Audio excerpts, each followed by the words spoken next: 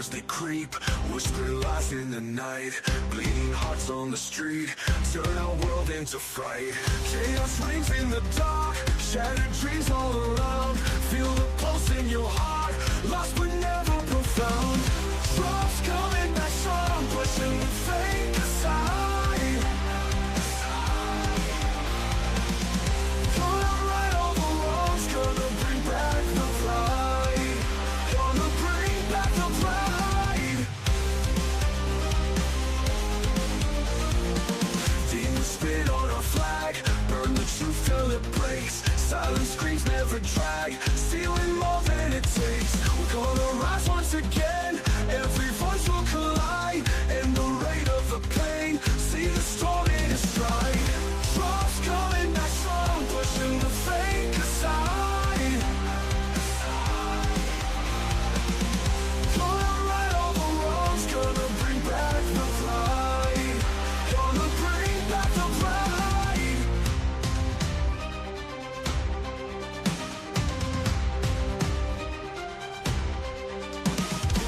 Chaos reigns in the dark, shattered dreams all around, feel the pulse in your heart, lost but never profound. Truth coming back strong, pushing the fake aside, gonna right all the wrongs, gonna bring back the pride.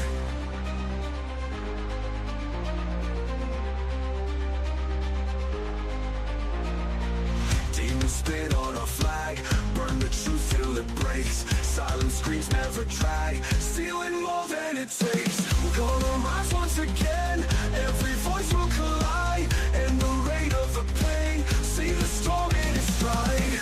Drops coming back strong, pushing the fake aside.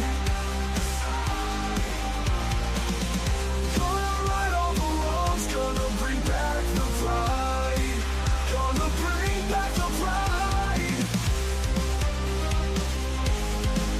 Back the pride.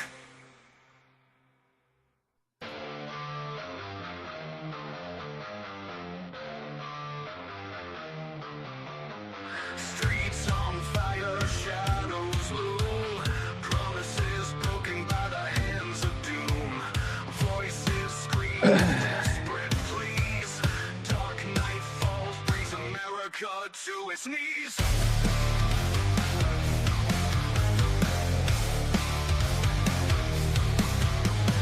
Fight, fight, fight, take back America, stand tall, strong against hysteria. Fight, fight, fight, bring the light. All right. Shatter the dark, reclaim the night. They sow chaos, feed the beast. Democracy choked while freedom ceased. Whisper lies, breathe the storm. Hearts torn apart, as cold as the norm. Fight, fight, fight, take back America. Stand tall, strong against hysteria. Fight, fight, fight, bring the light. Shatter the dark, reclaim the night. Trump returns, armor gleams, dreams restored, freedom screams from ashen ruins. Rise again, hope reborn, break the chain.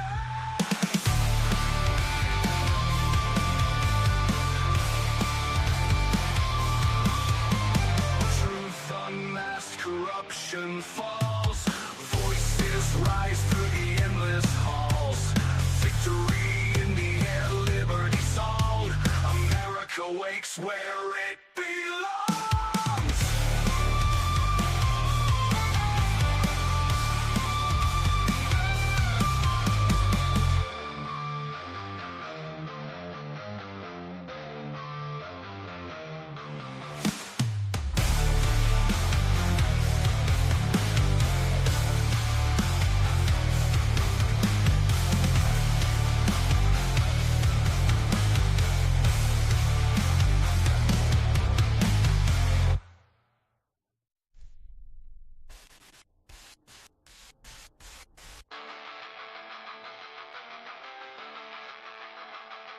They sow chaos, feed the beast, democracy choked.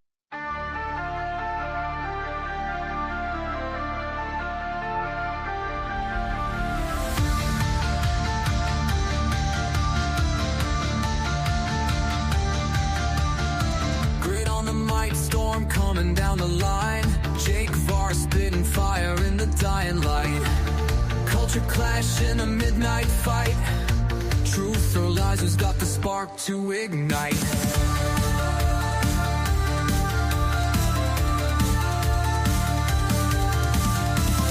Voices rise in the shadow of the screen. Debates rage, flames in the American dream. Left and right clashing like stormy seas. Reality's burning, what's it gonna be? Protract VO pod tearing through the night. Battle cries echo in the dim spotlight. Words like bullets in the endless fight. Searching for truth in the dark twilight.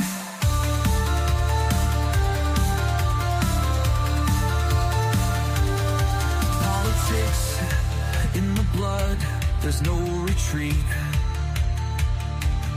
War of ideas on every damn street. Jake Varr standing tall, won't accept defeat.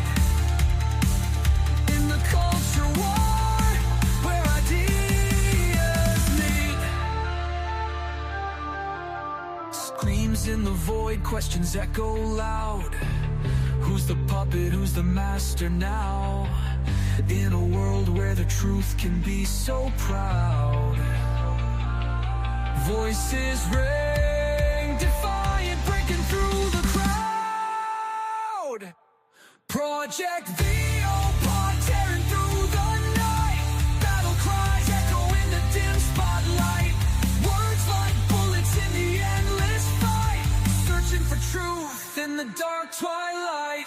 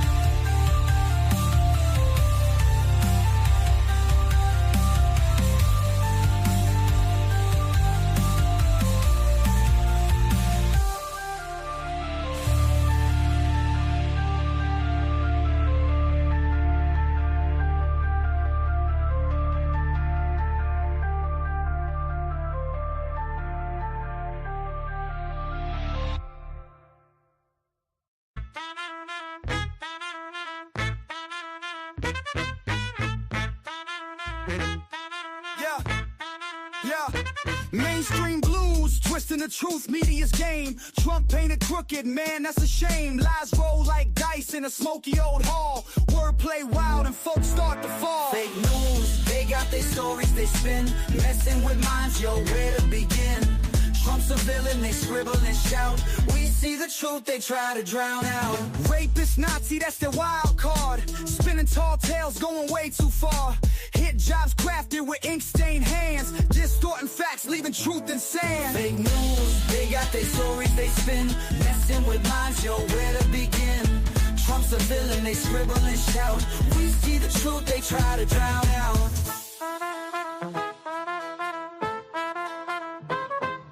Headlines screaming, but the truth lies hidden. Painting a monster, narratives overridden. Smoke and mirrors in a digital haze, but we're wise to the media's craze. Fake news, they got their stories they spin. Messing with minds, yo, where to begin? Trump's a villain, they scribble and shout. We see the truth, they try to drown out.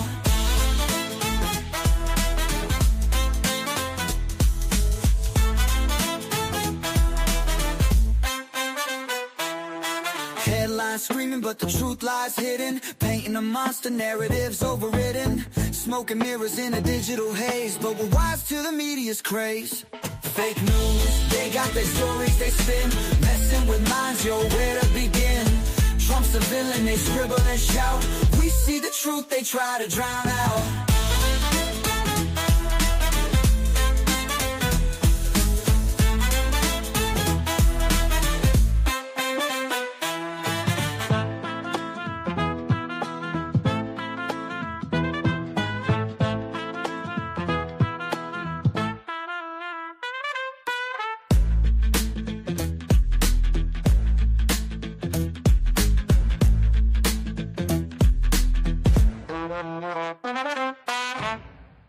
think I'm a beta. Manhood hour. What is a man? What is a man? Man. It's an adult human male. Manhood. Hillary or President Trump? I voted for Hillary Clinton. Beta. Beta male. A man is a male who turns to man. Alpha male. Live right, be right, and lead the way. All right. Show has officially begun. Hope everybody out there is doing very well on this lovely Wednesday evening, everybody. Okay, so let's get down to business. Rob Noerr will be joining the panel in about roughly 45 minutes or so.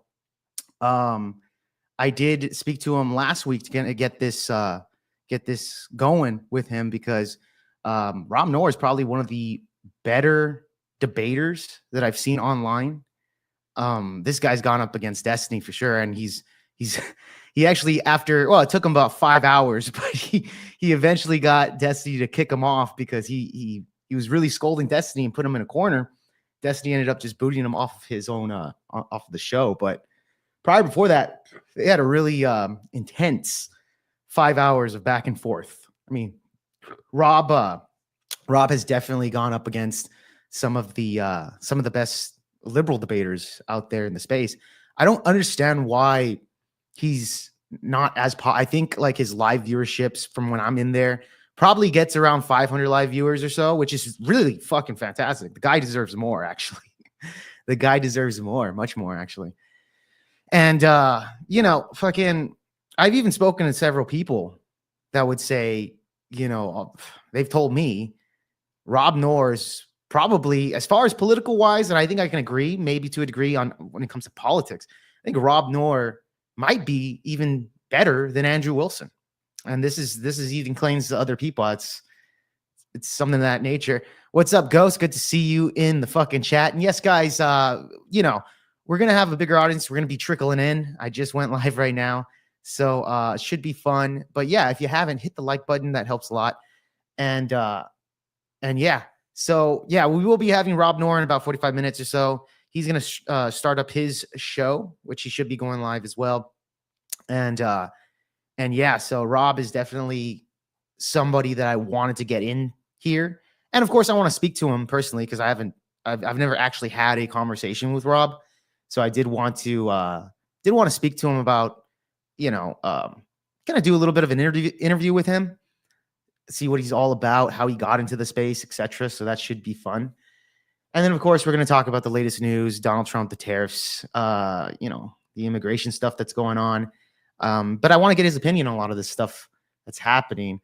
From my understanding, Rob works a lot. I loved watching Destiny Rage quit on Rob. Yeah, dude, that was hilarious, wasn't it? What's up, Vengeful Truther? Good to see you in the chat, man. But yeah, dude, he does work a lot. From my understanding, I know he does. I feel like if Rob was able to make as much money on streaming as he does, like in his current job, he definitely quit and just do full-time streaming. Mind you, Rob Noerr is a part-time streamer, and from the results that he has right now, it's huge. From just being a part-time streamer, Rob's done very well for himself. So imagine if the guy was a full-time streamer, full-time. So with Rob, his schedule is very limited. So I was able to get this time slot for him. And he did release a video yesterday. So he is kind of going through a little bit of tough situations right now. So he hasn't been live as of late, but now he's going live. So we'll be able to kind of see what's up with that. I was watching Rob last night. He's a good man. Yeah, he's a good man, dude. Guy's a good-hearted dude.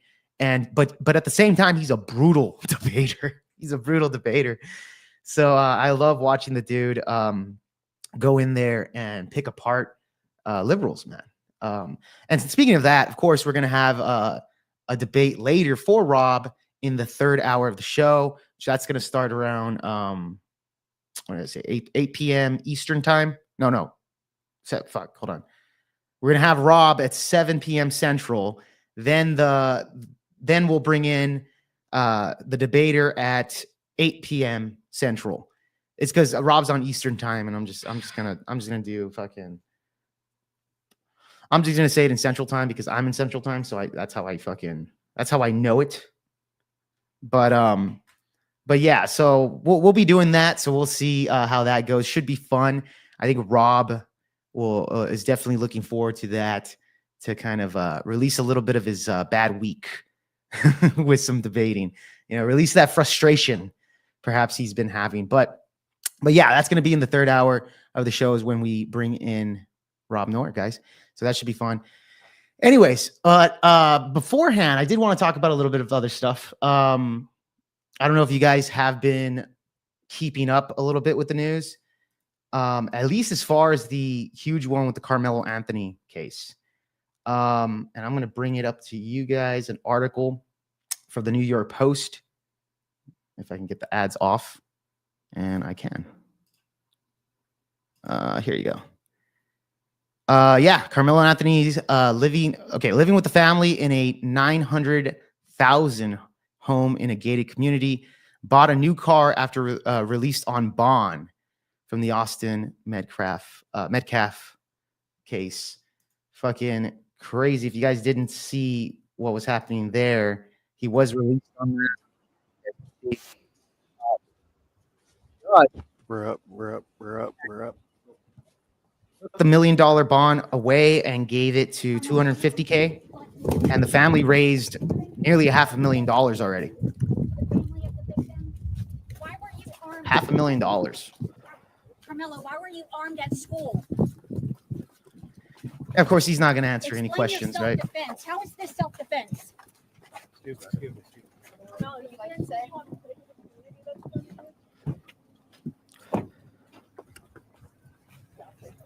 So he is released now, and apparently the family has bought a home or rent. According to two reports, I heard they bought a home, and then the other one says that they're renting a $900,000 house in a gated area. That's according to the New York Post, that it's gated, but yeah, but he was released, and now the family member is using a lot of the money to actually buy a lot of the. It's like BLM, right? Ain't he a minor? Yeah, he is a minor. And that's the thing. Like, the reason why that knife was illegal specifically in Texas, because I'm in Texas, minors are not allowed to carry pocket knives of any nature walking around. Doesn't matter if it's 5.5 inches, has nothing to do with that, but he was carrying what was described in the police report as a black knife. So yeah, it was illegal for him to be even carrying that in the first place. Right now, they are saying in the friend's home until the closing on the new house is done. Okay, they're staying at a friend's home. Okay, so then that makes sense. He is 17 in Texas. He will be considered an adult. You know what? He will be considered an adult. That is 100% true. But the funny thing is, I've already heard that they're going to try to get the judge to actually do this case as a minor. So they're fighting to get him as a minor for this case, which if they succeed, we might see him walking maybe, 3 to 5 years at the minimum if he's actually trialed as a minor instead of an adult. But yeah, in Texas, he should be trialed as an adult, but they're going to be fighting for that. I love Texas. It's where I'd move if I was living. Yeah, if you weren't living over there. Yeah, dude, I love Texas too. Honestly, Texas has the best defense laws. Like, not only with the castle doctrine, but yeah, the stand your ground laws, etc. I think that's something that the entire United States should adopt, is the Texas defense laws, right? Because, we're 100% here in Texas, First Amendment type of people, right? So we do have the best defense laws. And that's my opinion as well. He will be found guilty on manslaughter, and that's it. Could be the case if that, because like I said, man, the judge already released him, which, by the way, it was a judge appointed by Governor Greg Abbott. And she's, black woman, and gave him the $250,000 bond, reduced from $1 million.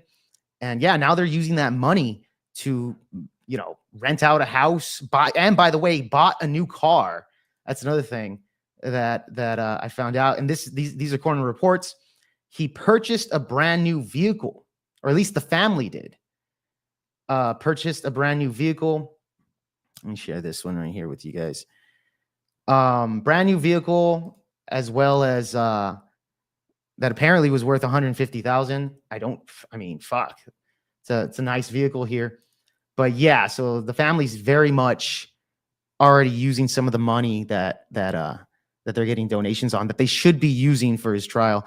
Yeah, that's the only way he could get conditionally. That's why this is, yeah, that's true. Yeah, Texas move. Well, I hope not, Ghost. I hope not. Dang. Yeah, the Cadillac. Yeah, exactly, dude.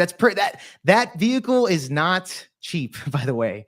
Vehicle's not cheap. I don't know if it's 150K, but I don't know the exact model or anything like that. But Cadillac Escalade, yeah, worth 150,000. Okay, there you go.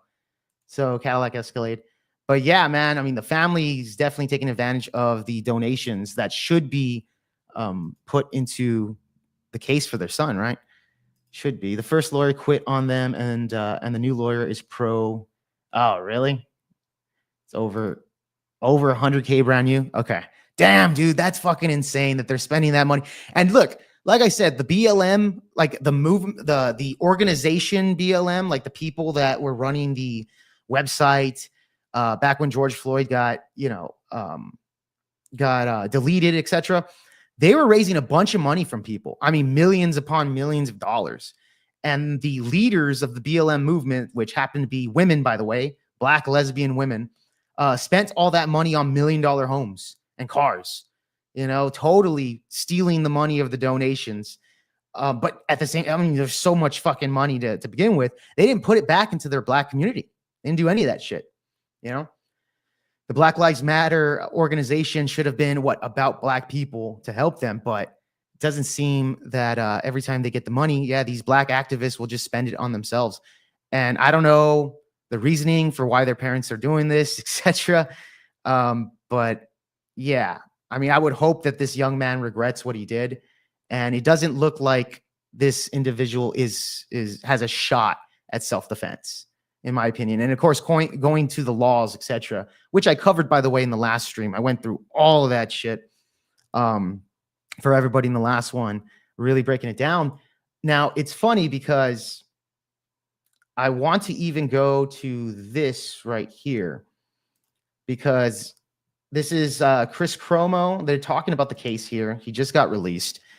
And this, one of the individuals here talks about how everything's political these days. Everything's so divided, and it's Black versus white, especially on the internet.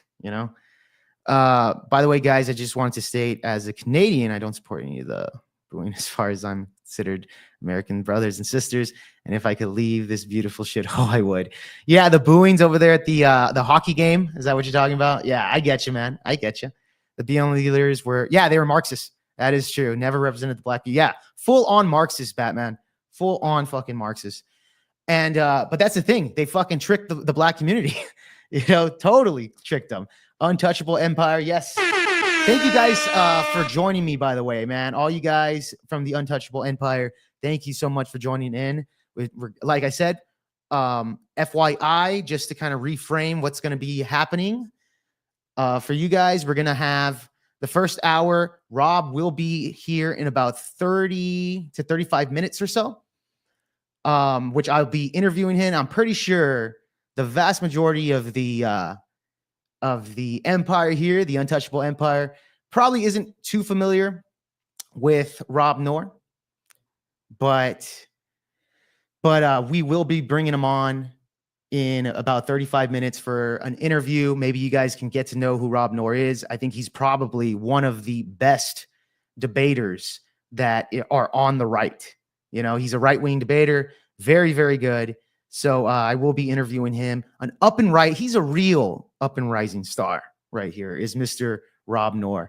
Yes. Debate topic. Well, you know what? I can't tell you what the debate topic is because I don't even know what it might be. It's going to be totally in the hands of the debater at hand, right? So even if it's fine. Okay, cool. Awesome. Good, Fatty. Good. Anyways, guys, yeah. So I want to kind of talk a little bit about this. I was saying before, the Carmelo Anthony family has spent a lot of the money that has been donated to them on luxury vehicles, as well as a brand new home that they'll be staying in. But you know what? This right here, News Nation, which by the way is by what's his name, Chris Cuomo.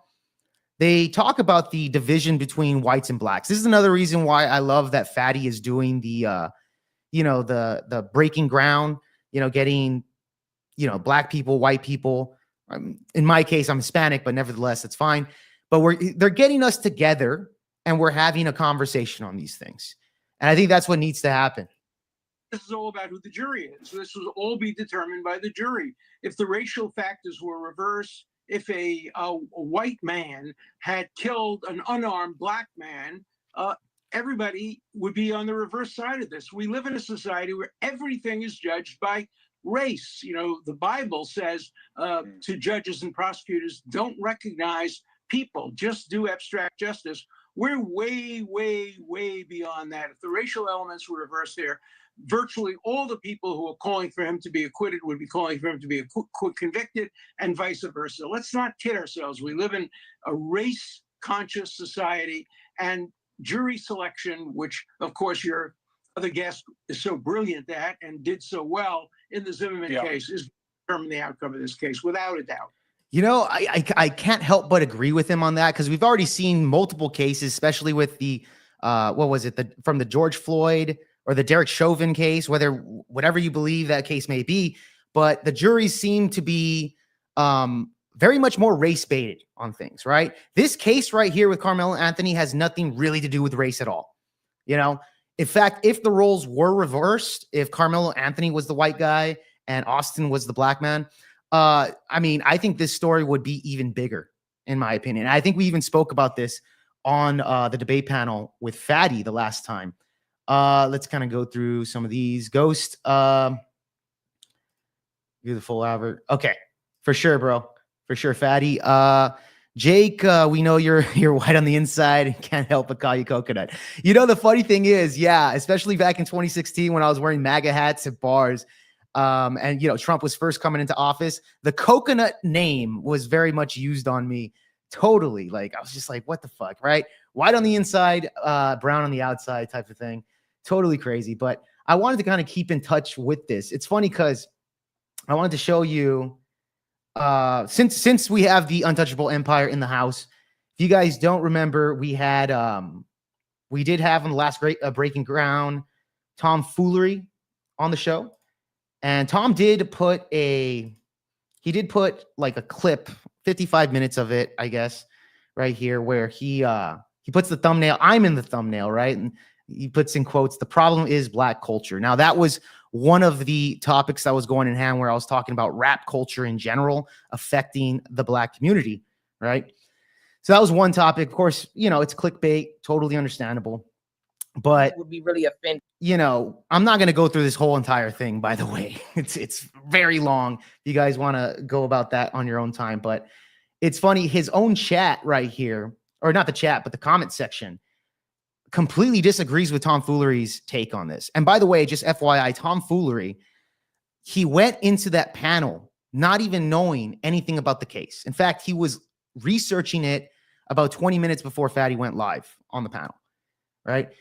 So it explains why Tom Foolery kind of had this perspective on what actually went down, and his perspective was completely wrong. He didn't do the research long enough to kind of, comb through the facts and comb through the people that want to paint a picture that never happened, right? And that's because the police reports was already out and explained this. Tom Foolery's point of view, which he was stating that Carmelo Anthony took a knife and he said, "Touch me and see what happens." That never occurred, right? That wasn't a warning to Metcalf to say not touch him, right? That's a big component there because it relates to the self-defense laws of that, right? If you flash your gun and say, "Hey, get away from me, bro, I'm warning you," then that is legitimate, would fall under that self-defense. That never happened. Never happened, not once, right? So when he's shooting out his opinions based off of a story that he believed happened, his arguments fall apart completely. I mean, it's just not even fucking, it's not even close on tomfoolery. That's the thing with white liberals are like, God, man, those guys, for all the black people in the chat, white liberals will kiss your fucking ass till the end of time.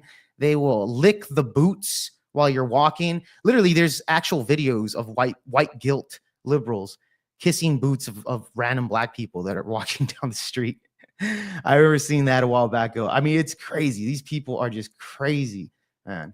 They need to move past the racial unrest. Yeah, dude. You know, that's the thing. Like, it's so divided, especially with the BLM movement. And I think Barack Obama had a lot to do with that, with the Trayvon Martin case that was very, very fresh. Barack Obama said that Trayvon could have been my son. And, you know, this was right when it happened, obviously. And I think it started with Barack Obama kind of dividing up the people of blacks and whites. And I think a lot of white people got frustrated to the point where it's just like, you know what, fuck it, you're going to call me a racist, then I'm not going to be politically correct anymore, right? So it did kind of activate a lot of people in their minds of just like, wow, okay, it's getting a little out of control. So, I mean, I think it was a start of that. But like I said, tomfoolery, and this is a part of it right here. Just look at this little what this guy had to say right here. And this, again, he's bringing up race. If you don't agree with what he's saying, you must be racist. You can read the comments. I mean, they just torch tomfoolery, saying that, you know, he has the case completely wrong. It's crazy that he's comparing this case with the Carmelo Anthony with the Kyle Rittenhouse case. Two totally different cases, have nothing in common, really. Not even to the point where it's like Texas defense laws are completely different than Wisconsin laws. So with Wisconsin laws, you have an obligation to run away. Like guns or you know, deadly force is literally has to be a final resort after you ran away, after you called the cops, after you did everything you could, and then you could use deadly force. It's very complicated.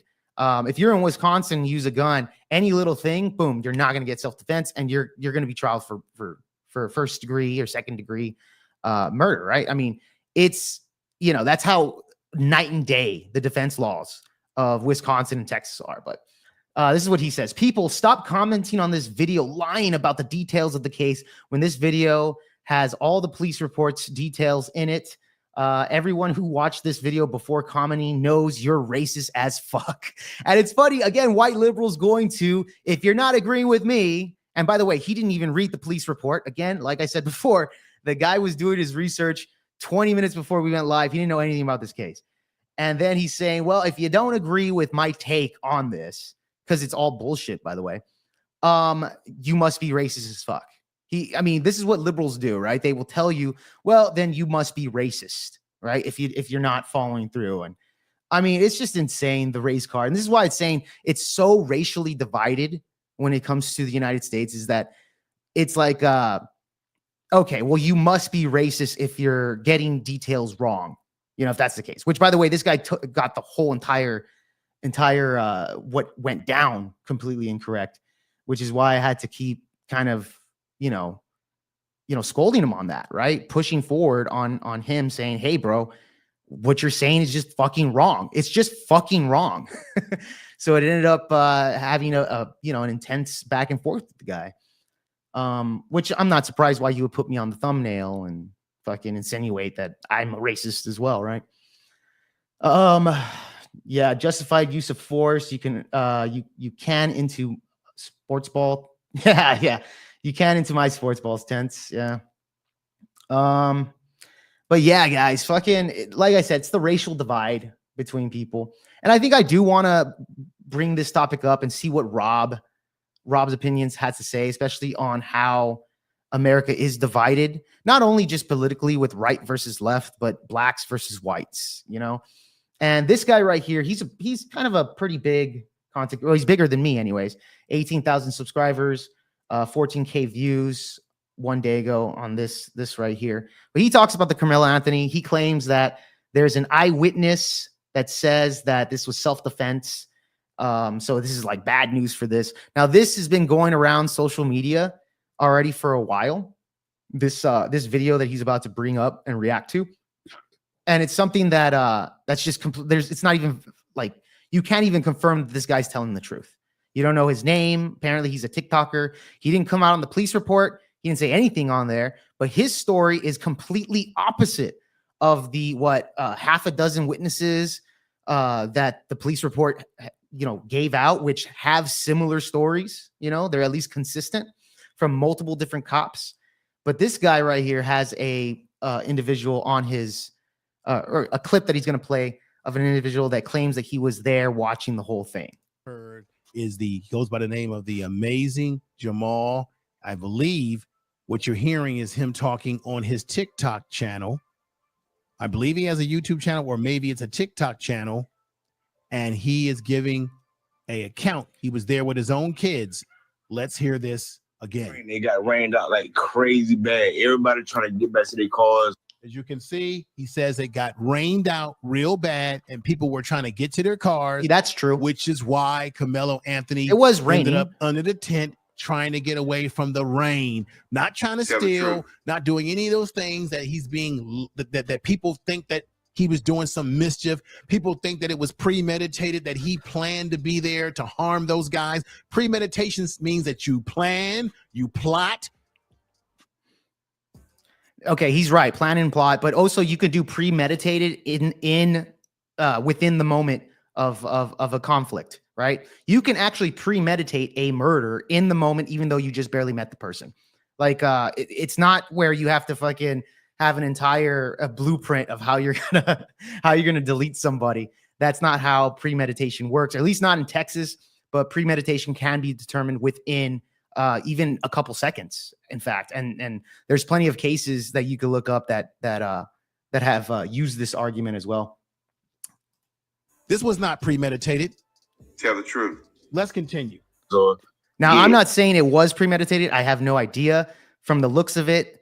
I don't know what kind of argument I would make to say that it's premeditated. However, it's definitely not self-defense. And, places where they, wouldn't get all extra wet. Dude was sitting up under the tent, right? He was on his phone, right? My daughters was up under the same goddamn tent. Yeah. He said that, check this out. Wow. This brother said that his own daughters Tell the truth. were under the same tent where Carmelo Anthony was. All right, I'm going to fast forward a little bit. He wasn't even under the tent at the time. They came from a whole separate tent and walked over there. Okay, so he's claiming that the brothers, the twins, went from an entire separate tent and walked over there to him, which, by the way, the Metcalf brothers, they're in a school where they have black teammates. Yeah. So they want to make it a race thing, as if Austin was a racist, etc. And he brings this up, by the way, later. And totally just lies on this, by the way. But I'll bring this up. They intentionally went over there to this kid, man. Dude was sitting there on his phone, just trying to get dry. You feel me? One thing went from another. You heard what he said. Carmelo Anthony was simply trying to get dry. That's all the young brother was trying to do, was stay dry. That's all. And they just had to mess with the brother. You see, that's how it is. He said it was both twins. In American society. Let's continue. You can have black. Yeah, I know you can. I'm not making the argument of that. I'm saying that if you're going to make the argument that he simply went up to Carmelo because of his skin color, then you would have to say, okay, well, he has black friends. Has he ever had any history of that? According to his friends, he was very well liked, very popular amongst his peers, etc. It's very hard to believe that he went to this individual because of his skin color, right? I'm not saying you can have black classmates. That doesn't mean you're not racist. I'm not saying that. That would be ridiculous, of course. They grabbed this man and they tried to punch on dude. Dude went in his bag and whatever. They went to try to jump this dude and punch on this dude, man. And he protected himself, dude. That's what happened. Yeah. It wasn't just one. It was both of them, bro. Austin, that dude that got unalive, and his brother physically went over there to intentionally. You know, I agree. They're making it a race issue for sure. It is the news and the media, the commentators specifically. This guy right here, which is also he's probably hates Trump, probably voted for Kamala, loves BLM, etc. He's making it a race issue as well. And I'll tell you how right here after this. He had to. It's not to the point that he brought a knife. For one, it wasn't on school property. The school is at least 5 to 10 miles away. It was community track meet, bruh. It wasn't a school track meet. So he had the right to have a knife on his person, bro. Again, Carmelo's underage in Texas. You can't even carry a knife like that unless it's under supervision or it's perhaps at your home, right? Your property. Then those are exceptions. But outside of that, Carmelo, it's not legal to carry a knife anywhere, whether it's a school event or a track meet event or any type of event of that nature. What do you all think about that explosive information that brother just laid on us? Yeah, he lied. Let me get to the other meat and sauce of the program today. So now this guy's going to bring up, oh yeah, here you go. The gun issue. This whole situation is crazy. So remember I said earlier, as you heard him say, Austin and his brother just took things too far, y'all. I think so too. The family's probably going to earn a lot of money off of this case right here. And I think they know that because this is probably why they're already spending, money on a house, or at least to rent it in a $900,000 house.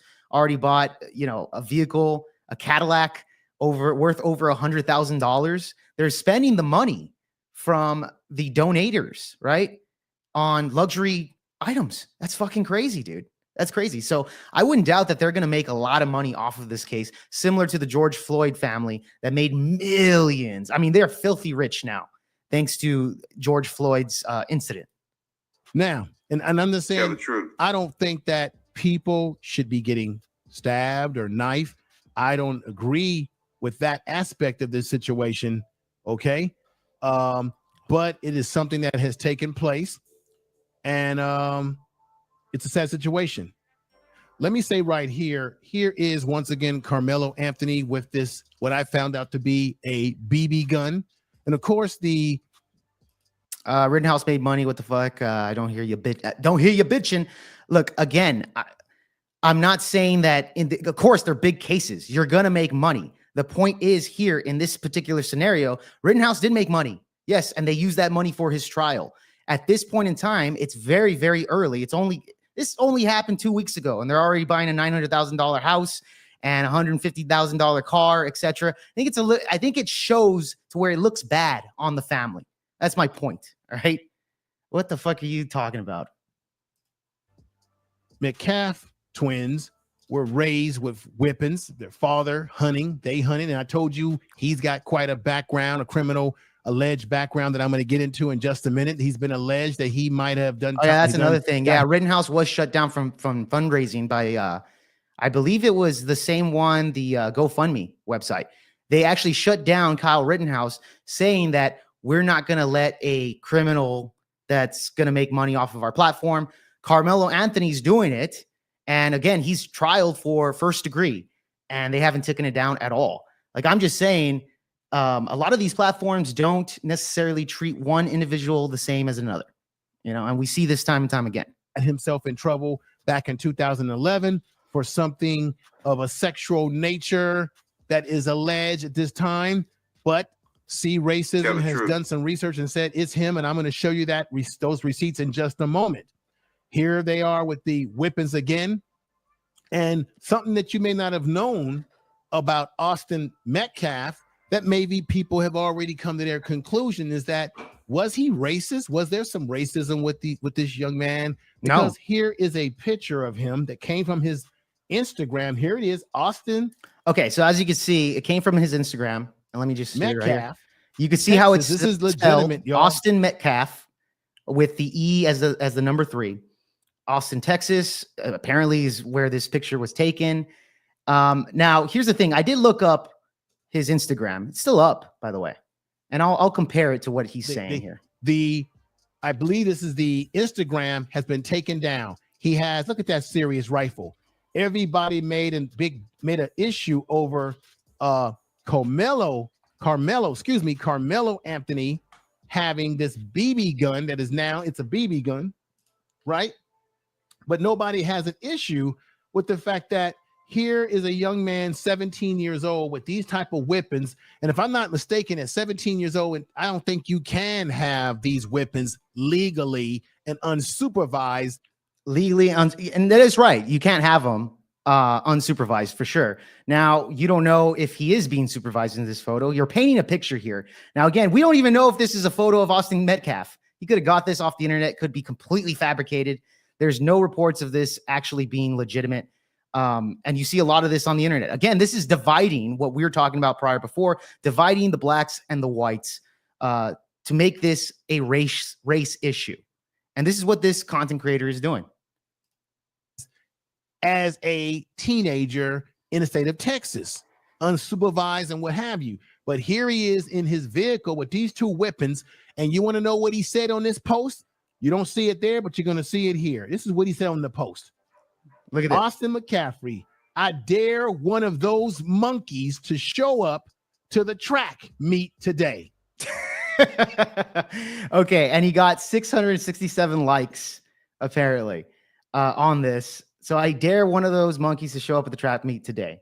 This was apparently his shit right here. Shows Austin Metcalf. He says he's in Austin, Texas. So I don't know what he's doing in Austin, Texas, the day of the track meet that is in Fresno's, Texas. That makes no sense. But here's his actual Instagram right here. Here's his actual Instagram. This is his post. He has a bunch of followers now because, of course, of the incident that happened. Very little followers, but there ain't no way this guy's getting thousands of likes on here as a kid that nobody even knew. And all the comments are just basically about about his situation for this kid. You know, it has nothing to do with the actual his actual football team or anything of that nature. Doesn't even look like he was really that active on Instagram. However, he was highly active on X, which shows a lot of his stuff there. And I did find his ex. His ex is still active on both the Instagrams and that, but it looks like he was way more active on his X account.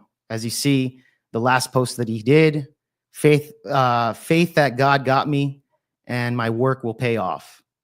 And a lot of his posts are just pretty much just about football. I mean, this kid just lived and breathed football, which makes a lot of sense because the kid was potentially going to be recruited by first division colleges. It makes no sense logically in any type of way of him to take a picture and call, black people monkeys of that nature, especially because he plays a lot of football, dude. I mean, the NFL is like 70% blacks. You've never seen this in any nature, but yeah, his entire Twitter is just football related, just like his Instagram, really. But it looks like he wasn't even really that active on Instagram. His last post on Instagram was September 25th, 2024, and prior before that. So it's not like he was that active on Instagram. Of course, he has a bunch of followers because of the incident. And his shit is open. It's not private or anything like that. Same thing with his Instagram here. Show this. Show this tab. But yeah, same thing with his Instagram. He reposted all the recruits, etc. He took pictures with. But yeah, I look at what this guy is sharing, and it's very, very clear that this is not the case. He wasn't a gangbanger or any of that nature. Yes, he took pictures with rifles that were made for hunting, but outside of that, it's not like it's anything that is like, yeah, this kid was some type of gangbanger criminal, future criminal, right? Sounds like he's playing defense versus non-bias. Well, no, it's not that, dude. Here's the thing. Look, you have to look at it this way. I just showed you the actual Instagram, right? And even if you look at this right here, the photo now and the name, Austin Metcalf, how it's spelled and the photo. And then you look at the actual Instagram right here, the name's not even spelled the same as that photo. Not even fucking spelled the name, same. Then on top of that, his picture's not even the same as that photo that they're showing here. Name's not spelled the same, photo's not even the same. More than likely, it's just a fake post, guys. It's just a fake post. So it's not that I'm being biased. I'm being actually non-biased here. I actually went out of my way and found the guy's actual Instagram. I'm doing some fact checking here. And I know you guys don't like it, but I'm doing some fucking fact checking. I'm just seeing where he's getting this information. I could tell that this guy didn't actually look at his Instagram because he himself didn't screenshot it. It's probably just something that he saw on social media and ran with it. That's what it looks like. The case of this is what he's doing here. I actually went and found the Instagram, and he says that the Instagram was taken down. It's not taken down. It's right here. So I don't know what Instagram he was looking at, but this is what it was. All right. So, and this is the actual real Metcalf right here. Look, 61 weeks ago, etc. Looks like he liked doing Instagram, I don't know, Instagram posts and shit. Because even with me, I'm not that active on Instagram as far as like posting posts like this, but I do use it for a lot of like Snapchat, Instagram stuff, right? That's probably how he used it as well. Could be the case anyways, but it doesn't look like he was that active on there. However, compared to his X account, he has a ton of stuff. Nothing that really insinuates that he even cared about race in any type of way. But this content creator clearly is making it a race issue. You know, clearly it's making it a race issue. Yeah, I know that, bro. I know that. The thing is, I can't say the M word, deletion, etc. But bear with me with it. I'm going to say it again. Say it again. He said here, I dare one of those monkeys to show up to the track meet today. Now, I'm not saying that this is what he displayed the day before it's a fake account, bro. The incident. 100% but he put this out on his post. But he's putting it as if it's real. The Instagram with page. And by the way, 667 likes. Remember, this was before anybody knew who Austin Metcalf was. To get 667 likes, he must have been really popular on his Instagram, even though it doesn't even show that he's active. Like that makes no sense off the bat to get that much likes before he blew up, right? So again, because according to this comment right here, today, right? The track meet is today. And he says that he's in Austin, Texas, even though it took place in Fresno, Texas. So this is totally a fake account, man. 100% fake account. But there's a few of you guys kind of telling me that I'm biased somehow. I don't know. I don't know if I don't know, guys. I don't know how honest I could be. I looked up his actual Instagram page, and from what I can see, it's been taken down, possibly taken down from the family because they don't not taken down. To see that they were playing around with their guns, just like Carmelo Anthony is playing around with a BB gun right here. You see, this one let you know that this is look crazy, at the post. Bro. Everyone, look at this very carefully. This was his Austin Metcalf. This was his Instagram page. It's been taken down more likely by the family, and he made. Anyways, but yeah, I found that to be, like I said, guys, and you know what? It's funny. The chat agrees with me that this is not a fucking race issue. And I think even a lot of the empire, right? The untouchable empire agrees. Hey, it's making it about race. It is the content creators. However, you got to fight back on this shit and call the bullshit out. I did show up. I even showed you his actual Instagram here. Am I running cover or what? Like, that's fucking crazy. Did you cover the Carmelo Anthony's lawyer story? Yeah, the history. I didn't cover it just yet. I've already seen it, but I haven't actually covered it in any type of way. Blacks always make shit up about race. Okay, Fatty. Where is the other dude? I don't know. I'm biased, by the way. But anyways, guys, yeah. So again, this is probably one of the bigger stories online going around. But at the end of the day, you gotta be honest about what's going on, especially when it comes to this type of sensitive scenario, man. But speaking of which, now we can get to the main man of the fucking show. Let me take this down.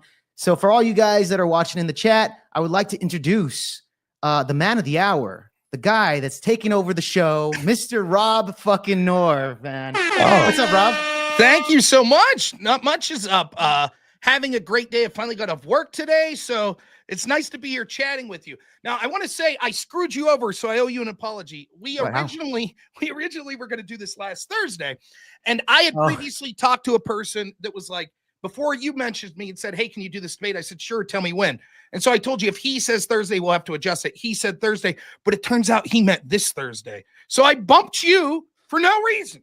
And then I was like a total fool to my audiences. I was like, where's the link? I'm waiting for this. The debate's supposed to start in 2 minutes. And finally, that dude messaged me and was like, hey, man, that's next week. I was like, oh, shit. So I dropped the ball there. So I apologize. Not a good first interaction for me with you. So. No, it's all good, Rob. It's all good. In fact, if you wouldn't have told me, I would have never even known. So it's there you go. Not even I should have kept my mouth shut. So.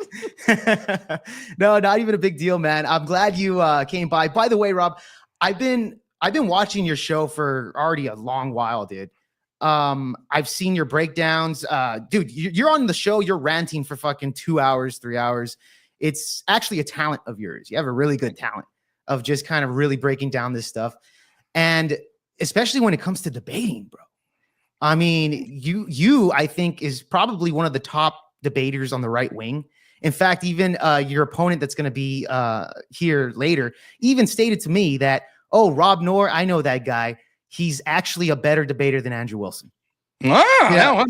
Andrew's a friend of mine. I think me and Andrew debate different styles. He's more like philosophy, right? He also argues a more semantical style to me. I argue more like a redneck that's just looking at things that practically affect people's lives, in my opinion. But no, thank you. It's kind words. It helped. I debated in college.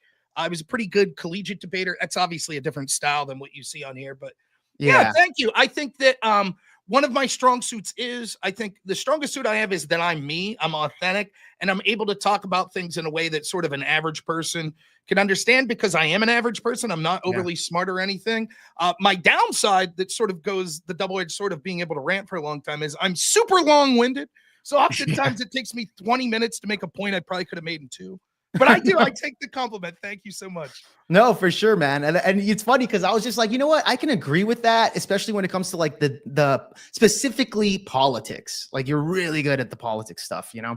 And that's one thing that I really like about you, man, because I think especially before Donald Trump got elected during the Kamala Harris election, etc., you were running through a lot of debates with lefties.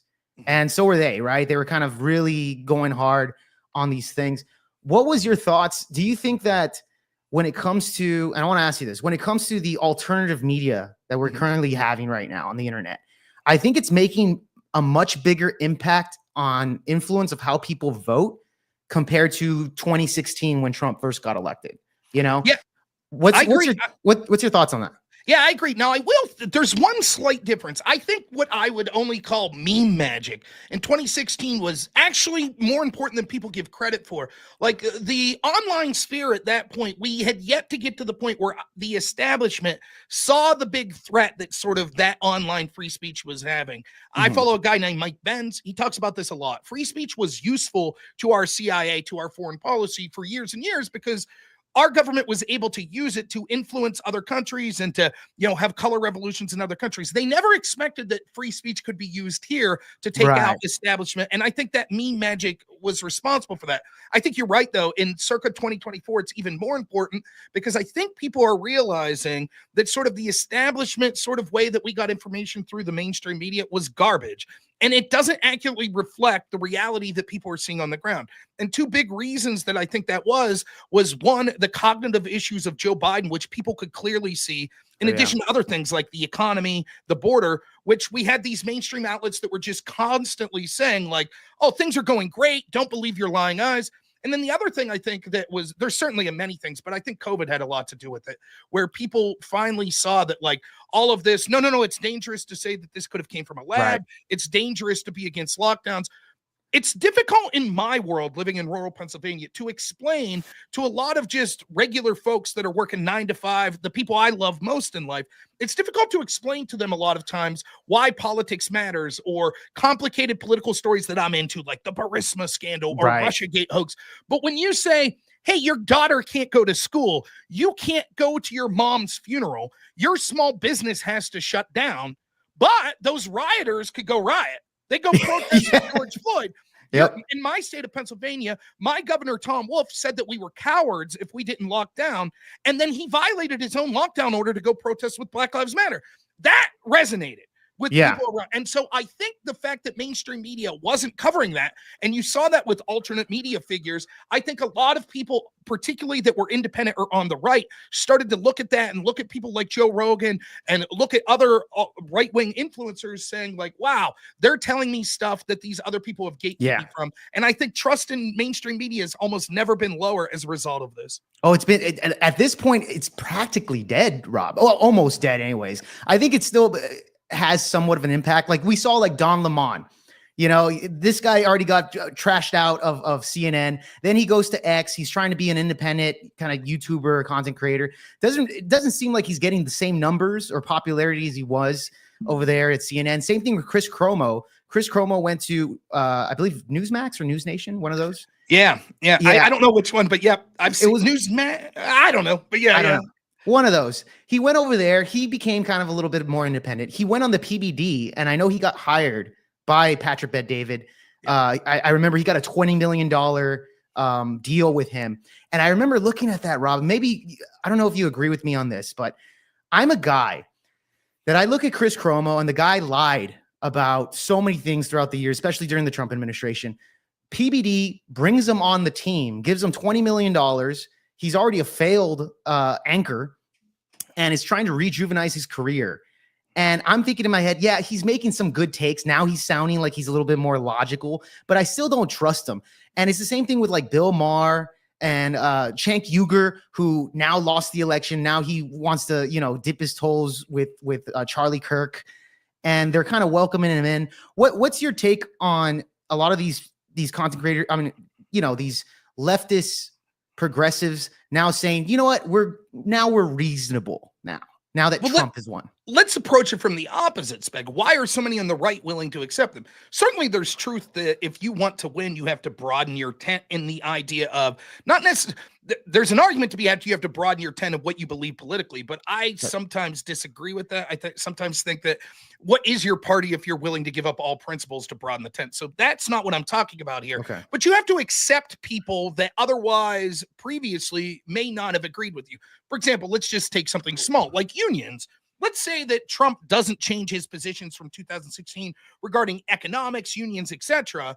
Should the Trump team accept in the favorability of unions? Of course, why not? If you're not changing your political beliefs and the unions are just realizing, sure, you know what, we've been sold a bill of goods by the Democrats. Actually, the MAGA party is more important to us or cares more about us. So I don't have a problem with that.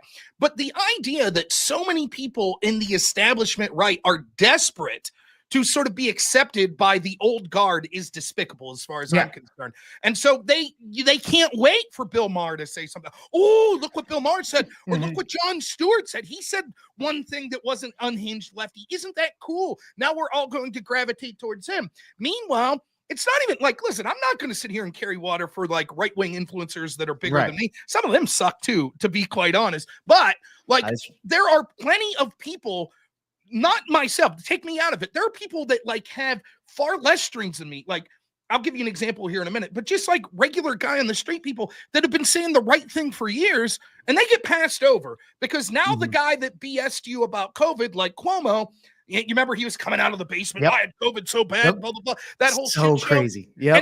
And now he's like this reasonable voice for the right. Or like even someone like Piers Morgan, who I still remember Alex Jones slacking him on the Second Amendment years ago. That shitty Brit, you know, giving away their guns, telling us how we should live. You know, now that guy's a voice for the right. So no, I'm sorry. I'm with you 100%. I think that it's okay to accept people and them to have grace and humility and say, I was wrong, that's fine. But that doesn't mean you have to put them on a pedestal. That doesn't mean that all of a sudden they become the voice of your movement. You know, so I'm with you. I share frustration in that. And I think it's a mistake to answer the question the way you phrase it, then no, I think a lot of it is just these people had showed that they were shameless previously to try to get power, to try to get money, to try to get influence, and nothing's changed. They just are smart enough. Bill Maher's smarter than the average lefty, that he sees the writing on the wall that the cancel culture is going to eventually come for him. So he's now shifting gears and becoming a little more centrist in hopes that he doesn't be canceled with the rest of the lefties. Yeah, Rob, that's exactly how it is. That's exactly how it is. And it's funny because, I guess for me, especially when Trump was first elected, I noticed that, and maybe you can kind of give me a little bit more insight here. When it came to when people first started supporting Trump. Now, just for clarification, I'm Hispanic and I'm in the lower valley of Texas, right? Okay. Which is South Texas. So the Hispanic community is like 90% around here. And I remember I started supporting Trump around 2017, maybe around there, maybe mid 17, somewhere around there. Right. So I was like, yeah, I'm big on Trump. I like what he's doing. He wants to close the borders. And I remember wearing my Make America Great Again hat. And I got attacked twice, nearly in bars, that people wanted to beat me up because of this. Right. And I remember seeing even videos, I don't know if you remember this, of people wearing MAGA hats getting attacked by the left, right? Maxine Waters was encouraging that type of behavior during that time. And I remember I experienced that, Rob, and that really blew my fucking mind because I'm just like, guys, like, I didn't realize how crazy, like at least where I live, how crazy politics is starting to really brainwash people. I think that was the beginning. Now, fast forward to 2020, I was still wearing the hat and I was getting compliments all of a sudden. During the 2020 election, I was getting comments. They're like, yeah, we're going to vote for Trump, XYZ. And I wanted to ask you, when it comes to the political division, especially because nowadays it's men versus women, blacks versus whites, left versus right, all this type of mumbo jumbo. I think that now we're looking at other cases to where it's purely about right versus left. And I think there's a lot of biases on that. And I've been covering for example, the Carmelo Anthony case, where I think I see a lot of that going forward here. I want to get your thoughts on why is it that you believe, or at least why is it that it's the case to where we're way more divided than it's ever been, right? And what led up to this? Well, I think that what you saw was it started with Obama, right? Like, just take racially for a second. Like, I think the country we're never going to be post-racial. That'll never happen. But it mattered less and less as time went on. We elected the first black president. I never liked him, but I understood the appeal. If you were a black person that lived through the civil rights movement, it's like, yeah, that's a big moment. Good for you. Like, I'm not going to, I think you're dumb if you ever vote for someone because of their race, but you're historically ignorant and like lying to yourself if you don't see why that's an important moment for people that lived through that moment. And then Obama, did everything he could to drive a racial wedge. And I think also played this sort of grievance politic cultural Marxist game where it was sort of taking the ideas of Marxists, of the oppressor versus the oppressed, and then using every institution in our government, in our culture to magnify that, except you could break it down on everything, not just race. And so you could have cultural Marxism on gender, on sexual orientation, on religion, on ability, on height, on wealth, like literally anything. You say this group's the oppressor, this group's the oppressed. And what happened was our institutions went along with that. So academia bought into that and the media bought into that. And so what you started to see was this single message being pushed with this sort of flavor of the day. Well, what's the cultural issue of the day? What's the group of the day that we're going to say is the most aggrieved? And victimhood culture became the highest thing you could aspire to. The greatest social currency we had was victimhood. And so therefore, everyone was in a rush to claim discrimination and to claim oppression, and you were used that to divide people. So you no longer had what previously we might have saw in a traditional political argument like, well, we're going to have Newt Gingrich, arguing that we need more fiscal responsibility versus Bill Clinton saying no more stimulus, but more programs. Like that wasn't the divide anymore. The divide was sort of, you're horrible, evil people because of the way you were born, or you're a horrible, evil person because of the religion that you have, or, etc. And I think that's where this division really started. And because it was mainstreamed and accepted, we started to see that the people that were engaged in that were actually benefiting significantly. one of the things I talk about, my show was about this today before I came on, was talking about the idea of violence and political violence and why I condemn it so much. And I remember in 2016, Richard Spencer, or maybe it was even before that, like 2014, Richard Spencer, who was like the biggest white nationalist in the United States, Right. he gets punched at a stop sign. And there was this huge conversation amongst the Western world. Is it okay to punch a Nazi? And I remember this article from one of Britain's biggest papers, The Guardian, that was like, no, but yes. And let's explain why.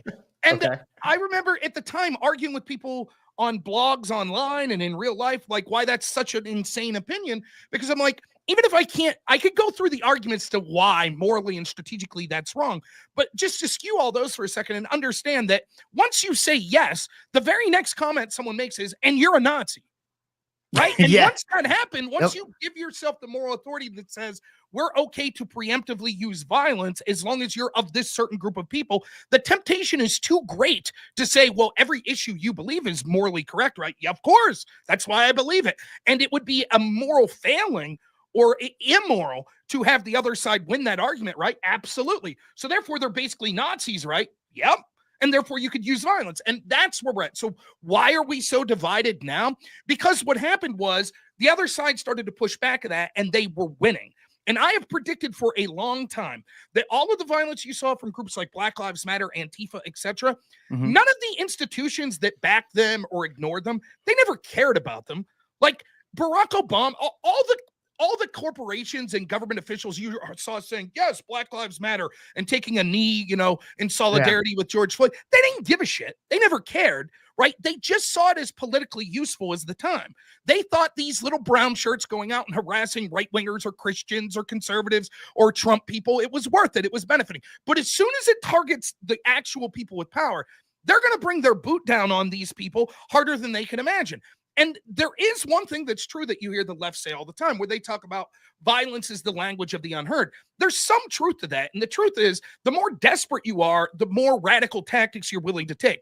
The irony is we're seeing the left engage in so much violence while almost every institution at least paid lip service to their cause.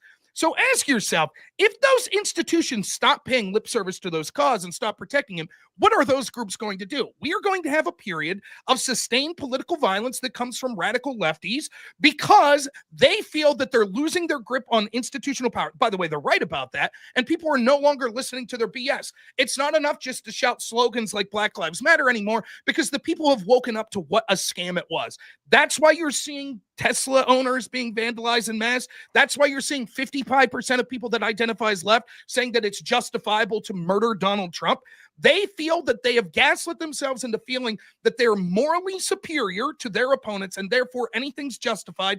And unfortunately, an inevitable reaction to that is people on the other side start saying that if it's a line in the sand, then we're going to be on the other side of that line and we're going to use similar tactics as you. And so we're coming to a head where, because cooler heads didn't prevail previously, or rather the last big chance we have for cooler heads to prevail is a Trump administration that radically shakes this up. If it fails, if Trump's executed or assassinated or Elon Musk or anything like that, then I'm afraid we're going to see violence on a scale that we haven't seen in this country since probably the 60s.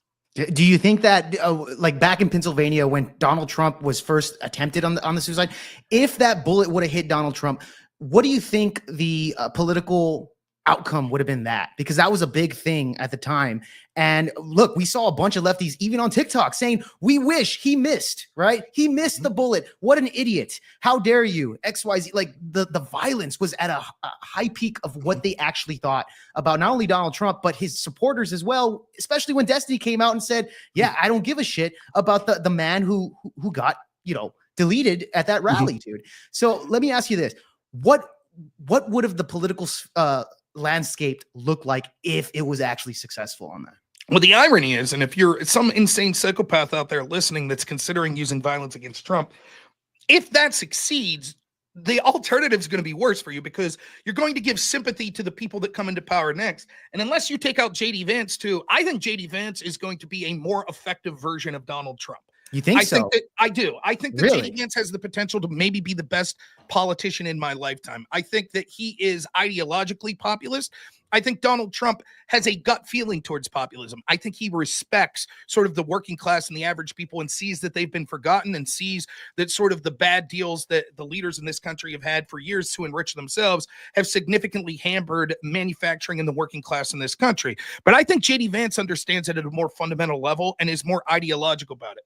Now, there's advantages to being ideological or not. Trump not being ideological, one of the advantages, he's malleable. He's willing to listen to his supporters. So, for example, if you remember his first term, he came out after the Vegas shooting and was against bump stocks. Right. Because I don't think he's ideologically that big into the Second Amendment. But once he saw his supporters were like, whoa, all of a sudden he was like, oh, okay. Okay, fine. And it was the same thing with Operation Warp Speed, Rob. Right. Remember when he started promoting, the vaccines, he was just like, okay, well, you know what? He wasn't pushing it as much as possible after he got some backlash from his followers, like the people that voted him in. Right. And it's nice in some senses to have a politician. Now, I would rather have the politician that ideologically agrees with everything I say. Right, of course. And it's not at the whim of, well, I hope we could get enough people to speak to convince him otherwise. But nonetheless, that's the truth of it, how I see it. I think that Vance, if it would have happened, let's say during the election system, Vance wins running away, unless there's significant cheating. But it would be too much at that point for the left to win centrists that would blame, rightfully or wrongly, the assassination attempt on Trump on the Democratic Party. There was, in addition to that, there's certainly a lot that Trump brings to, I would never besmirch him as far as his talents to win an election.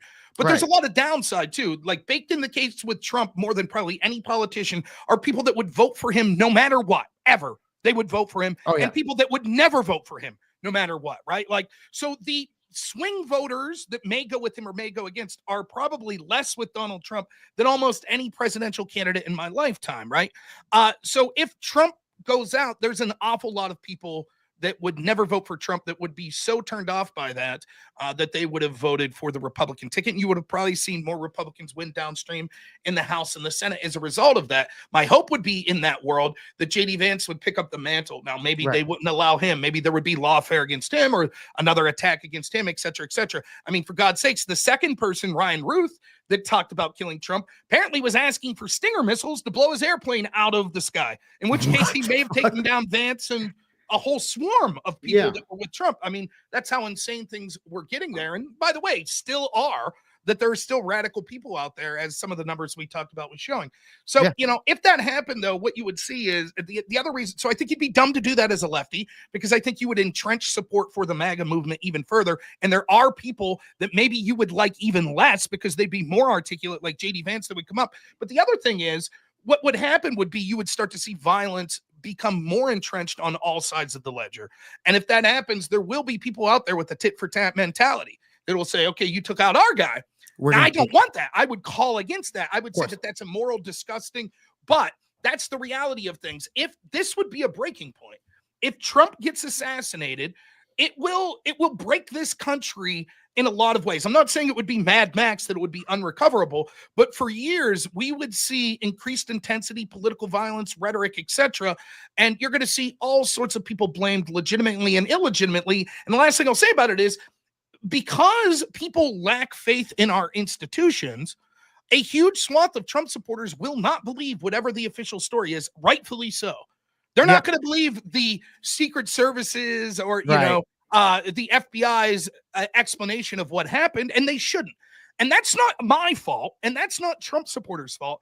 That's these institutions' fault for lying to us for so long and being so ideological against the people of this country that they have rightfully so lost the trust of the people. So it would be very bad for the country. I hope that it doesn't occur. If you're a lefty and you hate Donald Trump, then beat him at the ballot box. But this idea that it's somehow legitimate because he's some wannabe dictator is laughable. The left, there's far more dictators, and they actually use. Did you ever notice this? I'll ask you a question. Did you ever notice that, like, the very things that they're accusing Trump of, they're worried that Trump will do unto them what they themselves have done. So they're worried that Trump will use lawfare. They're worried that Elon Musk, there was this guy from MSNBC, Ari Melber, before Elon bought Twitter, that was like, can you imagine if this guy buys Twitter? What if he kicks off one of the leading candidates, the Democratic candidate from the platform? And then they did it. It's like, that's what you did. That's what exactly. It's so crazy, Rob. Yeah, you're 100% right. And it's funny because how's that saying go? It's like they say that, okay, if somebody accuses you of doing something, right, and more than likely they're doing that, right? If your partner's accusing you, you're a cheater, and they go through your phone, more than likely they're probably doing the cheating, right? It's kind of like that psychological warfare. Really quick, Rob, I had a $10 super chat that I wanted to read out from Palpatine. Good to see you in the chat, man. He's a supporter of Project VealPod. Good to see you, man. Here's for the Mog Destiny Fun. Rob has mogged Destiny multiple times. He's a real G. Good luck, buddy. Yes, thank you so much, man. By the way, Rob, if you don't know, and if anybody else on the chat doesn't know, I will be traveling to Detroit, Michigan on April 26th for a live event for a Destiny anti-Trump debate thing that he's getting a bunch of anti-Trumpers. And so they did pay for my flight ticket over there. So that was really cool. So I will be heading over there. And yeah, guys, any bit helps with the super chats. I really appreciate it. And yeah, we can move on from that. No, I appreciate the comment, and that's true. I have destroyed Destiny multiple times. I think it's funny. Like, Destiny's an intelligent person. He's a good debater. He really is. But like, his worldview is so inconsistent. Want to talk about someone who accuses others of what he himself's doing? How many times have you heard Destiny have to backtrack that he's basically called for the censorship of people that he politically disagrees with? How many times are we going to listen to him make dog whistles or excuses for violent actions, and then against politicians he doesn't believe, and then when pressed on it, be like, haha, just joking, lols. It's absurdity after absurdity with him, and he can't defend his position. You go back and watch a debate I had with him in 2022 about, partially through Biden's administration, who was more successful, Biden or Trump's administration. And over and over, he keeps yelling source to me, and then I provide a source that says exactly what I'm saying, and then he moves on and deflects like that's not a thing. What's the thing he accused me of after the debate to his audience? Rob will never admit he's wrong and constantly change the subject when he's proven wrong, just concede it, change the subject, and then rapidly move on. The exact same thing that he's accusing me of is, in fact, what he did during that debate. So, I mean, for me, if I had a chance to confront Destiny, which I won't anymore because he's blacklisted me after the last spanking that I gave. By the way, he blacklisted you because after that 5-hour debate, which, by the way, I was talking about before I went on stream, it's an amazing one, by the way. He booted you out of his stream, by the way, right? Yep. He booted your ass out and then said, I'm never going to fucking interact with Rob, even though he said, Rob, I actually like you much more than engaging with Andrew Wilson. You're more good faith, etc. You beat him on this 5 hours into it, and now you're blacklisted completely. Can you tell us more about that? Yeah. So here's the truth. No one owes me anything to debate me or anything like that. One of the things you see happen on this sphere is, in fact, let's take out the online debate sphere. Just think of it this way. If you're an incumbent politician and you're polling at like 80% and you know you're going to win the election and someone primaries you and you know they basically don't have a prayer, are you taking the debate with them? No. Probably not. Because at that point, all you got to do is not have any egg on your face and you're going to win and running away. But if you're that person that's the up-and-comer, you want the debate. Well, the same's true of these sort of online spaces. If you're an established person that supposedly has a name that you're this really good debater, it doesn't matter if you're right-wing or left-wing, and you got tens of thousands of people watching you, are you going to take a chance to debate a nobody? Well, you may, right, because you think they're a nobody and you'll be able to smack them around. But are you going to talk to someone who's not a nobody, but well-known, who's damn good at debate and has a far less audience than you? You'll debate people that you think are good at debate, but that's because you see a benefit. So, for example, Destiny may very well think Charlie Kirk is a very good debater, but there's an advantage to debating Charlie Kirk, which he's a big name, and so there'll be a lot of eyeballs. I'm not. And so what happened is Destiny realized over and over in interactions he had with me over and over that I was a very good debater. In his heart of hearts, he probably doesn't think Rob beats me in every debate, but he knows it's a damn challenge. And what's the benefit that he gets out of it? Almost nothing. And so when that happened with this 5-hour debate, my entire perspective on this debate was in reaction to Destiny's grousing about his debate with Andrew Wilson. Destiny, who originally said, January 6th clearly being blown out of proportion, this clearly was an insurrection, etc., started to realize that they couldn't run on Joe Biden's record because it was so abysmal, therefore Kamala Harris's record as well. And so they had to make the election about Trump being a dictator, authoritarian. Oh my God, the Supreme Court made Trump God, king, January 6th, blah, blah, blah. That was the strategy that Destiny and all of his little orbiters were going with going into the 2024 election. And that's why when you saw me debate them, I said every single debate, they will not be able to defend Kamala's record on the economy. They will not be able to defend her record on foreign policy. They will not be able to defend the record on the border. And so instead, it's going to be about democracy. That's what they're going to talk about because they have nothing to run on. And that's exactly what happened. And that's exactly why they lost, because the American people realized that it was a farce, that their records were terrible on the issues that mattered to them, the border, the economy, foreign policy. They sucked. That's why they lost. In addition to that, Kamala Harris was very incompetent and Joe Biden was a vegetable.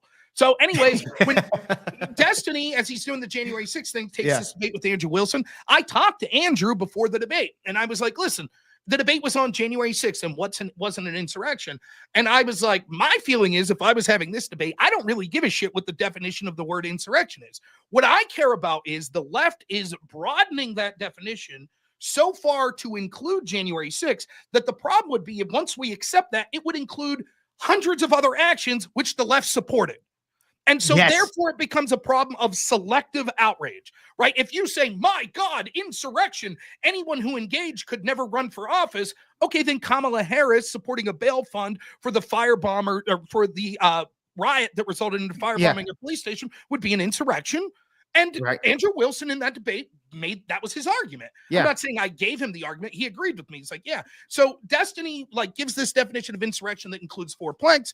For those that didn't see the debate, basically it's so broad that he is forced under cross-examination by Andrew Wilson to admit that if 3 hippies got together and protested marijuana laws and one of them shoved a police officer, that's an insurrection.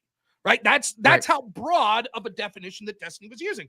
And Andrew's like, I don't care. Then sure, we'll call January 6th an insurrection. But that definition's a joke. And Destiny pouted for weeks that you have to give your definition. And Andrew's like, I don't. All I have to do is say your definition's shit.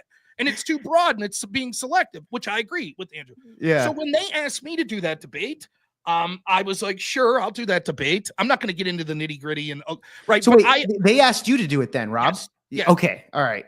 So okay, if you want the full story, what happened was Pisco and this other guy, I can't remember. I think he told me he's a linguistics expert. They wanted me to debate what is the quote standard legal definition of the word insurrection. My argument is I don't give a shit. Right. That's my argument. I don't think there is a standard legal definition, not in the context that they're talking about, because no one's been charged with it since 1850. And none of the January 6ers were charged with insurrection neither. Right. And there are incident after incident we could see, because the definition that they're going to give, I would be able to point dozens of instances during the Vietnam War, for example, during World War II, other protests that resulted in riots, etc., that we could call insurrections, yet no one was ever charged in 140 years with anything related to that. Section 3 of the 14th Amendment was never applied. No one was ever kicked off the ballot, et cetera, et cetera. So if you're right that this is the standard legal definition, why hasn't it been charged? I would argue that this was something that they were uniquely concerned about after the Civil War, right? And then as time went by, they were like, we're not. So in other words, the standard legal definition changed to something that we rarely use or haven't used since then, because the courts didn't think that it was a big issue to put that label on things and to use those sorts of laws. That's what I would say. But I don't really care what the court's definition is. What I care for is that we see people in the courts and in the Democratic Party that are arguing for these laws that haven't been used since the 1840s, 1850s, that are selectively trying to use it to use lawfare to stop Donald Trump from being on the ballot so that they could by default win the election. That's what I care about. And these same people won't say the same thing when it came to left-wingers or Democrats that, quote, engaged in the insurrection of Black Lives Matter or Antifa that we saw all over the country. And so that's what my argument. So I agreed with Pisco. I will do that debate if we split the debate in half, and the second portion of that is the double standard and what I see in all of these, quote, left-wing insurrections based on your same definition that we never suggested kicking people off the ballot. Pisco agrees. Unfortunately, because of the nature of my work, I was working and then going on vacation and going back to work again. So I literally wasn't going to be home for 10 days in a row. So Pisco sent me some sources. I sent him a couple things I would say, very cordial. Destiny, about 3 days in, messages me and says, hey, would you be interested in debating the definition of insurrection? I said, sure. I was already going to do a similar debate with Pisco, but yeah, I'd be happy to do it. Unfortunately, I'm going to be busy for the next 7 days. I'll let you know when I'm on. As soon as I got off, I'm eating lunch with my wife, I message him and say, hey, when do you want to do that debate tonight? He says, sure. Okay, so that's how it all went down. Wow. I didn't have time to do a significant amount of research. I told him that. I say it on the debate.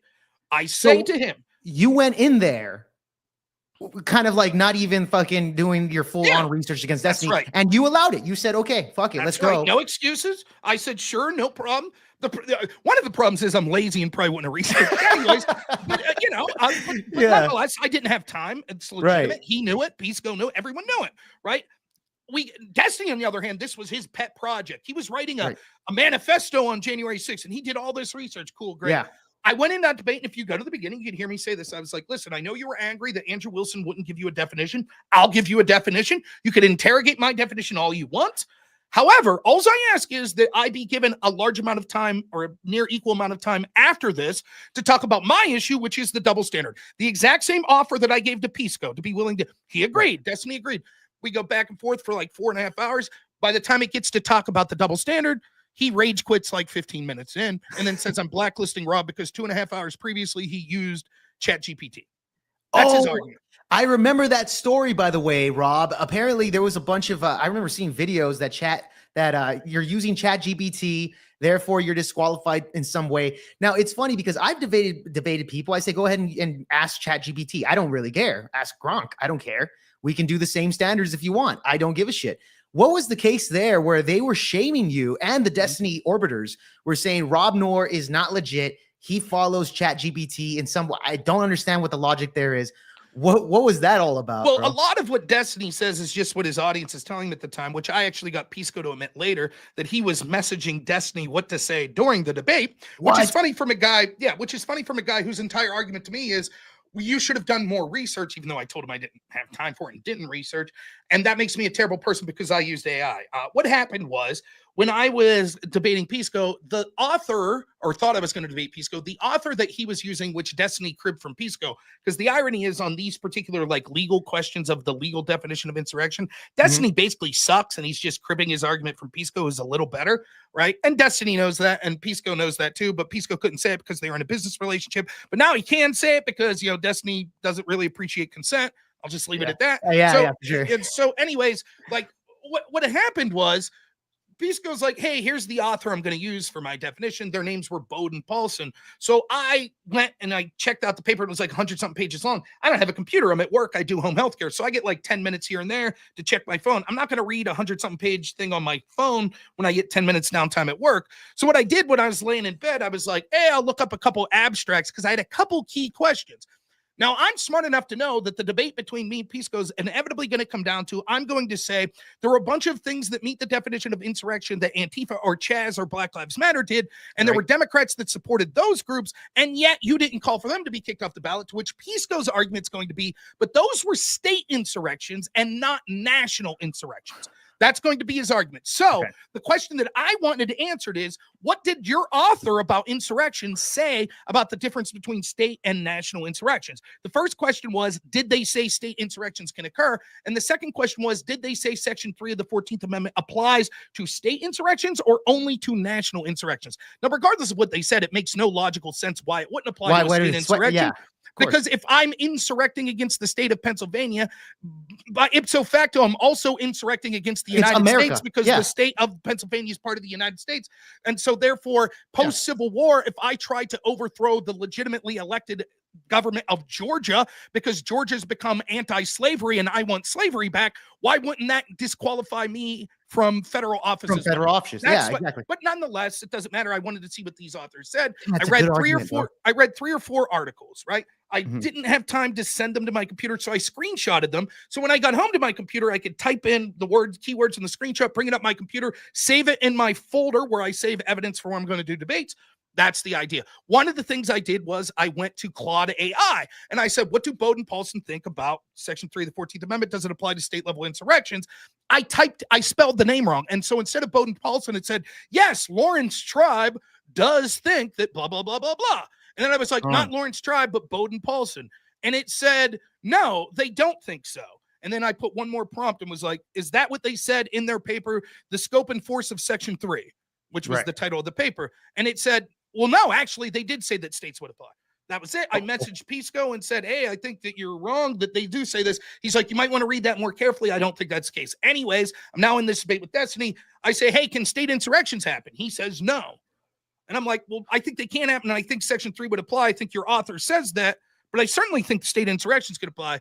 He's like, where's your evidence or something? And I'm like, well, this is what your authors say. And I pull up the screenshots on my phone. I thought I was reading from one of the articles I screenshotted, but it was the AI.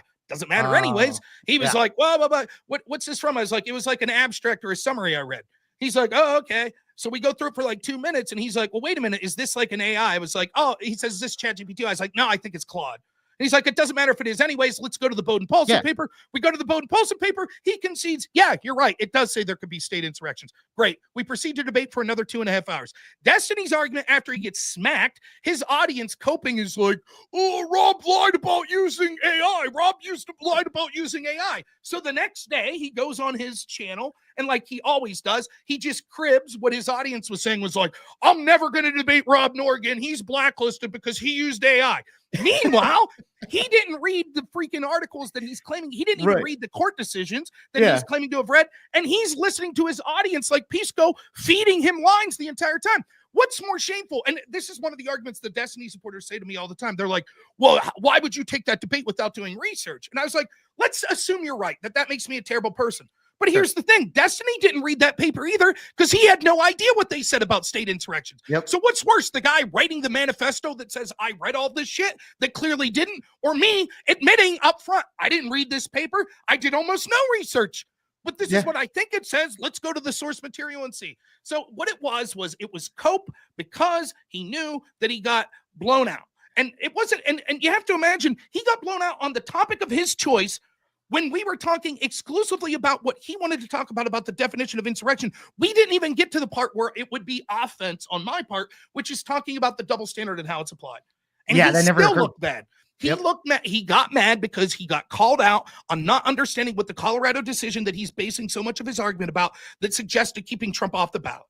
He didn't know what the definition of insurrection that they gave was. He got called out on it, and he did not know that they didn't give an official definition, which, by the way, was a mistake I had made previously in a debate I had with Pisco.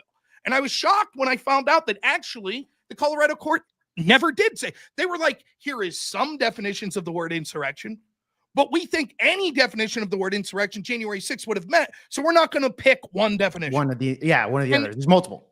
Right. Yeah. And so I was shocked. I was like, wow, they didn't even give a definition of what they think it was. And so when Destiny's like, well, it gave like a 4-tier, blah, blah, blah, blah, blah. It's like, no, dude, they didn't give a definition. They didn't. Right. And so he got frustrated. And he even said, someone sent me the clip because I don't give a shit. But so he said, the thing that pisses me off the most is Rob pretending I didn't read this stuff and he read more than me. I never said I read more than him. I did say that he bullshitted about how much he read, which is shameful when that's your whole shtick and you're writing a manifesto and you're the big man.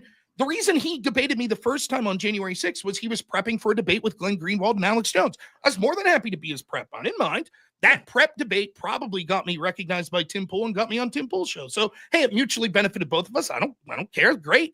But the idea that it's like, this was this guy's whole shtick that he was going around the country and he's going to debate everyone and everyone's afraid to debate him on this topic because he's done so much research and he's full of shit. He certainly read a lot, but the problem is he didn't read thoroughly the very source documents that he's relying on. He read people opining about it, but he didn't read the source document, which is excusable if like me and you are having a debate or whoever this mystery opponent that's going to come on. We're not all experts. We have full-time jobs. Many of us, you don't expect everyone to have read everything. But if you're claiming, whoa, this is the big issue and I'm writing a manifesto on it, then I would think at the very least the court documents that you're citing, I mean, they're not that many pages. I read the Colorado court decision. You didn't have time to read it.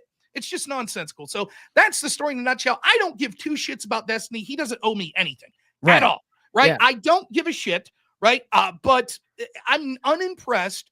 Right. With the idea that, like, he's got to make this big bullshit story about how, Rob used ChatGPT 2.5 hours earlier. And so therefore he's bad faith and I'm never going to debate him again. Meanwhile, he's off there debating Andrew Wilson. Why? Because Andrew's a big audience and I'm not. That's it. Yeah. Yeah. That's all it is. And by the way, Rob, I think you accidentally admitted that. Have you gotten an invite to go on Tim Pool? Yeah. I did his show. You did? Wait, you did? Mm-hmm. When was this? You actually went on Tim Pool? Yeah. 6-7 months ago. I did both of his shows. I did the Culture War and then I did the evening show. Oh, shit. About 6-7 months ago, I went down to West Virginia. They couldn't find a person for me to debate. So the person on the Culture War with me was a guy by the name of Benjamin Wingarten, he was cool, but he basically agreed with me. It was a good show though. The evening show, they asked me to stick around and, oh boy, Liam Cosgrove, I believe was the guest they had. Liam's a lefty libertarian that hates Israel. And him and Tim just fought the whole time over Israel, and I didn't get a word in edgewise. Dude, that's the thing with Tim. That's the thing with Tim. That's right. That's the thing with Tim, bro. And my Like thing you was have to disagree with them in order to get some words in. That's the thing. Yeah, that's the mark I have now. That kudos to Tim and all of the people from sort of this online debate sphere that are now getting on his show. Wick was on the other day, Connor, Lactoid, Fabian Liberty. Like, I think that's great that people are getting these opportunities. But my advice to anyone who's a right winger is you're only going to get to talk about 10% of the time. Yeah. The lefty's going to get to talk a lot, and Tim Pool's going to talk a lot. But if Tim agrees with you, he's going to step on your toes and make your argument for you. Yeah. And, I think it was a shame. Good Logic debating Pisco. I think Good Logic absolutely throttling Pisco in that debate. But perceptually, a lot of people are going to think Pisco was doing very well because it looks like a 2-on-1. It looks like Good Logic needs Tim to jump in on his behalf. And almost every time Tim's talking, he's actually harming Good Logic's argument and not buttressing it. And so I felt bad for Good Logic because I think it was evident based on the argumentation being made that he was winning that debate. He was having by far greater points that Pisco was unable to answer. But unfortunately, Tim and Pisco's smart. He rightfully made the debate Pisco versus Tim with Good Logic in the background, as opposed to Pisco's versus Good Logic. And Tim certainly helped facilitate that. So that's hilarious, bro. By the way, okay, so that's great, Rob. And here's another thing, man. You got invited on Tim Pool. You went on there. Everything. It seems like, because here's the thing. What I've heard from other people is saying that you are a full-time worker, you have a job, etc. You're a part-time streamer, correct? That's right. I do it as a hobby. Yep. What okay, hobby, bro. You need to fucking do this shit full-time, man. I don't know how the hell you like you're one of the best on the right, that you need to get out there much more, because you are one of the mainstream debaters that I think is so underrated, that you need to get out there. Rob, what's it going to take for your ass to fucking be full-time, man? Because a guaranteed contract of $100,000 a year. That's what it's going to take. And I say that it sounds greedy, but here's the reason, right? I'm 40 years old. So all my life, I have gravitated in my real life to people that are good at things that I'm not good at. So I am a redneck that is the worst at everything that's stereotypical redneck. I'm a terrible hunter. I can't work on a car to save my life. I'm the worst handyman you'd ever see. Who are the people I love the most in life? Welders, construction workers, roofers. Like, those are the people I gravitated. When I was in college, right, I was pretty good at debate, right? So I would see people that were better than me at debate. Like, just to give you an idea, that style of debate's very different, right? I was probably I'll say a top 100 debater in the country. I could have beat pretty regularly the top six, from 40 to 100, I could have beat those debaters. It'd be like 50-50 most of the time. But the people at the top would beat me 98 out of 100 times. Like, these people were phenomenal. They're just absolute geniuses, phenomenal arguers. I have no shame in admitting in those particular years with those particular people, they'd have blown me out of the water. And guess what? In every particular year, many of those people exist that would blow me out of the water in that style of policy debate. But I could look at that and say, even though I could recognize it's better than me, I understand what they're doing. It'd be like being a really good guitar player and watching Jimi Hendrix, and you're like, yeah, that's impressive, but I could kind of do a little version of that. Whereas, maybe Pablo Picasso, you're like, holy shit, how can he do that magic with a paintbrush? You know what I mean? So it seems more impressive because you can't even do it at the base level. That's how I was. So I gravitated to all of these sort of artistic people that were I roadied for this band. We traveled all across the East Coast, and all of my friends were like in the art department at the university. Was it a rock band, Rob? It was almost like a folk, like a bluegrass band, but it was definitely a rock band. They were cool. I'll send you their link. Their stuff's still online. Very good. They were called Ode Lang Syne. The lead singer was a Mennonite who left the community, who's one of the best guitar players I've ever heard, like, in real life. Like, I don't mean like, Hendrix or Stevie Ray Vaughan, but I mean that I've personally met. And anyways, one of the things I noticed with a lot of these friends I had that were in bands, once you have kids and you're middle-aged, that shit ends, right? You don't get to tell your wife and your kids, hey, I'm going to wing it on a hook, a dream and a prayer. And I'm going to do it, Rob. You can. If you want to. You know how many times I've seen people do that? And then it's like, oh, by the way, I can't support my kid. So those days are over for me. I think you got more potential than just a rock guitar player, Maybe, Rob. But listen, let's say I did it. Let's say next year I make $150,000 primarily on YouTube. What do I do when YouTube bans me like that one day? Then what? Okay, then what's my income? Well, Rob, I mean, obviously, when it comes to having that much clout on your shoulder, you can merch, going on to other people's shows, and of course, just being very and you can make your own. You're making $100,000 a year just on streaming. You can make your show even bigger with that money, right? Profiting That's true. back in. You know, there's a lot of options that you can. If I'm just saying, I'll Rob, just say this. I appreciate. I'll say this. Like the direction that my job's going right now, unfortunately, through outside causes, I might be looking for a job, and my backup plan is to do the streaming stuff full time for at least 3 to 6 months to see how it's going to test those waters. In the background, I think that one thing I'm pushing for not just me, but people like you, a lot of other conservative streamers. I think that there need to be wealthy people that step up and start giving contracts like you would see formerly in talk radio to people in this new media space, particularly young, and I'm not young, so young up-and-coming conservatives. It doesn't have to be me. I'm not just saying this because, like, I deserve money. I'll happily take the money, don't get me wrong, but it doesn't have to be me. I think that this new an idea that I used to have a radio show, and an idea that I had was trying to merge a traditional older conservative radio audience with a younger conservative sort of online audience, and trying to merge those into a new media format. And I do think that, you know, a Glenn Beck, or even like, you know, I know it's not everyone's cup of tea, but like now the Daily Wire seems to be floundering, but like Ben Shapiro, people like that with money investing in people with guaranteed contracts that don't have to worry about running afoul of, well, YouTube snaps their fingers and say you lose. Because most of the time, in my opinion, what you see is people that are conservative streamers, most of them have full-time jobs. For example, my like a lot, okay, I'm not going to speak anyone's name, but I know a lot of the people that I interact with and like, they're like me. They're doing this as a hobby. It's, you know, they're either retired and they have, you know, we have kids, we have jobs. When I'm debating someone like Destiny, it's like, this is this dude's full-time job. He's streaming 8 hours a day. By the way, one thing I'll give credit to Destiny for, and I mean this with all sincerity, he is more entertaining to me. He has put in the work. One thing you can't criticize Destiny for is he's put in the hours. He's put in the work. He's built that community. And I would not besmirch him for 1 second saying that he doesn't deserve the success or whatever he's got. Whatever he's done, it's worked, and it's been because he's busted his ass. And so I even though I think that he's terrible in a litany of ways we've already talked about, I don't begrudge that. And I'm not saying that should be handed to me or anyone else on a silver platter. But what I am saying is, because of the disadvantages of most conservatives have other jobs, or they have family commitments that sometimes many of these young up and coming lefties don't have. And we don't have the institutional bias on these platforms. YouTube's not going to go out of their way to support an up and coming conservative streamer. That it would be nice for the people that are seeking to have influencers to put money, guaranteed money behind some of these people so that they could take that plunge. Right. One person maybe you'd be interested in talking to is a friend of mine, John Ward.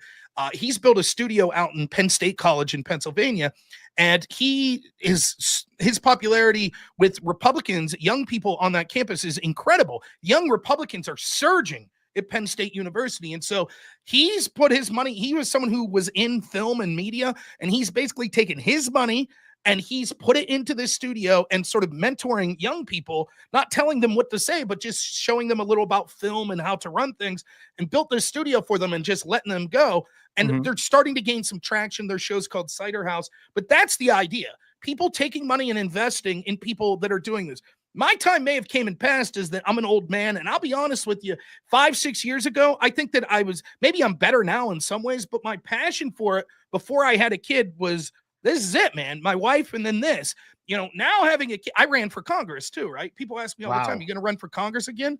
I'm like, when would I have time? I work 90 hours a week, and I'd like to spend time with my kids. Now that I can understand, Rob, that I can understand. But as an influencer, look, dude, 40 years old, you're still a young cat. What the hell are you talking about, bro? Like, you're still a young cat, dude. You're not 60. You're not 70. What the fuck are you talking about, dude? Come on. Listen, I'm selling myself a little short, but the reason I say this is there are talented people. If you would invest in people at 22 that have sort of an ideology like ours, by the time they're 40, they might have so much more traction, skill, ability, and audience built in. So I'm just trying to say it doesn't have to be me. I'm not saying someone should throw. Now, having said all of that, I do have some irons in the fire that I haven't really talked about because it's far-fetched, but I do have some connections to Glenn Beck that as far as I know, this week I had someone talking to a couple of movie producers, conservative movie producers that did my show before, that produced the movie Nefarious and God's Not Dead and other movies like that. Those movies were also financed and produced by Glenn Beck. And I think that there's some people speaking on my behalf to people like that in hopes to give me a shot. The chances of anything like that happening are very low, so I didn't even mention it. But that's the sort of thing that I'm trying to do. make cultural and political changes, be entertaining, have fun myself. But I am trying to push not just for me, but for other conservative voices that right now have trouble because of all the institutional bias against us to sort of get some outside financial help in hopes that that will springboard into sort of a bigger audience.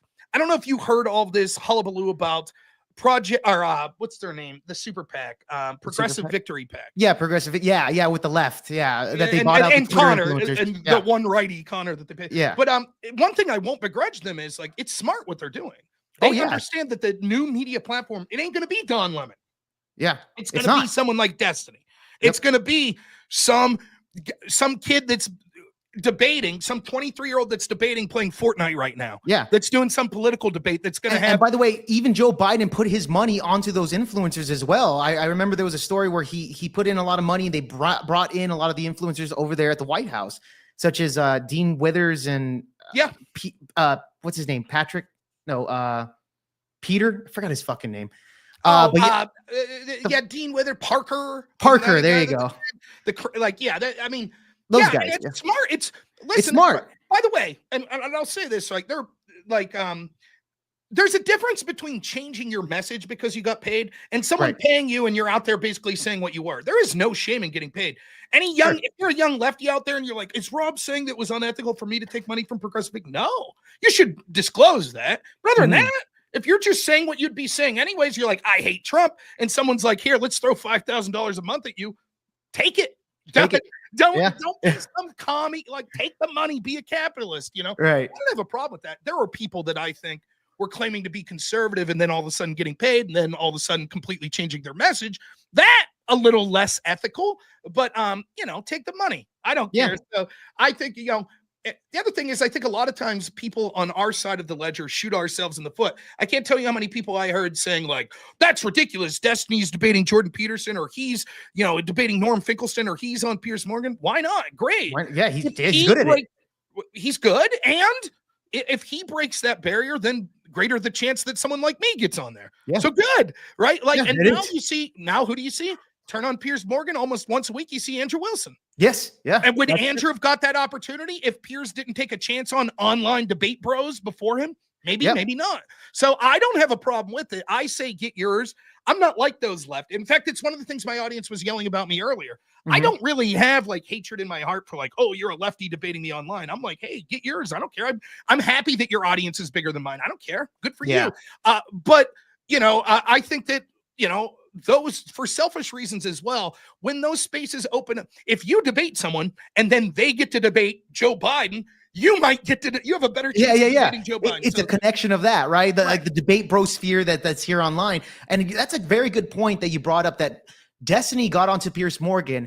Now we're having Andrew Wilson, which I would say that Wilson is kind of like the polar opposite of Destiny. He's the right-wing Destiny at this point. Right. And so now I wonder what he would think about that. But yeah, you're right. As far as like a bombastic debate bro type person, in that way, you're absolutely right.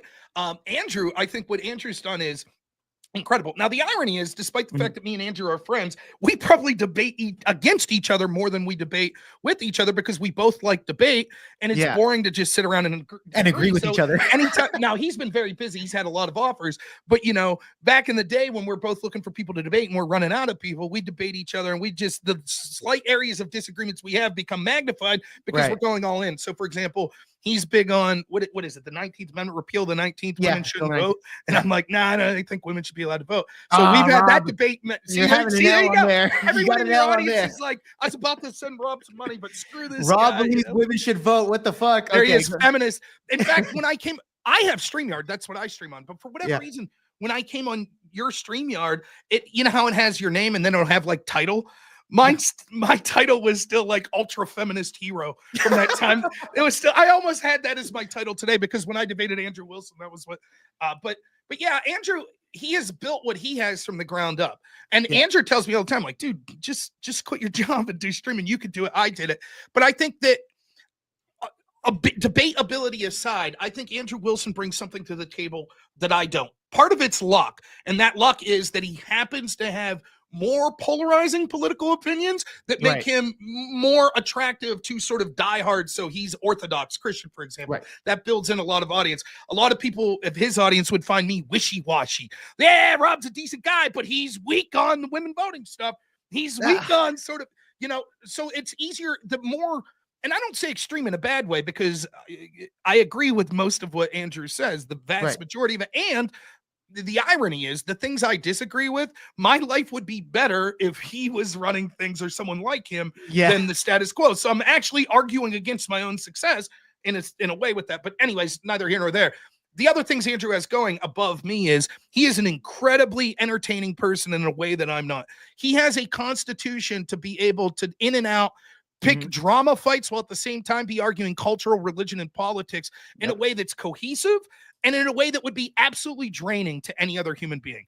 The amount, like Andrew Wilson at one point is fighting with the Groypers, is fighting with the Ralph Retort people, is fighting with the Destiny people, is fighting the right-wing with the Vosh feminists. people, the right-wing feminists, right? He's got all of these balls juggling like at the same time. And I don't care who you are, that could be exhausting. So, I think that Andrew brings something. And the other thing that I say about Andrew Wilson, I mean this from the bottom of my heart, he is a fantastic moderator. I think I'm a good moderator too. But Andrew, as many people that hate him for his political opinions, there is not one of them that could say that he has treated them unfairly when it comes to sort of his capacity as a moderator, his capacity for giving them an opportunity to speak their mind on his channel, right? He has been very good with that sort of thing. And I think that shows through with Andrew.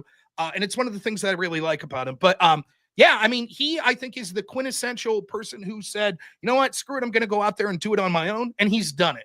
And I think that that's something to aspire to. And it's something that we should all be proud of. Even if you only share partial of his political opinions or cultural opinions, that he was actually able to go out there in an environment.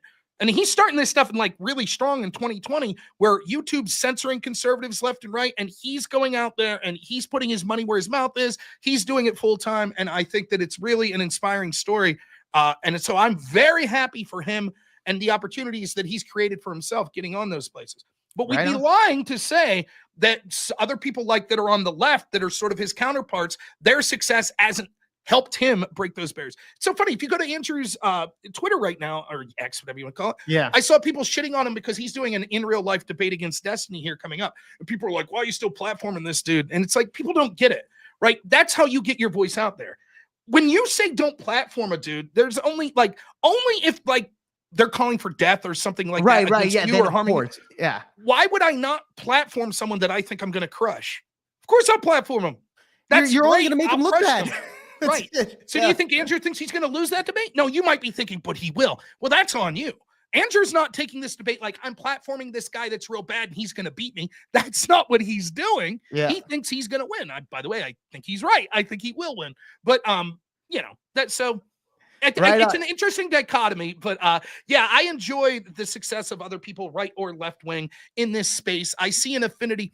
It's sort of like when Dane Cook was getting shit on for stealing jokes, and I remember hearing Louis C.K. one time say like, yeah, okay, screw Dane Cook, but I still like him more than each and every one of you in the audience because he kind of does what I do, and I have some sort of connection to him. Sure. And I'm not saying I hate audience, but I do understand a streamer that's on the left. At least it does take something to put yourself out there. Even if you only stream into one person, it takes something. Rob, it does. I'll tell you this, Rob. I totally agree with you on that. However, I would say I would prefer any right-wing streamers to have way more success than the left wing. I'm just saying that. That's for sure. Yes, 99% yes. But there is one slight exception, and that is I want these radical lefties to become the face of the Democratic Party. Yes, I want Destiny to go out there and be the new Joe Rogan of the left. I want centrists to see this guy saying, you're a Trump supporter, F around and find out if you get shot at one of his rallies. That's one of the things I would ask him if I was you. Like you said, Trump supporters, F around, find out. This entire debate on this stage right now is you asking to debate Trump supporters. So if I get murdered on this stage right now, would you say, hey, I had it coming? Holy shit. Thank you for fucking giving me some ideas, Rob. Is that effing around and finding out? Did you tell the people that set up this debate that's your feelings? Did you tell them? Yeah. Just no shit. What your stance is. And he'll try to backtrack. He does this shit all the time. After the first discussion I had with him was like 3 days after George Floyd, that the riots kicked off. And I remember he said to me, violence and rioting and voting are two sides of the same coin. So he said to me. So then when he starts criticizing January 6th, oh my goodness, violence, blah, blah, blah. I'm like, but you said violence was the other side of the coin to voting. To his credit, he said destruction of private property, not acceptable. But if you think the government's screwing you over and you have no other recourse, then sure, why not use violence? That's the other side of the coin to voting. Yeah. And it's like, well, in that estimation, then isn't January 6th far better than Black Lives Matter? Because January 6th didn't hurt anyone's private property. Everything that was attacked was government. Government. Yeah, that's 100% true. Yeah, what was it? Billions of dollars worth of fucking collateral damage to us, the people. Rob, okay, I'm gonna have to cut you off there. By the way, let me just read because we're gonna get to the mystery debater just soon enough. Really quick, $5 comes from supporting feminism and the downfall of humanity. Thanks, Rob. That's $5 I'm just really trying. Women voting, Rob. The downfall. I'm trying to get laid. That's all. Just like every other male feminist. There you go. That's what it is. Speaking of that, all right, I got to bring on your opponent for the night. Okay. Oh yeah, dude. And by the way, he's a very good friend. Also a left wing type of dude. Big Bernie guy. Loves Bernie. More of a progressive. Probably loves AOC. He's probably a supporter. Can I take a guess? Is it Andrew Young? Andrew Yang, is that who? Oh, no. No, it's not Andrew. No, I wish. He's a bigger content creator. But this guy, he's an up-and-comer, gets massive views, great friend of mine. Love this dude. I would like to introduce to you, for the first time, Fatty. What's up, man?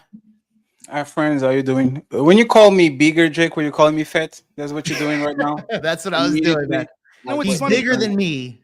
That's what I meant. In the chat, I saw in the chat down there, I saw it said Fatty. And I was like, dude, the guy that's about to debate me is calling me Fatty in the chat right now behind the scenes. I was like, I can't get mad. It's true. But seems like awkward debate etiquette to just jump in with that right out of the gate. No pressure, Rob. I'm the biggest one on the panel by far. I used to weigh, you don't have to tell me your weight. I used to be, well, I'm still 5'7.5", and I weighed 320 pounds when I was an alcoholic, when I was in college. I take back what I said. I'm 260 now. you already won the debate, and we already started. But shout out to you, Rob. I actually appreciate you. I don't want to ambush you, kind of like, because you not knowing me is kind of a like opportunistic type of thingy. So I'm actually want to give you your flowers because, like, my people say that you are the twister of the debate.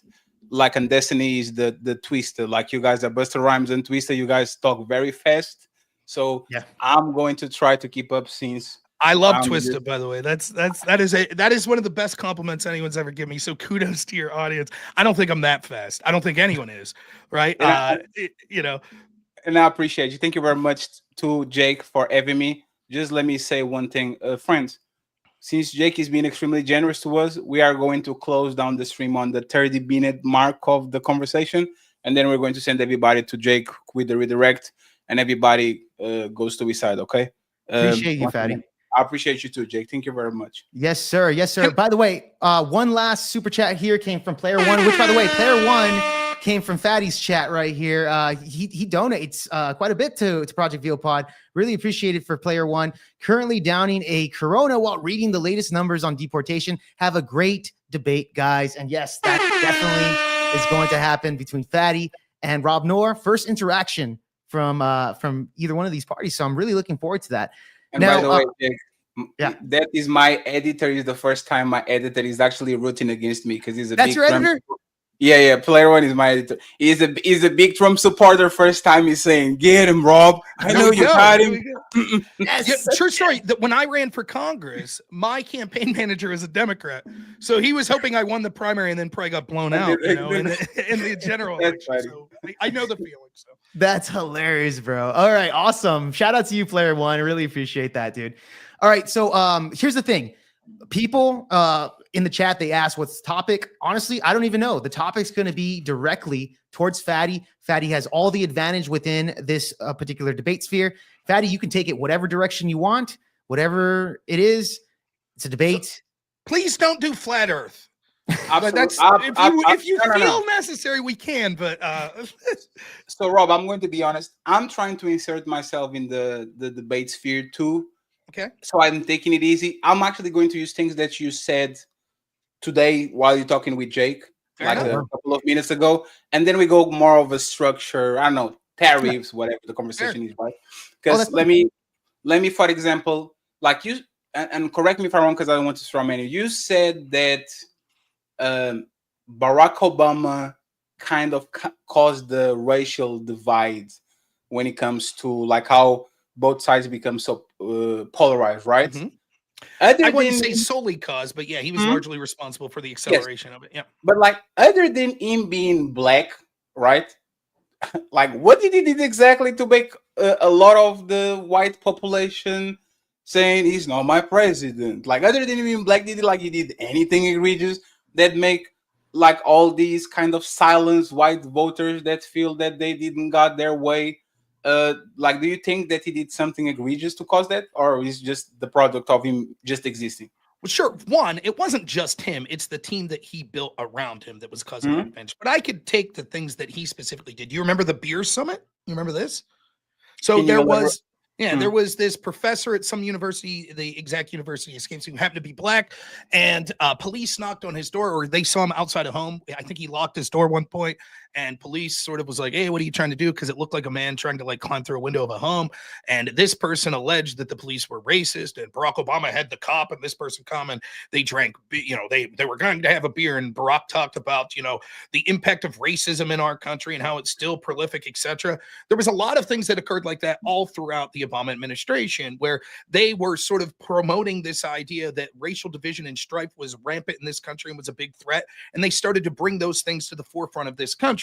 It occurred in policies that not only you saw that they were advocating for, but also the people that were then working in hand in hand with academia that were pushing those messages. So, for example, you could see that during the tenure of Barack Obama, you saw like an explosion in sort of critical race theory majors at college universities, where you saw the evils of whiteness and things like that. And I know this because even though I was coming in before Obama, those mentality became mainstreamed, and that narrative became mainstream during Obama, both because of some of the things he was saying and just because people saw it as advantageous during that time to do it. I saw it all through debate. I can't tell you how many rounds I lost because I was told that I didn't acknowledge my white privilege. That's circa 2005, despite the fact I'm probably the only person at the national debate stage that was literally working part-time at Burger King to pay my way through the cheapest school in Pennsylvania. So yeah, certainly during that time period, we saw the sort of, and the numbers back this up. If you look at polling that shows sort of what people's beliefs are, like black people's opinions of whites and whites' opinions of black, many of those studies show and statistics show that it was exacerbated more negative feelings during the tenure of Barack Obama. I think that there wouldn't be Trump without Obama, but I think just like every group, white people love to play victims too, and it was their time. The same way the LGBT community plays victim, the same way black people play victim, the same way feminists play victim. This is not my president become white men are under attack. There's a large population of white men that the heterosexual white man feels like he's under attack. And it kind of is. This is right. Like, the white man can say nothing without being canceled for the most part. But the reality is, I think Donald Trump did more to divide that country than actually Obama, because the birther situation, while, oh, he's not even American, show your birth certificate and all that. Afterwards, he literally filled his cabinet with people that are either very close to the line when it comes to the far right, or straight up with Stephen Miller, Steve Bannon, all these people. I think he started what he kind of caused the division. But the person that put he grabbed a bunch of gas and throw it to the fire, it was Donald Trump with the birther movement. Like, I don't think if he didn't. What national politician first started the birther movement? Who was it? I don't know. I know he popularized Hillary Clinton. It was campaign opposition during the primary. And very fair, because she plays dirty. The corporate Democrats are dirty individuals. They will do whatever it takes to win. I'm not even going to care for them. But the person that popularized it and the person that actually used it and kind of bring the flames up, it was clearly Donald Trump. Donald Trump was a strong advocate of it. And go ahead. But I mean, do you think when people were calling Trump a Russian asset, was that Russian phobic? There's I'll answer that. Let's assume not assume, no, because since the Cold War, the sentiments between the United States and Russia have always been like this. It's not something that Democrats created. Russia always hated the United States, and the United States always hated Russia. So it's just a little chopstick into a massive flame that already was going on.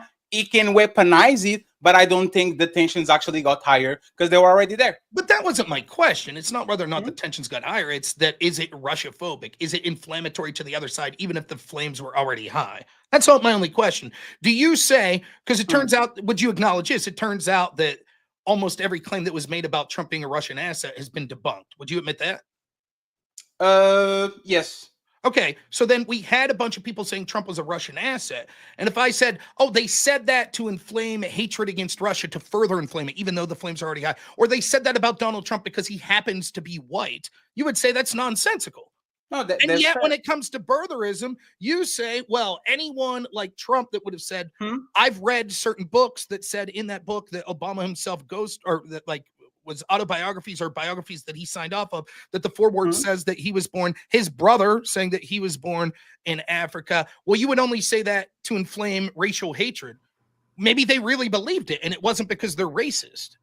Yes, but both people are talking to their fan base. They're giving their fan base red meat. You associating somebody with the no, but there's a point. I admit it. I don't have no problem with that. I don't have a problem with saying that, yes, if I connect you with the Russian, like we have the example with Tim Pool and all those content creators that were caught in the middle of getting money from Russian assets to come in and to do, like, if you are going to be connected to these things, your and I'm sorry because it started playing. Your reputation is going down the drain because Russia is clearly an enemy of the United States. Let's try a different take. So we're trying to talk about like which side's more responsible for the division. I say that it started with Obama a lot that we see. You're blaming Donald Trump. I would still argue that it's the Democratic side. So let me try to steal a percentage. Would you give me a percentage? If we had to make sure that this existed, which let's assume is 100% Obama and Trump, even though you know that there's more sides to it, which percentage would give to Obama, which percentage would give I to don't Trump? know that I would put just Obama and Trump, because I think that I could say that the institutions behind them are far more responsible than either of those two individuals. But let me say this, I'll lump in Obama and the sort of administration institution on his side versus Trump and the administration institution on his side. I would put it at least 80-20 for the Obama Democrat side being more responsible. Let me explain why. Let me steel man your argument here for a second. You're saying that even if Trump himself wasn't racist, that an inflamed division by him talking about birtherism. So the mere fact, would you admit though, that saying, hey, I think that guy was born in Africa and not eligible to be the United States, that's not necessarily a racist thing. No, like saying there were both good people on both sides when these white supremacists walking around the streets is a little bit more dangerous in my opinion. Well, you might say white supremacists globbed onto that, but the statement itself isn't really divisionary in a sense that it's setting up whites versus black. However, you've already admitted that the Russia collusion hoax was a lie. Is it inflammatory and causing division to say that one of our greatest enemies, Russia, has this guy Donald Trump in this pocket? Do you think that by its very own, particularly because it wasn't true, is inflammatory and divisive? So I will agree with you. I will say that Trump positions when he came in office actually showed that he might not be on Putin's pocket or Putin on his pocket, but he actually has this praise for Putin that he never had with other people. This man is calling dictators to Zelensky. He's going ahead and fighting with Greenland. He's fighting with everybody. And then when we say, hey, sir, since you call Zelensky a dictator, can you call Vladimir Putin a dictator? Oh, let me be quiet and let me say only good things about this man because I don't want to hurt his feelings. We kind of can agree that even though there's no proof that this man is being paid by the Russians, he has clearly indications that he has at least sympathy for the Russian president at least. Would that be fair? So no, I don't. And I think I'll get to why. But I think what we've done is interesting because most of the things you're talking about now are skipping over 2016 to 2020 and 2020 to 2024. And now you're just jumping in. You're skipping straight to Trump's second term. Would you at least concede to me that the Russian talking point that Trump's a Russian asset, et cetera, that started in 2016, not 2024? Okay. Absolutely. Okay. Yes. So then the other part I'll say is, would you concede to me that actions are more important than words? So for example, if I would say, hey, I think you're a great guy, et cetera, but then I'm stealing your property, my actions belie my words. Similarly, if I'm saying you're a terrible guy, I hate you, but behind the scenes, I'm helping support you, giving you money to help build up your channel. The actions in both of those would be more important than the words. Oh, okay, let's go with that. Yes, absolutely. Okay, well, so then, particularly when we look at Trump's first term, despite the fact that Trump wasn't out there saying Vladimir Putin's a killer, he's terrible, he's a dictator, Trump was more aggressive to Russia than any president going back to Ronald Reagan. He was far more aggressive to Russia than Obama. Remember when Obama, right, when he was running for election, whispered to sort of his Russian, to one of the Russian ambassadors, whatever, after the election, I'll have more time to negotiate. Remember when members of his party, Hillary Clinton, who was his Secretary of State, her husband personally met with Vladimir Putin, right? And then was 2 weeks later paid $500,000 by a state-owned Russian bank to give a speech. They are corrupt. Meanwhile, following the Ukrainian one deal, right? These are people that Obama's tied with in the Democratic Party, and the people behind Obama are But that's not Obama. You can't certainly. You he can picked her as Secretary of State. No, because you can attribute things that George Bush or less Marco Rubio. Marco Rubio was a massive hater of Donald Trump, and now he's one of his biggest supporters. You can't apply and say, look at what Marco Rubio did before, just did that. because that man flip-flopped. No, But that's your argument. Now, wait a second. No. Your entire let me finish, please. One of your entire arguments was, well, look at the people that Trump's put himself around, like Stephen Miller and Steve Bannon. Are those actions so let me finish. So how can you criticize Trump for his associates in that realm, but you can't criticize Obama for his associates of who he picked as Secretary of State? Because he appointed them. Stephen Miller, Steve Bannon, Sebastian Gorka. Who appointed Hillary Clinton as Secretary of State? Who appointed Hillary Clinton as Secretary of State? And what does Hillary Clinton has to do with racial tensions?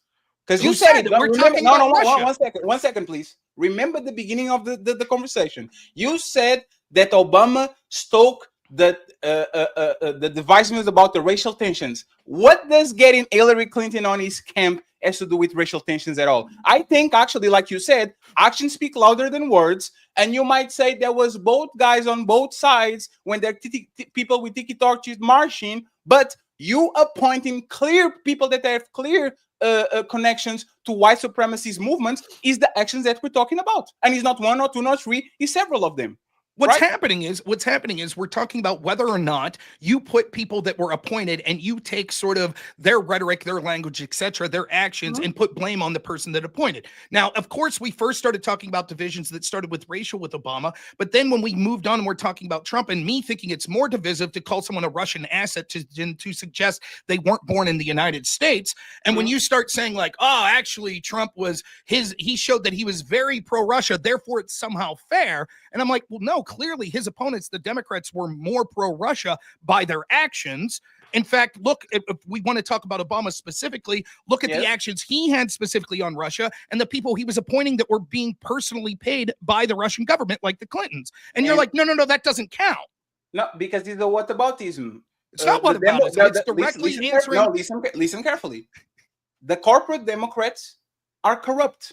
They are being paid by the same people that Republicans are being paid. The lobbies, big pharma, all these people, they are paid. Their kids go to the same school. They are being paid by them. I never said that the Is Democrats Obama included in that? That's all I'm asking. I never said the Yes, absolutely. Yes. Because he came in, he said, I'm going to end Guantanamo. I'm going to do this and that. And he didn't do it. He is actually bought. He's a corporate Democrat too.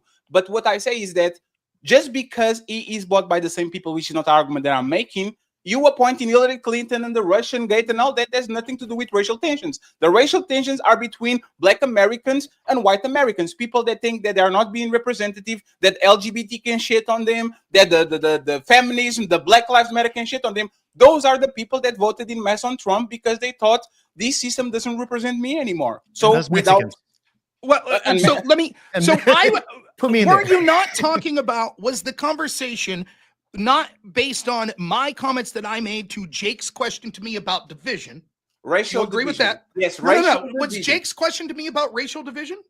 Didn't you mention racial division? I did mention racial division, and I said there was racial division that we saw start with Obama that resulted in all of these other types of division, cultural Marxism, saying that we could divide people based on almost any agenda that you could say. Yeah. Their ethnicity, their sexual orientation, right? Isn't that what I said?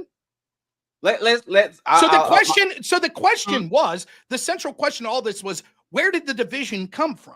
And what I'm saying then, when you say, okay, well, you said Obama and he's more responsible because of the division, because you specifically cited race. And I'm like, yeah, but if we're just talking about where the division came from, what's more divisive, saying, hey, I don't think this guy was born here because you blame Trump, right?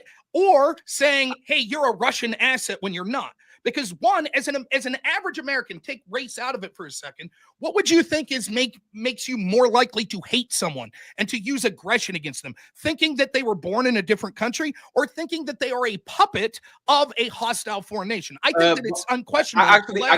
I think both. No, it's not even close. Absolutely. So wait, so I just want to be clear. You would have. Let me ask you. Can I ask you real quick? So you would think that you would be equally perturbed if someone was born in Africa as if they were a stooge for a hostile country like Russia. To you, those things are equivocating of your anger towards them.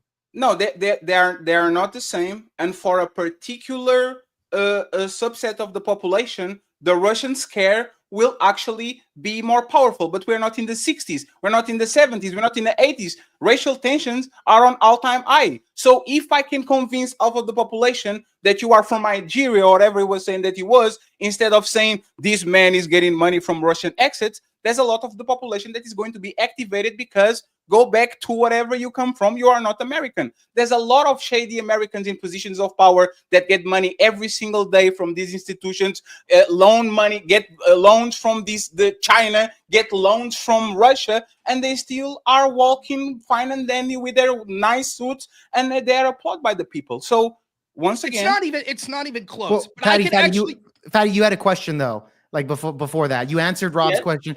You had a question for Rob, really quick. Did you want to ask that, if you remember it?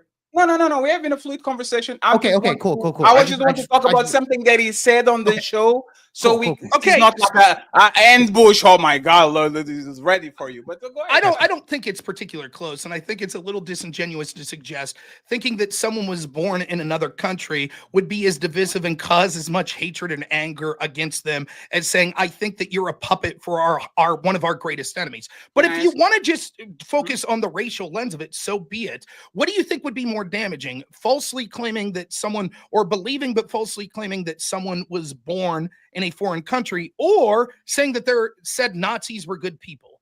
What do you think would cause more division racially? Nazis are good people. Did Trump ever say Nazis were good people? He kind of said Proud Boys. Like, do you accept that, like, there's a lot of white supremacists that are Nazi-ish type of rhetoric, but they don't call themselves Nazis? Would you accept that? If can we do a quid pro quo? I'll ask you a question. Oh no, yes. I'll walk with you. Yes, of course. There are people that we would say, because the problem is when we say Nazi, what we're really saying, labels are difficult. What we're really saying is there is abhorrent behavior that Nazis do. So if someone, for example, let's say I don't call myself a Nazi, I call myself a skinhead, but I believe like Hitler was a good people, we should exterminate Jews. It doesn't matter if I'm a Nazi or not. That behavior is despicable, and it wouldn't matter what the label is. So yeah, I'll agree with that. But who would you say, circa 2016, were the biggest Nazi-esque influencers in this country, white supremacists, Nazis, etc.? Give me a couple names that you would say were the biggest, worst ones. I'm not, with all respect, I'm not American, so I don't know exactly what are the Nazis. I know the owner of Breitbart. I know several people that are connected. Oh, you no. That's you can make. Fatty can explain that. You said the owner of Breitbart. Fatty, you said Breitbart. Maybe, yes. And this is what I'm talking about. If you look at Stephen Miller, if you look at Steve Bannon, if you look at various appointees of these people might not be outright racist. They might not say blood and soil, but they'll definitely be very like the dog whistles. They will talk to that crowd. They will push that crowd because they feel that they actually represent that person. And respectfully, like, what will be, Rob, and I'll walk with you as soon as you can, right? Answer me this. We have a person that literally did the Roman salute, Nazi salute, whatever you want to call it, right now called Elon Musk. Nothing happened to him, like zero. There was rah, but nothing happened to him. I didn't lose any little bit of money. Nothing happened to him. do you think if Elon Musk was my skin complexion, do you think that you will have the ultimate power that he has now on the United States? Let's be honest about it. Do you think if that man, the South African man that migrated to the United States, that has double citizenship with Canada, that is doing business deals with China, so he has multiple allegiance even to enemies of the United States, do you think if that man was black, he could get away with being probably the second most powerful person in the United States on the planet doing all he's doing? Do you think the American people will say, you know what? Go ahead, buddy, you got this. Do you think you'll have the same type of power and reception? Yes, Obama was the most powerful person in the country. He's black. Now, to further get back to the point, you didn't answer my question? I did answer the question. You said if he is black, could he get away with being the second most powerful person in the country? I said yes, he could, because the most powerful person was black, and America didn't have a problem with it. But Obama is not South African. So what? Who cares? So you don't care about a foreigner coming to the United States and making laws over Americans, fire them, taking their money away, injecting money, running departments. You don't care about a foreigner doing that? No, he's not making law. I don't care about him operating within a legal framework of getting rid of fraud and waste in our country. How many foreigners? But I'll come back to this. I will, but I want to get back to the point that I think that you erroneously said. I think you're libelous in saying that people like Stephen Miller and Steve Bannon are Nazis. Stephen Miller himself Jewish. Seems pretty asinine to say that. And what you seem to be suggesting is because he talks about things like border security, that means that they're dog whistling to white supremacists. I would argue that the people that we could say were actually influential white supremacists are the people that are leading movements that we call, that blatantly we understand are white supremacists. So let me give you two examples of it. Do you think that the leader of the KKK would be an influential white supremacist? Yes, absolutely. Okay, who'd David Duke vote for? Enlighten me. Democrats. Would you think that the most prolific white nationalist in the country in 2016, a man by the name of Richard Spencer? I've debated Richard Spencer. What party do you think Richard Spencer identifies with? Take a guess. Let's go with the Democrats. That's right. So can you explain to me? Can you explain? Look, I'll explain to you. So can you explain to me why two of the most prolific, self-avowed white nationalist racists in this country are actively supporting people like Kamala Harris, people like Joe Biden, and going against Donald Trump? If he's such a racist dog whistler. The same way Donald Trump was a lifetime Democrat, and all of a sudden when he had an opportunity to influence people, he flipped. People flip all the time. Your argument was because, let me finish. Your argument was because of the arguments that Donald Trump says, even if he himself's not a racist, it's encouraging racists to come out and support him. But when I talk about two of the most prolific racists in this country actually supporting the people that you support, the Democratic Party, all of a sudden you're like, well, that doesn't count. No, but that was not the point, because we're talking about Donald Trump and you're talking about Barack Obama. Was Barack Obama that saw white supremacists in Charlottesville walking around with tiki torches and says, there's beautiful people, there's good people on both sides? Was Donald Trump or was Obama that said that? No doubt there were white supremacists that supported Trump. There's white supremacists. No. Who said that? Who said that? That clearly white supremacists walking on the street. And they said there's both people on both sides. That's true. There were good people on both sides. Was he Obama or was Trump?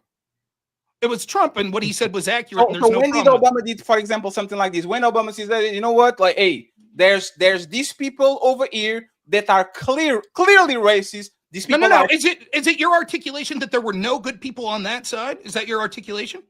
Do you believe that there's good white supremacists? Do you believe that everyone that was there to protest the removal of the statue were white Everybody has redeemable.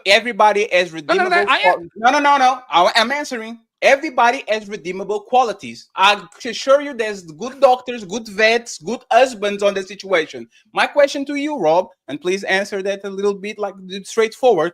Do you believe there's good white supremacists? It is a red herring. I'll answer the question, but it's a red herring because it begs the question that everyone on that side was a white supremacist, which isn't the case, and we have proof of that, right? So you're forcing me to answer a question that's irrelevant because you're saying, clearly everyone on that side was a white supremacist. So are you saying there could be good white supremacists? Yes. My argument is, no, there were people on that side that weren't white supremacists.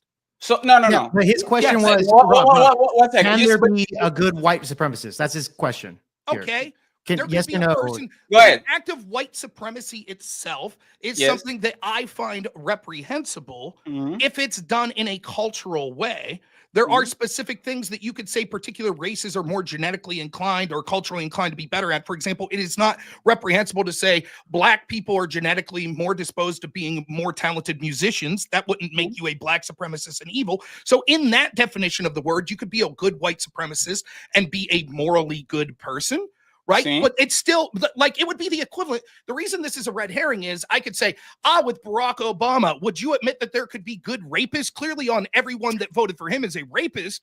And when you're like, whoa, I don't believe that. Not everyone that voted for Obama is a rapist. I would say you're not answering the question. I asked if you could be a good rapist. So you're begging the question. The But more you important are point changing is it. not everyone on that side was a white supremacist. And, So why know does it why matter if you could be a you good know white why you're supremacist? changing it? You know why you're changing it? Because I heard you talk about, for example, the BLM people that were on the streets, and you didn't do nuance. You didn't say, you know what? During the BLM riots, there was 80% of those people that was not burning nothing. They wasn't killing nobody. They was just walking and say, oh my God, Black Lives Matter. You don't have no nuance when it comes to the Black Lives Matter riots. But as soon as we're talking about white supremacists, now you want to do the but. I have a very clear question for you. Let's assume that you are 100% right. You are telling me that Donald Trump go out of his way to not condemn white supremacists is not a clear dog whistle to them. Again, another erroneous fact, and you're asking me a question based on an erroneous supposition. How many speeches did Donald Trump give after Charlottesville when he addressed Charlottesville? I don't know. You tell me. 3. How many speeches did he condemn white supremacy in? I don't know. You tell me. 3. All 3 of the speeches, he clearly condemned white supremacy. He said, I condemn white supremacy. He did it in the first speech. It was like a day after Charlottesville. He said, there's hatred, blah, blah, blah. We condemn racial prejudice. White supremacy.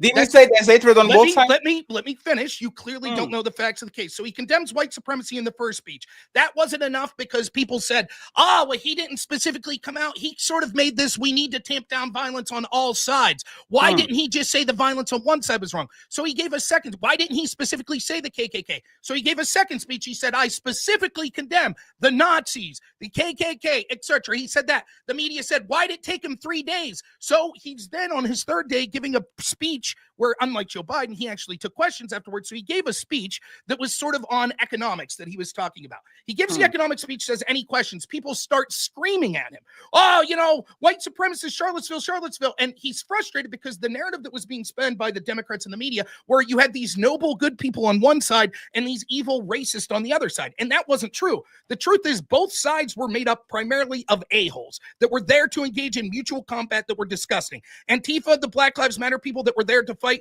were disgusting. The white supremacists that brought weapons as well and were there to fight, also disgusting. But the truth is that there were good people that were there on both sides. There could be good people against the removal of these statues. There could be good people that want to remove those statues. So Trump, out of frustration, said, look, there were good and bad people on both sides. And then as he's being interrupted, he says sort of in the next few sentences, clearly not the white supremacists, the Nazis, etc. I'm not talking about them. So in all 3 speeches, he directly condemned white supremacy. And in the statement that you're talking about, that again, we're talking about division in the country, that it's so divisive that you yourself have bought into the lie. He literally specifically says, addressing that exact point on that exact day in that exact speech, when I say good people, I'm not talking about white supremacists. They're despicable. Yeah, so and this is what I'm talking about interpretation and damage control, right? For example, when Hillary Clinton was caught saying, I have a public opinion and a private opinion, there's no nuance about it. She did damage control too. She came out and said, oh my God, but this is not what I meant and all that. And everybody took her at face value. Everybody said, you know what, Hillary, you slipped. This is actually who you are. You are just doing damage control. But the reality is, once again, if we are going to close our eyes and we are going to pretend that Donald Trump for multiple times, and I'm not even going to talk about the people that he retweets that are connected to certain organizations, Elon Musk coming in and making sure he does exactly the same thing. If you don't listen to the dog whistles, I'm not going to actually push it forward because you can prove it. A dog whistle is a dog whistle. Only a dog can hear it. You are not going to be able to prove it. So you know what? I will concede to you.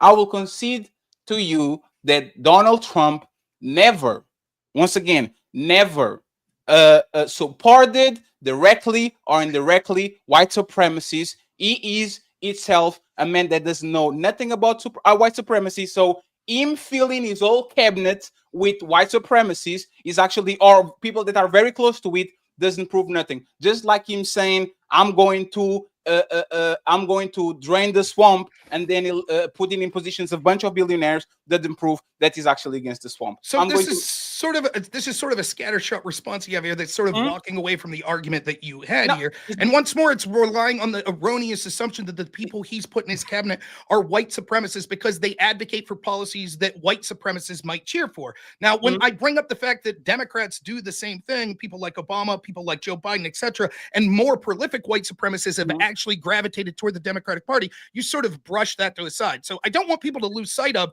the specific thing that you're talking, where we both are talking about something that caused division, whether or not Trump said Nazis were good people. If it's a lie, it certainly was a damaging lie that caused a lot of division. You're unable to defend that statement. Now you're saying, this really funny. Let me finish. It's really funny something you said there. You said, well, it's a dog whistle and only dogs can hear it. In other words, only racists can hear it. No, absolutely not. No.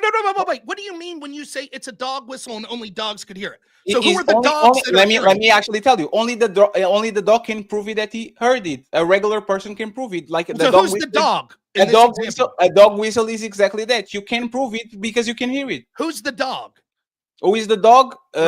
Racist people that believe in racism, and people that are one second, and people that are smart enough to actually read between the lines, including no. So first, I reject your assumption that I'm not. How do you reject it? You ask me who are they, and one second. If you'd let me finish. No. You're gonna go up. You gave me that. I reject the fact that only smart people could read between. That if you're not, if you didn't think it was a dog whistle, then you're not smart and you can't read between the lines. I reject you implying that I'm not smart is what I'm saying. I'm implying that you actually are smart. You're just plain dumb. Well, I reject that. I reject that. If that's your argument. You see?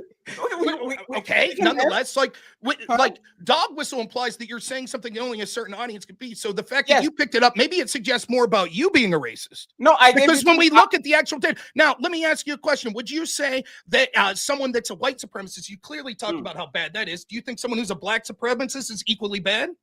If they have enough power, absolutely. Okay, the ideology, I will concede, talking from a position of weakness and trying to get a level foot for everybody, is not as negative. As soon as they get power, absolutely is. It's like women wanted access to college. If they get 50% of the seats, I don't see it as negative. When they have 65% of the seats and they don't do nothing to actually bring the men out to the college so they both can share power, absolutely is negative. I think that you may have an argument there when it comes to the practical nature of when we should voice concern over it, but as a moral matter, either it's morally righteous or morally erroneous, and saying that it's more immoral if you have more power, it seems to be fallacious. I think that the morality of it would be the same. The practical application of how bad it could be for society is what changes. For example, the homeless person on the street, it's as immoral for him to be racist against black people as it is for the president of the United States. It's just far more damaging to the country for the president than the morality of it's still the same. So I reject your premise. I think that the way that it would play out sort of practically would be worse if someone with power. So I don't think power necessitates the morality or immorality or the scale of immorality of racist beliefs. Would you also admit, though, while we're on the subject, that when you talk about Steve Bannon, Steve Miller being racist or Nazis or whatever, it's not that they're admitting it, it's that you're implying that they're dog whistling to it, but they haven't admitted it. And that's the point. If I'm not call myself a racist, can you call me a racist? Yes, sure. It's my actions. It's not my words. I will not say I'm a neo-Nazi, but if I walk like one, I duck like one, and I have a swastika right here, I might be one of them. Okay, so let me. I'm sorry. Go ahead. Please, let me just say this. I look at racism on everything, sexism, whatever. just like I look at everything. I'm a person that believes in pragmatism. If I know that most men are the homeless, if I know that most men are the one that commit self-deletion, if I know that most men are they going to be wrecked after divorce, I will put measurements to make sure that those men are protected. We can kind of call it a benevolent type of sexism because it doesn't include women. But if you are actually bridging a gap and trying to make sure that these people have a fighting chance, I don't see no problem with that. So sexism a lot of times is negative, but sometimes it's necessary. That's what I think. Nonetheless, like, not to get off on that red herring, the reason I bring this up is because I think we could talk until we're blue in the face that you're just wrong, that I think you could have the beliefs that Stephen Bannon and Stephen Miller have, and it doesn't make you a racist. And if racists happen to like those beliefs, they should. I don't think that should be used to impugn them. But when someone admits to such as being a white nationalist like Richard Spencer has in the past, or admits to being like a leader of the KKK like David Duke, that's clearly worse. Having said that, did you speak up about Barack Obama taking pictures with Louis Farrakhan, a self-professed black nationalist? If you have a problem with Farrakhan, it's totally fine. I don't have a problem with that.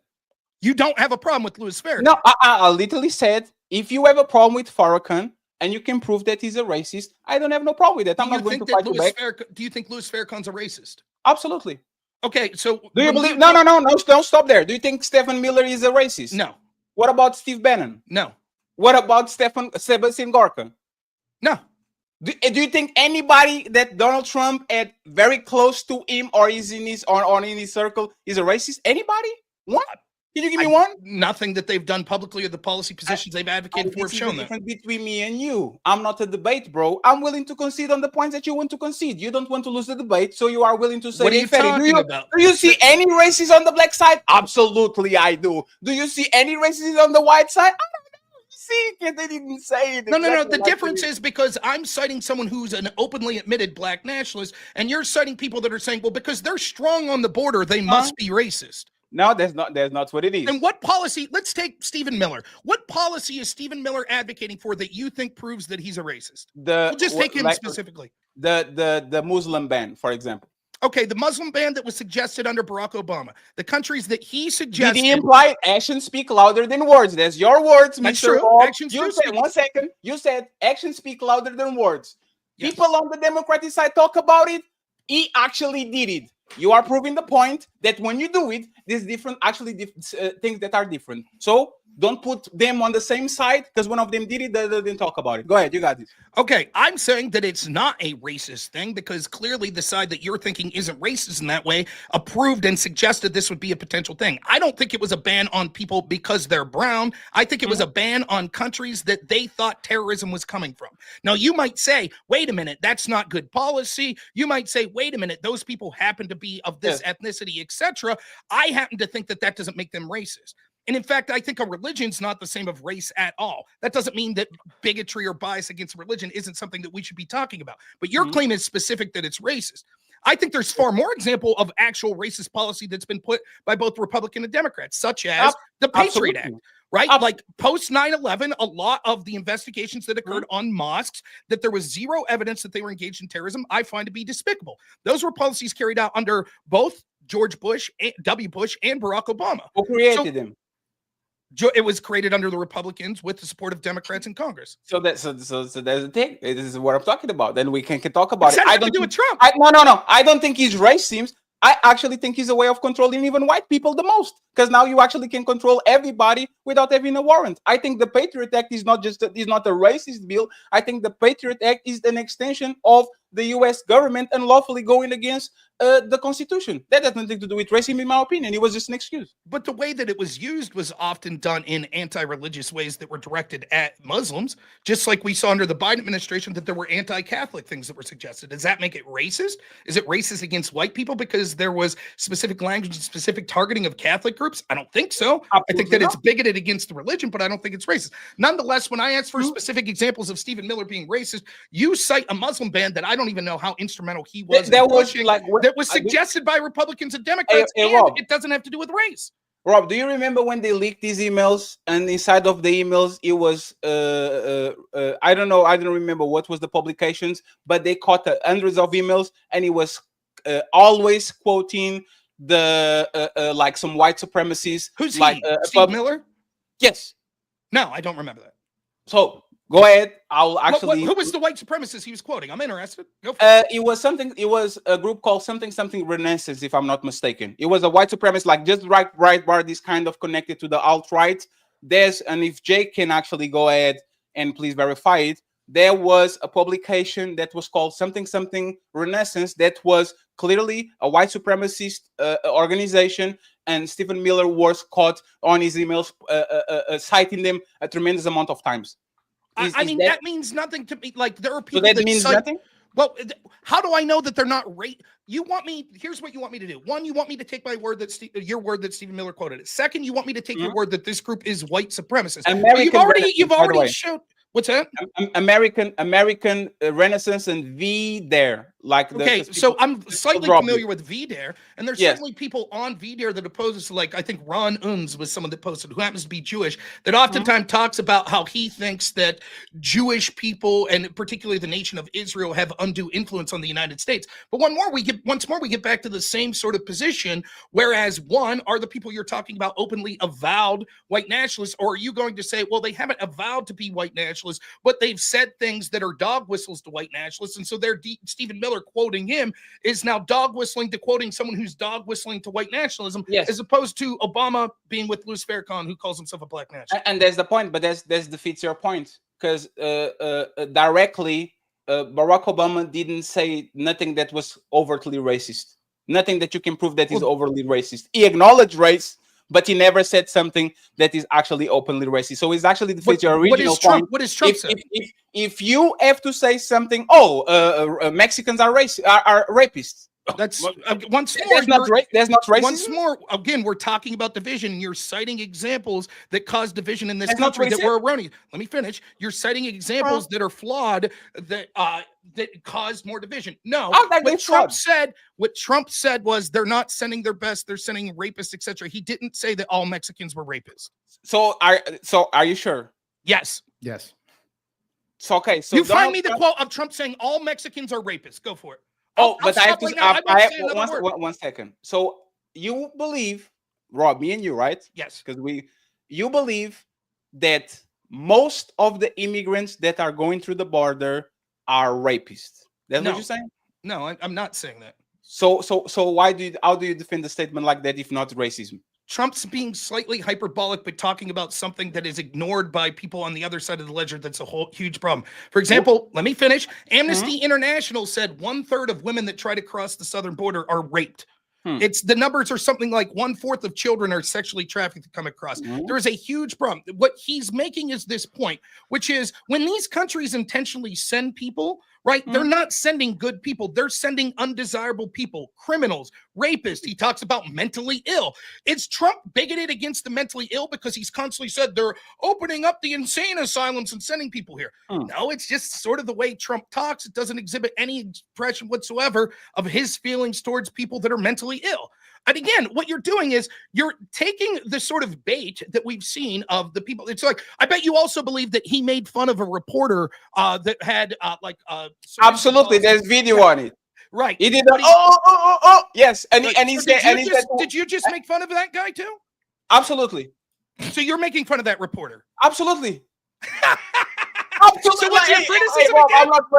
Rob, I'm not running from shit. Everybody can get smoked from fatty. The disabled, the black, the white, the tall, the short, the fat, the woman. I will admit it.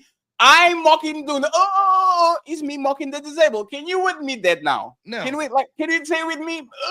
Can you do it? Let's say I did that when referencing that guy, and let's say I did that when referencing you, and let's say I did that when referencing Jake. Is that still me making fun of that guy's disability, or is that something that I'm prone to do anytime I'm making fun of someone? I never saw him do it before. He's a pattern of behavior. So if I could show you, so just to be clear, if I could show you clips of him doing that exact reaction to people that aren't disabled, then you would admit that that's not him making fun of that person for being disabled. Because there will be the same thing as when Musk did the Roman salute, and people going to find clips of Democrats doing something that is very similar. Like, that's not the same thing. Respectfully, it was a gesture that was repeated twice. If he did it once, I will give you I don't, to be honest, I don't care. But no, Melissa. No one does. No, but Rob, the proof that actually he did something that he shouldn't is every time I'm on these panels with these people and they say that he did nothing wrong, I says, you know what? Go ahead, Rob, do it. If he didn't do anything wrong, My heart goes out to you. Hey, Me too, man. Our heart goes out to the Okay, chat. now what? Now you admit you're wrong? Hey, no. This is going to go Oh, for now- hey, no. This is going to go for members only. Why?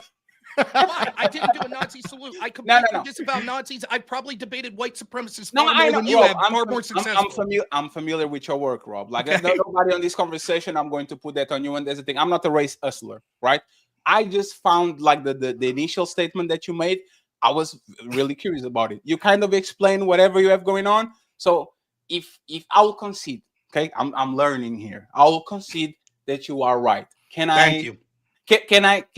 I'll take the win. You could go to another topic then if you want. That's okay. fine. And this one is actually more problematic in my opinion, right? Okay. And I'm having fun, by the way. So I'm enjoying This is a great fucking. This is a good dude. You guys, I'm glad I put you all together because this is amazing. Go ahead, Patty. And by the way, shout out to the Untouchables. I truly appreciate you, but we're going to close the stream on our side, and everybody is going to jail. There's almost 100 people on our side. Okay. So we're going to close the stream. The link, I'm going to drop the link for Jake. Jake is being extremely nice to us. So please go ahead and come to this side. The redirect is on too. So please come to this side. I'm going to close the stream right now because this one I actually am curious about. Why did you say that? But you're going to explain me absolutely. So Untouchables, I appreciate you signing out. Peace. Shout out to the Untouchable crew. Thank you so much, Fatty, for the redirection, man. I appreciate you. And they better go over to Jake so they can hear my answer. So. And by the way, go follow Rob too because he's pinned on my title. Go ahead and follow. He's a great debater, so it's been fun. The second part that I'm actually was you said that JD Vance might be the best. Like, can you repeat that? So I don't misquote you. I think JD Vance might be the best politician. Clearly, I'm implying for my agenda in my lifetime. He has the potential to be that. He's not there yet, but I think he has that potential. Yeah. That part I don't understand because JD Vance is not principled. He's opportunistic. JD Vance was a rabid Donald Trump hater. He called him a tremendous amount of names left and right. Not even like 8 years ago, it was a clearly a hater of Trump, and now, like Jake said, he became cool, become a Trump supporter. Now he can rock his head outside and he can do his thing. So he's riding the wave, and now that he's cool, he now all of a sudden all the things that he said against Trump, all of a sudden he's brushing him. Like, how can you trust a person that is so wishy-washy on a space of 6 years? He goes from we hate Trump, he's an idiot. I'm going to be a never Trump supporter, and now he's his biggest cheerleader. How can you trust a person that looks as all the traits of an opportunistic person? Okay, so I can answer this in two ways. Both will be quick for me, quick at least. That's what she said. Number one would be, I think I buy JD Vance's explanation that he didn't understand Trump and was actually listening to a lot of the bad faith criticism of Trump. And I think he now understands that Trump actually does believe in sort of the American worker middle class that he thinks has been forgotten. And he understands that he approaches things in a non-stereotypical politician way. And he comes off as brash and has a tone and style vastly different than JD Vance. But JD Vance has admitted that he was wrong when he believed that he was this horrible person that JD Vance was talking about. That's number one. Second, let's concede, though, even if you don't believe that JD Vance is just opportunistic. I guess my answer would be name one politician that isn't. Bernie Sanders. You don't think- One second, please. There's always exceptions, and I know you're going to find one thing to say. You see, he's a millionaire, and he's telling tax the billionaires. But for the most part, even though nobody's perfect, Bernie Sanders is pushing the same agenda for 40 years for the most part. So I would say that he's not a flip-flopper. Okay, what's Bernie Sanders' feelings on securing the border? He's against illegal immigration. Is he? When he was asked on the stage, did he think it should be a crime? Did he raise his hand and said he didn't think it should be a crime? Yeah, but he did. No. Just because you don't think it should be a crime doesn't mean that you're not against illegal immigration. He literally said multiple times he doesn't believe in illegal immigration. That's his point. Can you show me one policy that Bernie Sanders has pushed for to curb illegal immigration? Just one. One policy to curb illegal immigration? Correct. I'll have to Google it, and I don't want to check. I could make the argument for you if I like try to become you. He'd say, you would say, well, he wanted to make them legal so that they wouldn't be illegal. But that's not the idea. See, Bernie Sanders back. Aren't you in favor of that? The path to citizenship? No. So you're not in favor? No. Let me finish. What I'm not in favor of is allowing millions upon millions across the border and then saying the solutions to make them citizens. No, I'm not in favor of that. I'm in favor of not allowing them to come in the first place, and if they did come, sending them home. So by the way, that's something. By the way, that's something that Bernie Sanders. So I don't know how aware you are of this, but this sort of socialist, democratic socialist argument used to be what this guy like Cesar Chavez, that used to be this pro-union leader back in the day. Cesar Chavez's group used to go to the southern border there in Texas and beat the shit out of immigrants that were coming through because they thought that immigrants competed against labor, and so therefore they were harmful against labor. Now that's a position that Bernie Sanders used to have, but once it became politically expedient for the Democrats to be like, no, we're more tantamount for open borders, Bernie Sanders completely changed and no longer spoke for the voices. Bernie Sanders, what's Bernie Sanders' stance on sort of big money billionaires financing politicians? What's his stance on that? It wants to tax the rich after a certain threshold. I don't know what's the number of the threshold, but after you make, I think, 4 million or something, it wants to tax you at 90%, just like happened in the 60s. That's his stance. That's not but the one question second. I asked. But that's not the question I asked, but that's fine. Wait, didn't you ask about? No. I said, what's his stance on billionaires influencing politics? Oh, okay. So I actually got there. Before you move, right? I just want to make sure that you're clear. And Jake, please pin this so we can go back there so I don't be disingenuous. Yeah, no, I got you. Yeah, I just want to clarify. You, Rob, you are against a legal path for immigration. You don't you want to close the borders and we are here. The people that are here already. The people that are not, it is what it is. It's just to make sure. I think as a short-term metric, we should probably halt legal immigration, except for very rare, talented circumstances right now. I think as a general principle, I am for having legal immigration to this country under the criteria that the only criteria that matters is that we say that it is beneficial to the American citizens. So if we think that bringing in a particular person would be of benefit to the United States, then we could do that. If they're going to be a drain on the United States, taking welfare, not producing the job that we thought that they'd be able to produce, then they should be sent back. We should not be giving those people pathway to citizenship. But this is a red herring because what I really believe, what you're really talking about, what I'm talking about with Bernie Sanders is we let like 12 million in under Biden. Should we have done that? Absolutely. Illegals, no. But you let that. But would you be in favor of just snapping your finger and saying, okay, they're all legal now? No. I think send them home? No. Yes, absolutely. Okay, well, Bernie wouldn't. Yes, no, absolutely. Like there's a asylum seekers. We're talking about not talking about refugees. We're talking about immigrants, right? The thing is, and I understand why they are at your door. You are going to go start a fight or destabilize some country, and then these people get afraid, and then they go to the next safest country that they deem safe, right? I understand it, but if I was an American citizen, I would want checks and balances to see who is going to go in and who is going to go out. The thing is, I just want to understand this, right? Because the way that you're talking, it seems like qualified. Like Elon Musk is an immigrant. Yes, like, it is. He is an immigrant, and you are in favor. Like Elon Musk was not always Elon Musk, right? He was just a kid of a rich dude, somewhere, right? Would you be against Elon Musk doing the right path to citizenship like he did, and now he's the second person in the government telling people what to do? You are against that? No, in fact, I don't even have to take Elon Musk. The guys that own the convenience store down the street, I think both of them are from India. They're two of the greatest Americans I've ever met. Like, they give a shit about the country. They're hardworking. They care about the history of the country. They care about the Constitution. They care about the principles. Yeah, I don't have a problem with that sort of illegal immigration. I don't have a problem with it. What I'm saying is the problem has been exacerbated so much that we need to secure the border before we allow people in now. That's the argument that I'm making. Now, I want it real quick, in the spirit of the quid pro quo. You said that actually you would be for sending all of the 12 million illegals back. Can you show me one time Bernie Sanders ever suggesting that? No, but Bernie Sanders is not in power. Okay, but your argument, what I'm telling you is formerly he was against people like that coming in, and now he's for allowing those people to stay.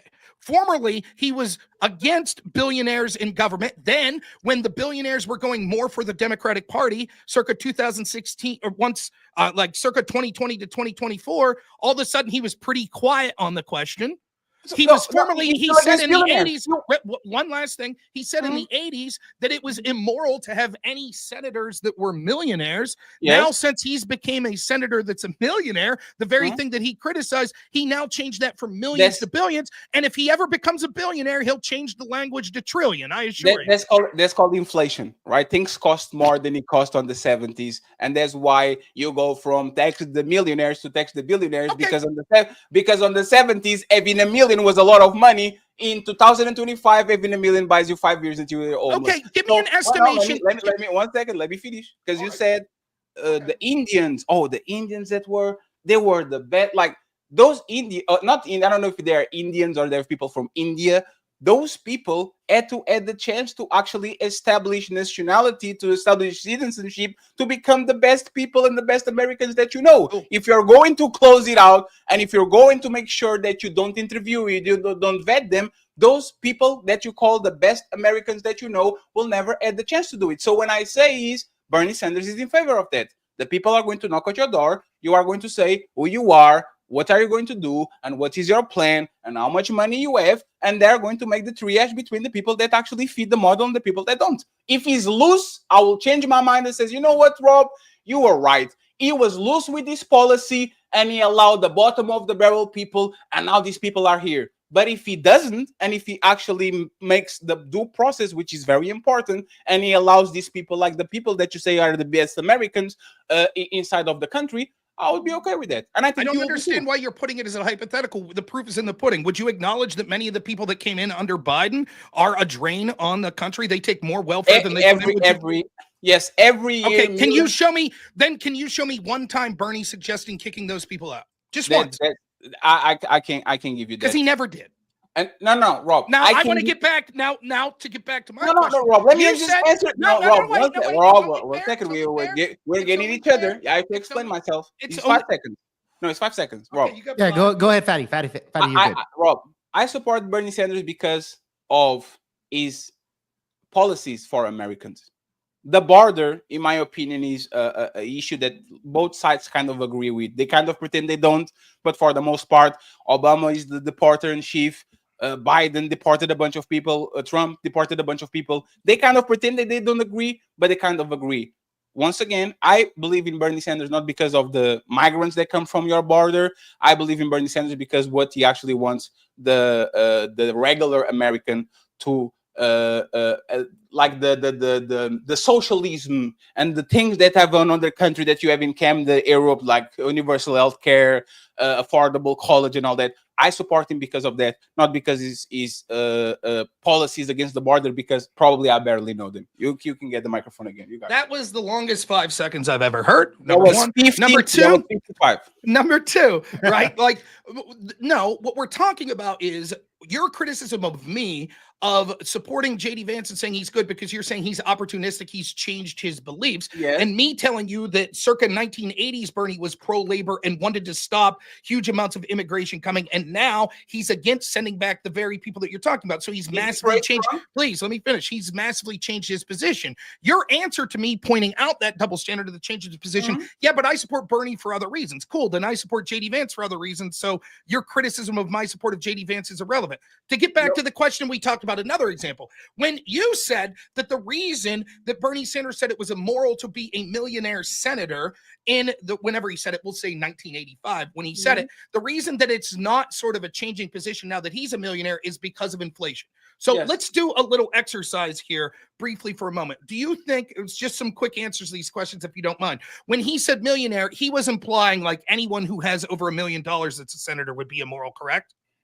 I don't think if he was exactly 1 million, but he was on the millionaire class between 1 million so then let's say 999 millions. I'll give you that. Okay. Yeah. So if he said a person who is a senator and has $1 million is immoral, and you're saying, well, it's changed now when Bernie Sanders is a senator because of inflation. How much has inflation gone up since 85 to now?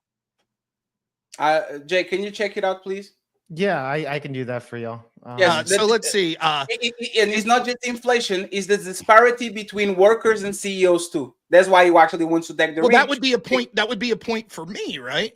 Right? No, because no, yeah, it wouldn't. because no, let me finish. Because if Right. the disparity is even greater now, then Bernie Sanders' criticism in the 80s should be even greater now that we don't want rich senators, correct? Yes, it's not rich senators, it's rich CEOs and like No. Bernie's don't conflate. Bernie's exact statement was it is immoral to be a millionaire senator. And can you give me the year, please? It was sometime in the 80s. I'll try to find the exact year. Okay, I'll Google it too, right? Okay. There shouldn't be any millionaire senators. Bernie. Which year was this?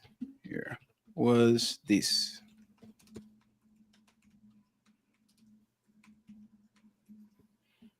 Okay, so this was in 1997. This country does not need more millionaires. We need more working class people standing up for the economic interests of the working class. This is not it.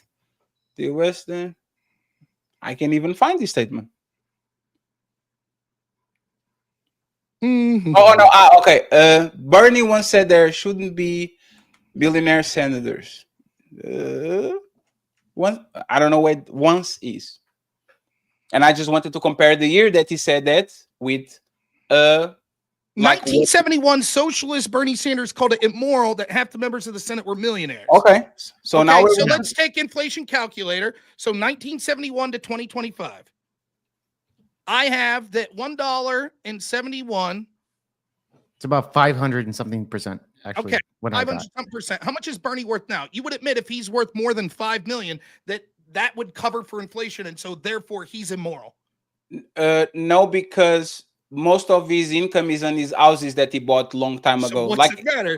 Like every no, 1 second. One thing is you actually getting money from outside sources that make you a millionaire. Another thing is you living on a house and you buy it on the 90s, and that house cost $100,000, and because of inflation, because the housing market literally is the house of cards, now your house is worth $700,000. That's not your fault.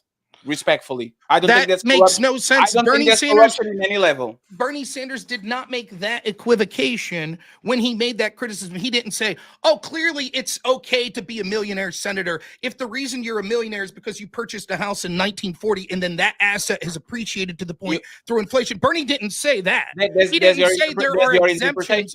He didn't say there are exemptions for being. The point I'm trying to make is it's clear that Bernie was being a hypocrite. He's making a point that people that are incredibly wealthy are disconnected as a socialist from the working class, and therefore they shouldn't be in positions of being in politics. And yet that's who he himself is now. This is clearly another double standard, just like the double standard we see of him being all but silent. And there's others. Like he used to be heavily critical of sort of the war foreign policy. You have admitted many times that the establishment Democratic Party, much like the establishment Republican, are corporatist, greedy, bad. You'll admit that, right? Yes, but Bernie Sanders, not one of them. He's capitulated to them in every major election since they screwed him out in 2016. It does like everybody else, and it consolidates to his side of the squad. So is JD Vance. Thanks. Next topic. No, because JD Vance actually was not in support of him at all. He actually, you can find nowhere where Bernie Sanders is calling Hillary Clinton an idiot, saying never Hillary Clinton. You can find that. There's a straw man. Actually, hey Jake, do you know how much money $1 million in 71 will be right now in 2025? I don't know the exact numbers, but I could look it up. You want me to tell you? Well, go ahead. Yeah. $38 million. You're still a millionaire though, then. So it's but, not billions. Wait. You're still millions. Whoa. Say again. Huh? Say what you said. What would be $38 million? $1 million in 1771. He said that it was the year that he said that would be worth approximately 38 million today, adjusted for long-term average inflation. Go ahead and look it up. Okay, well then that actually backs up Rob's point. No, I think that number is. I don't know where. Is he still a millionaire though? No. You know what? Let me talk. Okay, let me talk. Can you show that source? Because I just went to inflation. I just went to inflation calculator, and you're massively off based on their numbers. So I'd like to see the source that you have. Absolutely. Okay. It'd be about 8 can million. you send it? Absolutely. You can send it over. Go ahead and send it. You can even tell me the URL. Where are you inflation calculator? I just want to be clear. 1 million in 1971, 38 million now. I can be wrong all the time. Let me give you the numbers. Okay. Okay. So, oh, this is not the 1 million. So 1, 2, 3, 1, 2, 3. In 71.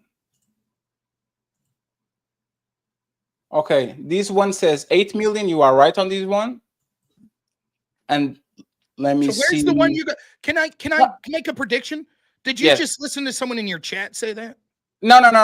I use Google. I use Google, and then I use ChatGPT. That's why it gave me those numbers. It was It's nothing. not because of the chat. It's not because of the chat. Okay, Rob. it doesn't matter if it was. I'm just saying that, like, even in my head, it sounds like inflation up 3,800% since the 70s seems like an awful lot. I'm not saying inflation hasn't been a problem, but 3,800% seems crazy. Absolutely, and this is why I said I stand corrected. If you have more information that changes, it is what it is. Fair enough. Yeah, I'm not holding you to that's fine. Now, Rob, it sounded just to be fair, Rob, I was looking up the numbers. According from 71 to 2025, it's gone up about 530%. Now, from 1 million to 38, that sounds about reasonable. But even then, I'm just saying Fatty's claim of as far as the morality of being a millionaire as a senator, Bernie is still a millionaire. It's not like the 38% went up to $1 billion. I'm just thinking it still backs up Rob's claim. Do you believe in progressive taxes, Jake? Do I believe in progressive taxes? Yes. No. Okay, like I do. Etc. Yeah. I believe that a person that earns $1 million shouldn't be taxed the same way as a person that gets $99 million. What does that have to do with the point? Because that's what he's actually proposing. He's not going for the man that is making $1 million at all. You can actually go ahead and check.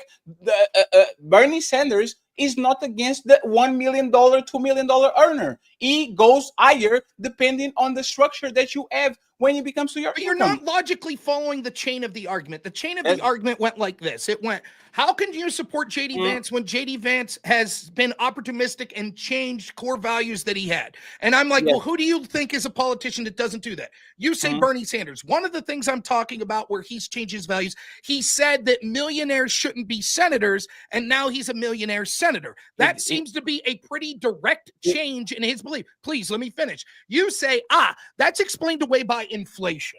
And so therefore, and what Jake's saying there is, but he changed from saying millionaire to billionaire. So even if inflation was up 3,800%, which it's not, it's actually up about 700%, right? Is a more, so 1 million is closer to 7 million as opposed to it is to 38 million, which Bernie is now a millionaire. You're like, well, I don't care that he's changed his position because he believes in a progressive tax rate. But that still doesn't mean he didn't grotesquely change his position when it became beneficial and opportunistic. He said we shouldn't have millionaire senators when he wasn't a millionaire. Once he became a millionaire, he said, never mind, millionaire senators are cool. I just have a problem with billionaire ones. And this is why you are actually trying to win a debate instead of actually having a comprehensive debate. If listen carefully, right? If Bernie Sanders says that the minimum wage should be $17 an hour in 2019, and let's imagine that this man is a reptile and he lives to 200, and in 100 years, in 50 years, in 30 years, he's saying the minimum wage should be $39. He's not changing his stance. He's just adapting his view to his current view, to the world that we live in. $1 million, once again, in the 70s was a lot of money. $1 million in 2025 is not. So respectfully, once again, or he didn't change his position. He didn't change his position. He just changed the amount of money because the money is not worth the same right now. So he's strawmanning me. Okay, real quick. Did Bernie think that a senator with $1 million in 1971 was immoral? In 71. Okay, if inflation's 700%, which it's around that number, if a senator has 7 million today, does Bernie think that's immoral?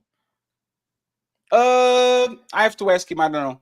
I would say no, because he's now saying it's. I know he wants to text them. Please, he would say no because now he's changed it to saying billionaires, not double-digit millionaires. He didn't say that. Hey, Rob. Let me ask you something to see if you actually believe in what you say, right? Okay. Do you think that the person that is 30 years on the Senate earning, I don't know, I think they earn like $200,000 per year on average, something like that. Do you think that it's very probable that those people that stay there for decades, all of them will become millionaires sooner or later if they stood there long enough? Yeah, I'll say generally. There's clearly exemption, but yeah, Do sure, you why not? now the question is, do you think that most of these people in in 71 were millionaires? Do you think they were? Most of them? Yes. I don't know. That's an interesting question. I actually have no clue. What do you think? So I think they weren't. And if we can actually go, and Jake, I would actually be maybe to concede. If those senators that were in the 70s, if most of them were not millionaires, I think it's a fair statement. If all of them were millionaires, now we have a problem, right? But once again, the same way we change prices with inflation, I can literally say, hey, it did one number in the 71 because it was worth a certain amount, and now it's giving you a different number because this number is adjusted to the reality of right now. I think there's a please, Jake, please, right? Like, you're changing the question. It's a clever deflect. It is changing. It would be as simple as this. If I said anyone who's making more than $10,000 a year is immoral, and I said that in 1971, and inflation's gone up 700%, and I'm now making $70,000 a year, which would be the equivalent of $10,000 a year back then, and I say, well, I'm not immoral. Right? I'm not immoral because clearly anyone that's been here for years making, this money would get raises that would lead to $70,000 a year. That's a completely different conversation. Would you acknowledge that there could have been people making, what was the salary of the Senate in 1971? You have no clue. I don't know. That's what I asked you. I don't know. Okay. So we can go ahead and watch it. That's my point. I don't know. You can go ahead and watch it. Okay.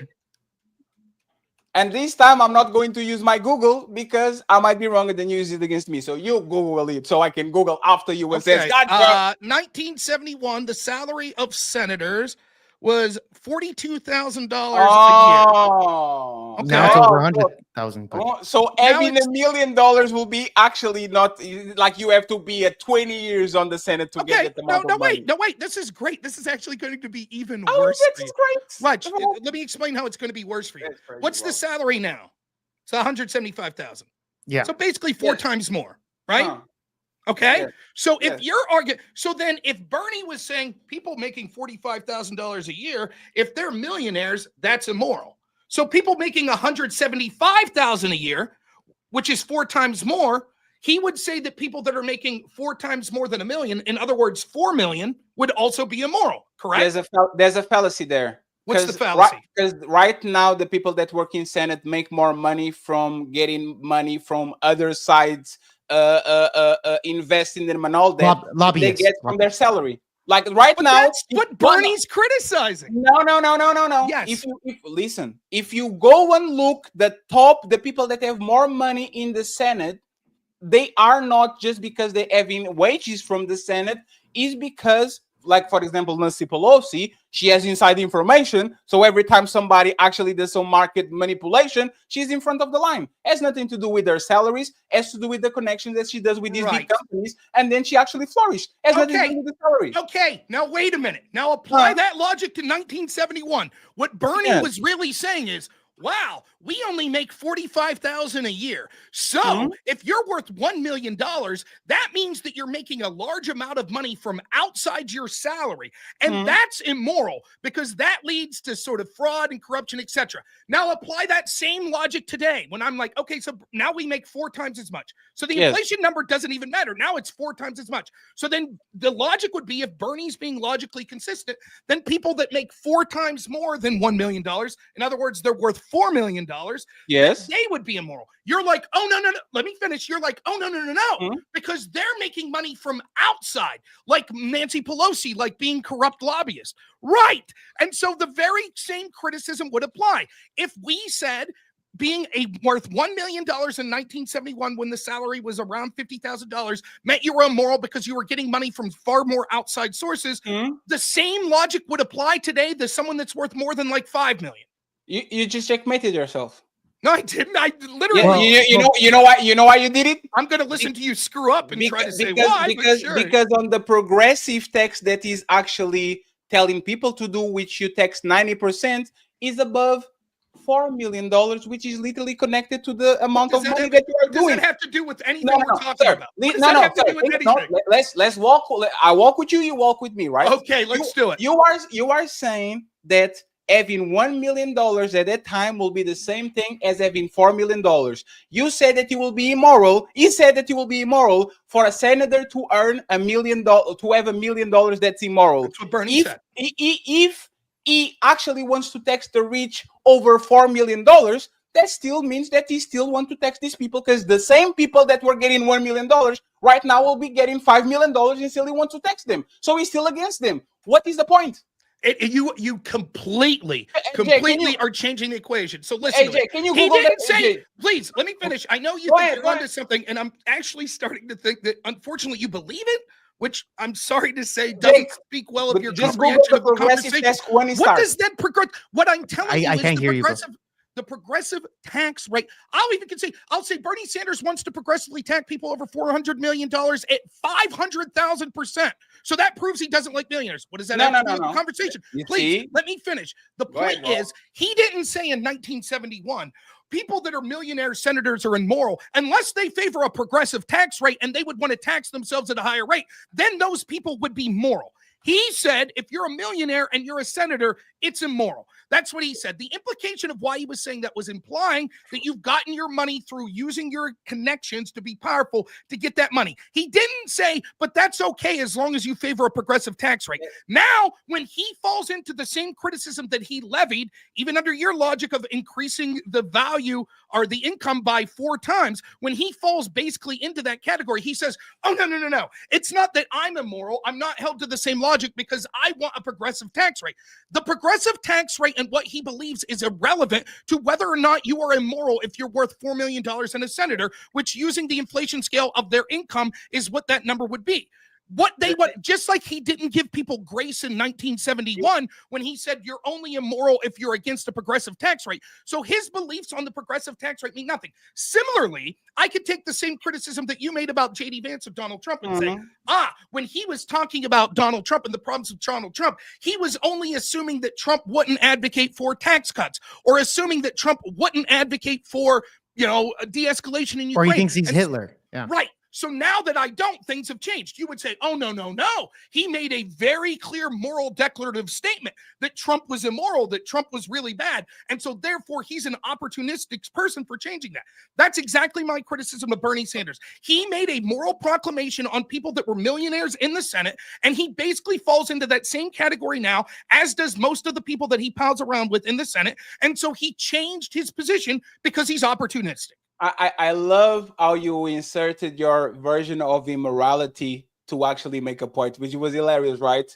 Immoral doesn't mean that I will grab you and send you to a gulag. Immoral doesn't mean that I'm going to exterminate you and put you in jail. Immoral is the amount of money that you're doing is immoral compared with the average worker because you don't work that much. So just like I want to tax the CEO that gets way more money than the operator, same I want to ask, like I'm going to tax the senator that's getting way more money than the person, the regular person. Where did he say that in 71? One second, just 1 second. If my definition of immoral means I will tax the shit out of them, is still on par with that. He thinks that having 1 million right now compared to inflation 4 million is immoral, so he wants to tax the shit out of them. What do you mean by immoral? What is your definition of immoral? What do you think he wants to do to these people that actually are getting more than $4 million and up? Do you think he wants to delete them? Like, what is immoral? He's not charging them? He's not making them pay their fair share of taxes? What does that have anything to do with what we're talking about? Because if he says that he's immoral in the 70s to have $1 million and he wants to tax the shit out of them, he would say that he's immoral right now to have $4 million according to inflation. So he's still going to tax the shit out of them. Okay. The logic is still the same. And if Jake can actually go and pull out the progressive tax, who is going to be charged? What does that have to do with anything? Listen, he's saying I don't understand. Like I'm so. Rob. I'm so Let me explain you. Rob, let me explain it would be like if I said this. Rob. People that drive a diesel truck that get less than 10 to the gallon are immoral, right? And then 40 years, but people that do that, I think we should tax the shit out of $20,000 tax. Yes. And then 20 years later, I get a diesel truck that drives over and I say, you sure tax the shit out of me more. Yes. That doesn't matter because I'm still saying it's immoral. I would still be an immoral person. right? The problem is in 1971, Bernie Sanders did not make this statement. He did not say, I think it is immoral for people to be millionaires and senators that are against a progressive tax bracket. That's not what he said. He said, I think it's immoral to be a millionaire senator. He didn't carve out exceptions of, oh, but it's totally moral as long as you favor a progressive tax bracket. So then when he becomes a millionaire, right? And you're like, oh, that's not a contradiction on his part that now he's saying billionaire instead of millionaire because he's for a progressive tax rate. His criticism was never, it's immoral to be a millionaire senator and not favor a progressive tax rate. His criticism was, it's immoral to be a millionaire senator. He now meets that criteria. So why is that not a change in position when he's now saying billionaire? Because he's a disingenuous statement once again. When we were, hey, Rob, you said that you are, what? You are 40, right? Let's imagine that you are 80. When you were younger, having a long life expectancy was way lower than right now. A tall person probably will be a 5'9" person will be a tall person. The numbers have changed. As human beings grew taller, you have to say, I said before 50 years ago that the person that is 5'7" is tall, but now I'm saying the person that is 6'2" is tall because human beings got so large on the last 50 years by what they're eating and the comfort and all that I have to adjust my number. It's like that, Rob. What is immoral? What do you mean? Like, for example, I think billionaires shouldn't exist, right? I don't want to delete them. I don't. I just think that if you are doing $1 billion per year, on the 1,000,001, you should take the shit out of you because there's no reason you're living on a tower with $1 million and there's homeless in front of your tower just sleeping on a tent. I think that is immoral. What is your definition of immoral, Rob? I just want to know that before we move on. My definition of moral is something that is not moral, something that's not virtuous or something that's sinful. That's my definition of immoral. Okay. Now walk with me. Let's go back to the example you just walk with me. It was just for you to send me a alley-oop. Let me dunk it, right? So I pass you the ball and you pass back. So you think that immorality is like something that is not right. Do you believe that a CEO earning 400 times more than the average worker on his company, when in the 70s and 60s they were very close to each other, the wages stagnated for the person that is doing the job, and the CEO skyrocketed 500,000, I don't know how many percent? Do you think that's immoral? No. I do, and this is why we disagree. What does this have anything to? What does this have anything to do with? Now, let's take that example. Let's say that there's a factory in 1971. And the average wage and Rob, give me just 1 second. I'm hearing you, but I have to take a twinkle. I'm hearing you though. So don't stop talking. Okay. I'm gonna take a twinkle as well, just with you, Fatty. All right. I'm not gonna. Howard, you didn't want to stop the debate, Jake. That's crazy. I mean, I don't want to, but I'm just saying. I'll be back really quick, gentlemen. It's surreal to sort of have these sorts of conversations. Like it's like two ships passing. I don't understand how it's not clear what I'm saying. I'm going to try to explain this one more time using the analogy that he just gave and see if we could get some sort of concession. The argument I'm making is that Bernie Sanders says one thing, and then once that thing would negatively impact his personal actions, he changes the criteria when he's talking about morality. My definition of immorality is irrelevant. We're talking about Bernie Sanders' definition of immorality. He said something was immoral. A category of people was immoral. Now he meets that category of people, and he's like, no, never mind. That's no longer immoral. The excuse that Fatty is giving is, that's because of inflation, or that's because he favors a progressive tax rate.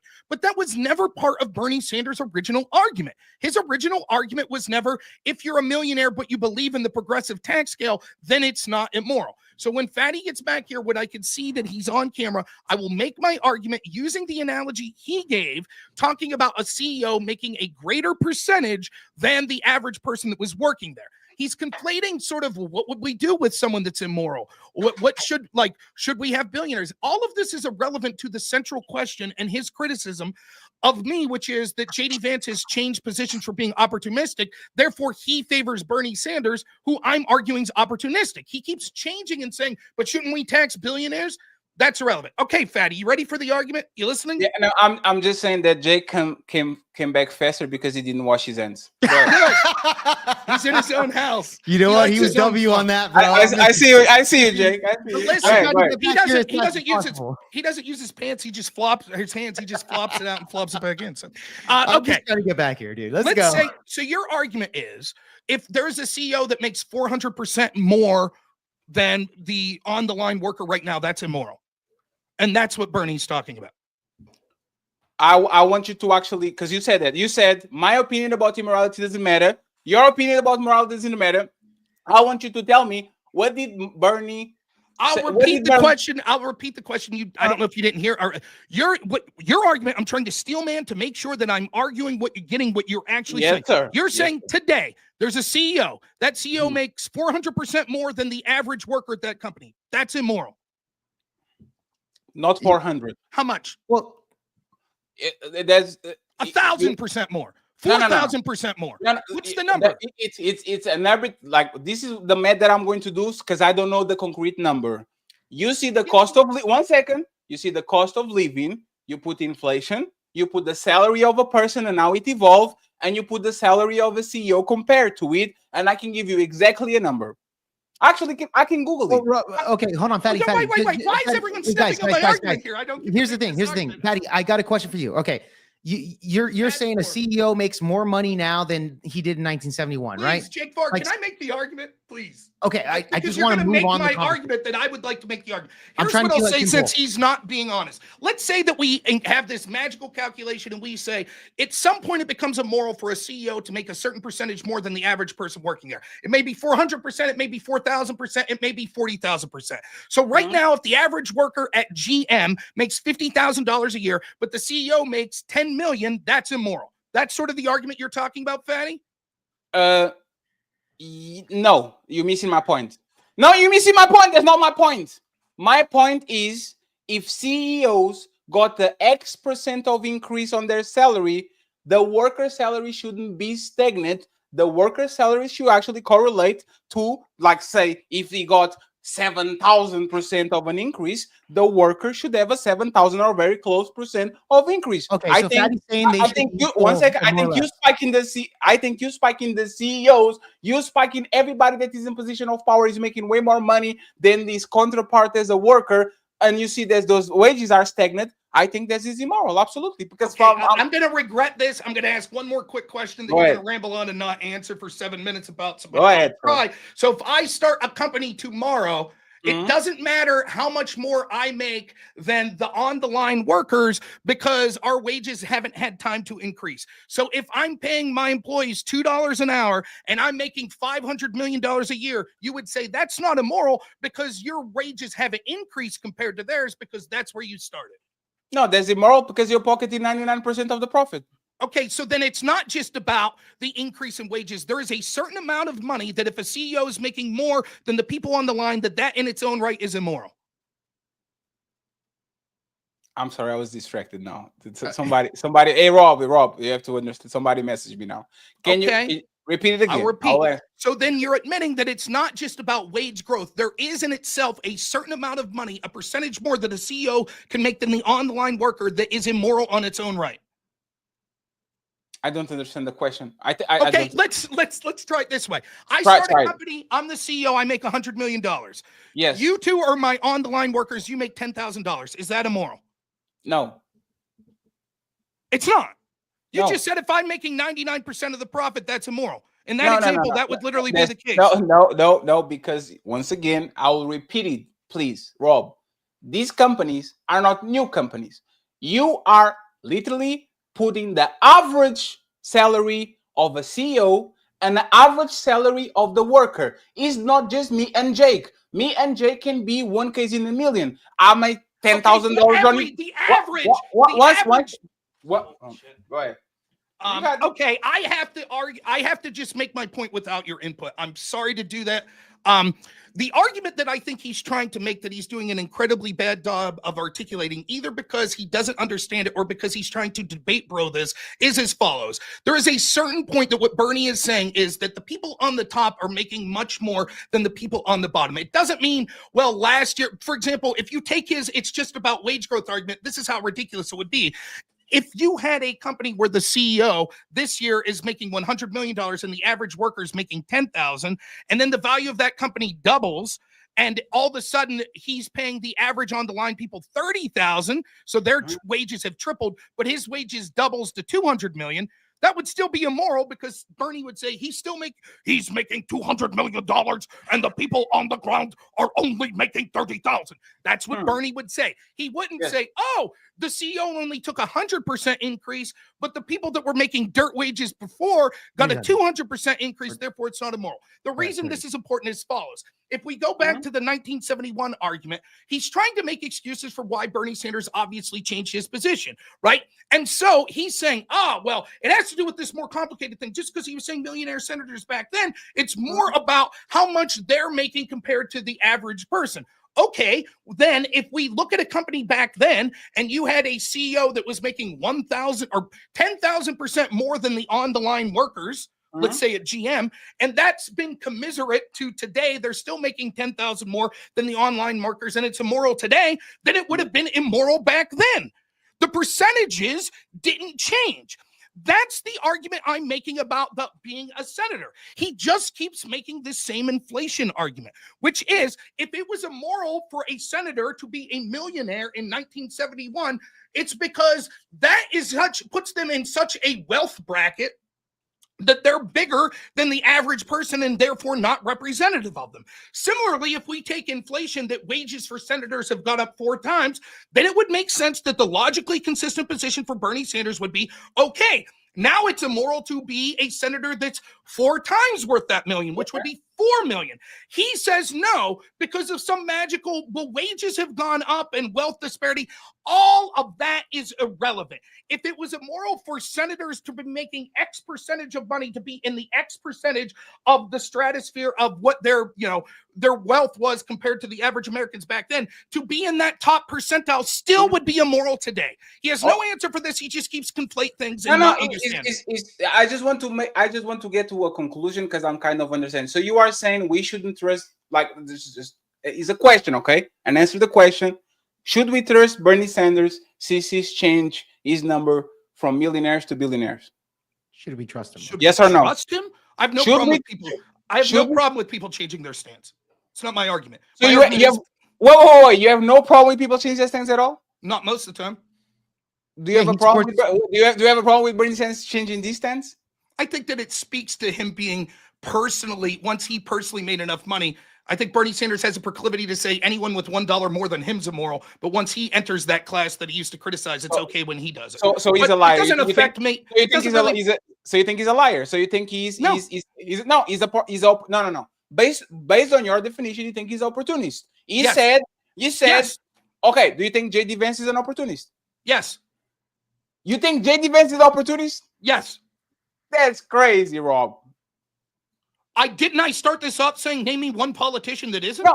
No, Rob. But there's not. No, the Rob. Respectfully, because we went to the Bernie side. So you think that the man that you are deeming an opportunist and that changed his positions on recent years, flip-flop on the position that he has towards the president that he serves, you think this man is going to be as the opportunity to be the best politician we ever had? Yes, in my lifetime. You just conceded that Bernie Sanders an opportunist. Name me one politician that's not. I didn't concede he's an opportunist at all. Well, you could argue against it. It's clear by the nature of our argument that he is. Because we don't agree on the. Not just on him being a millionaire, but on the border, on sort of his silence when it comes to billionaires in politics, when it helped the Democrats, on the fact that he called Democrats warmongers and corporatists, but then supported them almost wholeheartedly in 2016, 2018, 2020, 2022, and 2024.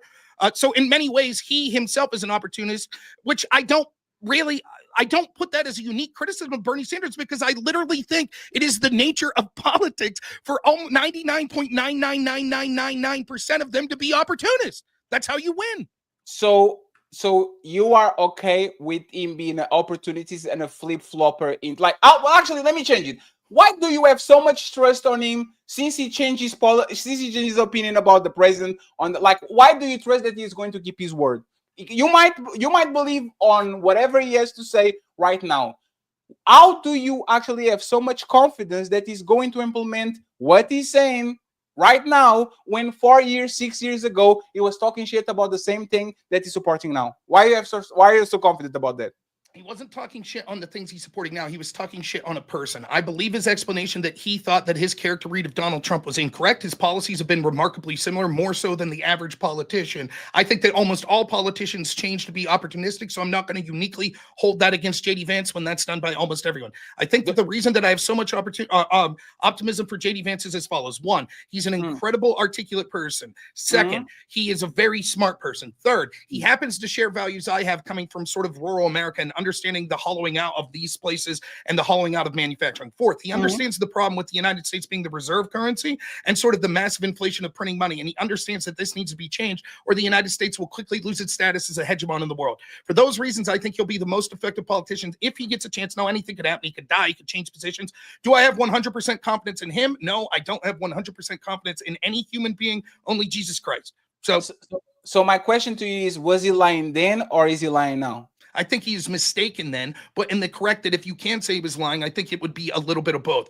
I think that he probably glazes Trump more now than he actually feels, and he was probably more detrimental to Trump back then than he actually felt, just like every politician. Was Kamala Harris lying when she was critical of Joe Biden in the primaries, or was she lying after? She was running against him. This sir never. So it's okay No. Stop. So it's a false equivalency. JD Vance never run against Trump. Well, wait. JD Vance was supporting people that ran against Trump, and nonetheless, what's that? Please, let me finish.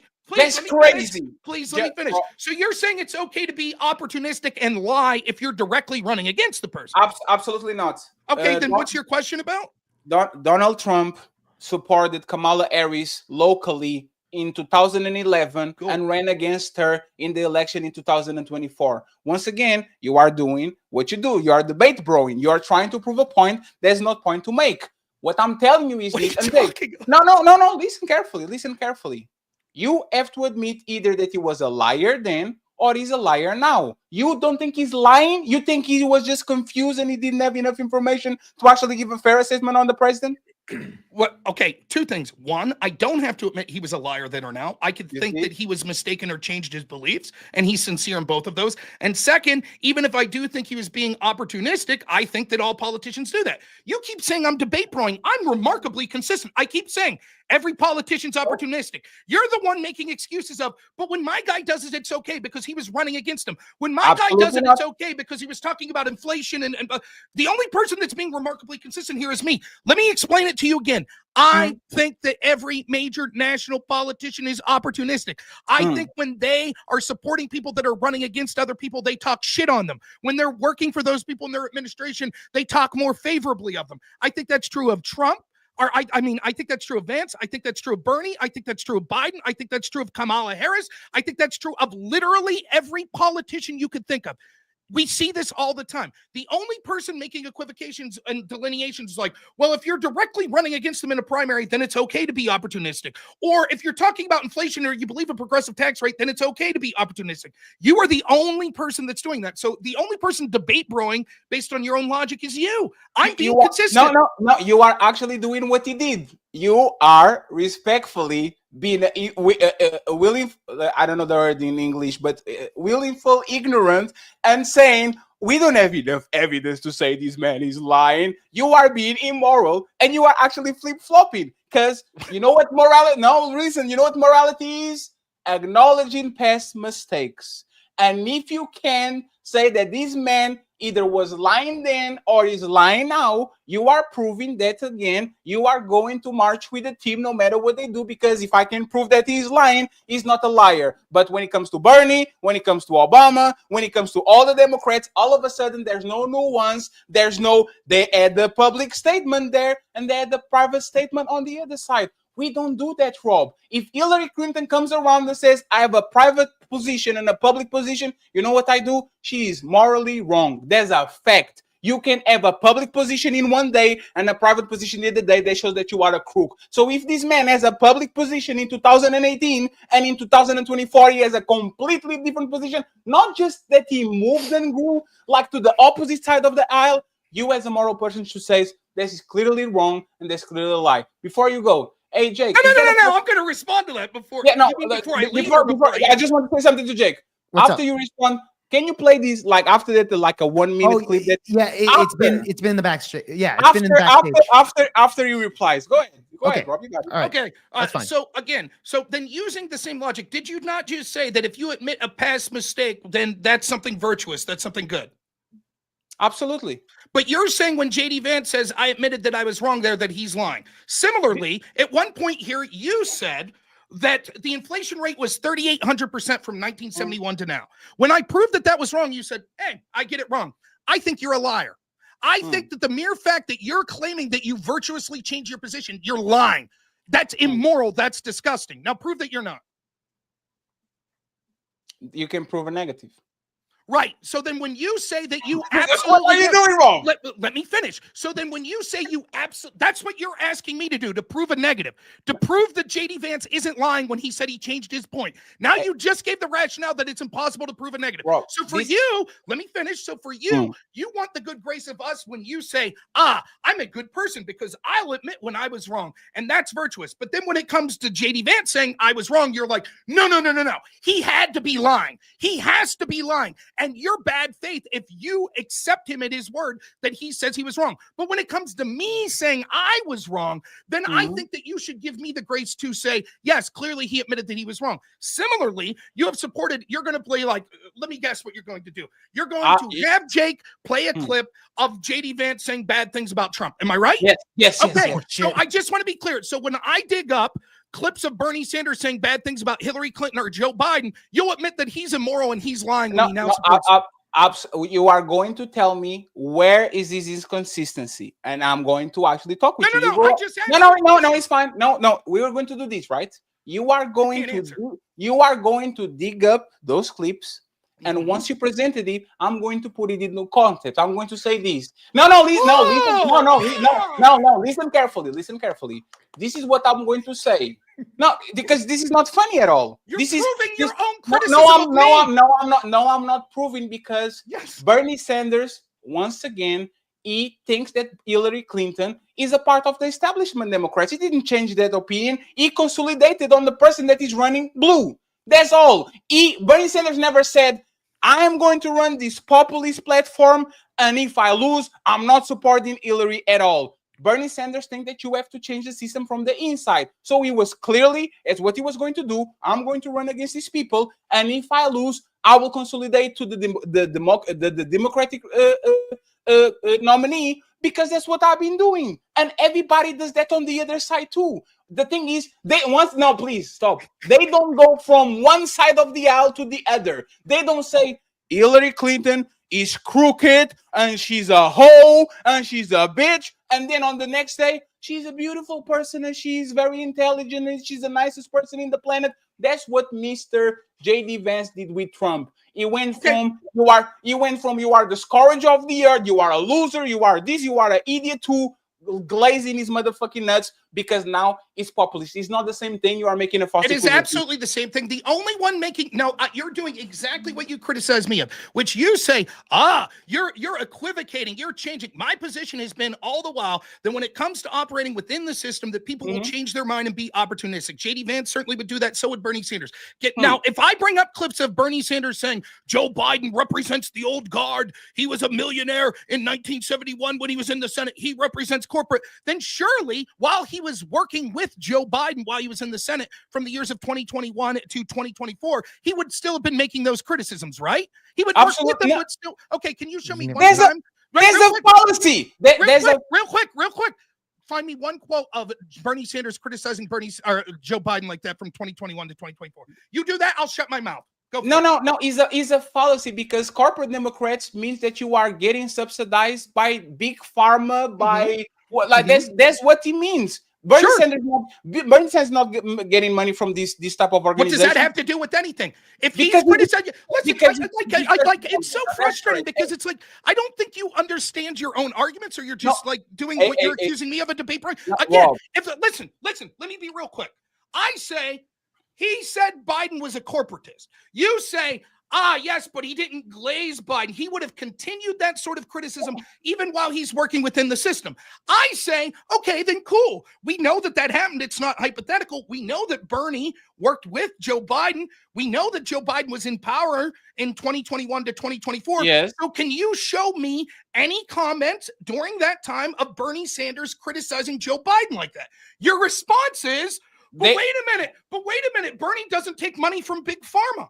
What the fuck does that have to do with criticizing Joe Biden? Hey, you know what? And this is why I think now you're doing a conversation in bad faith to do the debate bro shit, right? No. Hey, Jake, think about this, right? Donald Trump talked shit about Kim Jong-un. For a year, he threatened him. And no. He threatened him. He did a bunch of shit. But he's not part of the Republican Party. No. One second. Second. He threatened him. He says the little man. He talked a bunch of shit. Said he's going to all that. And then a few years later, we are very good friends. We fell in love. We changed letters with each other. And I will repeat it again. You do deals with the people that disagree with you. You don't do deals with people that agree with you. Donald Trump and Marco Rubio are a clear example of people that didn't see eye to eye and now are working with each other. The difference is, once again, Mr. Bernie Sanders were not praising Joe Biden or Hillary Clinton on their policies at all. He was saying, I'm not gonna. You're saying I won't be able to find one praising of Joe Biden in 2021 or Bernie Sanders 2021 to 2024 praising Joe Biden. You are going to find it. You are going to find it. But no. I'm not going to see it. No. Also, okay. So, hey, Jake, are you going to find a statement of Bernie Sanders actually giving compliments on Trump about his immigration policy? No, probably not. Are you sure? I don't think so, but maybe I'm wrong. But I don't think so. Wouldn't that prove that even though he has his own stance and his own idealisms and doesn't like Trump at all, doesn't it prove that, hey, if this man is doing a good job or if this man has to do something, I'm going to actually give him praise? Go ahead and Google change that though from the 70s to now, Fatty. Hold on, really quick, Fatty. Let's play the clip. Let's play the clip really quick that you brought up, because I wanna play the clip for you guys. Look, again, I never liked him. I'm sorry. It makes you think that at a fundamental level, this is sort of a he said, she said, right? And at the end of the day, do you believe Donald Trump, who always tells the truth? Just kidding. Or do you believe that woman on that tape? I cannot stand Trump because I think he's a fraud. Well, I think he's a total fraud that is exploiting these people, who is a total fraud. Like you said, I agree with you on Trump because I don't think that he's the person. I don't think he actually cares about folks. Definitely, there is definitely an element of Donald Trump's support that has its basis in racism or xenophobia. I think there's a chance, if I feel like Trump has a really good chance of winning, that I might have to hold my nose and vote for Hillary Clinton. I think that I'm going to vote third party because I can't stomach Trump. I think that he's noxious and is leading the white working class to a very dark place. Okay, we cool? Can I respond? Sure. Okay. He was mistaken about what he thought a Trump presidency would be. Once he saw 4 years of Donald Trump, even during it, he realized that it wasn't taking the white working class to a dark place, that he wasn't the things that he thought about. Now, notice so we'll talk about two things that Fatty did here. One was, notice how when I make the point that, like, we're talking about J.D. Vance has changed his position. I can't say this enough. I've clearly said this the entire point. Every politician is opportunistic. They will heavily criticize a politician, including on their side, when they think it benefits them and their side at that point. And then if that person wins and they think there's an advantage to working with that person, then they'll do so, thus being opportunistic. That's true of J.D. Vance. That's true of Bernie Sanders and everyone in between.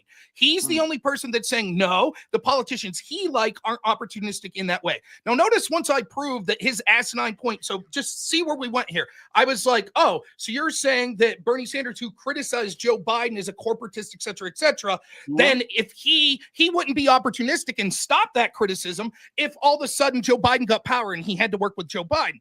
And his response to that was, but Bernie Sanders doesn't take money from pharmaceutical companies. When I point out, let me finish. When I point out the absurdity of that, his response to that is saying, But Donald Trump used to say Kim Jong-un was bad and now says he's good. What does that have to do with anything? Yes, let me repeat.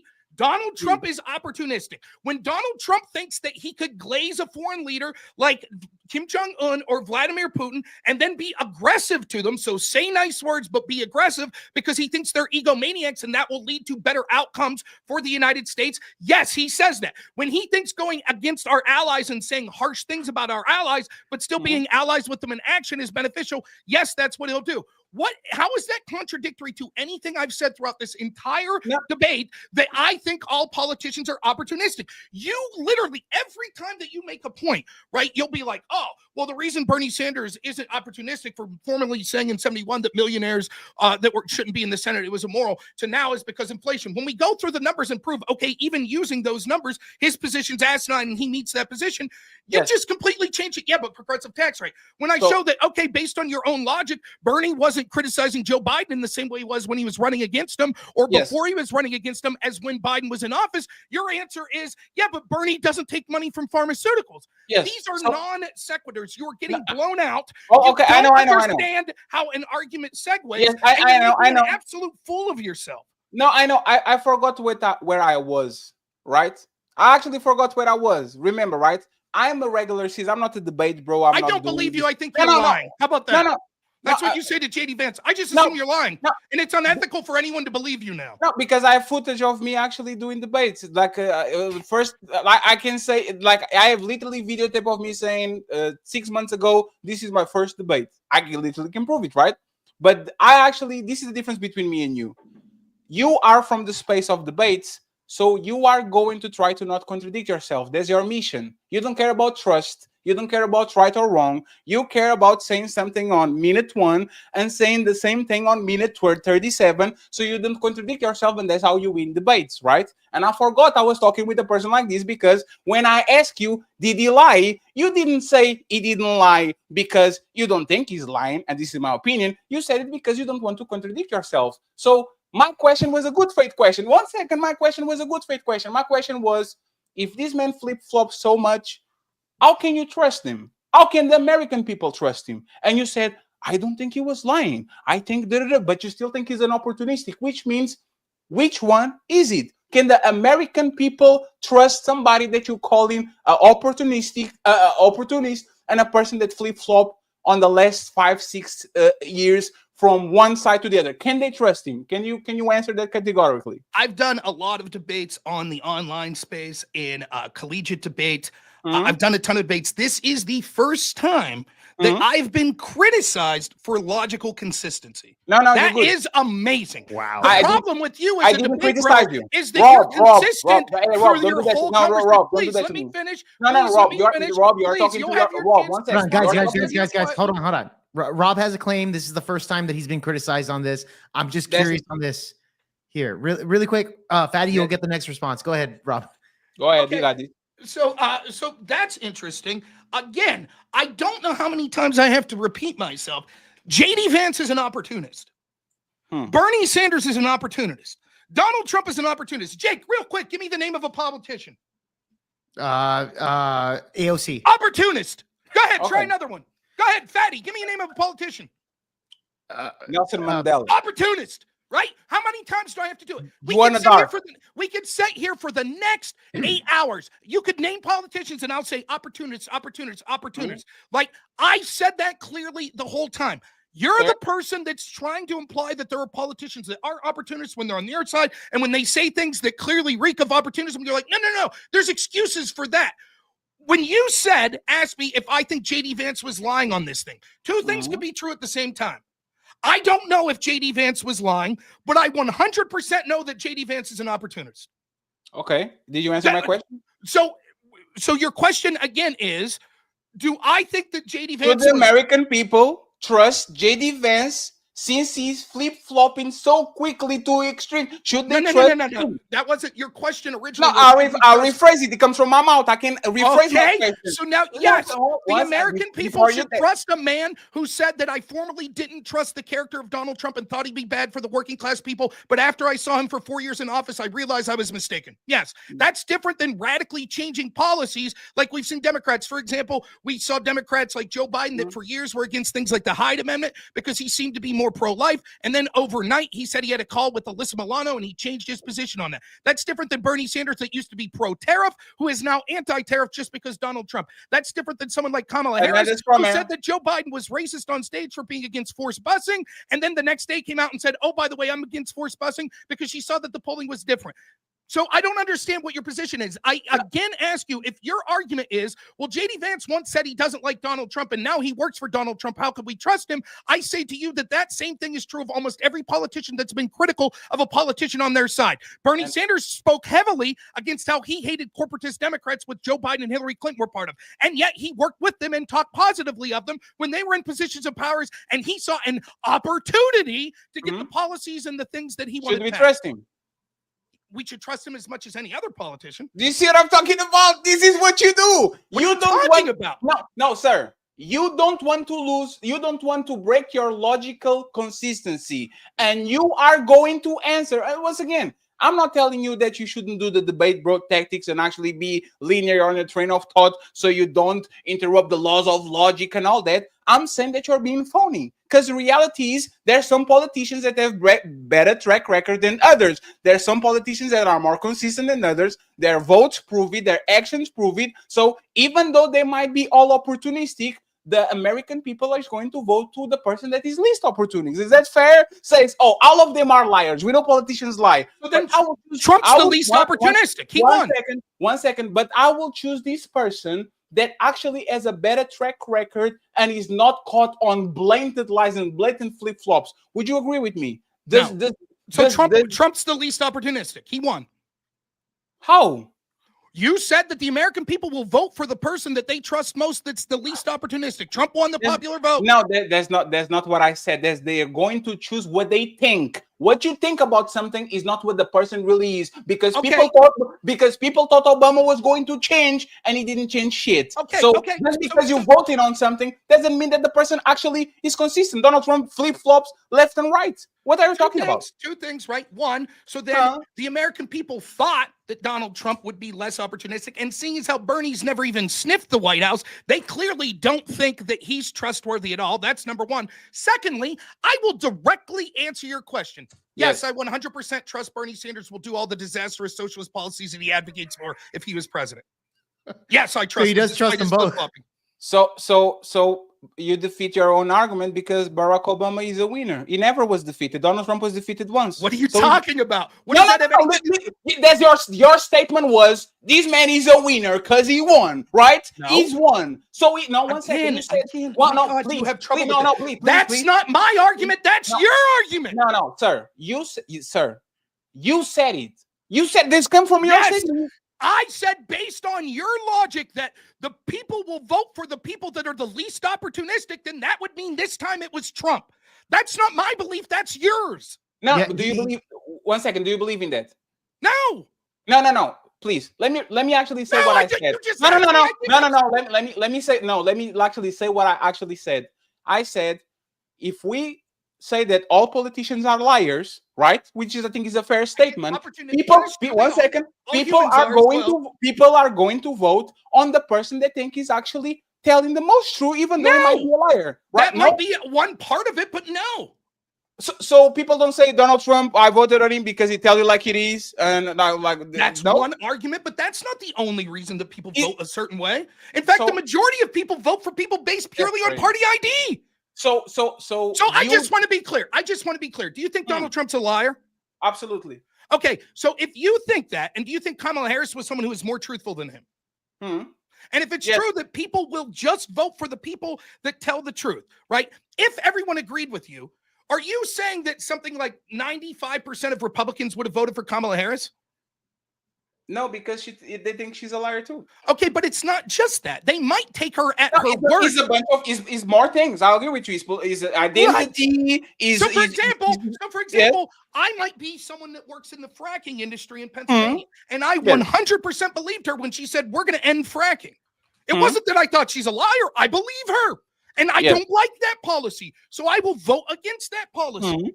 The number one reason that people vote, the majority of voters, is based on party affiliation. So it has nothing to do if they think that that particular candidate is more truthful than the other. Certainly that has a factor in, but things like competency, the specific policies, the specific party, all of these things play, if not an equal, sometimes a greater role than just trustworthiness. There's been many times that polling have suggested that one candidate's leading on trustworthiness and doesn't win that election, whether it be at the national level, the state level, or even the local level. So your argument that no, people just vote for they find who's more trustworthy is irrelevant. So when I say if your argument was true, then clearly they think Trump's more trustworthy because he won. That's not me making the argument. That's your argument. Taking your argument. So you saying that like somehow. Now, the other thing that I want to say, right? Like when we're talking about sort of what we were talking about, sort of trustworthiness. Remember, I said I 100% believe Bernie, again, that he would want to do these socialist things that he's talking about. Trump's done most of the things. Most of the criticisms people have of Trump right now, like, for example, did Trump run on he was going to do tariffs? He literally was the one that negotiated these tariffs in 2018. Okay, so he told the truth about that, right? No. He negotiated something, and then he pretended he didn't negotiate something, and he ran on tariffs. Did he do tariffs? No, he said these tariffs are unbelievable. I don't know who did these tariffs. Congratulations, sir. Which one? It was yourself. Which one? Show me the quote. Which one?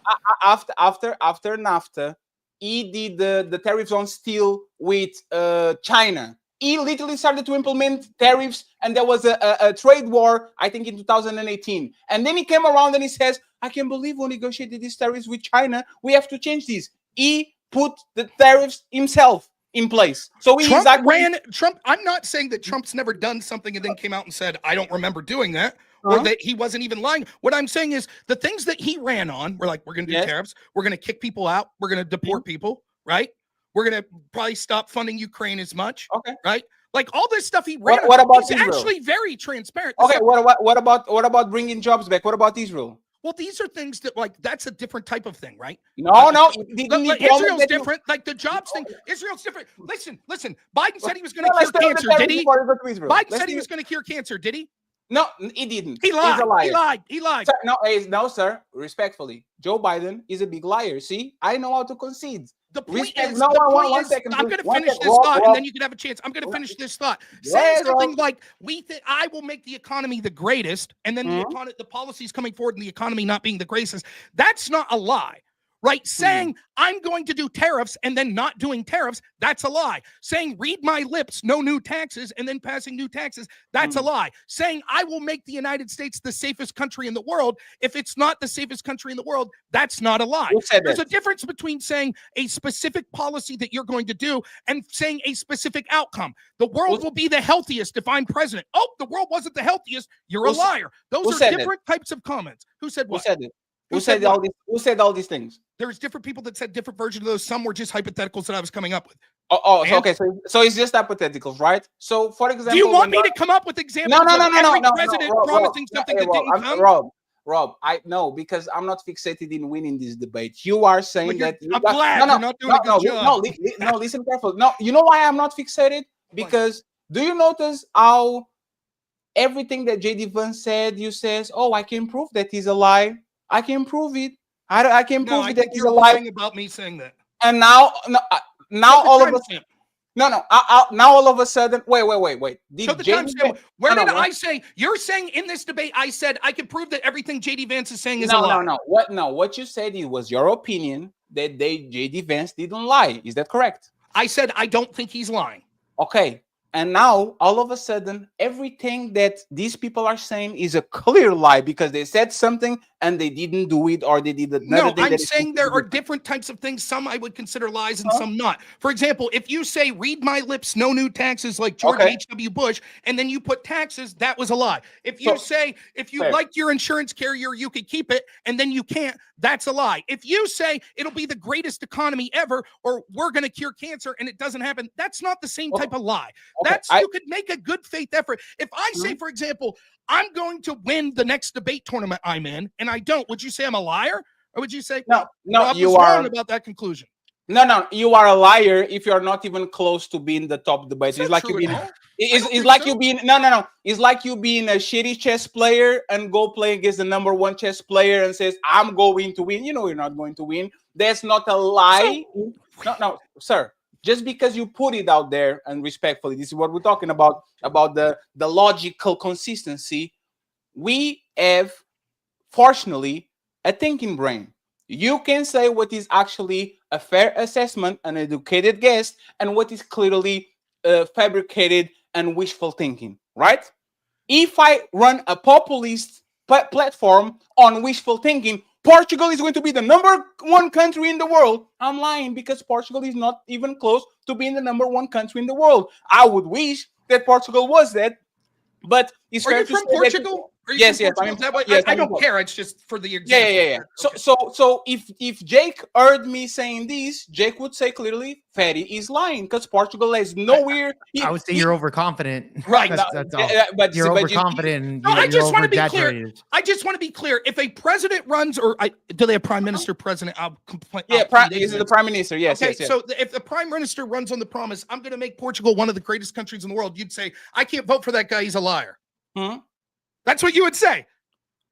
You broke for a second. I said if a person ran for prime minister of Portugal and said, I'm going to make Portugal one of the greatest countries in the world, you would say, I can't vote for that guy. He's a liar. Yes, I would say there's a liar, because there's not a realistic standard. You are not even top. No. Hey, Rob, there's 180 something countries, 200 whatever countries in the world. Portugal is not even ranked top 15 in Europe. In Europe, you making that declarative statement means that you are a populist and you are a liar, because you are promising things to your people that you know you're not going to make it. You don't have the economy, you don't have the structure, you don't have the population. So even though you can prove me that I'm lying, I'm clearly lying to get the populist vote, and this is what we're talking about. I guess I just don't care. Then I guess even if I accept your definition of the term lies, I would say there are lies that are direct lies, and there are lies that are lies of optimism. And the one is far worse than the other, so I don't give a shit that you want to technically call it a lie. What does that have anything to do with the fact that then every politician lies, every politician's opportunistic? Your criticism of J.D. Vance isn't unique to him. The very politician that you support, Bernie Sanders, has been opportunistic, as we've shown over and over. You constantly backtrack and make excuses for that opportunism when you deny when I'm talking about. Yes, you have constantly. No, I don't. When you deny when I say that it could very well be that J.D. Vance has changed his opinion on Trump. For some reason with J.D. Vance, you give no charitability whatsoever. You're like,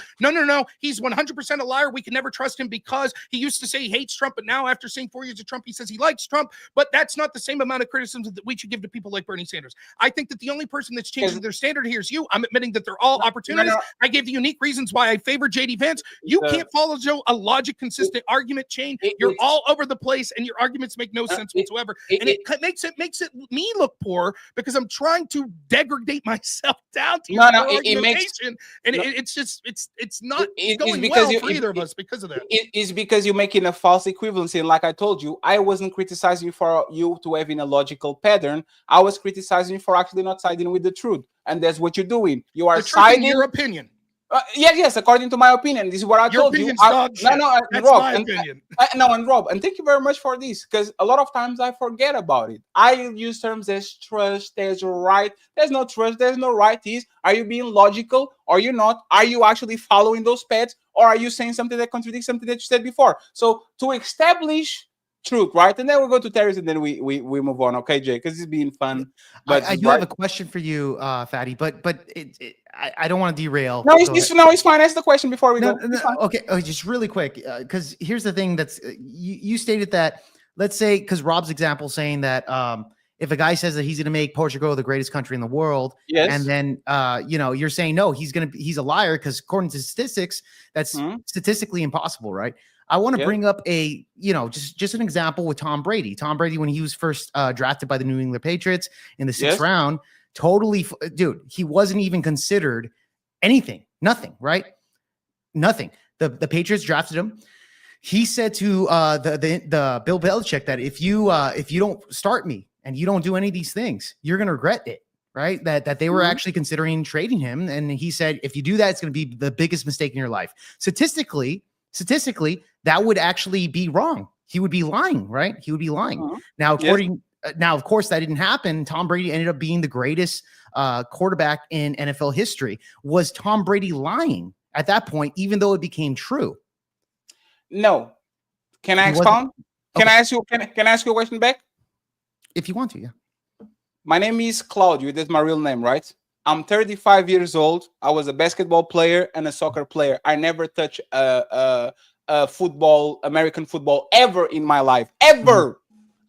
Every time I go to the United States, I go and watch the games. I can't even follow where the ball is. I just see a bunch of guys, and then the ball disappears and magically appears on, because I don't have the training eye. I have to go to the screen to see where it's going. If I told you right now that I'm going to be an NFL player, am I lying or am I extremely optimistic?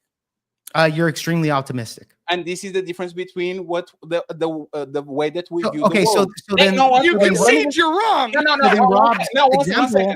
One second, Jake. Technically, you are right because you can prove it. You can prove that I'm lying.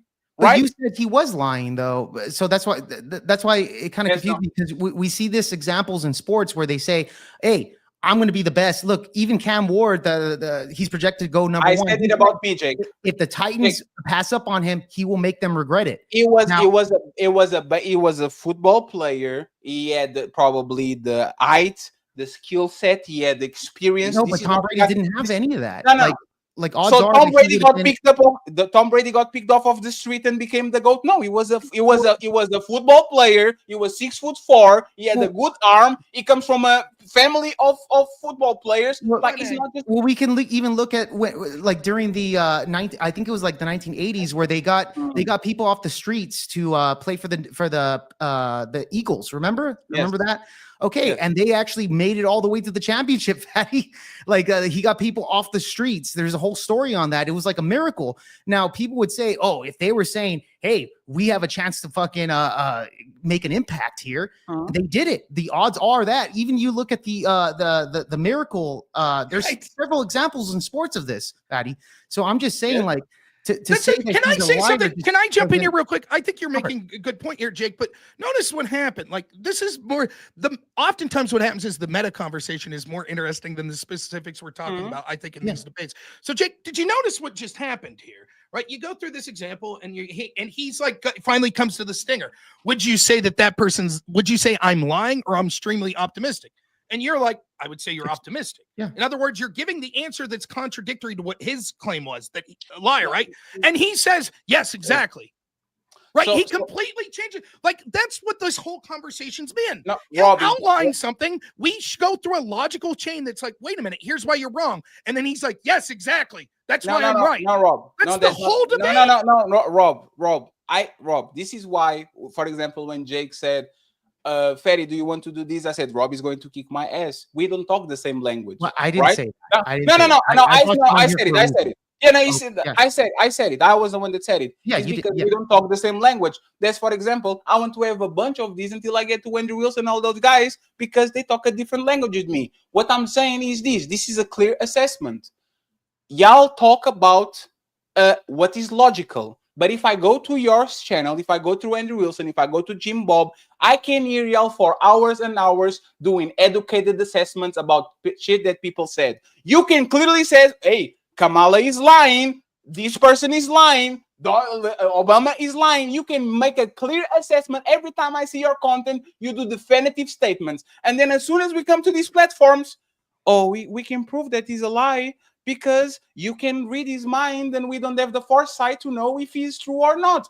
Y'all make definitive assessments about opinions about these people, And then when it comes to debate, you take all of that off the window, and what you are focused on is not contradicting yourself and making sure you're following the correct path so you can win the debates. That's all I'm saying, and it's fine. I'm not protesting. I can't believe that it's like you speak a different language because you're worried about being logically consistent, and then like you jump the shark. You're like, well, I've listened to you guys, and you'll talk about you know people's opinions and stuff. Listen, show me once ever saying when Kamala Harris said we're going to win this thing that I said you're a liar. No. Show me one saying that.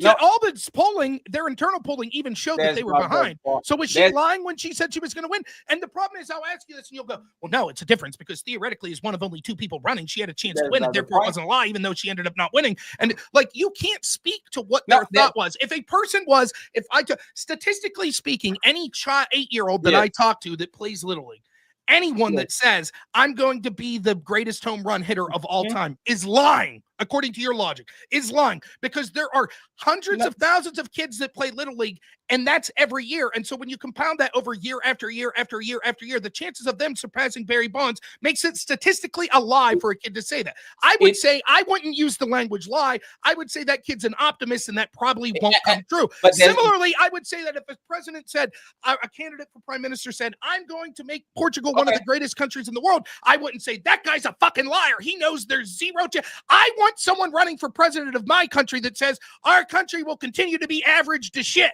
That's the person I want to run for.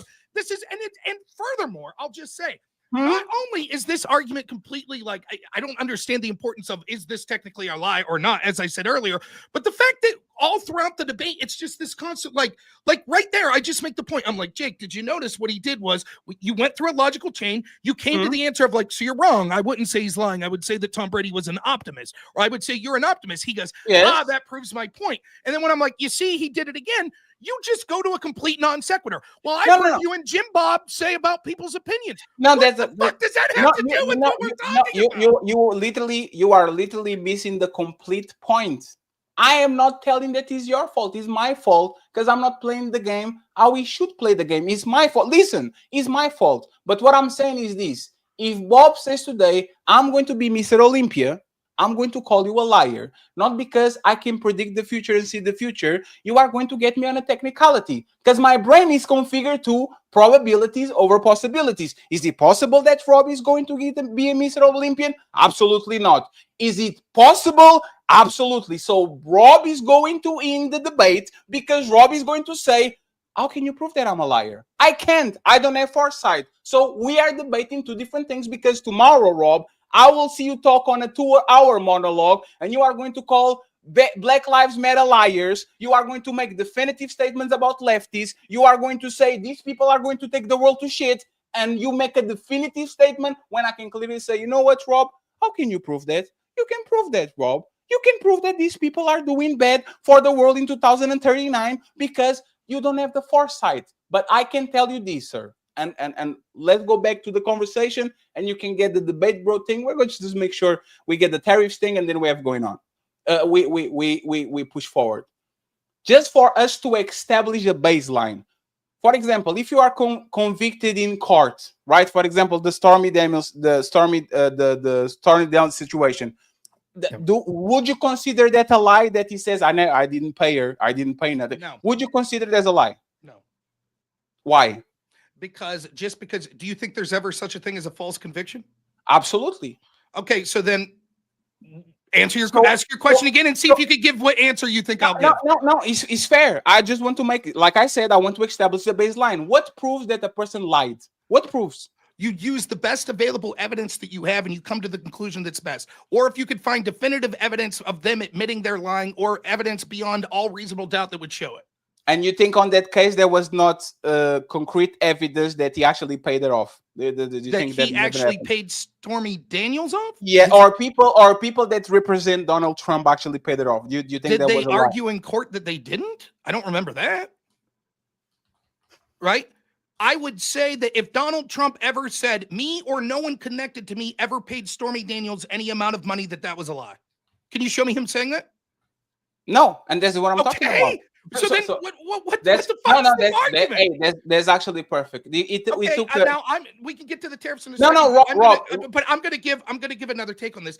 This sort of argument that it's like, but you're a debate bro and blah blah blah. No, the difference is what we're doing here is right. You keep saying I'll make declarative statements. Yes, I say declarative things all the time. I'll say obviously this person's lying. That's my opinion on that. Right. What you're criticizing is you're saying that somehow me being logically consistent, saying it is entirely in the realm of possibility that JD Vance wasn't lying when he said, I used to hate Trump, but now after getting to know him and seeing him for 4 years, I don't hate him. You're the one that's saying that's obviously a lie. And I'm saying I disagree. You're saying, how could you support someone who's opportunistic?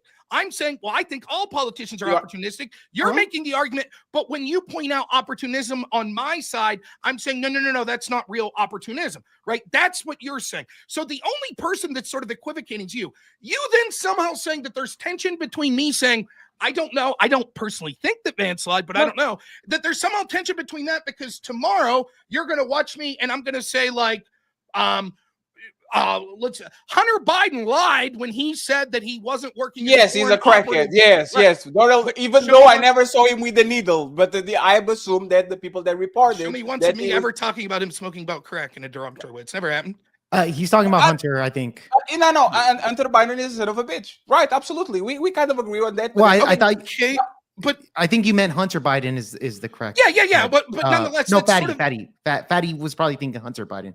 Yeah, me too. That's who I meant. I'm not saying Hunter. I meant Hunter. Yeah. Like the point I'm trying to make is there's a difference between me saying this is the world as I see it. I think that a guy that says I didn't work for a foreign lobbyist, that we could see all this evidence. I think I could prove he did. You're not really offering proof than just saying, no, I know. You're like, Vance, give me any proof that you have. Give me the evidence that you have that JD Vance isn't sincere when he says, his explanation is, I used to dislike Donald Trump. I believe some of the terrible things that we're saying. When I saw him in 4 years in office and got to know him, I've changed my opinion.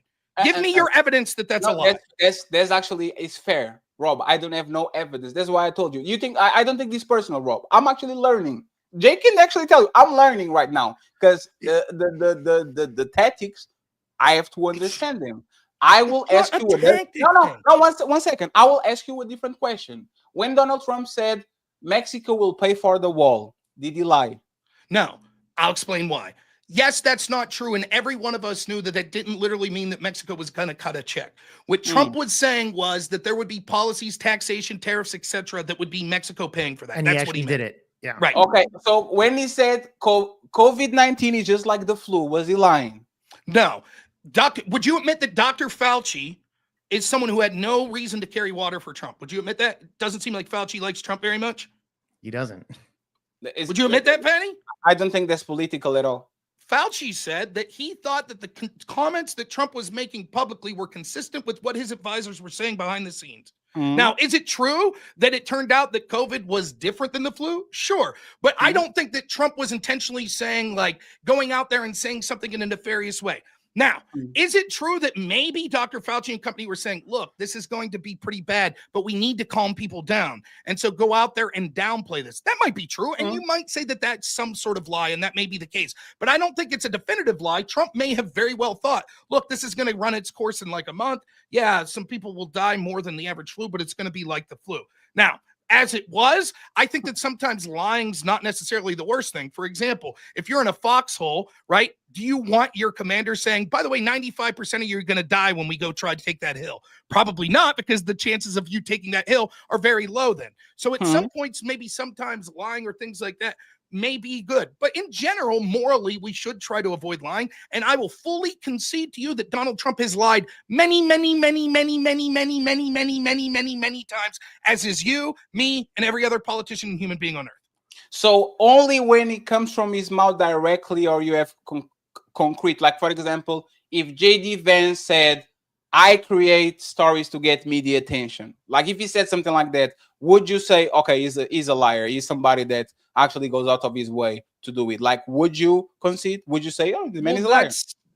Like hypothetically, do you mean, do I think he's lying about saying I create media stories for attention? If JD Vance came around, or Ocasio-Cortez came around and says, I create lies for media attention, would you concede that she's a liar. I would say that she's probably admitted that she's a liar. Now, unfortunately for you, you once more fell for a Democratic hoax because J.D. Vance did not say, I created a story and lied. What J.D. Vance said, and if you follow, we could pull up the clip if you want. If you go to the whole interview, right, what J.D. Vance said in that interview was, this is the stories we're hearing from people on the streets in Springfield, Ohio, and the media won't pay attention to it. So we had to make the story for them to pay attention. He's not saying that he lied and created a story. He's saying that this is what's being told, but it wasn't a national story until we made it a national story. That's what he's saying. So it was not a fabrication. It was just I'm pointing out these things so everybody can.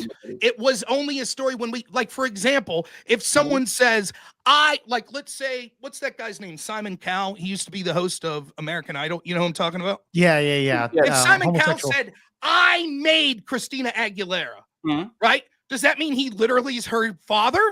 No, what he's saying is she was a singer, right? But I made her career by making her big and getting her out there. So no, it's not him saying, oh, I created her. Same thing here. You saying I made the story that got big isn't you admitting that you lied and you created something out of whole cloth. J.D. Vance is saying that entire interview, these are the stories we're hearing on the ground.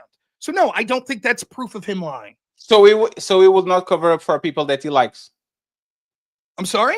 So he would not cover up for people that he likes. Oh, I think 100% he would, just like every single other human being. And now is that out? That's hey, Rob. And you name me. Would you cover up for people you like? It depends. Well, right, but as a general principle, you would. On politics, absolutely not. That's bullshit. Absolutely not. I don't believe you. That's my opinion. I think that you are absolutely wrong. If you thought that there was a political campaign that would be incredibly beneficial to your ideology and your people, right, and that the opponent would be devastating and possibly lead to the end of your country, I don't think that you'd be like, you know what? I'm unwilling to say I really like this guy when actually I only kind of like him. I think you're full of shit. I'm not loyal to people. I'm loyal to. I think you're full of shit. I'm just saying. I'm not loyal to. I'm loyal to policies. I'm loyal to what you think. I'm not loyal to a person. I think so.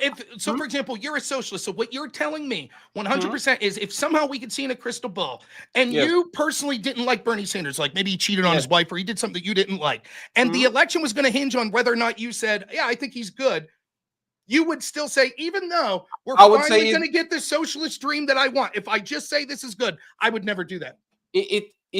No, I would actually not lie. It happens with Martin Luther King all the time. All the allegations that he cheated on his wife doesn't discredit from his work that he did. Like if Donald Trump tomorrow, if Donald Trump tomorrow got all the Bernie proposals and he started to do it, I would not say Bernie. I would say Trump is bad. You have the policies, you go get it. If you when Bernie, you support Bernie Sanders, presumably when he said he was for tariffs, so you support Trump's tariffs. Yes. Not on the way that they are implemented, because which ones that so then which tariffs do you support? Forget about the implementation. Which ones do you support? I for example, I was hearing you say that like you want the trade deficit to completely disappear, something like that, right? I would say that if I believe in reciprocal tariffs. I believe that if a country is charging you 7% or something, you actually should charge them 7% on something. I believe in fairness. Do you think Bernie Sanders believes it? I think he believes in a more balanced tariffs. Because, for example, when Bernie and like the video that is going around about Nancy Pelosi talking about China was outside of the World Trade Organization, so they had tariffs that were way bigger. I think it was 30-something% of the United States, while the United States had 3% tariffs on China. I believe on a more level playing field, and I think it was in 2018 or 2019. The tariffs between the United States and China were very close to each other. They were very similar. It's not just tariff, there's other trade barriers, but nonetheless, like I think then like you would believe that Bernie Sanders would still support, quote, reciprocal tariffs? It depends on the reason. Wait, you believe that he at one point supported reciprocal yes, tariffs? The world changed. Yes, absolutely. Okay. It's the same thing. Wait. So explain to me what changed that in 1990 something you support reciprocal tariffs, but now you don't.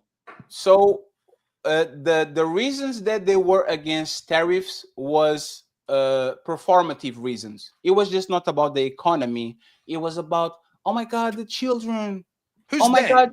they Nancy Pelosi, the Democrats, the people that were actually what about Bernie? That's who I'm interested talking about the reasons, right? The reasons that they no, wait, please. I'm sorry, I don't want to cut you off, but we're talking about Bernie, not Nancy Pelosi. But that's the thing. You can be on offense all the time, Rob. You can be on offense all the time. Every time I mention, no, Rob, listen, respectfully. Every time I mention something about Trump, you say, "What about Bernie? What about Bernie? What about Bernie? What about Bernie?" I know because you want to. You're saying that that's the guy you support, but that's not. But there's the thing. Did we talk about what Donald Trump was doing in the tariffs? Wasn't I the one that was deciding the top? No. You because you have to stop there. Because again, this is the debate, bro, tactic again. We are going to talk about tariffs, and you know what Rob does? Let's talk about what Bernie Sanders said in '97. It's always the same shit. You like to be on offense. You didn't even bring up tariffs. I did. You like to be on offense when people catch you, and when people catch you, like right now, you are going to say, "Oh my God." That's what I said. What does that matter? What does it matter? I want you to find the timestamp when you said, okay, right now we're going to talk about tariffs. Rob, what do you think about Trump's tariffs? Show me the timestamp. Yeah, and there's a thing. Tell me what you think about Trump tariffs has to do with Bernie Sanders? You never asked that. You never asked it. So I brought up tariffs. Okay. So you know what? I'm going to clarify. Let's talk about the tariffs right now. 2024. Okay, before you do, I'm going to finish my thought of what we were talking about. Go ahead and do it. What about Sanders? Okay, the next topic is tariffs. How is it whataboutism to talk about the thing we're talking about and you bitching, but you didn't let me set the top? We're talking about what you wanted to talk about. The point I'm trying to make is, like, you're saying, I support people that are logically consistent. What I'm trying to get to is, then if it was just about not supporting people, but supporting policies, the guy you support, Bernie Sanders, if he favors ideologically Trump's idea of reciprocal tariffs, then you would admit that it would be pretty unethical of him if he's not out there right now saying, actually, Trump's right that we should have reciprocal tariffs. I just think he's implementing them wrong. If you believe that Bernie Sanders really believes in reciprocal tariffs, but he's unwilling to praise it right now because it's Trump and just saying, I don't like the way he's implementing, that would seem to be unethical. Yes or no? That's it.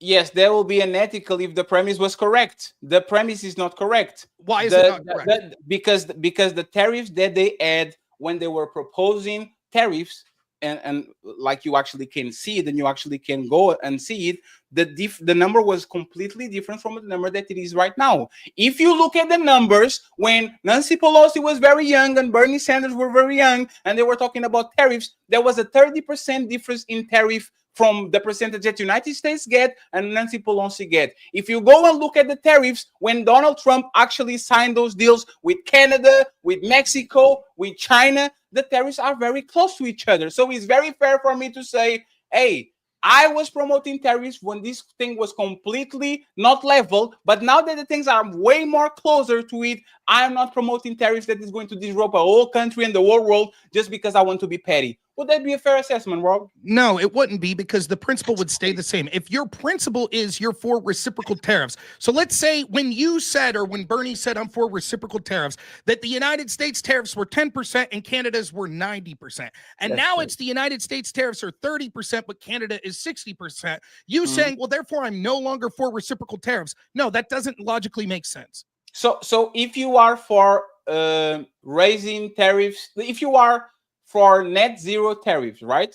And you push that and you reach the goal, are you contradicting yourself when you say I don't want more tariffs anymore? No, absolutely not. So that's what they're doing. No, it's the reciprocal tariffs right now? Very close to it. But that's not reciprocal, is it? No, sir, nothing is 100. The United States is the biggest. One second, please. The United States is the biggest economy in the planet. Nothing is going to be completely reciprocal because the other countries, actually, for example, China has more manufacturing, so they're going to target you in way more goods. And the United States, because he has a bigger wallet, is not going to find a reciprocal partner because there's nobody as powerful in the United States. Just because you promoted zero tariffs and then you get to zero tariffs and you say, you know what, I'm good. We already got the goal. I'm against tariffs right now. That doesn't mean that you change your position. That means that you achieved your goal. Like, I don't think you know what reciprocal tariff means. It doesn't mean zero tariffs. Reciprocal tariff means that you send one there and it comes one here. Let me actually ask you something so we can complement. So we can complement there, right? If I am tariffing, I'm in Portugal. If Portugal puts 80% of tariffs on the United States, and the United States have a 17.8% of tariffs on Portugal, would you consider that reciprocal? Or you say, no, because math is math, and those 0.2% are very important, so it's not reciprocal, even though it's 0.2%. Would you consider that reciprocal? I would say within the target of like colloquialism, that's basically reciprocal. That has nothing of a reflection on what the status quo was before Trump. You're trying to make the argument. Let me finish. So once more, you're arguing from a false premise. I would agree with you. Okay. If I'm nitpicking because it's like, well, right now it's basically United States has 1% tariff and the rest of the world has 2% tariff. Rob's just nitpicking. That's not even close to what's going on. There are countries, including our European allies, that are tariffing the shit out of the United States. We can bring up the data if you want. You're trying to gloss over that by saying, I formerly was for reciprocal tariffs. So was Bernie. But now that Trump's suggesting reciprocal tariffs, but going further, right, I'm not for that. You have every right to do that. I don't have, in fact, there's some things that Trump's doing with the tariffs that I don't like at all. So saying, actually, he's going too far, completely legitimate argument. But to say I'm no longer for reciprocal tariffs because I think that now things are equal enough is asinine, because we're nowhere near the status quo before Trump's tariffs of reciprocal tariffs. So what's changed that you used to be for reciprocal tariffs and now you're not? Barring taking away the argument, but I don't like that Trump's doing it. Completely giving you that. Completely. But what's changed that you used to be for reciprocal tariffs and now you're not? We got either close to the goal or we did it. That's what with every country. Okay, let's look it up. Fine, we'll go to the data. No problem. It's not with every country. What are you talking about? Okay, no problem. That's correct. You see, you keep pushing. And once again, listen, go ahead. What are the overall tariffs between China and the United States in 2018 when Trump was in office? Go ahead and Google it, please. Okay. Go ahead. So you're saying that it's close, it's like 1% or 2%. Go ahead and please Google it. I'm asking you before I look it up. You're saying that it was basically equal, correct? I'm making the claim and you are saying I'm wrong. Go ahead and Google it, please. But Fatty, just to clarify, you are saying that it's more or less the same. The percentage is the same. The thing is the trade deficit, because the United States buy way more things from China. So the number is completely disparate because the United States has more money and imports more things. So instead of going and saying the percentage of tariffs, they're talking about the trade deficit.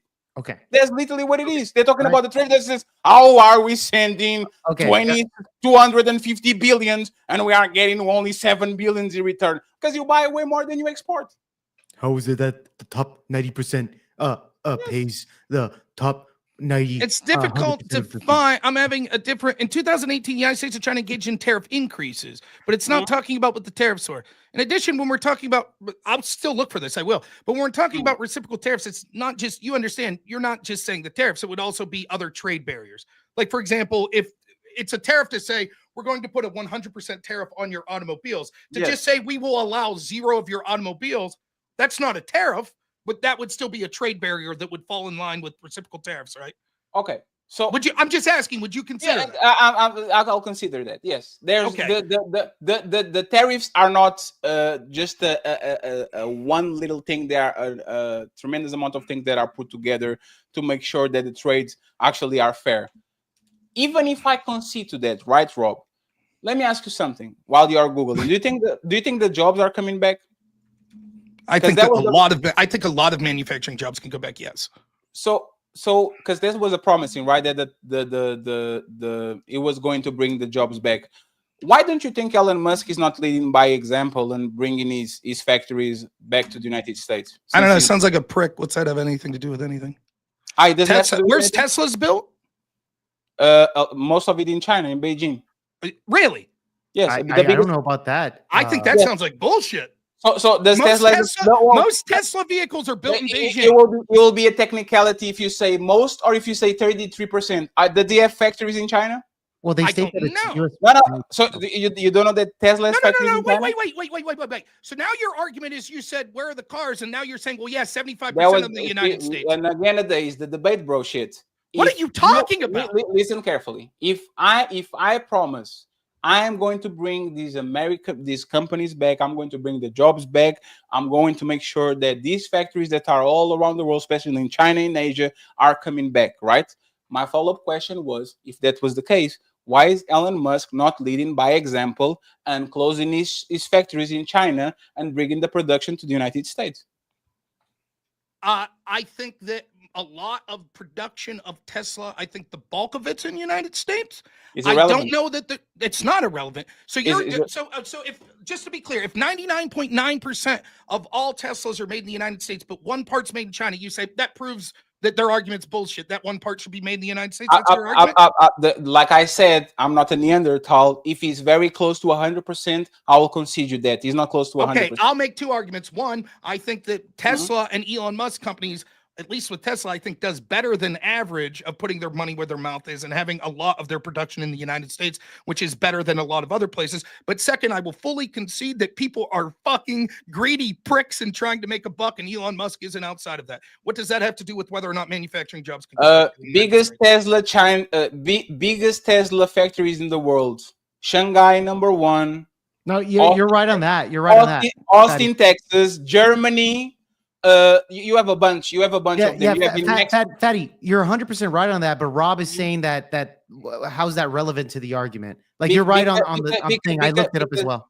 Because it shows bad faith. You are preaching and you are telling other people to actually suffer and go ahead and every single company and yell that they're buying from China and are buying from these countries. Go ahead. Wouldn't the tariffs affect Elon Musk though? Because it's coming from China, so he would have to pay more on the tariffs. Once again, that was not the point. Was let's bring the jobs. Let's bring the jobs back to local, and so people can buy local. If you have multiple factories around the planet and you are asking other people to buy local while you still go ahead and import things that you make in Germany and China and all that, I think that's a bad faith. I think you are, again, rules for thee, but not for me. You are telling to the regular pop and mom shop to go ahead and to stop buying from China while you're literally right man and that is cutting every motherfucking shit on the government as the biggest factory of Tesla in China.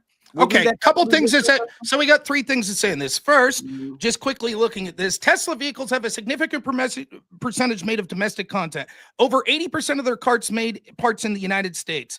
Tesla Model 3, 87.5 domestic. Model 3 Performance and Model Y, 85% domestic. Model S and Model X have 80% domestic. However, Tesla does not disclose the exact percentage of parts made by them, but it's estimated to be around 40%. 30 to 40, including parts such as the electromotor, battery pack, and charger. Additionally, 20 to 25% of the components from Tesla cars were imported. 60 to 75% were made in the US or Canada. So again, it seems like that's better than almost any other automobile. No, Number two, it's not about being better. You literally said USA and Canada and United States. Okay. Do you want me to find out? Do you want me to find out? So if it turns out that more than 50% is the United States, what does that matter? 80% of the parts are manufactured in the United States. Secondly, I've already conceded that Elon's a greedy prick like every other human being that's involved in politics, and I'm not here to kiss Elon Musk's ass. Third, but if we're going to talk about politicians that we're saying are moral person, the only person that's made proclamations that a politician is moral is you about Bernie Sanders. Does Bernie Sanders, two questions real quick. Does Bernie Sanders agree? No. Yeah, okay. The debate's over then. If you're unwilling to engage in good faith, if you're unwilling to engage, Sanders doesn't have a factory in China. It has nothing to do with that. We were talking about. I have literally answered every red herring. I have literally answered and talked about every red herring that you've talked about. No, you said that Bernie Sanders was moral because he believed in a progressive tax rate. If you're unwilling, Jake. Closing statements. I'm out. If he's unwilling to engage in a part of the debate, then what about I'm Bernie? To engage. Okay. What about Bernie? Okay. Look, fatty. He brought up some stats there. Like China, they have parts. I'm not going to engage in a debate. Okay, Rob, nice to meet you. Okay, guys, gentlemen. I'm not going to engage. What I'm going to do is I'll just sit here and let him talk, and then I'm going to talk about what I want. If he's unwilling, it's clearly been a good faith conversation back and forth that both of us have been talking about things. If he's unwilling to talk about it because he knows he's a hypocrite that can't defend his position, and so he has to rely on the fact that I will only talk about the hyper-specific thing that I want to talk about, and I won't defend my logical inconsistencies, then I have no interest in continuing the conversation. I'm asking him right now, Jake, and if you don't make him answer this question, thank you both so much for being here, but I'm not obligated to participate in someone that's unwilling to defend their logical consistency. So ask him right here. Are you saying that you won't answer this question that I'm saying? during Can you hold on, gentlemen? Rob, go ahead and flip Fatty, it. Fatty, No, it's fine. No, it's fine. No, hey Jake, I respect your show more than I trying to win. So go ahead. I will reply to it. What about Bernie? Go ahead. Hold on. I want to know the points. hold on, Rob. Could you please give the question out before he answers it? Just right. One, are you saying that Bernie's moral because he favors his progressive tax rate? And second, the fact that he takes every tax loophole that he can, which we've seen from his tax that have been made public. Would you say that also proves he's a liar and doesn't believe in a progressive tax rate because he personally uses loopholes? Absolutely not. That doesn't prove it. Okay, then how does Elon Musk saying we want to increase manufacturing in the United States, but it's advantageous for him financially to produce some of it in China, prove that he's immoral and doesn't believe that we should manufacture in the United States? I didn't call him immoral. You did. I didn't. No, call, you said that it. Okay, no, take the word. What was the exact term you used? No, I didn't. Okay. No, I didn't. So let me explain to you. Let me explain to you. Again, you are so eager. What was the word you used? You are so eager to be. You are so eager to be on office and to talk about Bernie that you're not even listening. What I said, you said it more. What was the word you used? What I said. I got you. Don't worry. I got you. I'm back in control. I just want to calm shit down here. I just want no, because I'm calm. What I said was this. I'm going to reframe my statement so we can understand, right? I said this. Donald Trump wants to bring jobs back, and he's telling people that he wants for us to buy American. He wants American people to buy American. And what I said was, why are you putting pressure to all those mom and pop shops, to all these companies that are outsourcing their production from China and are getting products from China, when your literally right-hand man, Elon Musk, has a factory in China that he could lead by example? And then what I asked was, Rob, why is not Elon Musk leading by example and saying, I support the president, so I'm going to close my factories in Germany, New Mexico, Canada, and China, and I'm going to bring them to the United States so people see that I'm actually a good faith person, and we are going to apply this to everybody, and it's not rules for me and not for thee, or the opposite. You see what I'm saying? How is that? Yes. Cool. Allow me to retort. I will say that it's because he wants to do things that financially benefit himself, much like you don't think that Bernie Sanders, who says, I believe in a progressive tax rate, that people that pay more should pay a higher rate, but then personally, instead of leading by example, takes every tax loophole possible, doesn't mean that he doesn't really believe in a high progressive tax rate. You agree that the fact that he doesn't lead by example and takes those loopholes doesn't mean that he doesn't believe in a higher progressive tax rate, and that's the exact same argument I'll make with Elon Musk. Okay, I will concede, right? Yes, he's a crook. Bernie Sanders is a crook. You got me. He's a crook. He's inconsistent. Cool. Is Donald Trump a crook and inconsistent by allowing his best friend billionaire buddies to play this game while he's telling other people to not play the game and to bring the production home? I wouldn't say he's a crook, but I would say that there's logical inconsistency if you're supporting someone that does. How does that make him a crook? What's crook mean? Someone who illegally steals. Someone That's how I define crook. Yeah, so someone that manipulates the market and then the next day says, you made 1 billion, you made 700 million, you made the million. It sounds like inside trading, to be honest. But you know what? I can prove that's it. That's a completely different argument. I can prove it because I was on the room. No. Sounds like Nancy Pelosi. But you know what? Hey, Jake, Nancy Pelosi does inside trading. Yes, she is a crook. Rob, do you have any indication that Donald Trump is doing inside trading by manipulating the market while his friends are making a tremendous amount of money? Like nothing? No, I don't think that that's proof of insider trading. In fact, I think Trump's one of the only presidents I could ever think of that's net worth went down when he was president. But did his affiliations and his power went up because the money is made after office, is not inside office? George W. Bush actually lost money by being the president. And you know what he got? A bunch of oil contracts for his family, and now he's. I will not use the word crook to say that because Bernie Sanders claims to be for a progressive tax rate but takes tax loopholes, he's a crook. You're saying he is a crook. I think that's ridiculous. And you say that also means Trump's a crook because he has Elon Musk who makes cars in China, but then you completely change and you're like, now you're not making that point. You're like, because he manipulated the market to do X, Y, and Z. Yes. Do you have proof? Do you have proof that Elon made a bunch of money in these recent moves? No, Musk lost money, but all these billionaires, right? No, sir, but he didn't lost money because the market swings. He lost money because he started to acting crazy, and the stock market, for the most part, is speculation. So people started to actually go. But you seem to be making a specific claim that you can't prove it, which is fair. But it is your opinion that because Trump used tariffs and then the market went down, that he let Elon in on a little secret, so Elon made money in this recent dip. There's not then what what I is said. the whole point? What is the whole point? What did you That's say not then? what I said. What did you say then?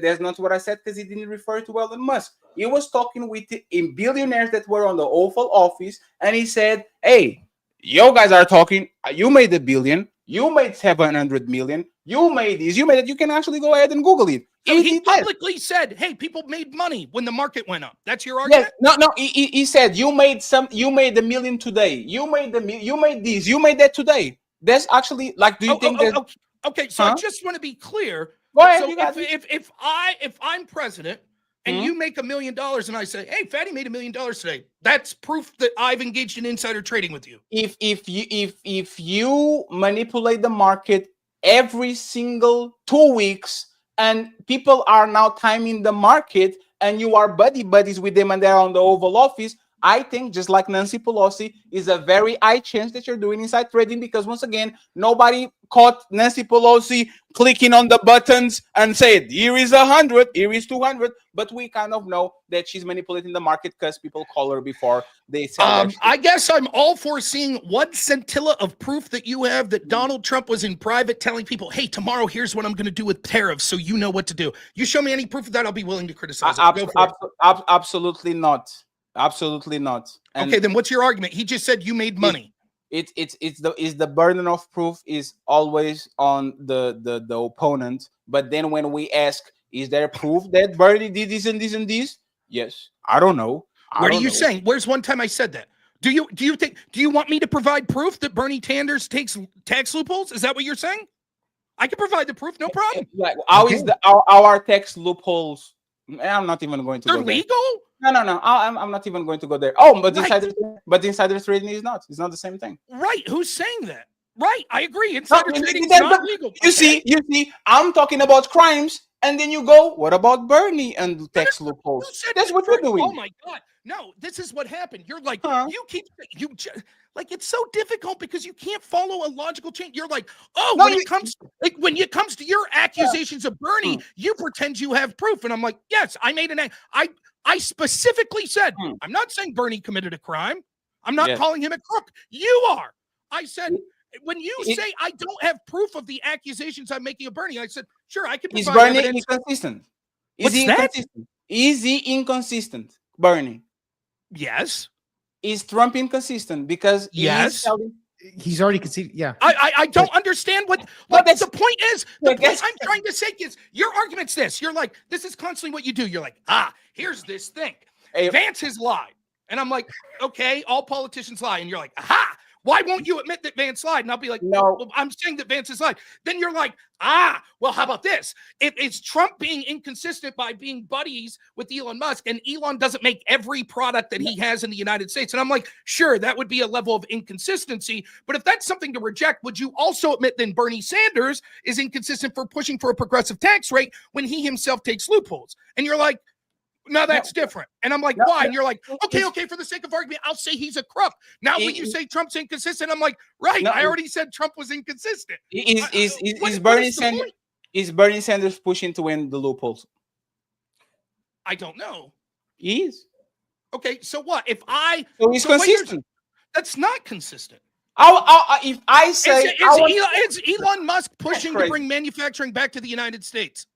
He's the right arm of the president. Is he pushing to bring manufacturing back to the United States? Absolutely not, because he doesn't benefit from it. But he's on the... Wait a minute. Wait. You see what I'm talking about? He's publicly saying that that's what he's doing. Those are the policies that he's pushing for. And that's what I'm talking about. Right. So Elon... Your argument is Elon Musk is saying one thing. He's promoting policies that he claims would bring manufacturing back to the United States. But I don't believe him, because when it comes to his own wealth, he builds factories outside the United States. I say, okay, but wait a minute. You believe Bernie Sanders wants a progressive tax rate. But when it comes to Bernie's own wealth, he actually takes advantage of tax policy to make himself more money. And you're like, yeah, but he really wants the loophole closed. And I'm like, but maybe Elon really wants the factories brought back. And your answer to that is, but no, because he's building overseas. And I'm like, right. Just like Bernie is taking advantage of the loopholes. But Bernie taking advantage of the loopholes, you're like, yeah, but he's still advocating to end the loopholes. Right. Like Elon Musk is advocating to bring manufacturing. And you're like, but no, because he's still manufacturing overseas. Do you see the circular nature of this? Either you say, when it comes to people's personal financial decisions, if they're not willing to put their money when their mouth is, then I don't believe them, or you don't. What you're instead doing, saying with Bernie Sanders, when he does one thing with his money and then advocates for a different thing policy, I believe him and think that makes him a moral person. But when Elon Musk says one policy but does another thing with his money, I think that proves that he's a hypocrite and inconsistent. And you again, we don't agree on the premise. That's why you keep talking. We don't agree on the premise. Once again, premise do we disagree on? The premise you're saying is taking advantage of loopholes. Do you have any proof? Yes. I'll bring it up. With Bernie Sanders. Okay, so this is Bernie Sanders taking advantage of the system here. Correct? That's so, for example, if Bernie Sanders says everyone that makes over $1 million should have that money taxed at 20%, we're now going to find out what the percentage of taxes Bernie said. If that isn't over, was in this, see what I'm talking about? Is the bad faith that was in the 70s. What are you talking about? That was not in 2025. That was in the 70s. But let me guess. What are you talking about? When did he say that? When did he? It's your argument. Your argument is right now. Bernie Sanders wants a progressive tax rate, correct? And the progressive tax is over what? Well, 4 million. No, I don't think. I think you're. Sir, No. I think you're factually wrong. I'll repeat it again, and you can Google it. You are going to be taxed regularly from $1 to 4 million, something like that. And after you get to that mark, now you're going to be taxed 90% of $1 on it. Is not just I'm going to tax you. Go ahead and Google it, please. Okay. Because I don't think Bernie Sanders is getting $4 million per year. But if you think about that, you go ahead and do it. You got it. And let me guess, he made it very strategic. So wait. It's over 4 million. It's what? What percent? Is probably 90% or very close to it. Okay, so for just the first result that comes up shows that you're wildly inaccurate. He suggested a potential marginal tax rate of 52% on income above 10 million. Where? You said 90% over 4 million. When was this? This is just the first answer I get from Bernie's tax plan. And he is that corporations or people? Okay, so you said anyone under what amount would pay what percent of tax? Go ahead. Listen, corporations, okay? Corporations. No. That are 4 million, right? You said no. Because now Rob actually got me confused because he planted the seed of doubt, and now I have to go ahead. No, it's Rob. Because you. All right, Rob. That was your claim. I'm going to look it for you, and then we go from there. While you're doing it, don't remember that you said that you had proof that Bernie Sanders was using loopholes. So go ahead and search for that, please. I want you to tell me, you said, you could look it up and say, okay, I was talking out my ass, I don't know. But you said people under 4 million would pay what percent of taxes? That's all I'm asking for. What did you say? Absolutely. Yes, that's what I said. What percent? That's what I'm asking. No, 1 second. This is what I said. Above $4 million, every penny was 90%. I might be confused, but we're going to look for it. But you also said under 4 million, they will pay. No, they pay their regular tax margin. So his plan is, what I'm saying is where we were disagreeing. I was like, no, I think the progressive tax isn't just once you reach 4 million. I think that it's stratified. Like people that make more than 50,000 pay this. People that make more than 80,000 pay this. That's what called progressive. Right. That's my argument. So let me finish. God. So my argument, you're like, well, Bernie doesn't make more than 4 million, and so therefore he wouldn't fall to that. But what I'm saying is, but it's stratified. That's what a progressive tax rate means. It's not just everyone pays one rate and people that make more than 4 million pay another. It's that as you climb the ladder, you pay more and more. My argument is the rate that Bernie is suggesting is nowhere near the rate that Bernie is paying when it comes to his taxes. And that actually Bernie is taking advantage of the current tax system to have every tax break that he can.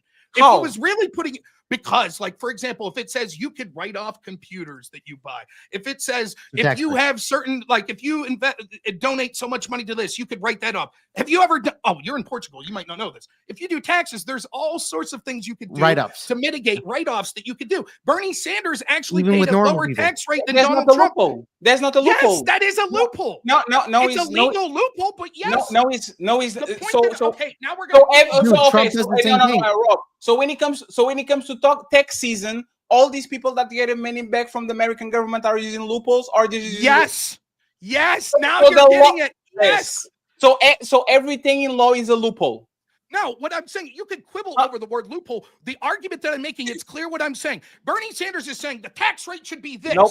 Then he's in that bracket and he's paying far less than what he's saying it should be. And he's taking write-offs and deductions, etc. Where if he really wanted to put his money where his mouth is, he'd say, even though my tax rate isn't law right now, I will pay the tax rate that I say is moral to do. He is unwilling to do that.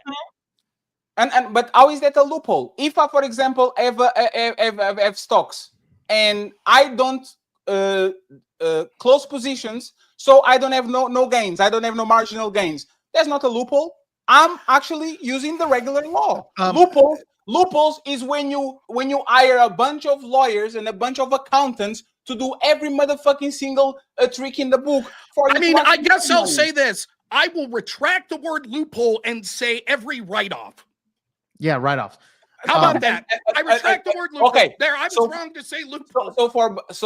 And before you go to Donald Trump, I just want for Bernie Sanders to actually mean what he says and says what he means, he should never lawyer an accountant that makes sure that his money is going to the right places. If the logically consistent argument is this, if the argument is that the policies that particular people push for are disingenuous and inconsistent, if they themselves, when it comes to their money, don't follow the logical extensions of that argument. Therefore, Donald Trump saying we want manufacturing back home, but he employs Elon Musk, who has factories overseas, proves that that's inconsistent. That same logic would indicate if Bernie Sanders says people like me should pay a 30% tax rate, but he's only paying a 10% tax rate, then that would fall to the same logical inconsistency. I will give you this, Rob. If you find out that Bernie Sanders has an offshore account on the Maldives, I will give you that. Yes. What does that have anything to do with what I... Because that's explicit, right? That's explicit. You are getting your money and put it on the tax haven so you can keep as much as possible.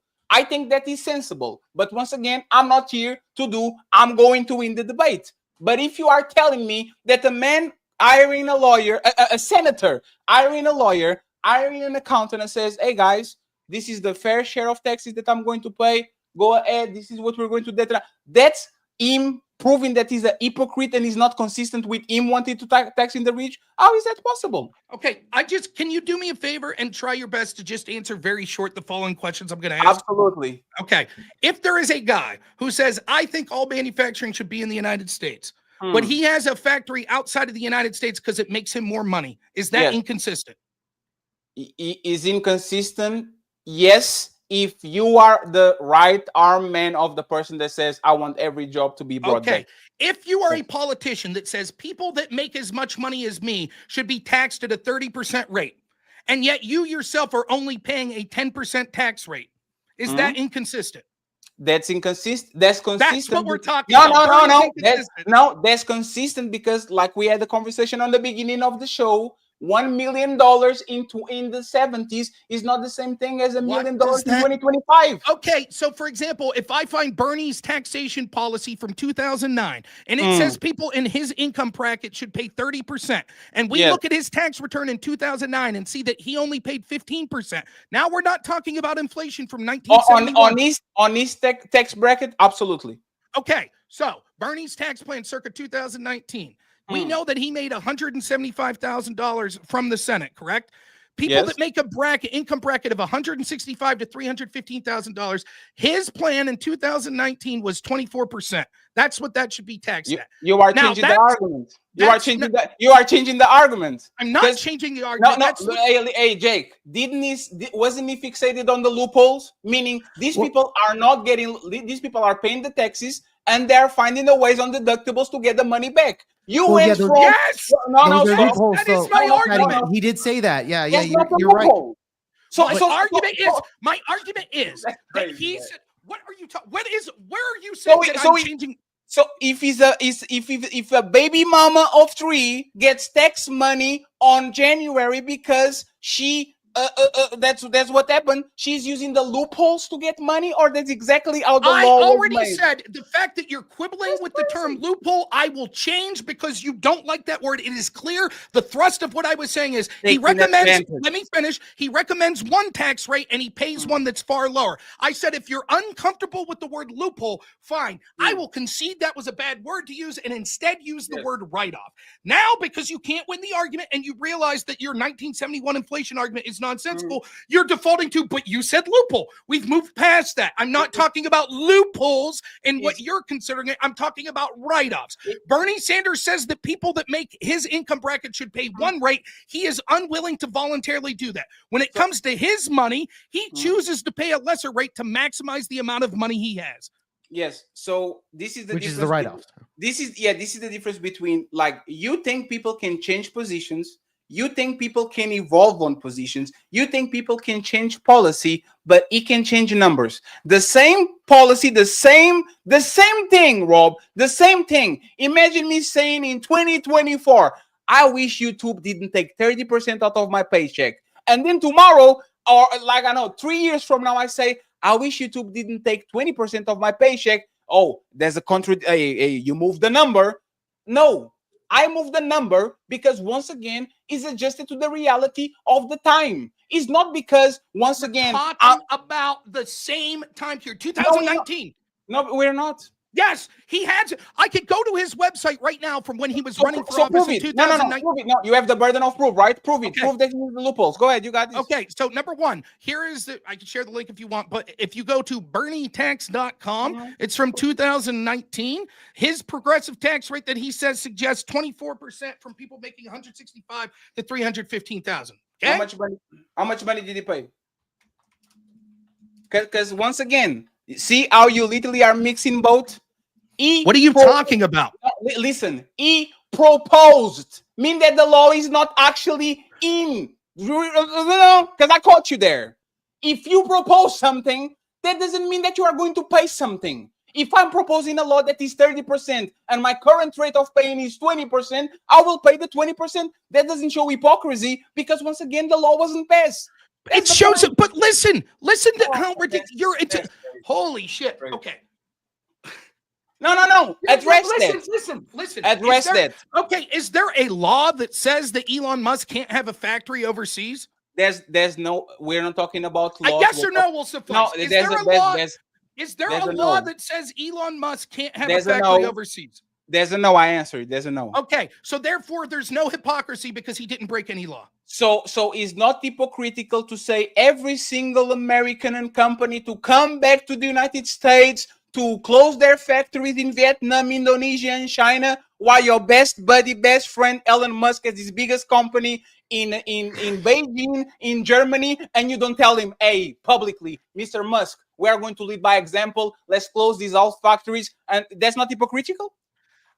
I can't believe I have to redo Answer the question. So I am going to do it. That's not hypocritical. Yes, I think there are inconsistencies with that. Just like I think there are inconsistencies if you say people in my tax bracket should pay 40%, but because it benefits you financially, you're only paying 24%. Your argument is, let me finish. Your argument is, no, that's not hypocritical because the law says that he's allowed to pay the 24%. And I'm like, okay, then if we use that logic, as long as the law says that Elon Musk could build factories overseas, that wouldn't be hypocritical. And you say, but wait a minute, it's still hypocritical because just because the law says he's voluntarily choosing to make more money by building cars overseas. And I'm like, you're right, that is inconsistent, just like it's inconsistent for Bernie. And you're like, no, but there's no law that says Bernie. You're, on one hand, when it comes to Elon Musk's personal wealth, you're saying he's a hypocrite if he says, I want manufacturing in the United States, but not 100% of his factories are in the United States. On the other hand, with Bernie Sanders, when I say, if Bernie Sanders suggests a high tax rate and he's not willing to personally pay that tax rate himself, then that shows he's hypocritical. You say, no, he's just doing what's legal. Do you see the stupidity here? No. I didn't say that he was doing what was legal. I said that you are leveraging what he proposed about the laws that actually were in place. Hypocritical means you say something and then you go against what you said. He's not against raising those things. He's not against paying those taxes. Let me actually give you an example. Then why didn't he? What prevented him? Because once again, the people that are in power, the Democrats and Republicans, are against taxing the rich because they work for them. This is what I'm talking. Is Bernie rich? For American standards, absolutely. For by the way, did anything prevent him from paying more in taxes? Absolutely not. Okay, so then what's the argument here? No, the argument he chose not to. The argument is you saying once again, and remember the conversation that we had before, right? I do. You said very this. well. You said this. Just because I promised something, that doesn't mean that I'm lying when I'm not able to do it. You said this when we're talking about That's not what we're talking. Okay, just because Elon Musk promised he wanted manufacturing in the United States doesn't mean he's lying when he has manufacturing overseas. Hypocritical will be this, and I'm going to be very slow. Hypocritical will mean we have to tax the rich, the laws will pass, and then he'll turn around and says, nah, I don't like this because I'm rich too. Hypocritical will be, we are going to bring the jobs back. Elon Musk, Donald Trump, somebody asked, hey, Mr. Trump, wouldn't it be fair that your right arm, Mr. Elon Musk, that there's factories all around the world, like, isn't it fair for him to bring it back? And he says, no, he can keep those factories there.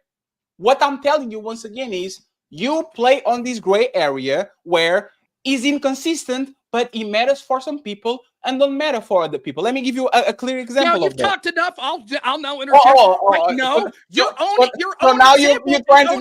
Your own example proves how fallacious you're being here. If you say, well, it's hypocritical for Trump to say we want manufacturing in the United States, but his right-hand man doesn't have all of his manufacturing in the United States. Not all. Right. Okay, what? Not 20%, 30%, 40%, 50%. What is the percentage that makes it inconsistent? Go ahead. Three of your 5 top companies are in Canada, Germany, and China. Bring them back. We'll take that argument, which is bullshit anyways, because bring them back. Okay, so 60% of his top factories aren't in the United States, therefore it's hypocritical. The philosophical premise of what you're saying here is you're suggesting that something would be a moral good for the country. We should have manufacturing in the United States, but your ally. It's not about morality. It's about. Okay, then what's it about? It's about meaning what you say and say what you mean. Lead by example. Okay, well so then it's about being truthful, which I would say is an extension of morality. So if you mean what you say, you would put your money where your mouth is. So if you say manufacturing should be in the United States, then you shouldn't have 60% of your manufacturing overseas. Correct? I don't know the percentage, but I'm talking whatever. You shouldn't have a portion of substance of your factories overseas. I would say not your top factories, absolutely not. Okay. Now, with Bernie Sanders, how wouldn't the same logic apply? If you suggest a 40% tax rate for people in your bracket, but you only paid a near half of that, of 24%, you're not putting your money where your mouth is and you're not being consistent. You say, no, that's different with him because that's just the law that he proposed. But he's proposing that law because he thinks it will be a moral and practical good for the United States. Then why is he proposing a progressive tax bracket? Because he believes in a more equal society. It means that the people that get more money. Why isn't he contributing to that in the way that he's demanding that other people? Because he evolved in his position because of the inflation and because of actually the price of the. No, Jake, why are you doing that? I'm sorry, because bro. This is so circular. No, this is the conversation in bad faith. Because if the cost of living goes up, if inflation goes up, $1 million will never be $1 million. You guys can do. No. We're going to do this, right? Let me show what hypocrisy is, right? We are the party of law and order, Constitution, my second amendment, Constitution, and then he's flirting with the third term. Wouldn't that be? What the fuck does this have to do with the? Okay, now look, real quick. What was the inflation rate between 2018 and 2019?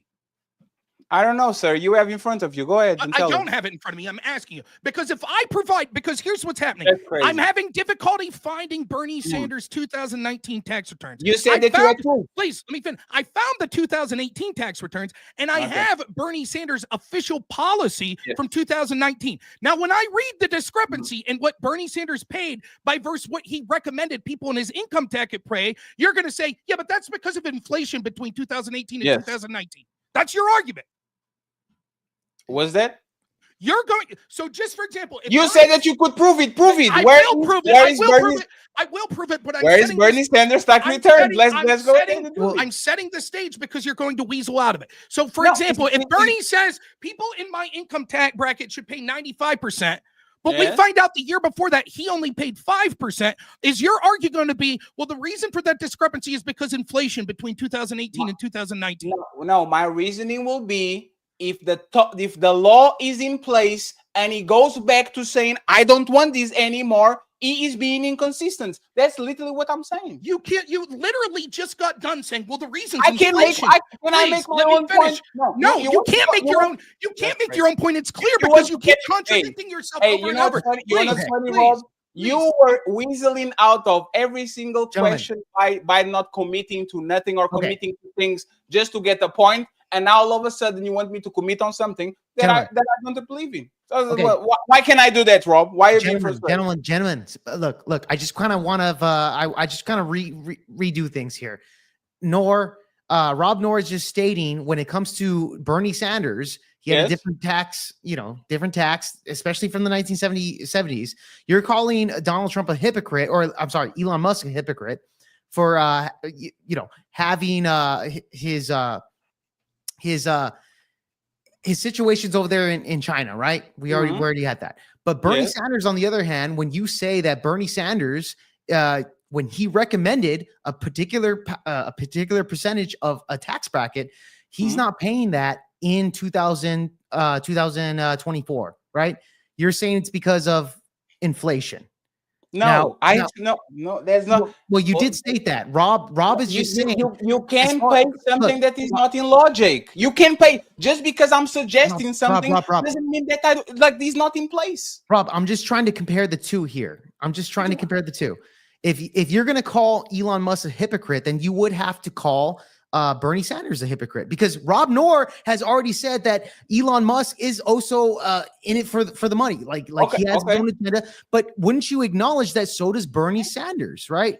Okay. So Jake, didn't he say that? Hold on. You criticized Rob for saying that.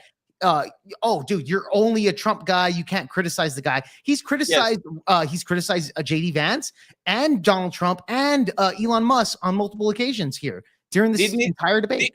And there's the thing, and there's the where's point. The hypocrite?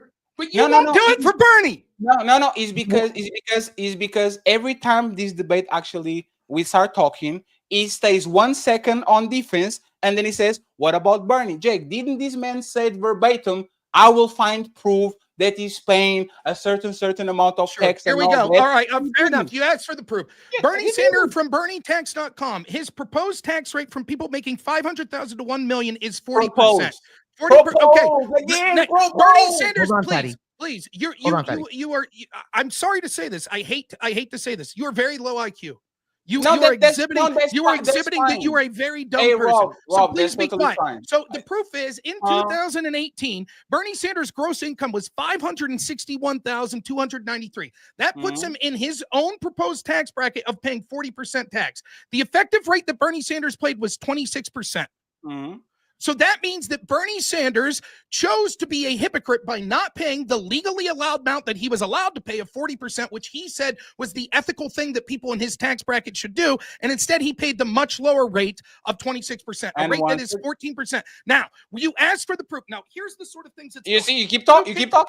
Yeah, I will keep talking. I'll explain to the audience. I'll explain to the audience what's occurring here. Right? If you're joining late, here's what's occurring. He says, look, Trump's unserious about his tariff plans because he's buddies with Elon Musk, and Elon Musk has some factories overseas.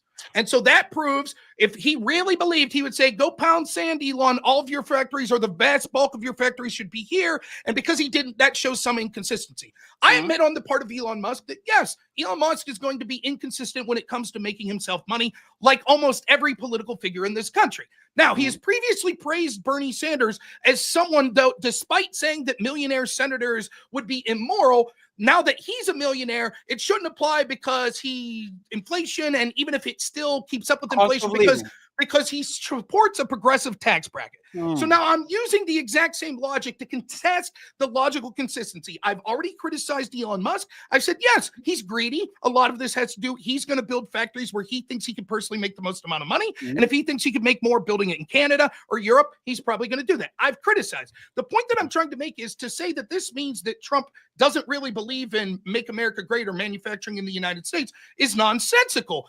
But if you're going to extend that logic to, well, if you're not putting your money where your mouth is and you're building factories overseas, or in this case, his ally, why wouldn't we make that same criticism of Bernie Sanders? Bernie Sanders has proposed that people in his income bracket pay 40% tax rate.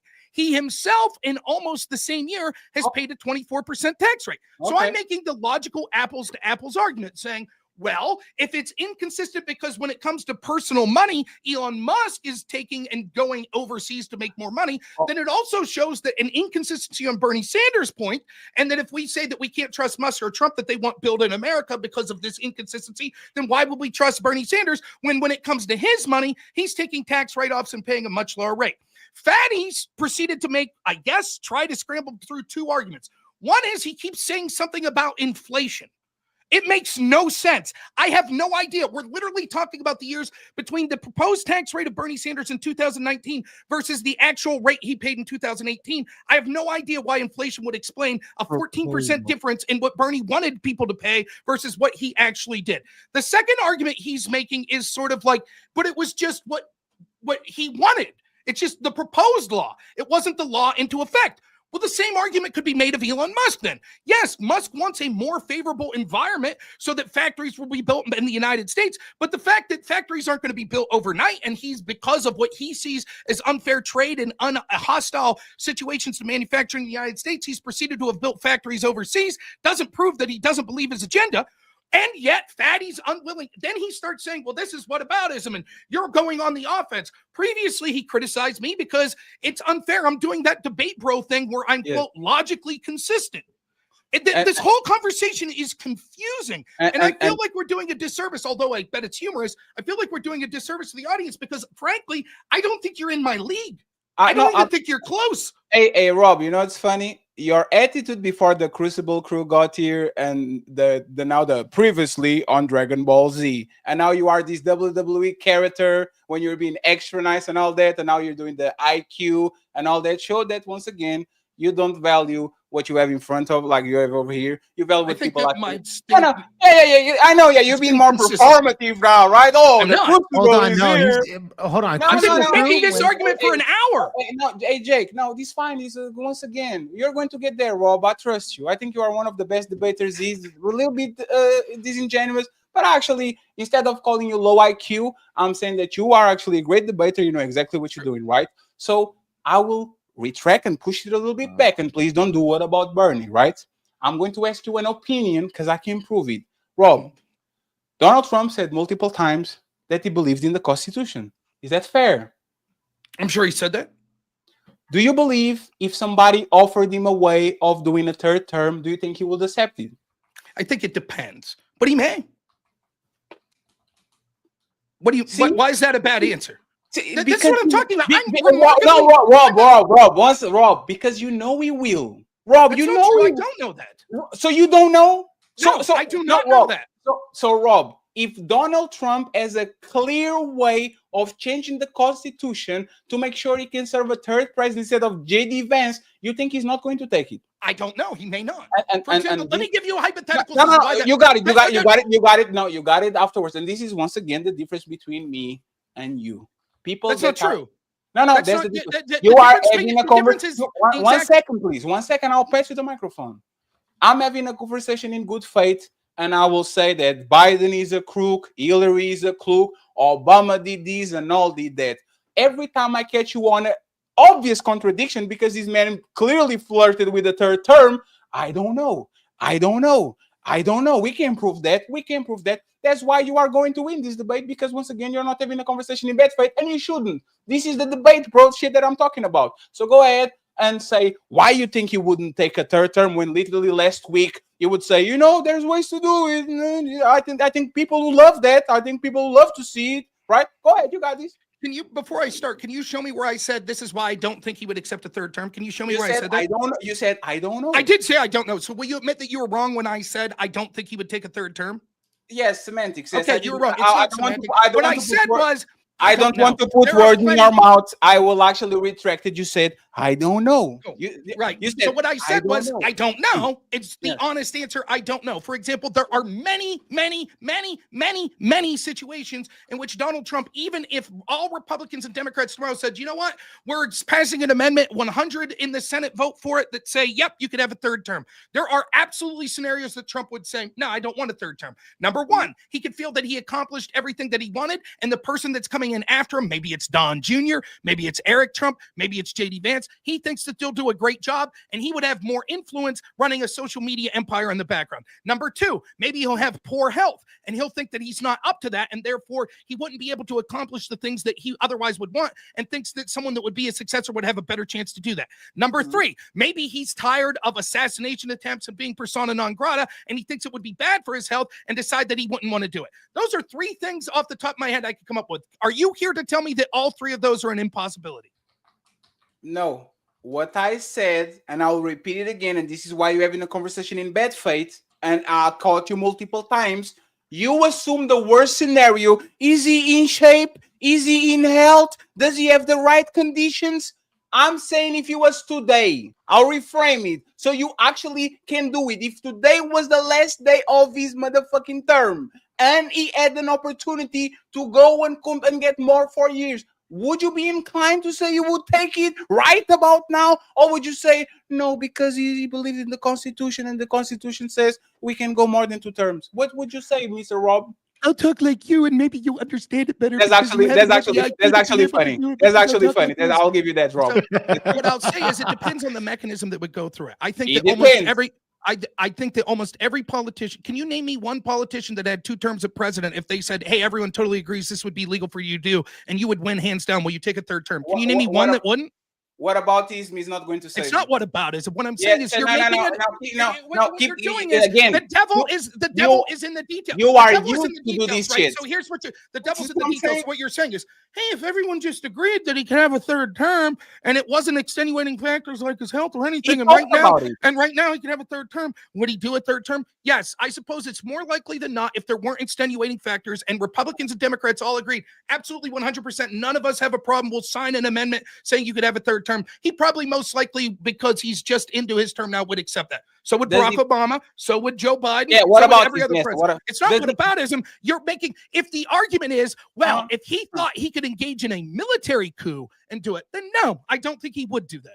The devil is in the details of how you suggest. Yes, I think that Donald Trump, in an action that would have no plausible immoral connotations whatsoever, if they changed the Constitution to say he could serve a 3rd term, would be amenable to operating for a 3rd term. Just like almost every other politician. Can you explain to me why it would be immoral if Republicans and Democrats 100% voted to amend the Constitution to allow presidents to have a 3rd term? It would be immoral for Trump to do so. You keep doing the immoral shit. I never said that is immoral. Okay, let me say what I said. I said this once again is a proof of actually somebody that is inconsistent, flip-flopper, to use the Constitution to preach all the things that he wants to push, and then when it comes to a 3rd term, which is clearly unconstitutional, oh, we can amend this right here, and we can actually go ahead.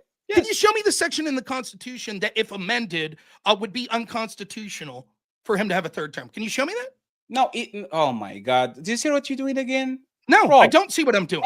Hey, Rob. Let me ask you something, right? And this is totally fair. If you say this is my 2nd Amendment. This is my 2nd Amendment right. This is my 2nd Amendment right? And then you go around and you say, I have guns because this is in the this is the Constitution, and I truly believe in the Constitution. Yes. And then you would come around and says, you know what? Women shouldn't vote. Repeal that from the Constitution. Take that from the Constitution. Okay.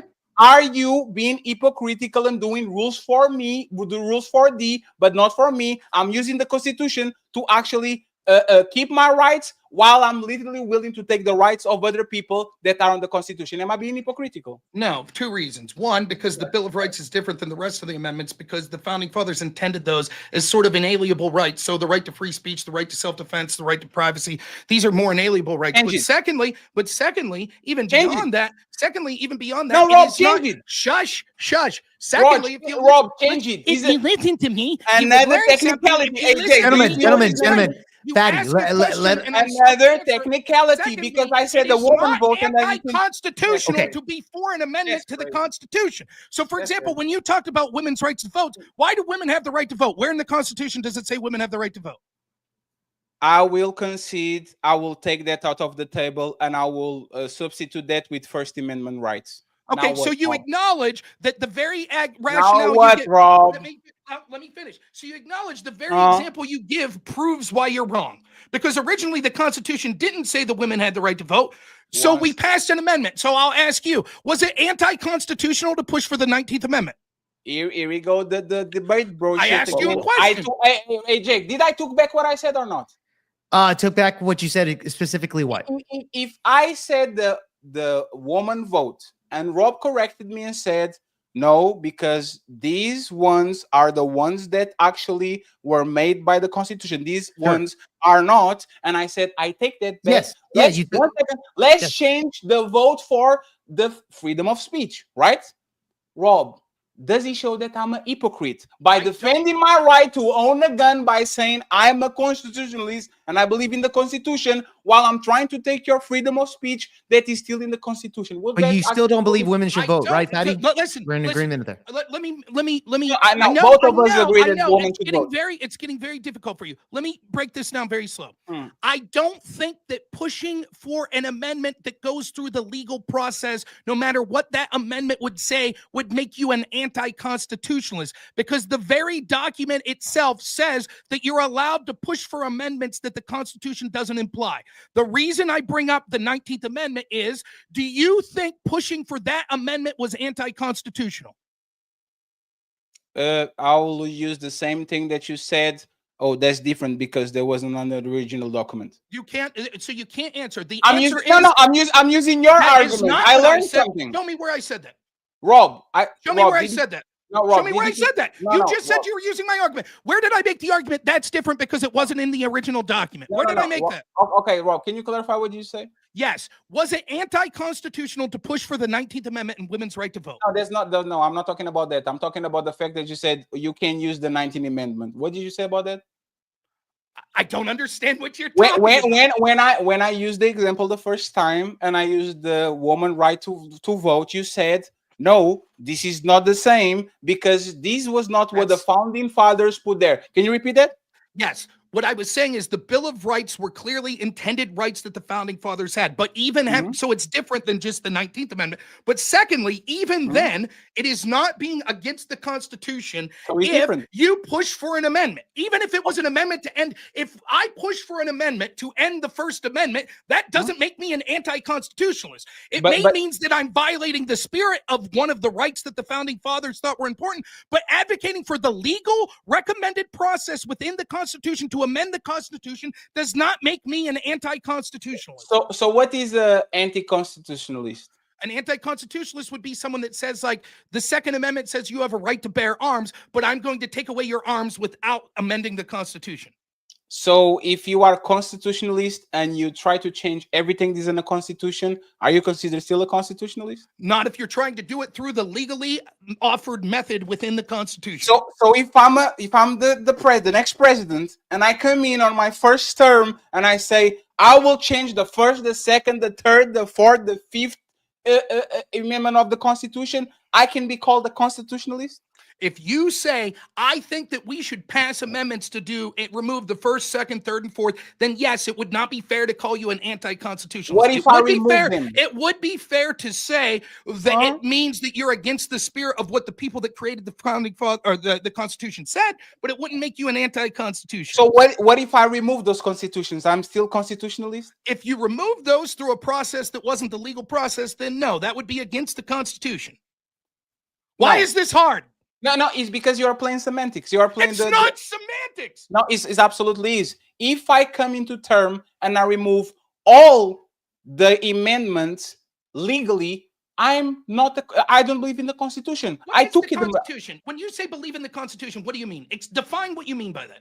I'm talking about believing in the rules that are stipulated there. If one of the rules says, do the rules allow for an amendment? No, absolutely. But do the rules allow for amendments that rescind prior amendments? Absolutely. Okay, so explain to me why it would be anti-constitutionalist to go for the rules? Because once again, you said you are constitutionalist, but you are turning around and making removing them from the Constitution. You don't believe in the Constitution. You actually believe in whatever you believe. You can come around. You can come around and say, I have the Second Amendment in my right to actually own guns, and then turn around and say, you know what? I will take the right of that person. That is not my amendment, so I will take it away legally. You are not a constitutionalist. You don't believe in the Constitution. You are changing what is there. Okay, so I just want to be clear. I know that you're incapable of answering questions. I'll try again and watch you deflect and not answer. So because the Constitution didn't give the women the right to vote, the 19th Amendment's anti-constitutionalist. You can't answer. You can't answer. No, I'll do it. Repeat it because again. The Constitution did not give women the right to vote. In fact, it expressly outlines who's allowed to vote, and women aren't included. And the 19th Amendment changed what the Constitution said. The advocates of the 19th Amendment were anti-constitutionalists. It was something that was added or something that was taken? It was something that was added. Okay. What if I take? Like that's fair? I'll give you that. That's constitutional, right? I will say that you are. What if I take your amendments? What if I go ahead on the legal process and I say no freedom of speech? No, I'll take everything. Am I a constitutionalist? So just to be clear, yes. And I would say then your argument is that the people that passed the 21st Amendment were anti-constitutionalist. What is the 21st Amendment? The 19th Amendment, or I'm sorry, I think it was the 15th Amendment. Let me look it up. The 18th Amendment, I'm sorry, was prohibition. Was that constitutionalist or not? Prohibition of alcohol? Is that taking away people's right to drink alcohol? Is that you literally use this argument. That's not the same thing as the ones that the founding fathers put there. What are you talking about? We're going off your train of thought. You said that. I'm sorry. You just said that. And I conceded. Hey, Jake, you see this? I literally conceded. I said, you know what? You did not concede. No, sir. You said the 19 is not the same thing as the original ones. And I said, you know what, Rob? I will concede it. And now you are literally giving me one that is not one of the original ones. Why? Let me rephrase, because again, I'll talk very, very slow this time. Yes, please. Although I think that the spirit of the founding fathers in the Bill of Rights means that those amendments are different. Despite that, now listen, this is the important part. You ready? Despite that, if you go through the legal process and pass an amendment to revoke one of those original 10 amendments, then you are not an anti-constitutionalist. Yes. Do you understand that? Yes. You said your argument was, well, if you pass an amendment that revokes something, then that's anti-constitutionalist. But if you pass an amendment that adds something, then that is not anti-constitutionalist. I said, okay, fine. The 18th Amendment is prohibition. It took away people's rights to drink alcohol. Is that anti-constitutionalist? No, because according to Rob, is not one of the original ones. I mean, there's no need to continue this conversation. No, you are using fucking idiot. You are a fucking idiot.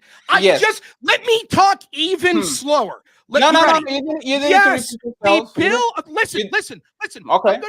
I'm gonna say 5 words, and then I'm gonna ask you: did you understand all of the words I said there? You ready? The original Bill of Rights were the things that the founding fathers thought were special to creation. Yes. You understand those words? Yes. That makes them different than the other amendments. Yes. So despite that, I already. Why are you repeating it now? Please let me finish. Please, sir. You're going to say already. You don't understand. Go ahead. Despite that, if you go through an amendment procedure to revoke one of those, that does not make you an anti-constitutionalist. Do you understand that? Okay. The argument aside from that is you're saying that there's not something we're all in agreement that despite the fact that I think those first 10 are special in that they're what the founding fathers agreed upon in order to ratify the Constitution. But despite that, you're understanding I'm saying they're not special in the sense that you're not an anti-constitutionalist for proposing an amendment to revoke them. You understand that? Yes. So therefore, if I talk about the 11th Amendment, the 12th Amendment, the 13th Amendment, and say, do you think that's anti-constitutionalist? It is not an argument for you to say, no, because they're not one of the first 10. Because we already said those first 10 aren't special when it comes to the process of whether or not it's anti-constitutionalist. And that was I understood that. What about the first one? What about freedom of speech? Right, freedom of speech. We've argued that's the First Amendment, and we've Would already said it would not be anti-constitutionalist to propose a legal amendment to revoke the First Amendment. AJ, you want to do the second? No. AJ, can you read the definition of constitutional, please? Like constitutionalist. Wait, the definition of constitution? Yeah, can you no constitutionalist? Can you read the definition? Why don't you tell me your definition? No, we have a moderator. You got it. Why don't you tell me your definition? Because you're arguing this and you don't have my definition is my definition is so you're arguing this and we you have don't the even, sir. Wait a minute. We have the Oxford Dictionary. I don't need I just want to be clear. Your argument is you don't even know what the definition of the term my constitutional opinion, is.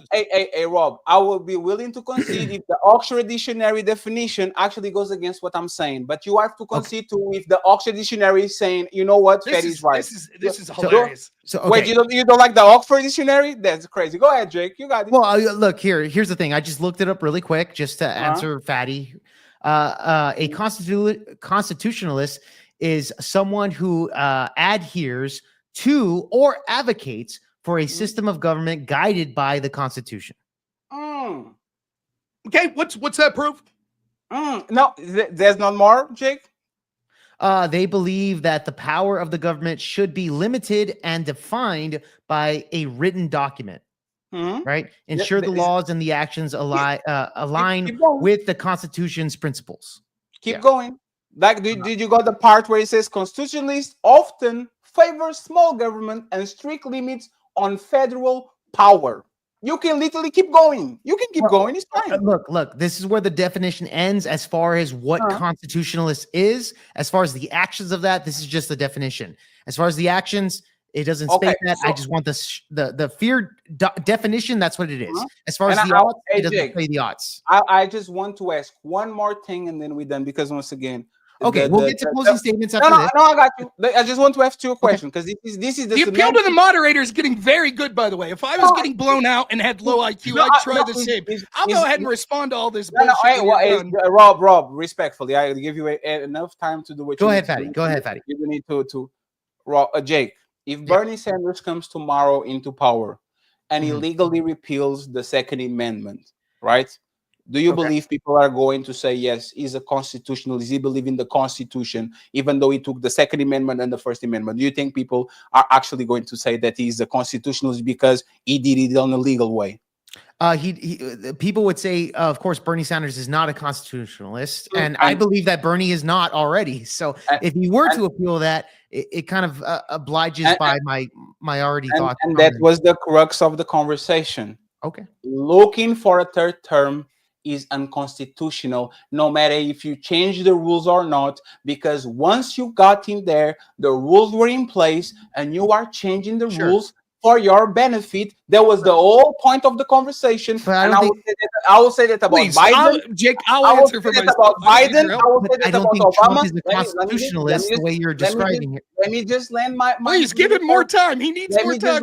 Let me just land my parachute. Okay. I would literally side with every single Republican, Trump supporter, whatever, if Joe Biden said, you know what, I did 2 and I'm going for the 3rd term, I would think nobody will call him a constitutionalist. And I would say, yes, you are not a constitutionalist because you are changing the rules because the Constitution doesn't say that. But Rob wants to go on the technicalities. If you do it legally, that doesn't make you an anti-constitutionalist. Yes, it means that you don't believe in actually the Constitution because you are changing them for your own best interest. Was now, the 18th Amendment constitutionalist? You tell me. You tell me. You're the one that's making proclamation. My definition of constitutionalist is very simple. A person who advocates following the policy and procedures in the Constitution. Adding rights and taking rights are not the same thing, right? Okay, so taking away the rights to drink alcohol means that it's anti-constitutionalist. At the time, it was.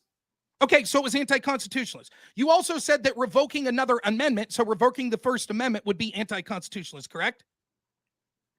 The First Amendment, absolutely. Actually, one second, please. 1 second. Well, you stated if Bernie took away the first and the second, it would be unconstitutional. Right? Absolutely. And going to the 15 and to the 19 and to the 17. Why you don't stick with the first one and the second one? Great. So, Rob, you because stated... the point is, because you're making several arguments. You're saying, let me explain. So I'm going to take a long amount of time to talk since we had to listen to your inane and gibberish where you're trying to appeal to the moderator. When you try to appeal to the moderator and you try to sort of argue with him because you're unable to keep I'm not appealing to the moderator. I'll explain what's going on here, right? My point was quite literally when we got onto this conversation, if it was any process that was within the amendment or within the amendment procedure, then no, it wouldn't be anti-constitutionalist for Trump to advocate for a 3rd term. Now, because you've got hung up on sort of the absurdity of sort of what does constitutionalist mean, you've sort of given a red herring that gets away from the point, which is the Constitution never as written before the amendments. Can you show me where it says how many terms a president should have? Wait, it's not in Constitution that you shouldn't, like, it's not limited to 2 terms? No, it's not. It's fine. Enlighten me. I'm here to learn. Go ahead, tell me. Go ahead. Gentlemen. Fatty, just really quick, like in the Constitution, is there anything in the Constitution that says that you can't serve 3 terms? That's the claim here. And honestly, I don't believe there is. So there's nothing in the Constitution. So if Donald Trump can go and do a 3rd term without amending the Constitution. Well, that's not in the Constitution. So let me just be clear. You said that an amendment that takes away people. I'm going to answer. Your position is an amendment that takes away people's rights is unconstitutional. Yes? That's not what I said. I said that is what you said. No, that's not what I said. I said those were different. I said those were different. Okay, why is repealing the First Amendment through an amendment unconstitutional? No, that's not the point at all. No, that is the point. You keep saying oh my God. You keep going and going. Is taking away as an amendment. If we pass an amendment to take away the First Amendment and it goes through the legal process, is that anti-constitutional? Yes. Why? Because you are anti-constitutionalist. You don't believe in the Constitution. Wait. But why? You're not giving an answer. But when you say you're begging the question, when you say it's anti-constitutionalist because you don't believe in the Constitution, I'm asking, but why? What about that behavior shows that you don't believe in the Constitution? If you have a written agreement and you don't abide by the laws of the agreement and you want to change it, you don't believe in the agreement. So the written agreement says the First Amendment says that you have a right to free speech. And so even if you pass an amendment through a legal procedure, that's anti-constitutionalist. Is you doing things that go against the Constitution? I'm asking yes or no. Is that your argument?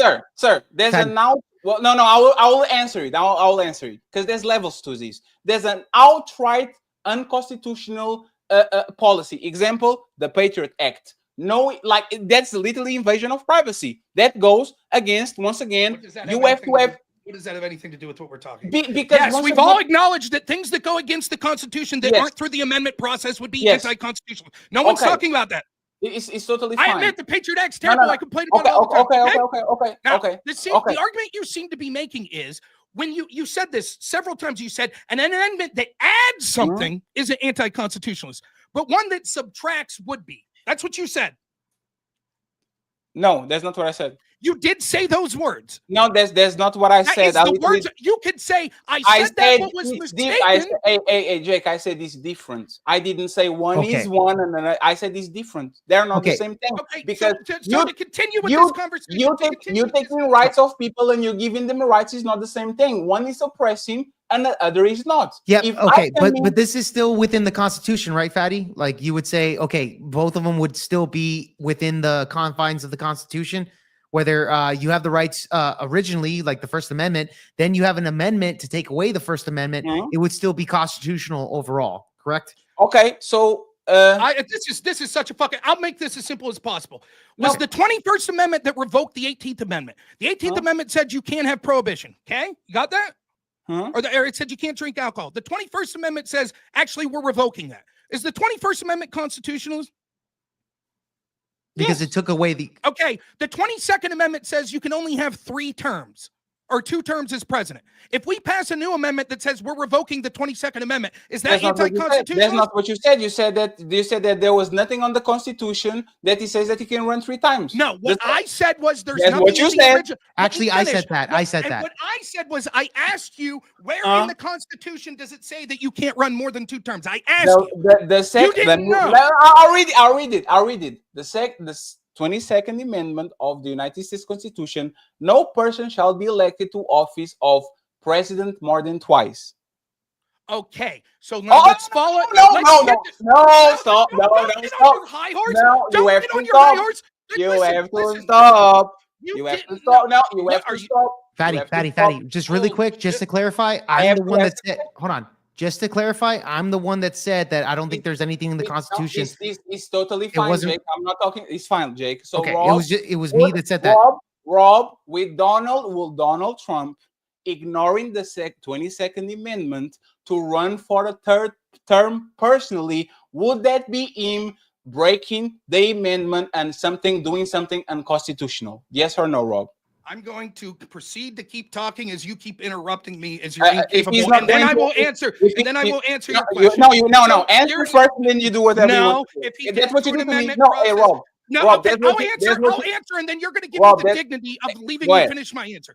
The answer is no. If he did it through an amendment process, it would be no more anti-constitutionalist than when we had an 18th Amendment to revoke your right to drink alcohol, and then a 21st Amendment that revoked that. The 22nd Amendment took away people's rights to run for office for more than 2 terms. So revoking that with a new amendment would be no more anti-constitutionalist than the 21st Amendment was to revoke the 18th. Now, you're celebrating because you, who had no clue, you assumed the original Constitution. That's why you kept talking about the First Amendment. The reason I was talking about where in the Constitution does it say that you can only run for 2 terms was because you keep making this argument. Well, the First Amendment, it's right there that you have freedom of speech. So that's a unique one. If you repealed it, oh my God, that would be anti-constitutionalist. And why are we talking about the 18th or the 19th Amendment? That's not one of the first ones. And so it would be anti-constitutionalist if Trump decided to run for a 3rd term. But what you didn't realize was that the Constitution originally written did not say a president could only run for 2 terms.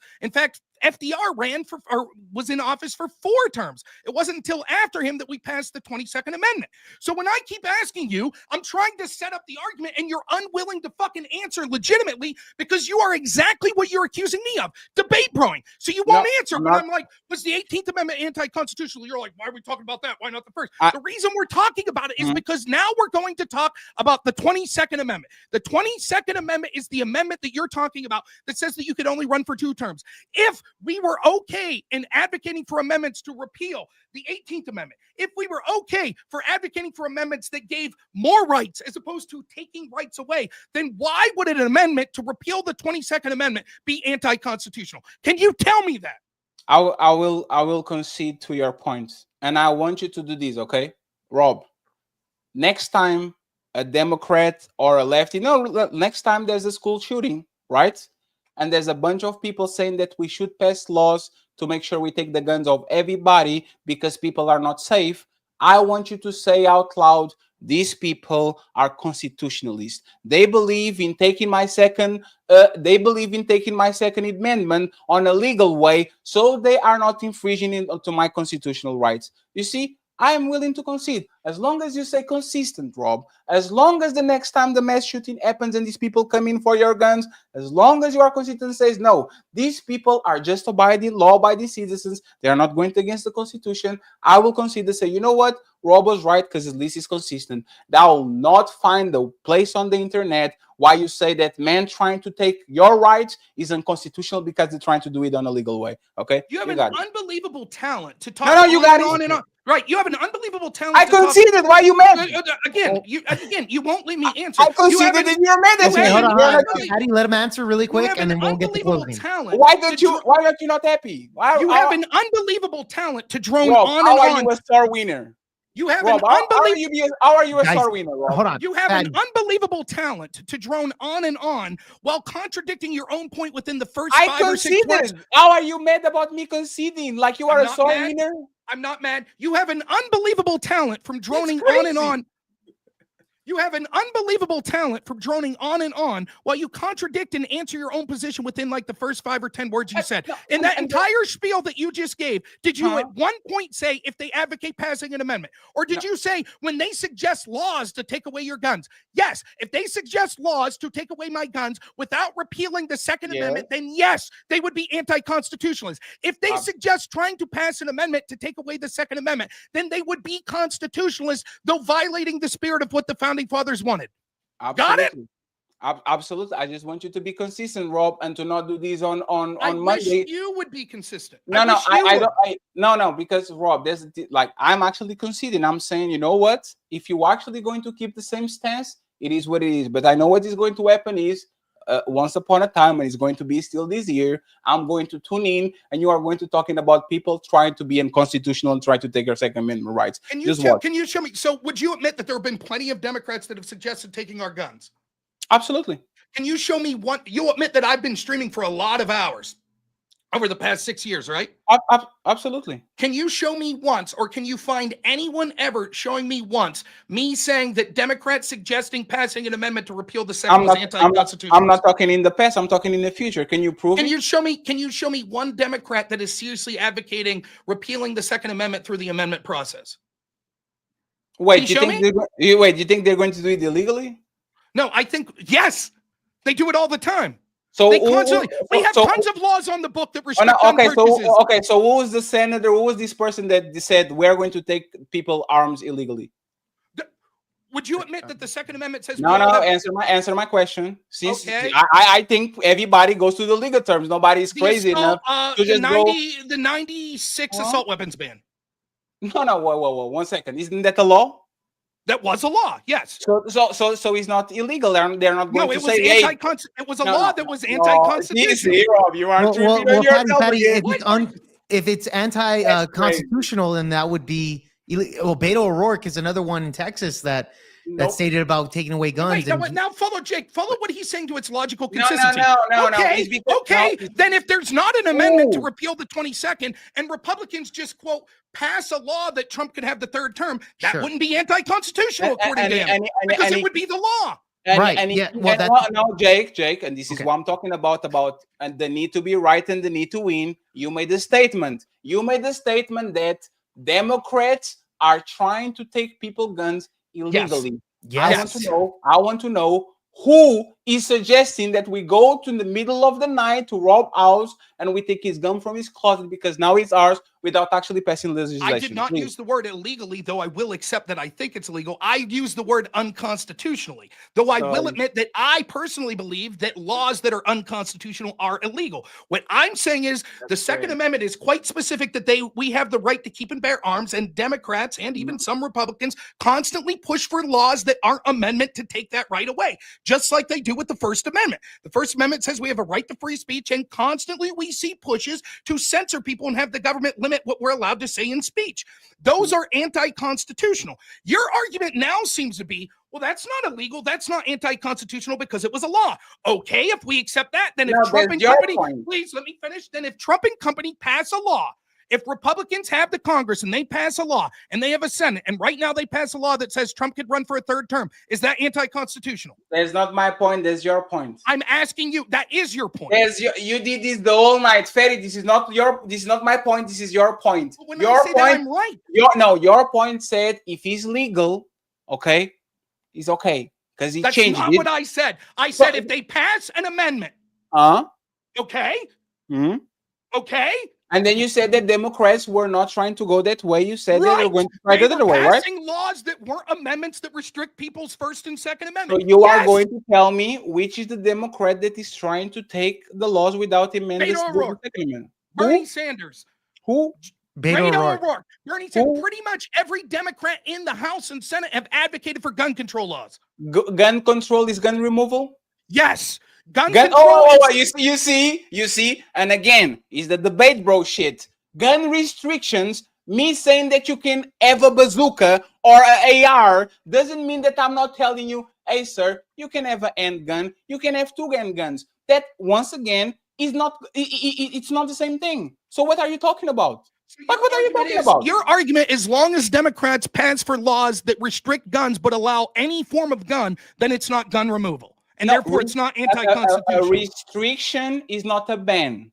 You have the right to all arms. To keep and bear arms, it shall not be infringed. Yeah, but there's a thing. Even that's being infringed, right? What? Yeah. So like, you can't have this arm. That's infringing on that right. Is that no? There's gun control. That doesn't infringe on that right. They can actually. No, sir. It doesn't, because if I say people can sell drinks in this establishment, I can say you can be selling bleach. Bleach is out of bounds. You can sell Coca-Cola, iced tea, water, but me restricting your use of you selling bleach, that doesn't mean I'm against you selling drinks. It's completely different. I just want to be clear. Okay. So if tomorrow Bernie Sanders says we want to remove all guns except muskets, you would say that's not a violation of the Second Amendment because it still allows you to have a musket, which is a gun. No.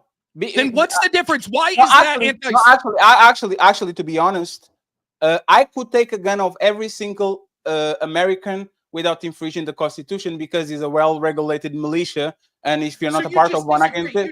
I could disagree. No. You just disagree. Fine, I'm not even going to have this. You're not. Let's go to the First Amendment. Let's go to the First Amendment. I have to go take a twinkle again. Is like, hey, Rob, don't you like technicalities? Technically, I can go to, if Jake doesn't show me that he's on a well-regulated militia, I can take his guns and not infringe his rights. Do you see? I can play this game too. You don't have the intelligence to know what you're talking about. I'm not going to get into this militia debate with you. It's clear that it's going to be a red herring and go down. So we'll just move to the First Amendment, which you would admit is equally, if not more important. So does that, the logical extension of what you're saying before you change to the militia argument, which now you're going to say, no, I never said this once you realize the stupidity of your argument, is that, well, as long as you're allowed to say anything, then any restriction on your free rights, not actually anti-First Amendment, because you could still say words. Just like restricting any gun isn't a restriction or violation of your right to keep and bear arms, because there's some gun out there you're allowed to own. It's ridiculous. Like I'm Jake, don't get me wrong, I'm having fun. I like this, but this is legitimately, I'm really having fun. And I'm not saying Fatty's an immoral person or anything like that. No, of course not. It sucks to say this so brusquely, but it's only through hours of frustration. He's literally one of the dumbest people I've ever debated. He literally is. And I'm sorry to say that because he's probably a very nice guy. But it is unbelievable. And one of the things that frustrates me is when people can't follow a logically consistent argument.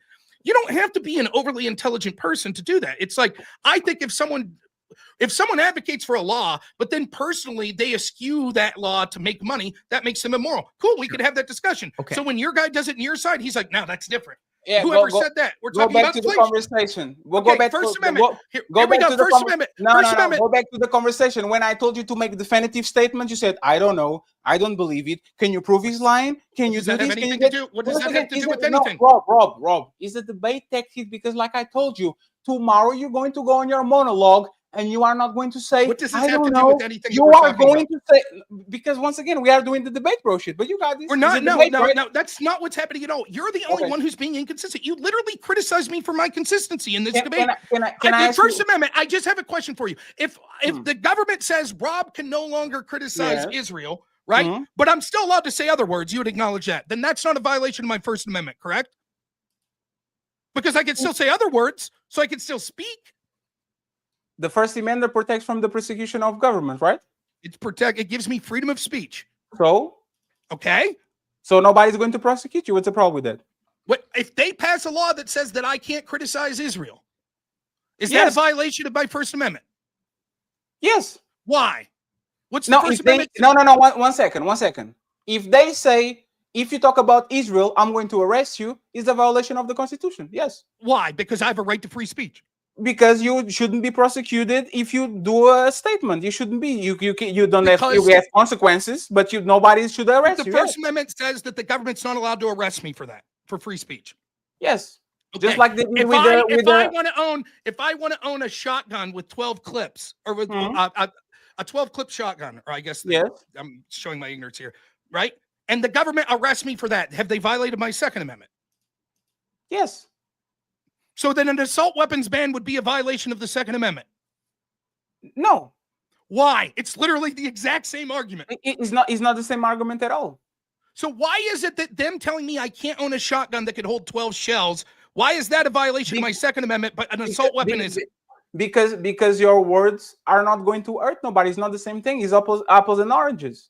What does words have to do with the shotgun that could hold 12 shells? Sir, if I go to your house and arrest you because you talk shit about the president, right? It's not the same thing about me having a bazooka in my warehouse. You just said no. You know what? You know what? You are actually right. I'll concede to that. I actually contradicted myself because I'm a little bit tired. Like when I say no, yes, I actually contradicted, right? So let me ask you this question, and then I'll go from there. If the government doesn't allow me to have a bazooka, does that go against my Second Amendment right? It technically would, the way that it's written, yes. You can argue that there are reasonable limitations implied, but as written, it would go against. Right? For example, you could say, see, the problem that you're going to find out is I could actually do this entire debate from your side so much better than you. For example, I could say, well, Rob, if you believe that the Second Amendment gives you unfettered access to firearms and that's your human right, should you be allowed to have a firearm when you're in prison? Good question, right?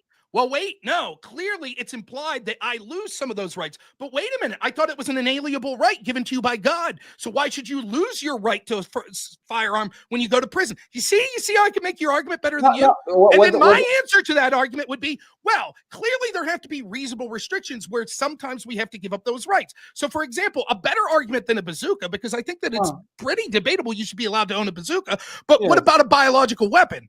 Isn't, for example, just anthrax a logical extension of a right to defense of an arm? So why shouldn't I be allowed to have complicated biological agents? It's just defense for me. You see how I'm making your argument better than you? But there's my point, right? No, you can't say that me making... No, that's my point. Just because you can make my argument... Sir, again, is this just because you can make my argument better than me... Right. Doesn't mean, so I'm wrong? Yes, you're wrong because the specifics of what you're talking about are nonsensical. So remember how we got here. We're talking about whether or not a legal amendment process went through the books, whether or not that would be anti-constitutional, when actually it's just revoking the 22nd Amendment. So no, it wouldn't make you an anti-constitutionalist. Then we moved on. Then you somehow bizarrely moved on to well, so then if Democrats pass laws to take your guns away, you would say that that's not anti-constitutionalist. I said, no, I never said that. I said if they would pass an amendment process, I would say that that's not anti-constitutionalist, even though it violates the spirit of what the Founding Fathers intended. That's how we got here. I agree. Totally fine. So you believe, since the Second Amendment says verbatim, or kind of very close, that you have to be on a well-regulated militia to have guns, if tomorrow the United States government came around and took all the guns of individual citizens, that they will not be infringing on the Second Amendment because he means what he says and he says what he means, and he's literally saying that you have to be on a well-regulated militia. You would be okay with that, right? What's that comma for? Wait, what are you talking about? In the Second Amendment, what's that comma for? Okay, here we go. You just said we got to read it. Okay. So is an additional, right? He's not encompassed. Let's read what it says. A well-regulated militia, comma, being necessary to the security of a free state, comma, meaning in addition to Then it says the right of the people to keep and bear arms, comma, shall not be infringed. So it's first saying there's two things it's talking about. The right to a regulated militia, which is necessary for the security of the state, and the right of the people to keep and bear arms shall not be infringed. So no, it's not just talking about a militia. Oh, so your interpretation is that is not exclude is not include, like it doesn't have to comply to all the things that are there, is like an added something. That's what you're saying. No, I'm saying I'm reading. You said we should be semantical and read the letters of the text as written. I'm reading them. It's clear what it says. We also know from writings of the Founding Fathers and the fact that the Founding Fathers were prolific gun owners that they clearly intended that they should be the right to have the right to have those weapons. Hey, maybe I'm wrong. I think you are. Maybe I'm wrong. I just have one last question for you, sir. Since once again, like for example, when Donald Trump says he wants the death penalty for all the drug dealers, and then he tries to pardon the Ulrich dude from the Silky Road that created a market. Yeah. Do you think that goes against? Like, do you think those are contradictional positions? Do you think that's like? Do you think there's like? What do you think about that?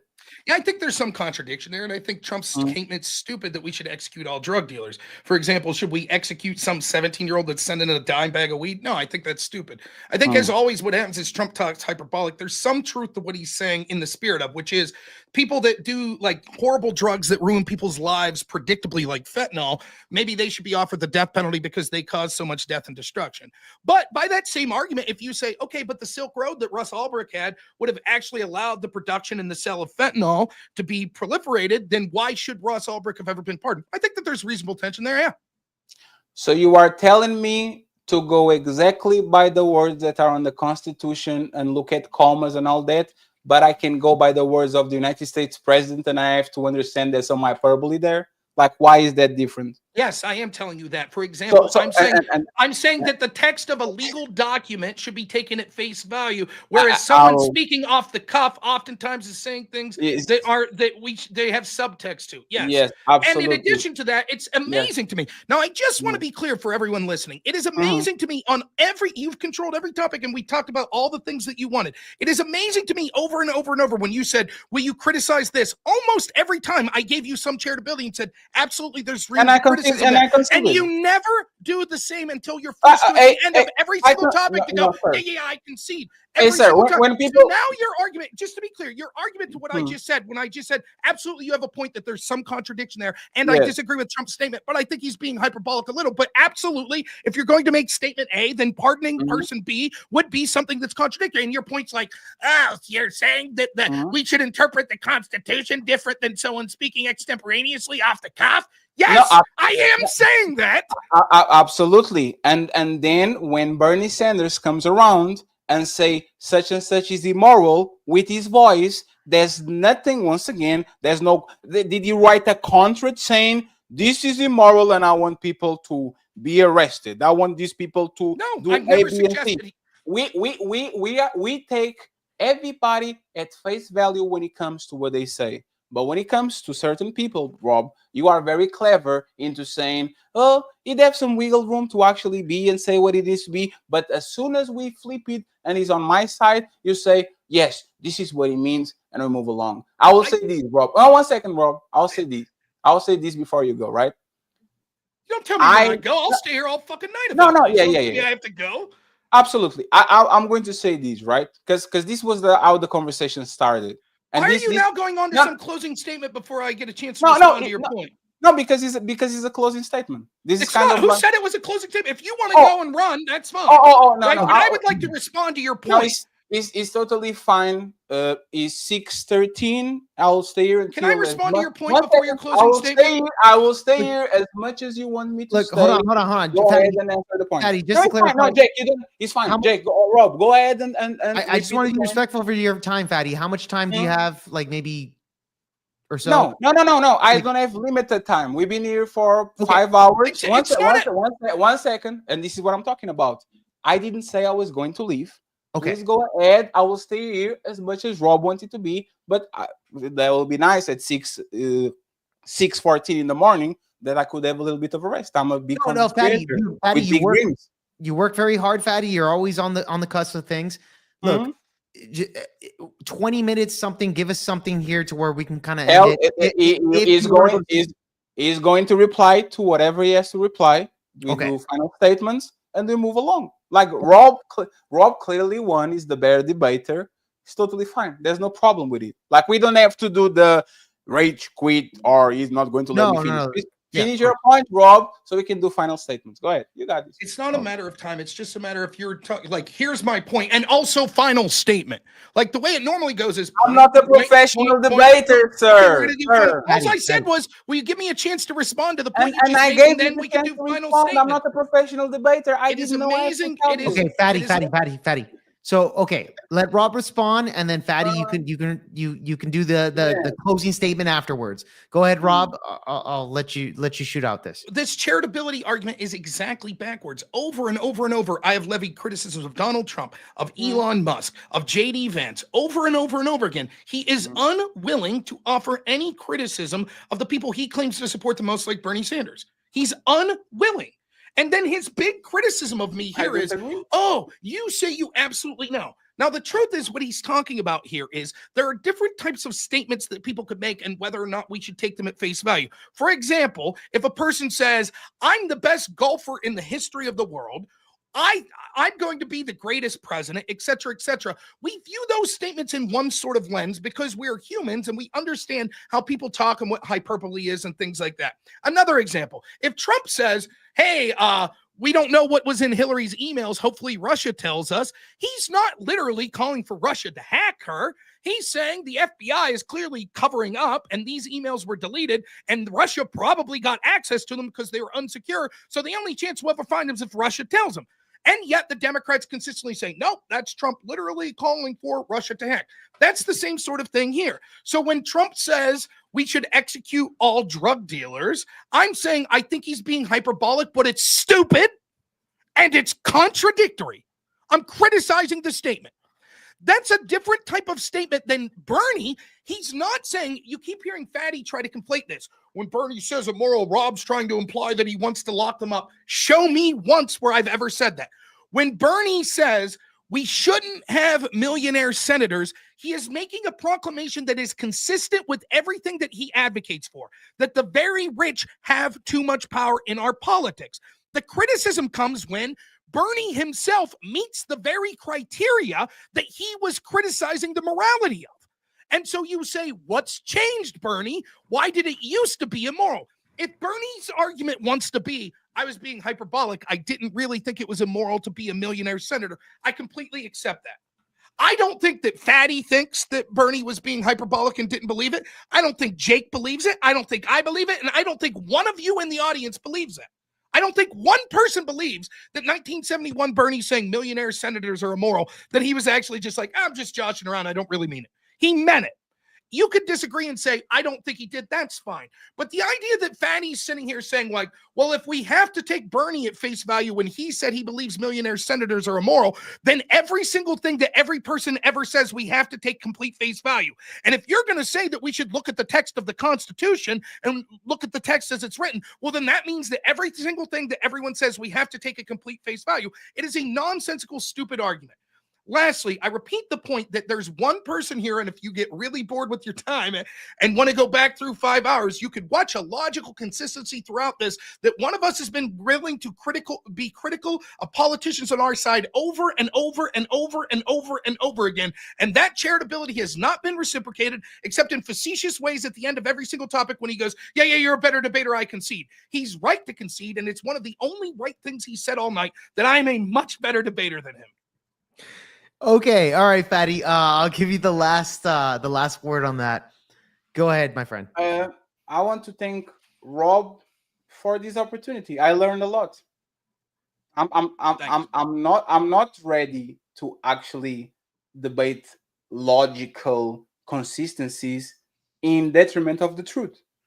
I'm not. I'm an idealist on this point, right? I think I do pretty well when it comes to economics. I do pretty well when it comes to women and accepting who they are.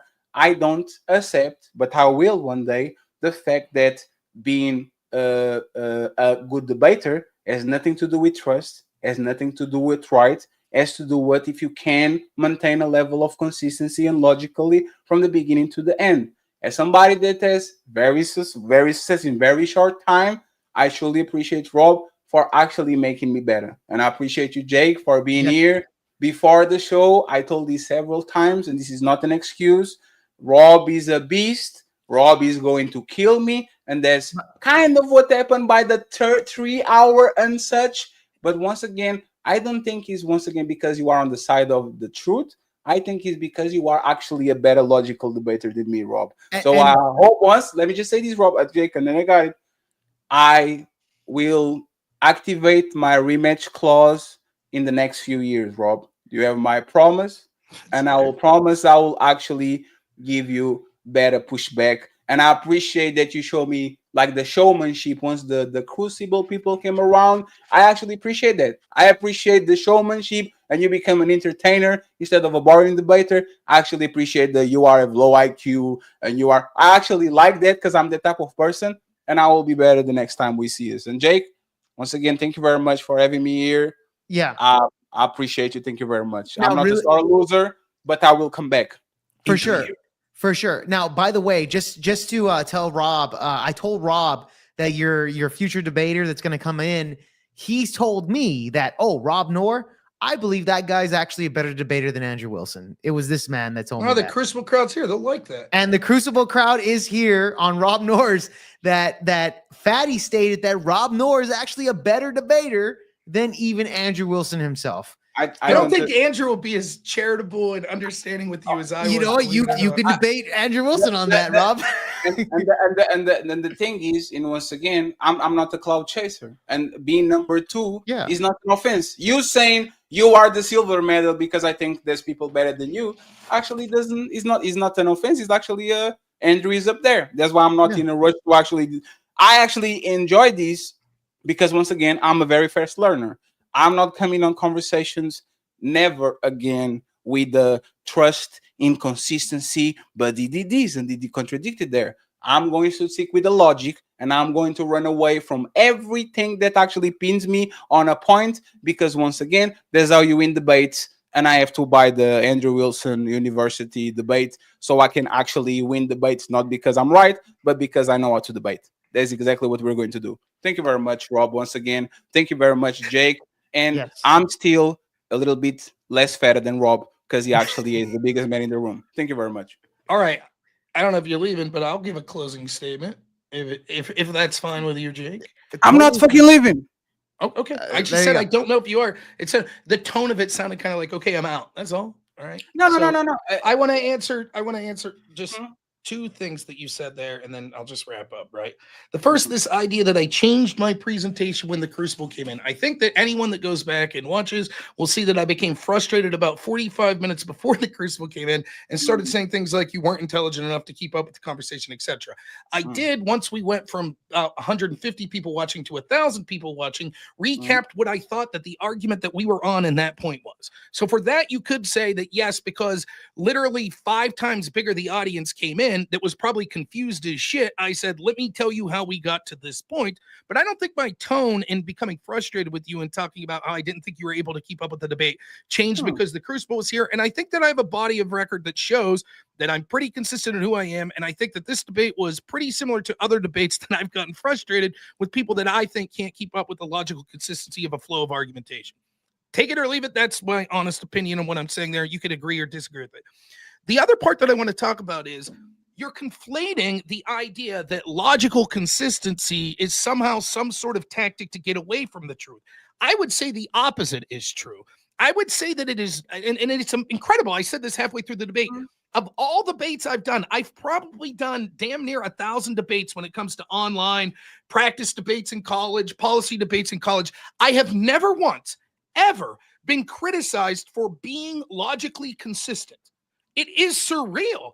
And the criticism goes something like, well, you're playing this game where you're being logically consistent, and that's being used to veil the truth. So yes, you're giving this backhanded compliment. You win the debate, but that's because you're more focused on being consistent than being truthful.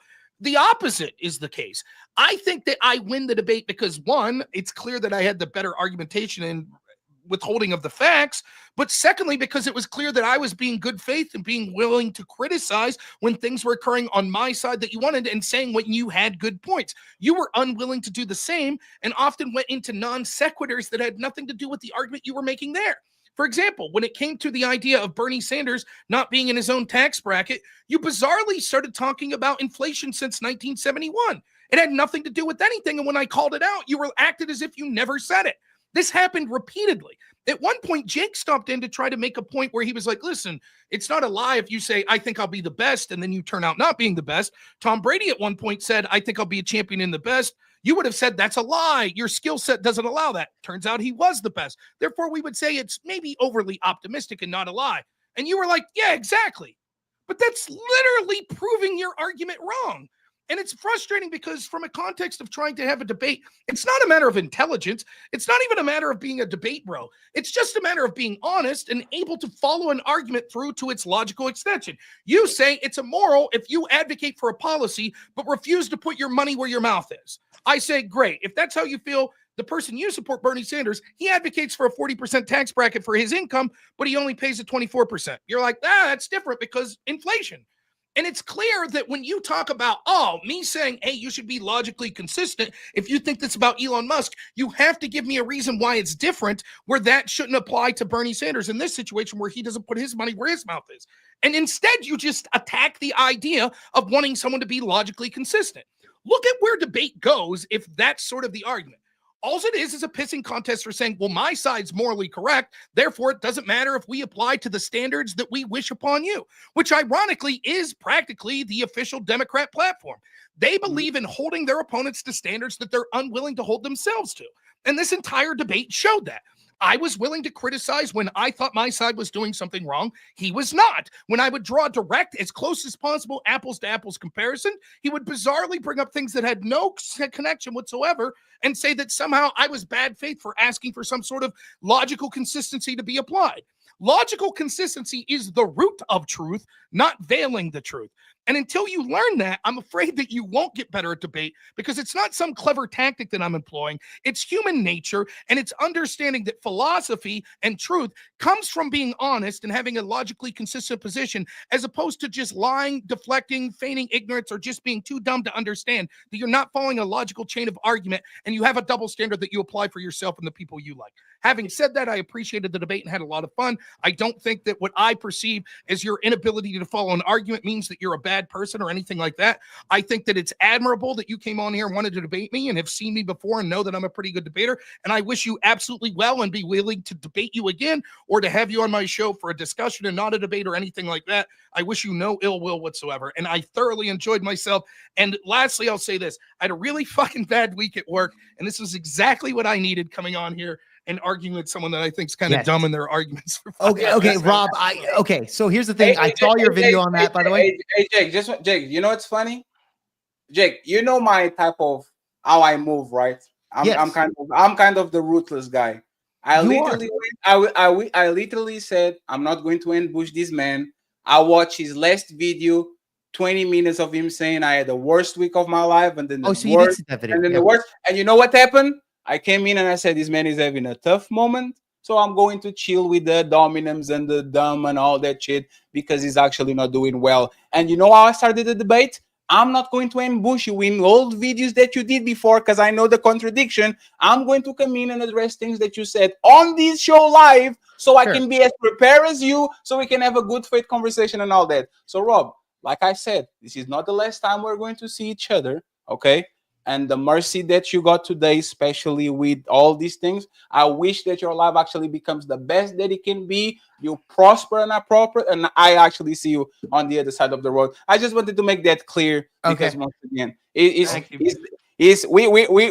going to absolutely see each other, sir, and we're not. Thank you for taking it easy on me. I really appreciate it. Go ahead, Jake. You got it. No, I was gonna say, Fatty, like in Mortal Kombat where you have like a certain thing to where you give mercy to your opponent and they give a little bit of health. And we got a friendship fatality here. Yeah, they get the friendship, but like you have the mercy one where you give health to your opponent. Is that what you did to Rob? You gave him a little bit of health? Nice of him. No, it's not even that. I think Rob clearly won because once again he follow exactly the logic. But I let's say he think had the best week of his no, life. Would you still? it's not even that. I don't believe in sympathy. Like, it's not because I'm not calling you an ad hominem that I'm going to win the debate. That doesn't mean nothing. It's just a showmanship. So Yeah, I don't call you dumb or a fat ass or your beard doesn't connect because, like I said, it doesn't make me more logically sound. I left it alone. I focus on what we have to talk today. Next time, I'm actually going to be a little bit better, and I'll remember. Good. Okay. All right. Fair enough. Fair enough on that, Fatty. I love it. And again, look, guys, I put this debate together with the mystery thing. I didn't want Rob to even know who the fuck he was debating in the first place. I've debated Fatty already. It was frustrating for me to debate Fatty when we and he lost. No, I did not lose. I destroyed your ass. But however, it lasted. It was supposed to last 2 hours. It lasted 4. We had to expand that fucking debate because, according to Fatty, I was so frustrating on this. And I'm not gonna lie, Fatty's pretty frustrating. I get it. But this is why I kind of put it together because Fatty's been nothing but nice to me on Project. He seems like a nice guy. I do believe that, dude. Fatty's been nothing but nice to me. He's put me on his panels. Fatty knows that I'm a little bit of a firecracker on his panels, especially because he has leftists on there. And he knows that, dude. And dude, here's the thing. Love Fatty, dude. This is why I wanted to put Fatty on here when I had this idea that I wanted to put Noerr on my show, talk to him, have an interview, have a discussion, kind of have like a bro moment with him. And then I wanted to put his fucking feet to the fire with a debate. And Fatty was the guy that I wanted to fucking do it against. And I think, Noerr, I think you enjoyed it. I think Fatty enjoyed it as well. So it was a pretty good thing. It was a really good thing, man. I loved it. I enjoyed it. I have no complaints about it. It was fun. And next time Andrew Wilson says to a woman that she's not going to get a 7-foot millionaire or billionaire, you have to say, hey, you can prove that she's lying. You can prove that she's lying. She might get a 7-foot billionaire because Andrew Bynum and Lamar Odom are single and they're looking for a queen. And this is once again why I'm going to be frustrated next time I see Rob and one of the top debaters because they go from debate mode to making assumptions about shit. And then I'm like, damn, who was this person I was talking to yesterday? But thank you very much once again, Jake. I appreciate you. Once again, Rob, salute to you. Yeah. I think you actually are a sensible dude. Even for a Trump supporter, I think you never said something egregious. So I appreciate you. Am I pretty sensible too, Fatty? Come on. No. You're not sensible. You are crazy, but you're cool. Oh, okay. You're crazy, but you're cool. And friends, if you guys want to find me, Team Fatty, tomorrow I'm going to do a very star-studded debate tomorrow with a bunch of important content creators. So if you can find me, I don't know, Jack, at what time you're going live. But I don't want to announce it so they can come here too. Okay. I appreciate you once again, Jake. Appreciate you, Fatty. Thank you so much, man. Love you, bro. Love you, bro. Thanks. Have a good one, man. And Rob, you better not be crying next time I see you. I won't. I'm worried now. So I appreciate you. See you later. Yes, sir. Yes, sir. Rob, okay, so here's the thing. I got a super chat because, dude, one of the super chat questions came for you, and I don't even know what the fuck this means. What does Rob think of the Trump coin and the Melania coin? Terrible. He put this fucking shit meme coin out like right before he was in office. I thought it was fucking despicable. It's one of the worst things I've seen Trump do. Right? Like he basically, it's a little different, but it was basically, you know, that Hawk Tua chick that put out that shit coin. Yeah, and she was like, fraud. It's different, but it's in the same vein that what Trump did with the Trump and Melania coin. I thought it was fucking amateur hour and bullshit. I don't think it was illegal, but it's fucking scummy. That's what I thought about it. So, of course, I'll criticize That's Trump. what I'm saying. This book on me is always like, you'll defend Trump no matter what. I'm in a debate tomorrow night where the topic's like, has Trump's first months been a success? And it's like, well, if that dude's watching, I'm going to give away some of my strategy. I don't know how to answer that. I'm a single issue voter. I don't think it's a success until people from the FBI are in prison. So no. In that vein, no, it's not a success because these fuck faces that interfered in our system are still running around collecting a paycheck and they're not in jail. But I could argue for the sake of arguing, there's a lot of ways I think it was a success. But for me, if 4 years end and these people haven't been in prison, then no. Just like the first 4 years, I'll criticize and say, you didn't do it. You didn't drain the swamp. Yeah. So, but I always think it's funny when the criticism of me from people like Fatty there, which I feel bad calling him Fatty. That's his name.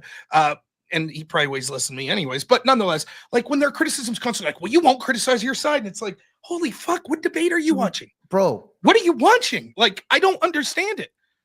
But here's the thing, Fatty did that as well, but when it came to Bernie, he was pretty doubling down on shit. Yeah, he could talk shit about fucking Kamala Harris, Biden, etc., Beto O'Rourke, but when it came to Bernie, it really took you a lot of time for him to say, okay, Bernie's a fraud, but he did it for the sake of argument. It wasn't he because didn't actually believe it. believed Yeah. And it's like, it would be the equivalent of this, right? If I'm a big Trump guy, right? And I'm like, well, John McCain sucks, and Jeff Flake sucks, and George Bush sucks, but not Trump.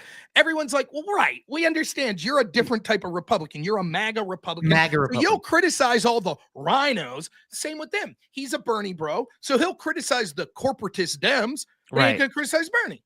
Yeah. Right. And probably some other people in that vein. Like, I bet if we got into it, the squad, there'd probably be people in the squad that he would be hesitant to criticize, you know? Perhaps so. You didn't even get into that, by the way. You did not get into that because Bernie supports that squad probably more so than even the Hillary Clinton and those established modern Democrats, you know?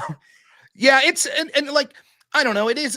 I told myself that part of me just let the frustration get to me by like hour two, but it's always frustrating to me. Like, I don't know. It's very difficult to argue with someone that let's be charitable here and say maybe he was just confused. I don't know. But like when you're making an argument, right? Like you say, like, I think anyone that's ever speeded is a prick.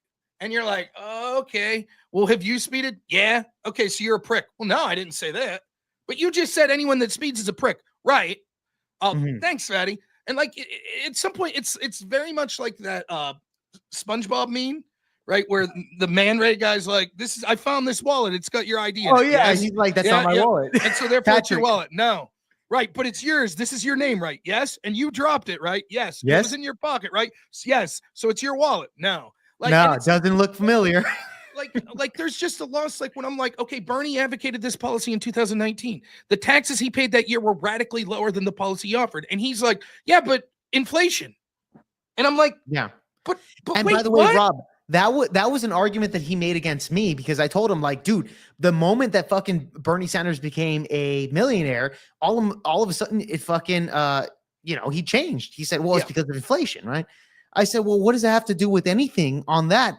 And you did the argument way better than I did. You went into a lot more details to where it made me understand to where, like, the next time Fatty makes that argument, I actually have a argument that I can fucking establish on that I think is not better than yours, but however, based off of how Fatty runs on things, because dude, I'm not gonna lie, Rob, you are a little bit more of a you're an S tier debater, right? I'm in the D tier, like with Fatty. I've never watched you, so I can't.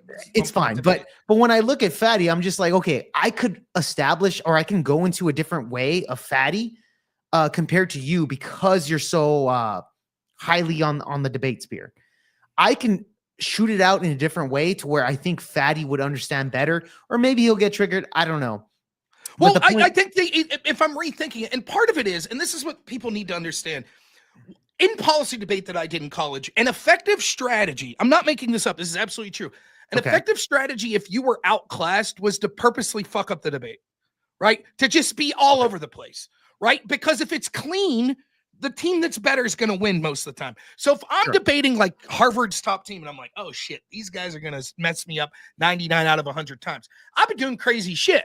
I'll be like, on their first economic argument, here's my answer. Now drop down to their ninth argument and blah, blah, blah. Because I'm hoping they're so confused, like, what the hell is this? That they'll follow it. Most of the time, the judge is going to blame you for that. And they're like, look, dude, you screwed this up, because in that style debate, it's very linear. You're going argument after argument after argument after argument. But there's a chance that they miss something because you've made it so confusing. And that's the frustration I have in debates like that, where it's like, it almost makes, if you're someone that's never seen me debate and you walk in the middle of that debate, you're going to be like, these two guys suck. And you're right. We both do suck in that moment because I'm struggling to I'm still trying to get this through this guy's head, what he's saying. Right. But it's not working. It's not working when I'm using his own logic against him. And he's literally saying that my appeals to being logically consistent are attempts to cover up the truth. And it's like, I guess the best strategy, is this you just say, listen, I can't speak anymore. I hope that those of you watching could see what's going. Next topic, I guess. But, one of the things I would say on this Bernie thing, if Bernie said in 1971, millionaires in the Senate were unethical, right? Immoral, whatever, right? And now he says it's billionaires. That's 1,000 times more. So is inflation up 1,000 times? No, it's not. No, not even close. So what's the discrepancy? So even if he doesn't meet the criteria of you'd say, well, actually, he's only worth 4 million. So technically that puts him slightly under where he would be from but it's still like, well, okay, what about the guy that's a senator that's worth 10 million?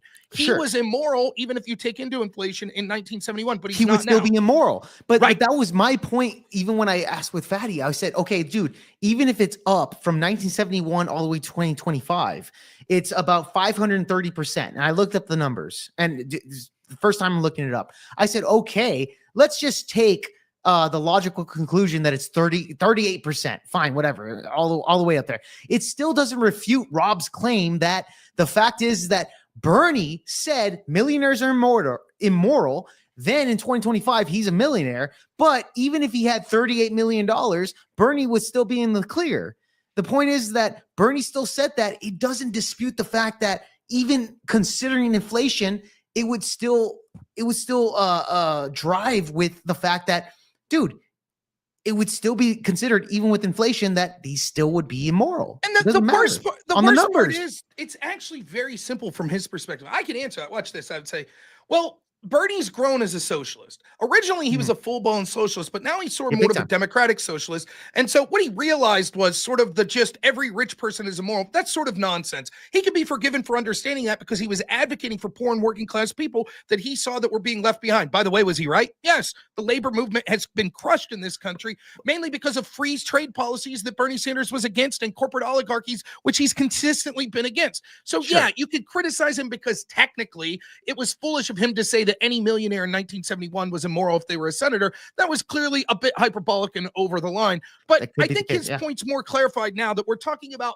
that top echelon, like 1% of people is what he's talking about. See? Simple. That's it. That's all you had to do. Now, I personally don't believe that. I believe Bernie's more motivated by what's good for him is good. I believe that Bernie, like almost every other socialist, feels that exactly the sweet spot that he's in is moral, and those that have more in him are immoral. It's like, here's one of my favorite things to do when you're debating someone back in COVID. This is my absolute favorite. People would be like, these goddamn selfish anti-vaxxers, the selfish anti-maskers, these pricks that, they're against lockdowns. How dare they? And I'd be like, how many times a week are you leaving your home? Just once to grocery shop. And I'd be like, you selfish prick. You couldn't have groceries delivered to your house? Well, it's reasonable to go out once. Oh, so the exact thing that you're doing is the exact threshold for what's reasonable. The people that go out twice a week, they're ignorant fucking pricks. And the people that go out zero, well, they're just pretentious, pretending they're better than you. It's like the guy, I saw this meme the other day. It's like, everybody that drives faster than me is a reckless maniac. Everyone that drives slower is a grandma that's clogging up the road. Me, I'm absolutely perfect. That's the socialist mentality in a fucking nutshell. It's always, everyone with $1 more than me is a fucking prick. By the way, George, if you're interested in this, Jordan Peterson has this lecture about this book called The Road to Wigan Pier.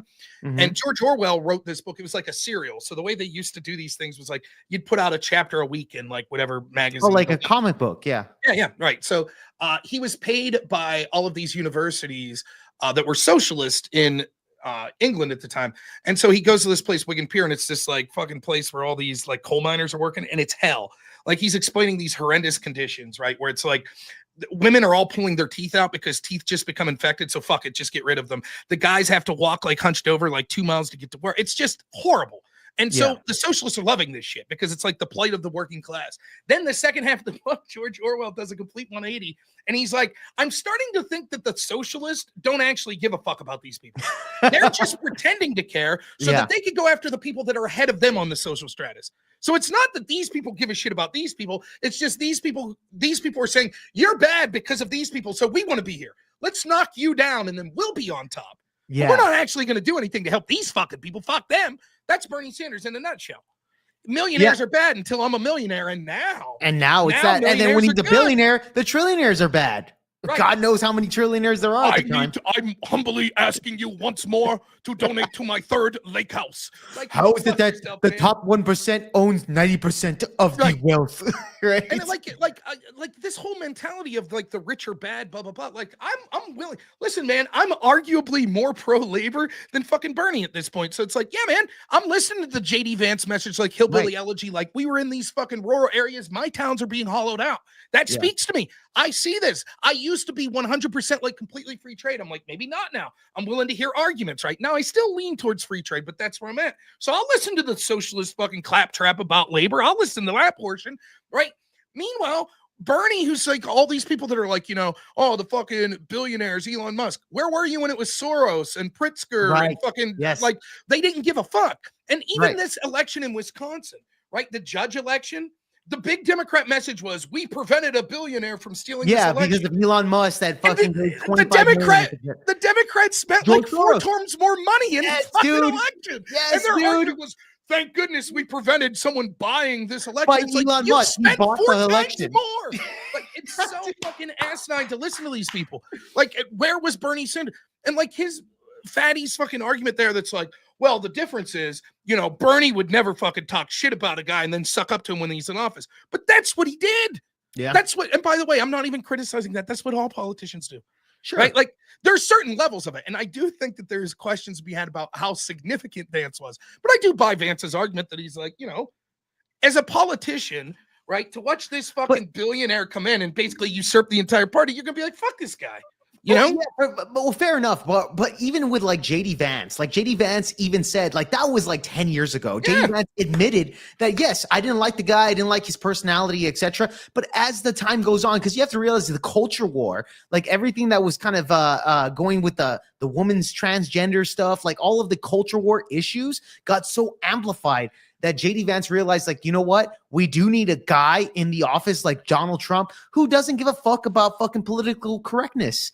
And I think he established that, and he said, I changed my mind. It's very simple. And not only that, I think even, what's his name? Donald Trump Jr., who was friends with JD, I think also kind of convinced him on that as well. You know? Now, like, let me break something I said to you before that debate. I'm going to invoke the name of Bill Maher here. Yes. Which I said I get tired of Maher, doing that. But I do it from the perspective of Fatty. Maybe someone Fatty would trust a little more. Mhm. Would he also say Bill Maher was a liar when he said how much he hated Trump because he just did a show saying, actually, I had dinner with him and I saw a different side, and actually he wasn't as hateable as I first thought? Was Bill Maher lying for 8 years when he said how much he hated Trump? Or did he change his mind once he got to actually know the guy and meet him more? Right. Now, you might say Bill Maher was lying. Maybe he was. But I'm just saying it's not as clear cut as what he's saying, where it's like, now there are different things, right? The specific thing where Vance is like, well, basically, I believe the accusations of this woman. That's something to fucking answer for. That's different, right? Than saying, I thought he'd be bad for the working class. I thought he was authoritarian. Like saying, I believe this woman. Well, do you not believe her now? Or do you say, I don't give a shit? It probably happened, but I don't give a fuck. It was the same problem I had with Kamala Harris. Kamala Harris said she believed the women that accused Joe Biden of like basically what was tantamount to sexual harassment. That, yes. And then like 3 days later, she went to work for him. So it's like, do you no longer believe those women? And or she do you also just called him a not give a racist shit? and then became his vice president, etc. Right? Like that was a whole fucking thing. She talked about busing. Remember that during the debate with her and Joe Biden. Yeah. So that's fair. I don't mind that question of JD Vance, and it's something to answer for. It really is. And I think like there's even more questions about other politicians, almost that go in the inverse way, right? Like if you're Ted Cruz and this guy called your fucking wife ugly, and now you're going like, I think there's a solid argument to be like, fuck that, man. If Donald Trump talks shit in my wife, I don't give a fuck if he's president. But here's the thing. Ted Cruz actually addressed that. Ted Cruz addressed that. He said, look, you guys have to realize that this is like a boxing match. Right. Look, you know, it was in the moment. It is what it is. But at the end of the day, the guy won. The people want him, and I'm going to support it because that's what it is, right? And at least he's adjusting to the voters. Now, here's the truth, right? Like, would JD Vance have changed his opinion of Trump if Trump lost? Probably not. Because he wouldn't think about him much. He'd be like, yeah, that guy was a fucking stooge. He cost us the 2016 election. Whatever, moving on. Right? Yeah. But once he's in office, one, people are selfish. And sometimes selfishness comes in the form of wanting to be altruistic. So, for example, let's take Bernie Sanders just to appease Fatty. Bernie Sanders might say, I'm willing to swallow my pride and work with Joe Biden, even though I think he's a prick, because I think it'll help my constituents. Right. Now, that's selfish. You're doing something to benefit your ideology. but still it's altruistic in the sense of I think it would be best to help the people that I'm serving, right? I think that that's certainly part of JD Vance, that whether it be conscious or unconscious, once you realize this guy's wielding levers of power, and by having a good relationship with them, your ideology and what you think would be best for the country is more likely to be closer to be implemented. You're probably all of a sudden going to overlook some foibles that you wouldn't overlook if this guy was at your cocktail party and couldn't do shit all for you, right? Yeah, you might tell the guy to fuck off if he's at your house spilling wine all over the place. But if he's the president, you're like, oh, Mr. President, no problem, right? It's all good. And the idea that Fatty was like, I would never do that. I would never, like, if I feel that I need to criticize someone, I would never relinquish that, because they, not only is Fatty full of shit about that, I bet Fatty would do it for far less. And I don't even begrudge him. Like, for example, your boss at work, is there any of us that never wanted to tell this guy to fuck off? But you don't do it because, hey, I'm trying to do good at work here, maybe get that promotion or whatever. So this idea that he's saying, like, well, not me. If I disliked a person, I would separate the politics from the person. And even if I had to work with them, I would constantly tell them, I don't like you. I find you to be immoral. Fuck you. You just don't bullshit me. Now, I can't tell. He'll say, oh, you're saying I'm lying. Yes, I'm pretty sure that you're lying. But you're right. I can't prove it. Fair enough. Yeah. But it's, I don't know. Like, it was frustrating to talk to. I've really tried to tone down. Like, I'm trying to be more reasonable. But those are the debates that always brings it out of me. And I don't think it was over the pale or anything. But maybe I shouldn't say you're stupid. Maybe I shouldn't. This annoying fucking high-pitched voice I have when I get loud. Here's the thing. With Fatty, look, here's the thing, man. Rob, I'm glad that you kind of like, dude, first off, this whole debate was entertaining. It was a really great debate. It was. I had fun. I really loved it, like the back and forth. And you're really good at like sticking to the actual, the premise of the claim. Because Fatty even said, well, Rob, JD Vance said X, Y, and Z. In fact, he even gave me a clip that he sent. And he sent it a while back ago when he said, hey, play the clip. You even called out, okay, let me guess what the clip is. It's JD Vance talking shit about Donald Trump. And then he's like, yeah, that's what it is. Like, you called it out off the bat and you already knew what was coming prior before. Like, it goes to show that you are the spirit debater. However, I was thinking in my head, okay, what is this guy going to say? You called it out right off the bat because I didn't even know what the fucking clip he was going to send me. I was ready to play it, whatever he had, whatever you want to play, that's fine. And you called it out right off the bat. The point is, though, is that with Fatty, I'll tell you this. Fatty's not necessarily a political streamer. He's not. The guy specializes in like red pill type of stuff. You know, that's why he had a hard on for Andrew. He's like, the next time Andrew says that's sort of his spiel. Here's the thing. He kind of disagrees with Andrew a lot. Like, that's what I mean. He's going to, yeah. Andrew goes after the OnlyFans lady. So yeah. But I'll tell you this, like Fatty also goes against like Myron Gaines and like Andrew Tate. Yeah. But he talks about like relationship women. Like his panel is filled with like women and men. Like that's and it's very entertaining. It is. And he's kind of like adjusting into the political sphere. This is why like I've been on his show multiple times because I'm the only like MAGA dude here to kind of go in there and kind of basically debate a lot of like the people that he has on the panel, because all of them are leftists, bro. Like even ones that are kind of like against leftism, they're maybe center right or center left. I still argue with these fuckers. So I go on there and I'm the bad guy of the panel when it comes to Fatty's panels. I'm always the bad guy. I love that. And that being the bad guy is always better. That's why I used to love doing one of my favorite panels I ever did was a panel with this guy Wick. And he set me. I think he thinks he was being clever. He got paid by Progressive Victory PAC, so he set me up. Basically, the whole panel was lefties, and then Connor was supposed to be there. That's Progressive Victory, and it was like Brianna Wu and like all these other people right that are there. And I think he thought he was setting me up. And even Econo Boy that was there is like, it was a total fucking train wreck. I fucked them all up to the point where Wick had to jump in as the moderator. It was already 4-on-1. He had to jump in on the moderator and fucking use his, I'll mute you. You have to let me finish. Like, okay. And I I love that because I know that everyone watching's like, I fucking hate this guy. And they'll lie. They'll lie to themselves and they'll be like, this guy sucks at debate. They know that's bullshit. They know it. And the people I'm debating know it's bullshit. Right. When they talk in circles, I know, I've heard them. They're like, yeah, Rob's fucking really good. Even Destiny.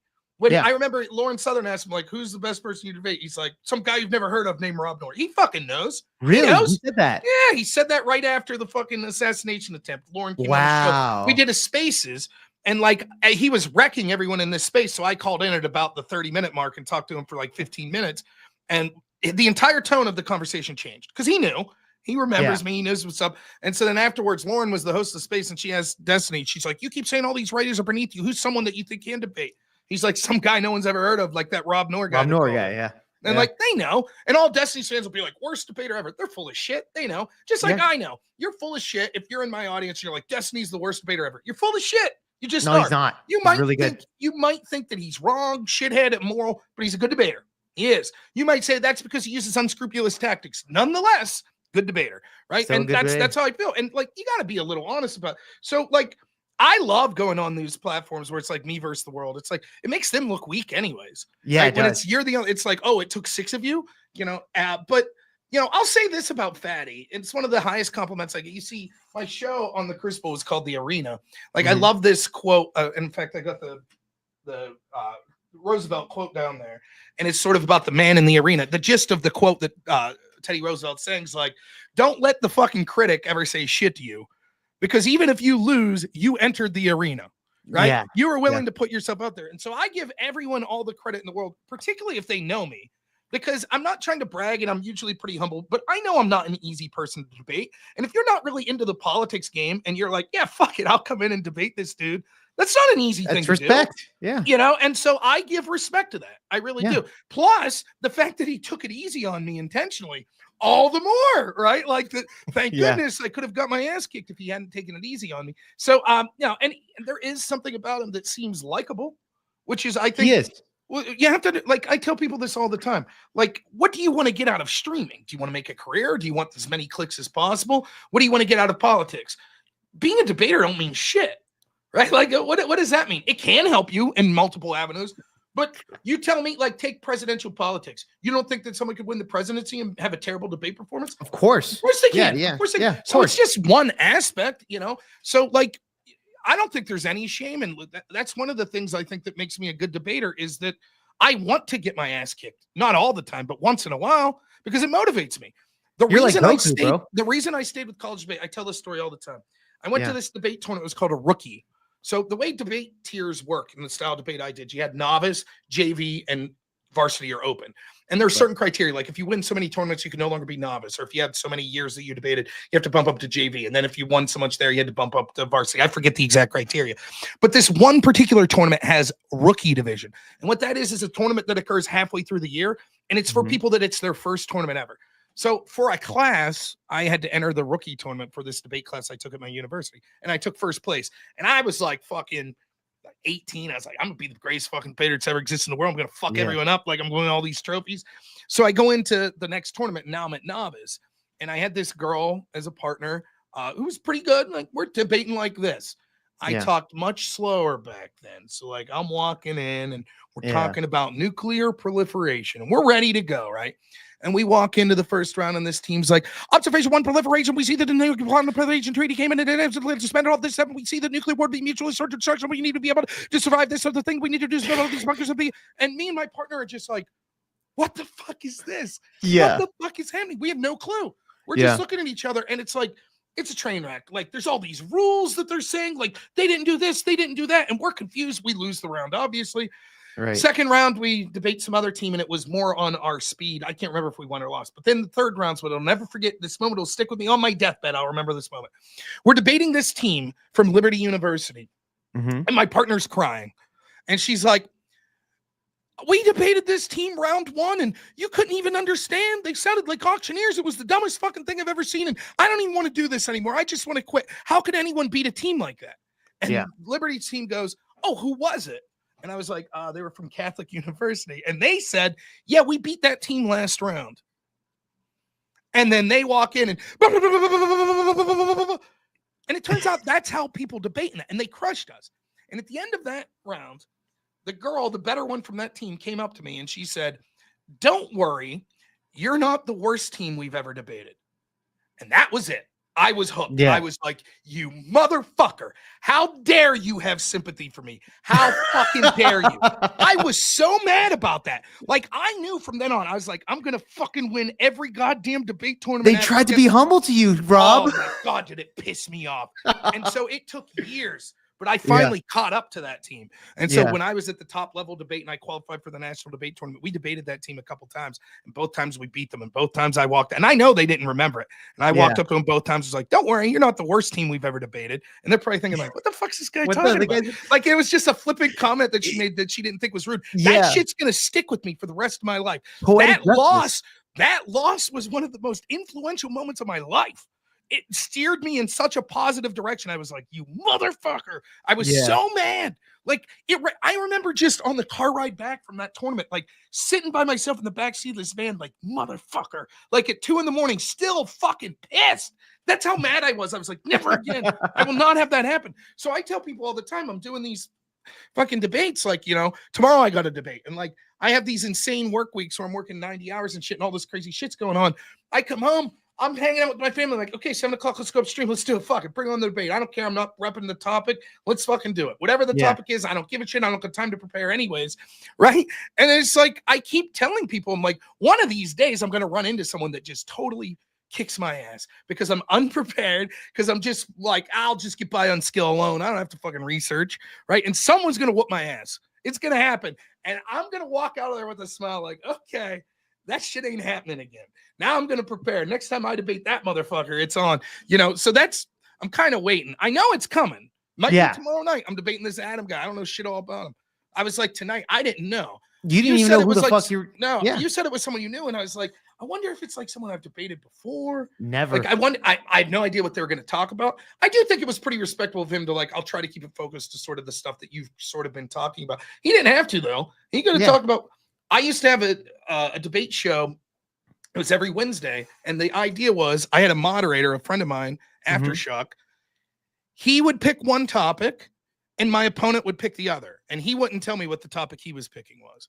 And so that was the sort of game of it. Was like, Rob's going to come in completely unprepared. He doesn't know either topic. Well, that's what I wanted to do with you, Rob. Like, yeah, I love that. I already knew your skill set. So I said, okay, I've debated Fatty. And Fatty, you know, he wants to put his fucking show up, dude, because Fatty, like I said, Fatty's much more live viewership than me. I'm a tiny channel, bro. I don't get a whole lot of views. But however, Fatty has been very nice to me. So I wanted to kind of repay it back. And I said, okay, well, Rob's on here, and I want to get Fatty on there.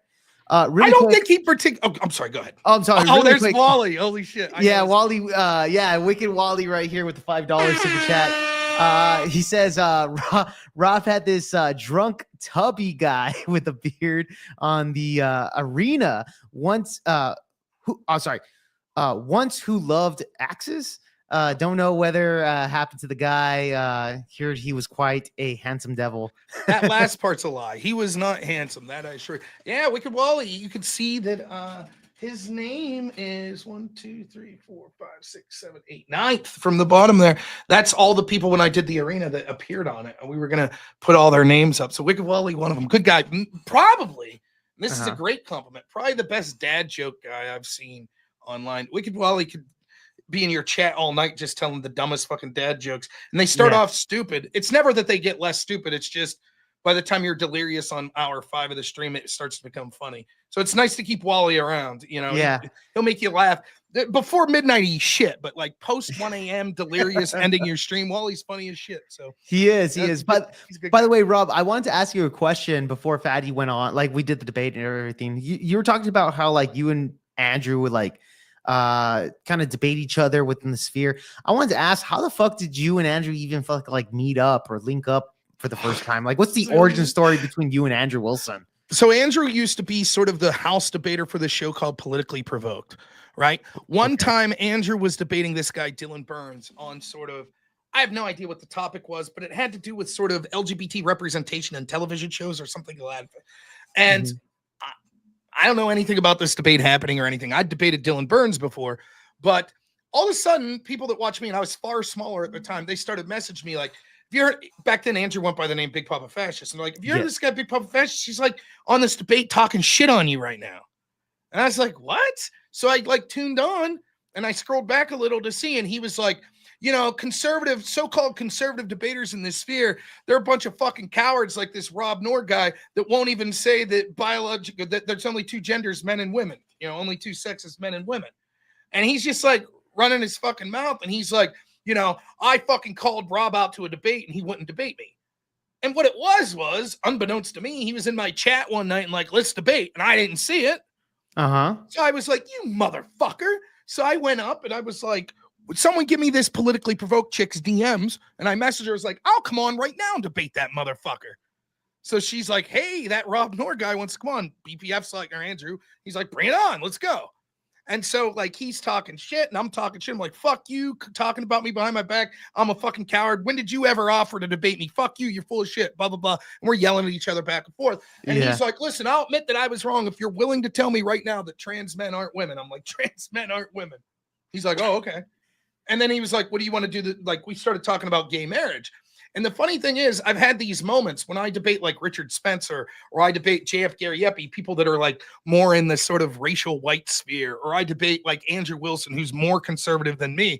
Like all of a sudden I'll get all these lefties that fucking hate me that are sending me DMs like, wow, man, you rocked it. So the truth is, Dylan Burns got his fucking ass kicked by Andrew Wilson on this topic.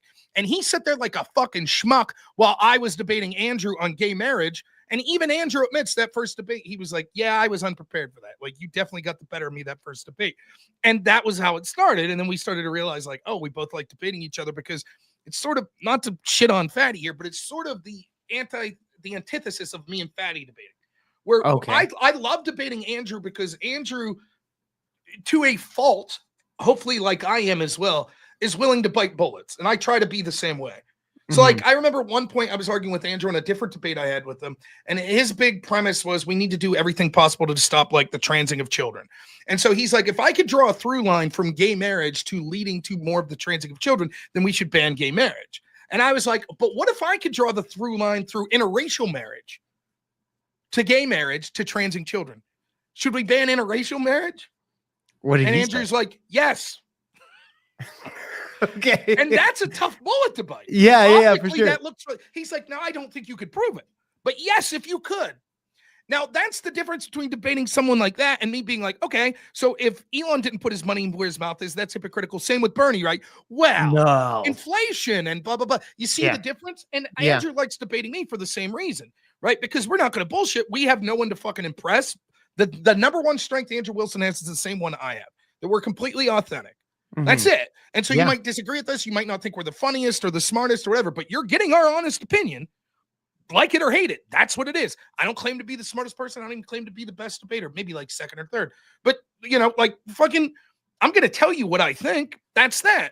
And it's so refreshing to debate people like that, because 95% of the debates on this space are actually doing what Fatty's accusing me of. Instead of saying what their honest opinion are, they're constantly thinking, what's his next argument going to be? If I say this, then he'll say that. Right now, I'm thinking that too while I'm debating, but I have the advantage of being honest and just telling what my opinion is. Now, I might know, me saying this isn't good for my argument, but here we go. I'm going to say it anyways, and we'll see if they pick up on it, right? And I think that's why I love debating people like that, because regardless if I agree or disagree with them, you're going to have a conversation that goes places. You don't run in circles on the same point for 2 hours because there's a constant, like, I didn't say that. I didn't say that. It's one of the biggest pet peeves of mine.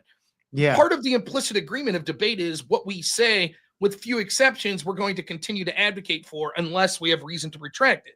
And so when someone says something and you make a response to that, and then they say, I didn't say that, and you spend 17 minutes going back and forth before they admit, yeah, okay, I said that. Boys, that pissed me off. It's like, and like at least a couple times there, I'll give Fatty props to this. He's like, okay, I shouldn't use that word. And then I tried to reciprocate that with the word loophole, which he had a problem with. I'm like, okay, I shouldn't have said loophole. Great. I guess that could have negative connotations. Yeah, well, loophole insinuates that it's illegal, right? Which in this confines, it's actually not. It's within the confines I don't think loophole implies illegal. I think that's what I think most people believe. Well, no, I think the very nature of loophole actually implies the opposite. I think it implies legality, but I would say unethical legality. Okay, right? All right. So like a loophole would be like, well, that's not really the spirit of what the tax code allowed, but technically it's legal. I'll give you an example. I used to work at Goodwill Donation Center. And you're allowed in the state of Pennsylvania, I don't know if it's the same everywhere, you're allowed to write off donations to Goodwill. Now, as a Goodwill employee, I'm not allowed to open up like the bags of clothes you bring. I'm not allowed to open them. I take them, I put them in a bin, a truck takes them to the store, then someone sorts them, cleans them, Then they decide how much it's worth, blah, blah, blah. Mhm. There were business owners in town that would bring in like 3-4 bags, garbage bags, big garbage bags full of clothes. And then one of my jobs, if they asked for a tax receipt, I would give them a receipt. And they would cite the value of the things that they donated. And I started to notice all of these like town wealthy people that were businessmen, all of them donated $5,000 worth. 3 garbage bags full of clothes, $5,000? Really? I'm not allowed to open it to see, nor if I did open it, would I know anyways. They'd be like, yeah, it's suits. Yeah. Because that was the maximum charitable donation they were allowed to give to Goodwill. Now, is that legal? Yes. But is it a loophole? Yes, because it's violating the spirit of like, the intent was people that are being charitable and helping, not you take advantage of this system by claiming you've given $5,000. So to me, that's legal. Now, arguably, that's illegal because if you would say, well, you secretly know that that's not suits, the person's claiming it, that would be a lie. But they might say, in my estimation, I think this is worth $5,000. I truly believe that. Well, why didn't Biden close the loophole. loopholes then? Like when Trump's taxes were there, why didn't Biden close the loopholes? Right? I mean, one of my favorite like openings on SNL ever is Dave Chappelle, where he's like talking about Trump winning in 2016. Did you ever hear this bit where he's like, I knew Trump was going to win. I saw the moment. He's like, you know, he's up on stage debating Hillary and he's like, you know, he's like, the whole system's corrupt. Yeah. And Hillary's like, this man didn't pay his taxes. And he's like, shut back. You're right. I didn't. Because I'm smart. Because I'm Dave smart. Chappelle's like, oh, someone's actually telling the truth. And he's like, I use the same loopholes that your friends did. Yes. And the reason you don't close them is because it benefits your greedy friends. Yeah. That's how I know. And that's the truth. Like, why didn't they close all these loopholes if they have such a problem with them? Right. And dude, that's one thing that when Donald Trump mentioned that to even Joe Biden, well, Joe, you had all this time to close out the loopholes and do all this. You didn't do any of that shit.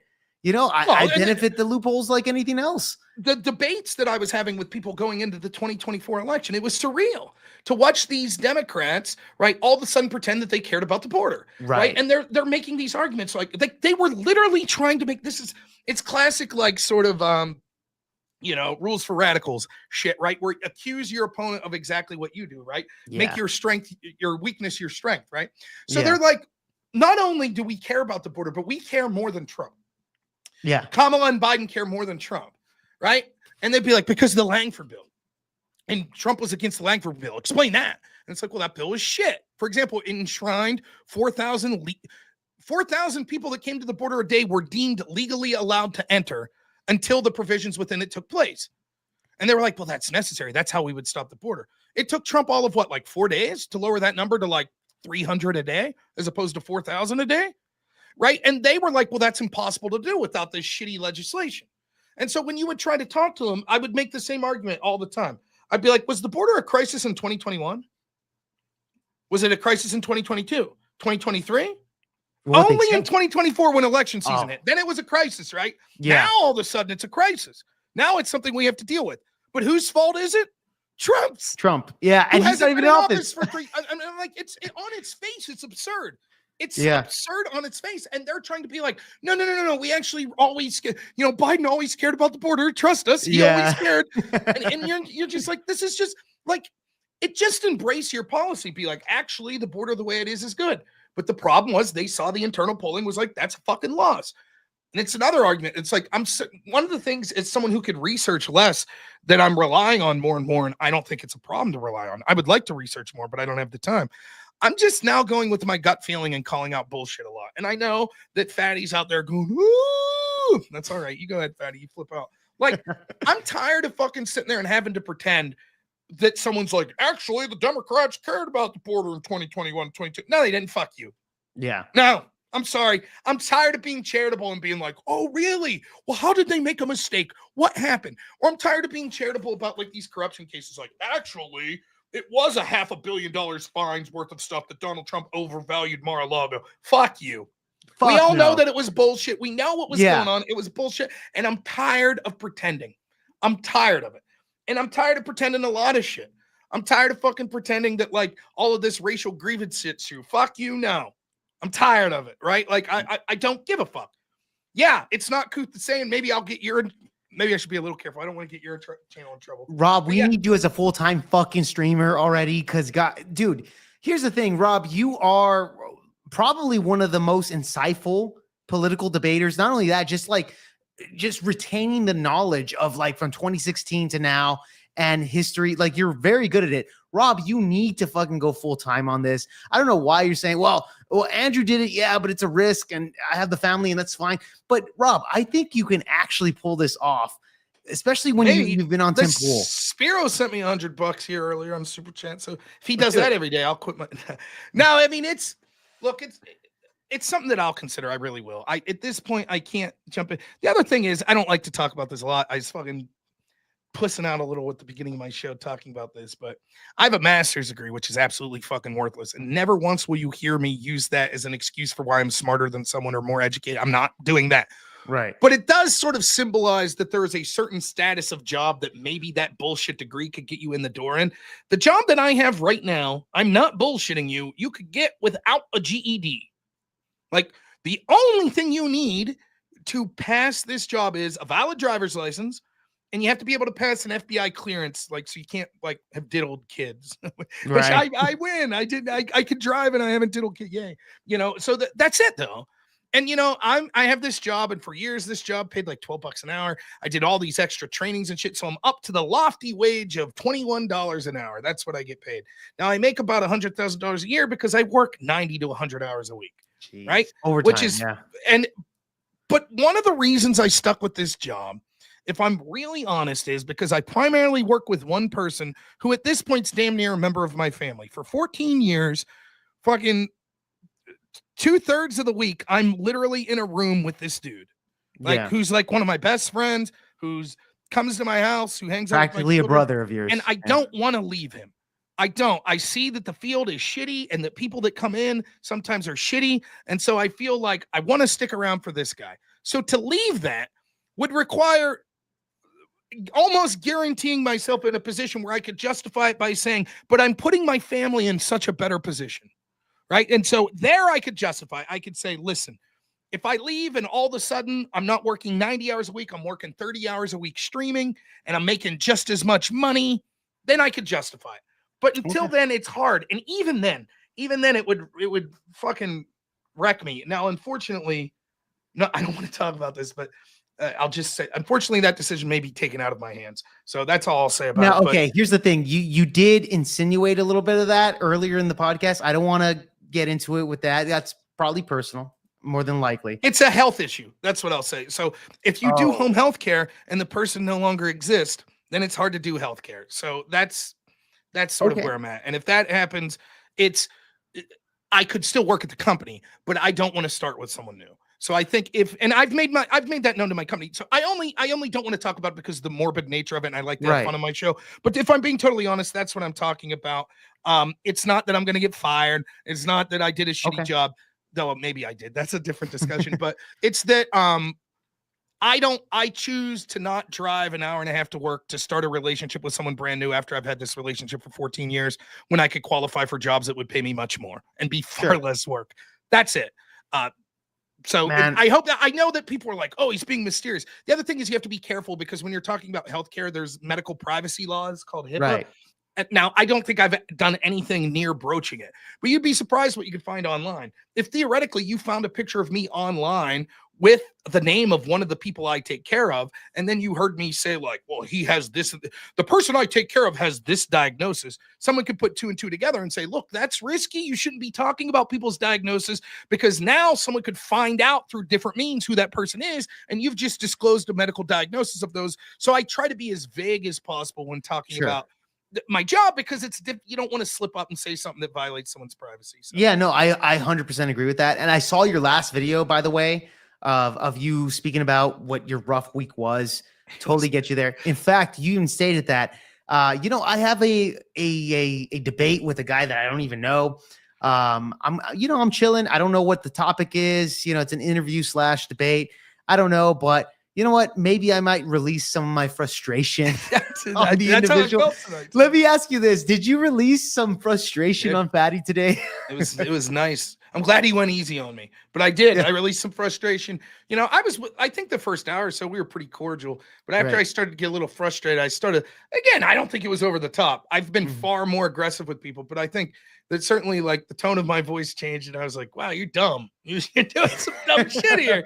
Like and maybe it was I could see watching that and being like, oh, well, I don't care for that. That was a little bit much, sort of a personal attack. And maybe you're right, but it felt good. Well, here's the thing. Here's the thing with Fatty. Like me and him, we had a debate, but me and Fatty are like, look, again, I'm not on your level, Rob. So with me and Fatty, I think our debate, which was supposed to last 2 hours, it lasted double that time, 4 hours, right?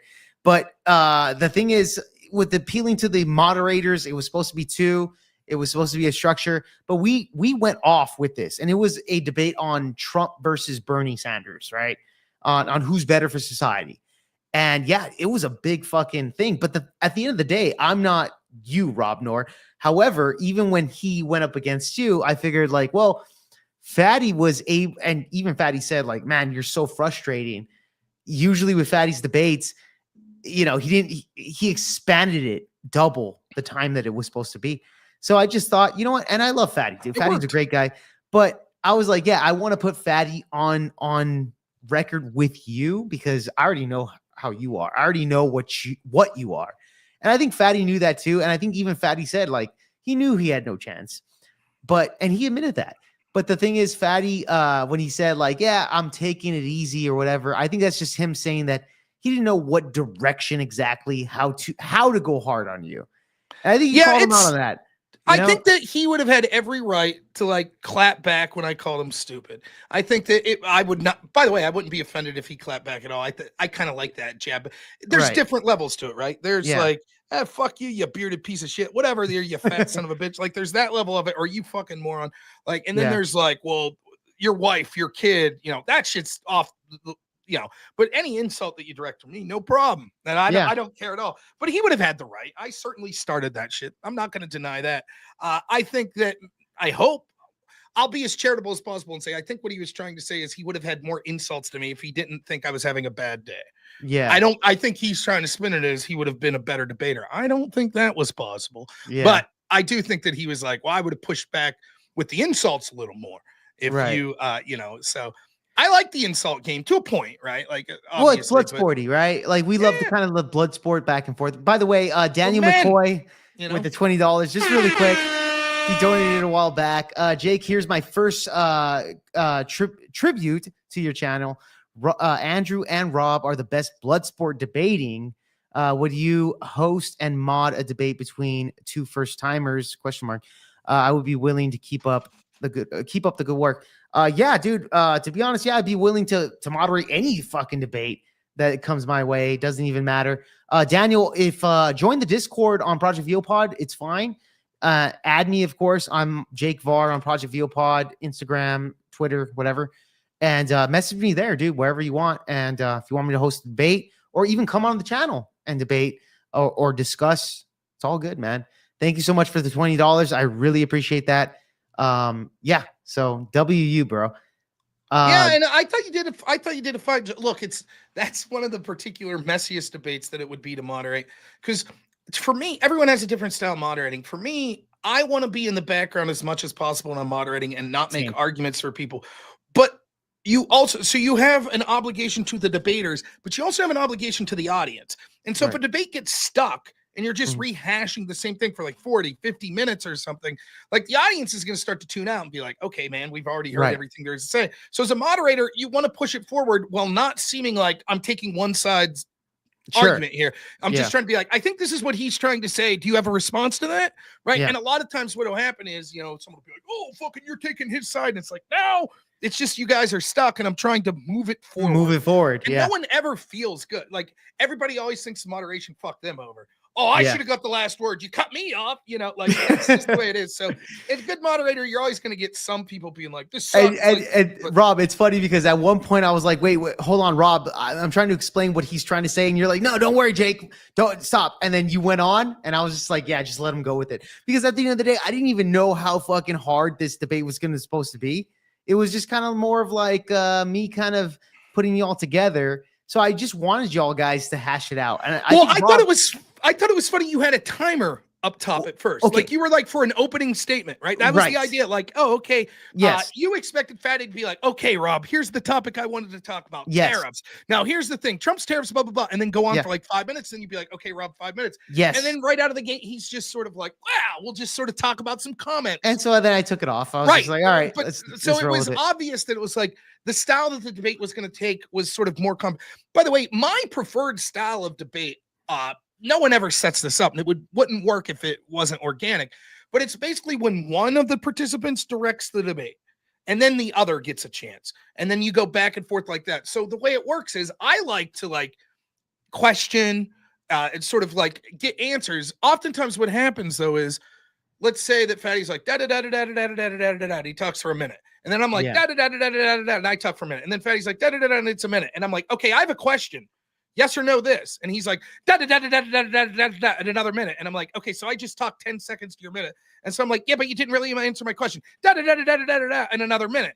And so then it's like, okay, like, so it becomes, for me, what I want is give one person like I'm not saying as a moderator, but organically, the way I like it's like, think about you're having a conversation with your friend about like who's the greatest pitcher of all time. The way it normally works is your friend's like, okay, but what about this argument? Blah, blah, blah. You'll concede this. And you're like, okay, yeah, that's a good point. But blah, blah, blah, blah, blah. And they're sort of controlling it. Then once they kind of finish their general argument, you're like, okay, but wait, here's what you don't take into account. Isn't it true that, and they're like, yeah, okay. But what happens in these formats, because everyone's always trying to take the most, and I'm as guilty as anyone, take advantage of the time that they're given as much as possible. You don't get those like pithy back and forths. You get, oh, I'm going to ask you a question, and then they're going to run with it for 2 minutes. Yeah. So then you're like, well, then I ain't going to ask you no fucking question because I'm never going to get a chance to speak. And so then I'm just going to say what he's saying is, and then they're going to be like, that's not what I'm saying. You should have asked me what I was saying. And then you're like, yeah, but I couldn't ask you because you'd have fucking rambled for 2 minutes. And I do the same thing. I'm as guilty as anyone from rambling on. So it's, that's to me my preference. I've seen Andrew Wilson say that, like, hey, give me a half hour. Let me control it. I'll be charitable. I'll leave you speak within this, but I'm controlling this half hour. Then I'll reciprocate. You control the next half hour. That's the type of shit that I like, because I feel you could dig down into, because like I'm trying to make an argument, right? I'm trying to set something up, like with this, Bernie, the whole business with his tax bracket, or an even better example, like when we're talking about amendments, right? Like I'm trying to be like, okay, I'm setting up this 22nd Amendment argument. But it's like pulling fucking teeth. It takes 30 minutes to get to it. Because I know if I just start off and say, actually, term limits were never in the immediate Constitution. It was only passed through the 22nd Amendment. So an amendment to revoke the 22nd Amendment wouldn't be anti-constitutionalist. It would just Rob, be getting us. I don't mean to cut you off. I need to take a quick piss. Okay. It's really That's all right. fast. I'll keep talking. Keep talking, Trust Rob. me, I'm making the best point while you're going. Do it. Then an amendment to repeal it, right? It wouldn't be anti-constitutional. He's just going to go, yeah, it is. Right? So you have to set it up and be like, what makes passing an amendment anti-constitutionalist? What is the premise? And he's saying all kinds of scattershot shit. Well, if it subtracts something instead of adding it. Okay.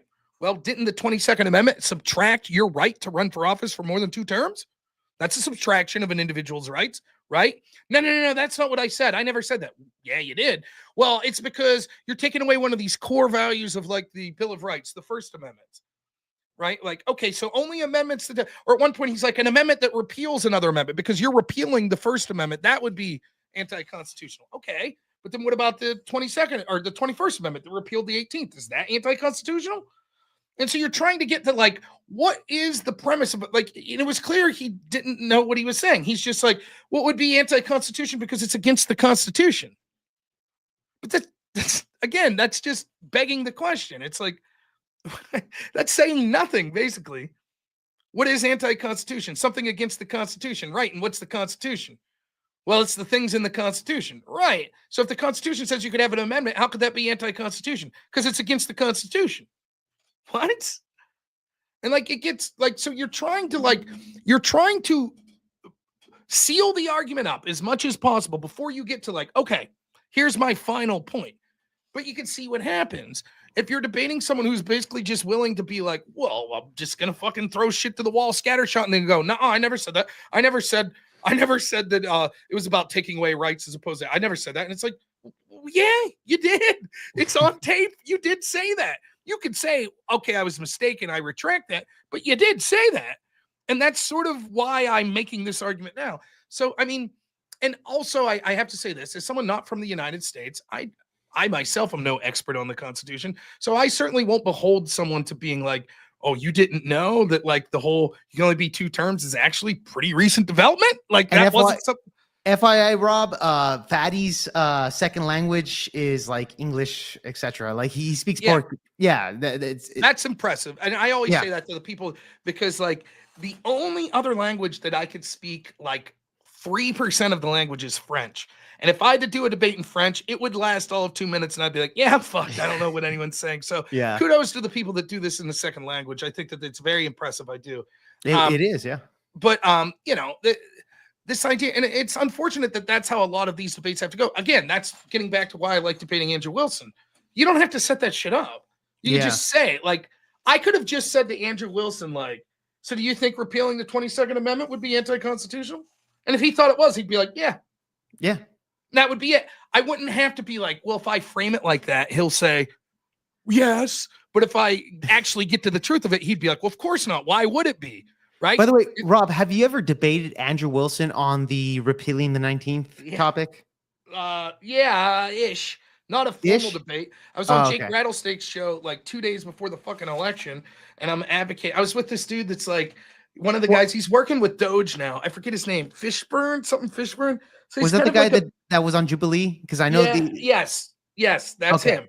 And he's like Vivek's boy. He's like friends with Vivek Ramaswamy.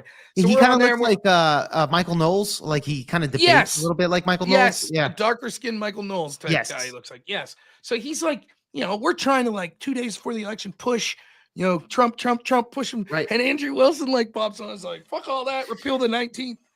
And I'm like, dude, why you fucking sabotage? Like everyone that's watching that's on the fence is like, I'm not gonna vote for these fucking lunatics. They want to repeal the 19th. Why couldn't you have this argument like 2 weeks from now once Trump wins? Then we'll have the debate. Then we can agree on it. I haven't really, I don't agree with that, but I haven't really had that debate specifically to Andrew Wilson. I have had that debate with Jim Bob, moderated by Andrew Wilson.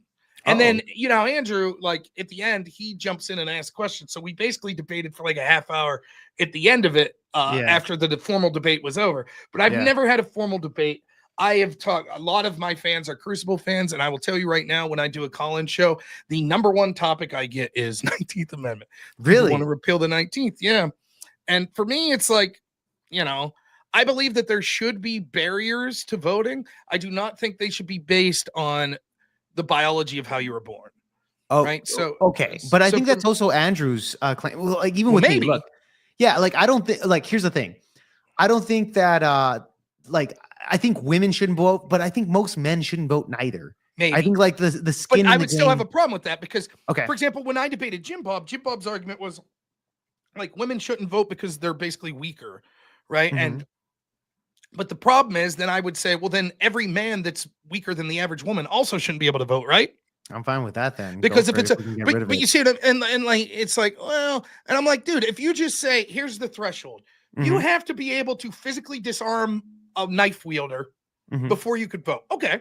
And it will just so happen that that weeds out 99% of women. Now, I'm not saying I agree with that, but on a philosophical level, I'm like, okay, you're not excluding people based on how they were born, the biology of how they were born. I wouldn't exclude someone from voting for being black. I wouldn't exclude them from voting, you know, for being a woman.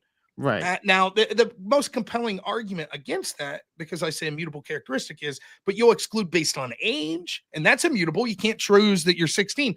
Yes, but that's something that hypothetically you will one day get those rights, or you won't be excluded from those rights once you get to a certain barrier. So that's a little different type of immutable that I'm talking about. But I have no, and I'm consistent on this because it's the same argument I have with affirmative action. Let's say that you're Joe Biden. You want to pass a plan that gives poor black farmers a bunch of money, right? And so the way you institute that plan is to say, we're giving the 100 poorest farmers in this country $100,000. And it just so happens that 99 of those 100 are black. I might disagree with that policy just as far as a government spending policy, but as far as a moral, it's not racist. You're giving a policy that the data ends up benefiting one particular race, but it wasn't based on that criteria. But if Joe Biden says, actually, I'm going to give this same policy, except instead of the 100 poorest farmers, it's going to be to the 100 poorest black farmers, then no, that's racist. because you're advocating a policy based on someone's race. You're picking winners and losers based on an immutable characteristic, how they were born. Now, you could do the first policy and basically get the same outcome, right? But the problem is, right, they don't want to do that because it doesn't get to the outcomes that they want. They'll bullshit you, right? They'll say all the poor farmers are black. Well, it turns out that's not true, right? And so if we're really interested in helping poor farmers, why the fuck would we care if they're white or black, right? If we're really interested about helping poor people that are disadvantaged get into college, why exclude poor white? And the example I always give, right, is like, let's say you have two mothers side by side in the hospital, both in the exact same apples to apples position. Where on one hand, you have a white woman who has a kid named Will. So W Will. And on the other hand, you got a black woman who's giving birth to a kid named Bob, and Bob's black, right? And both the mother of Will and the mother of Bob are single. Scumbag dads left them hanging high or dry. Both of them come from families that are poor. Will's family came from a family that's poor because their family used to work in the steel mills. And then when manufacturing left, now they've been poor. Bob's family is poor because, you know, they have an ancestry that goes back to slavery and they were never able, maybe even for racist reasons, they were never even to get a foot in the door. And so now both of them make $20,000 a year. Both single mothers. Why in God's name would we prioritize helping Bob more than Will? Who's to look at that infant and say, well, you're black, so you get more programs than this white kid? Sure. Both of them are in the position they're in through no fault of their own, through the financial situations that are totally analogous. It doesn't matter to me that the reason that Will's family is poor, but hell, let's go further. Let's say it's not because the steel mill's leaving. Let's say it's because Will's grandpa was a fucking abusive alcoholic and he pissed away all the opportunities he had. And Bob's grandfather was the hardest working motherfucker that no one would hire because he's black. What does that matter to Bob and Will as infants? Of course not. Right? Okay, Rob, I got another question here. I want you to answer this one. Okay, so obviously you're Republican. You know, we want, in other words, you want to get into power. You want the your specific Republican Party to be in power at least for the next several years. JD Vance, etc. Right? If I told you, this is hypothetical, by the way, repeal the 19th. We take away the 19th. Women cannot vote anymore going forward from 2028 moving forward. And if you can guarantee that the Republican Party could, let's say I guarantee that we will win the next 4 elections if we repeal the 19th, and you can push a button to do it, would you do it? No, and I'll explain why. This ignores the practical reality of the situation, which I'm willing to do for the hypothetical. But what this basically comes down to is a fundamental principle of utilitarianism versus deontology. So in other words, if the practical on the world applications would be better by you taking what you feel is an immoral action, would you do it? Right? Now, the truth is, here's the problem with the debate between deontology and utilitarianism. Because for those that don't know, deontology is sort of the what's morally virtuous, and utilitarianism, what's the best for the greatest number of people, right?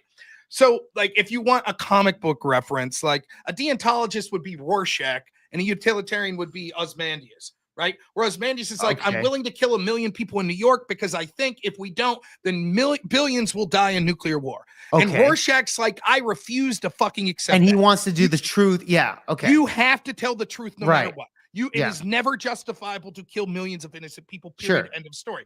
Now, the truth is all of us operate in a scale somewhere in between that. For example, right? If you say we must always do what's morally virtuous, consequences be damned, right? Well, then we'd probably be in nuclear war with China right now because of their mistreatment of certain groups of people, right? We'd say it doesn't matter. We need to go as far as possible to stop these abuses, right? So clearly we understand like, well, no, it's not worth all of that. But simultaneously, like, would you be willing to like skin a baby alive to save 2 babies' lives? Saving 2 instead of 1, right? Well, no, you'd probably say that utilitarian calculus isn't worth it. So but wait, hold on, Rob. Like taking away women's right to vote so that we can get in power at least for the next fucking 4 elections.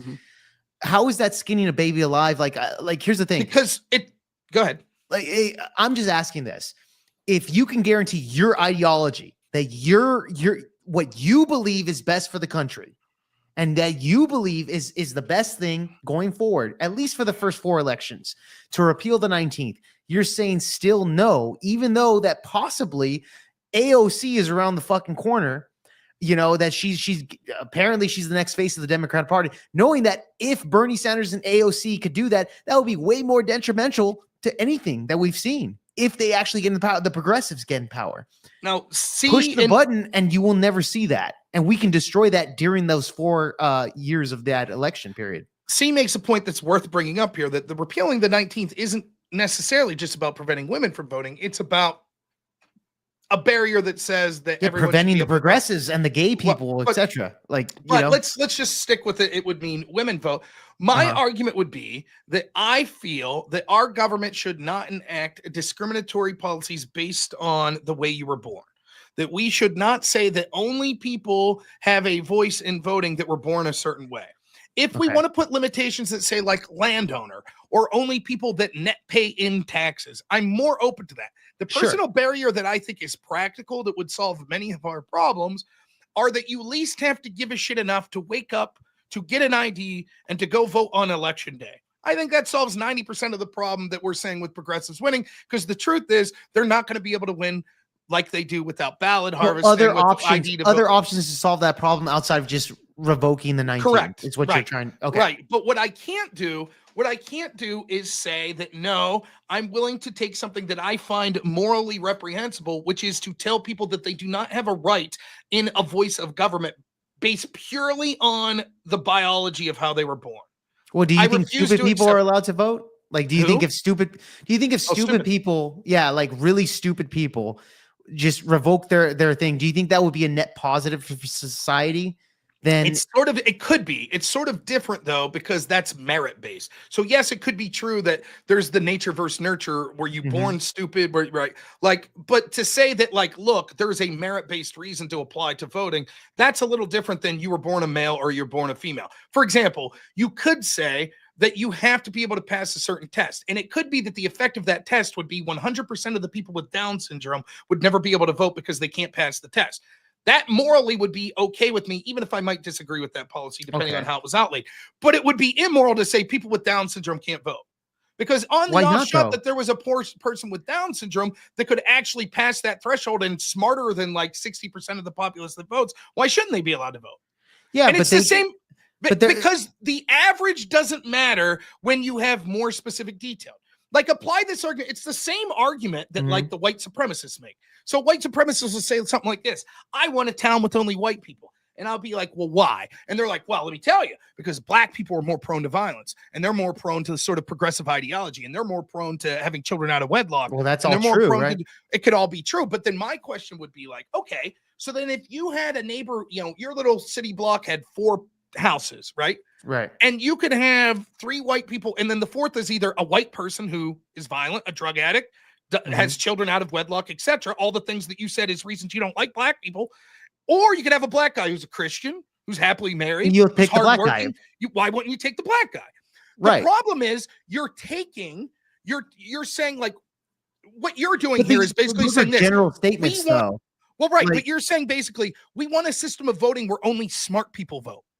Right? That's basically what you're saying. Like, take the dumb people out, right? Yeah. Okay. Sure. And you would agree that would be better for society, right, Rob? Maybe. Well, it depends. It depends on how you look. Educated let's, voters. For the sake of argument, say yes. Smart somebody with Down syndrome can cancel out your vote, Rob. How do you feel about that? Like, somebody with Down syndrome. It sucks. But who decides who's educated? Who decides who's educated? What if, for example, they say we agree only smart people should, only people with college degrees should be able to vote? Let's do an IQ level of things, right? Okay. Like well, average those people IQ might. people. Oh, so let's say the top 20% of IQ people, right? You think they're going to vote conservative? Maybe not. Probably so. Probably not would be my guess. My guess is many of those people are probably in this sort of progressive. Do you believe that college educated people would score higher in IQ than people that are high school level? It's a difficult question. My guess is slightly, but it's not really as correlative as people on the left would have you believe, because education certainly does not dictate intelligence. But my guess is because there's certainly a lot of very high IQ intelligent people that never graduated high school, let alone went to college. But I think that there's probably a lot of people that barriers to intelligence prevented them from getting through high school anyways, right? So you have multiple pool of people. And so I think there would be a bigger aggregate of people that were on the lower IQ. For example, if someone's 60 IQ and has Down syndrome, do you think they're going to college? Probably not. So that person's only in that pool of people that didn't graduate college. So it'll bring down that IQ number. But as far as someone that doesn't have an illness, that like never went to college, do I think that they're more likely to have a higher or lower IQ than someone that went to college? It's probably about equal if you take out those disparate groups. But again, that fringe would matter in that, okay, you would still end up with I don't know, but let's just say hypothetically, right? Like for the sake of argument, right? Okay. If you're saying that smart people voting would be better and we should stop dumb people from voting, the thing that matters there is the intelligence, right? That's what matters. Now, we might say, what are the factors we would look at to predict whether or not someone would be intelligent? One of those factors might be strong mental health. You don't have something like Down syndrome, something like those are factors, but it's not necessarily correlative. So even though it could be true for 99% of people, there could be the odd person that has Down syndrome that's actually very intelligent. And you would say, if you couldn't see them and you just saw their answers on a test and you never saw the person, you'd say, sure, that's a person that passed the test. They should be allowed to vote. Why should they not be allowed to vote because they were born? Because we only want smart people to vote when they qualify for the smart people metric that we've set out. I don't understand that. Why wouldn't we allow that person to vote? It's the same argument when you hear the diversity of strength people. Most of the time people are saying diversity of strength, they mean I hate white people. But let's talk about hypothetically what they would mean. They basically mean diversity of thought, right? Yeah, so sure. Yeah. I 100% agree with you on that.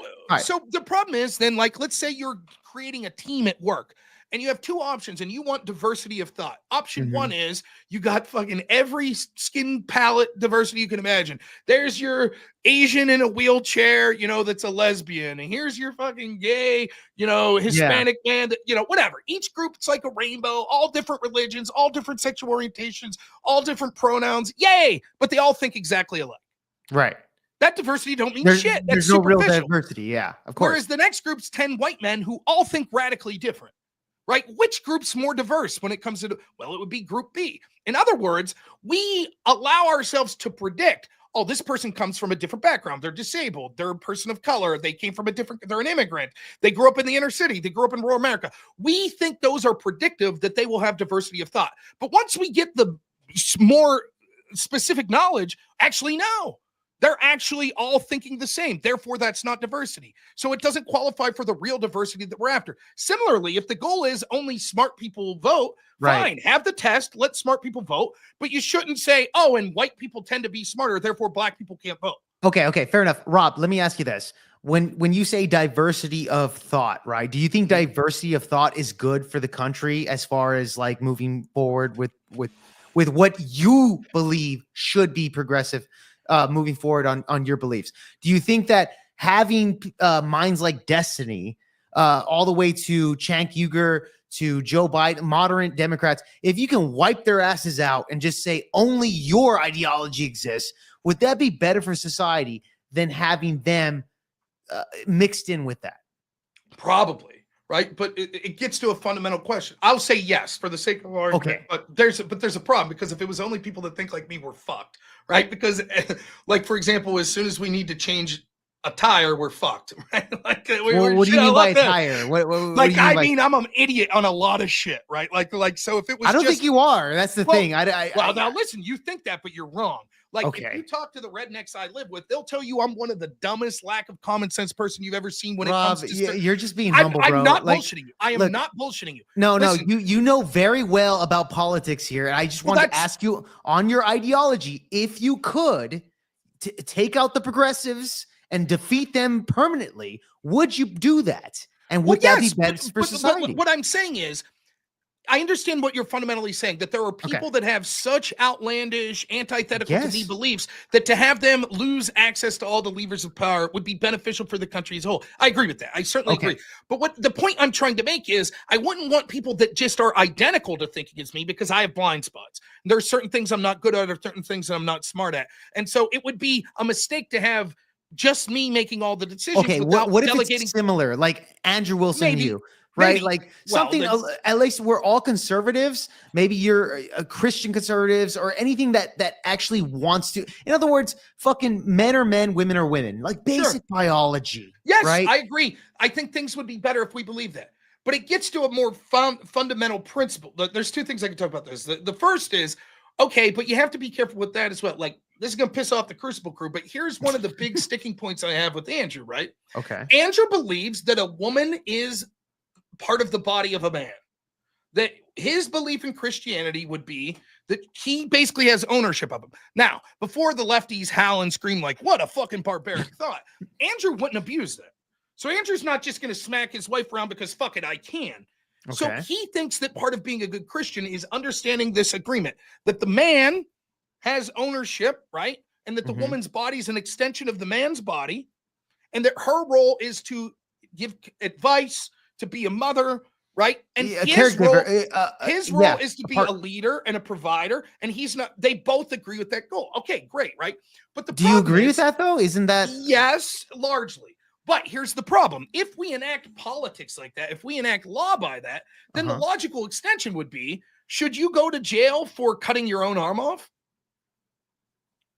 okay? I'm not. I don't think I understand where the correlation. If a woman, if your wife's body is just an extension of your body, right? right? Metaphorically, by the way, yeah. Oh, no. That's not what he believes. Because the way we got onto this debate is you can literally not rape your wife. Wait. Hold on. That's Hold on.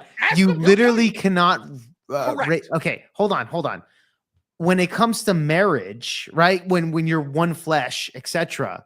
What do you mean by you literally cannot? I'm not understanding this. Like, what do you mean? Because your wife is just an extension of your body, and through the compact of marriage in the eyes of the Lord, that she is given perpetual consent to listen to whatever you say.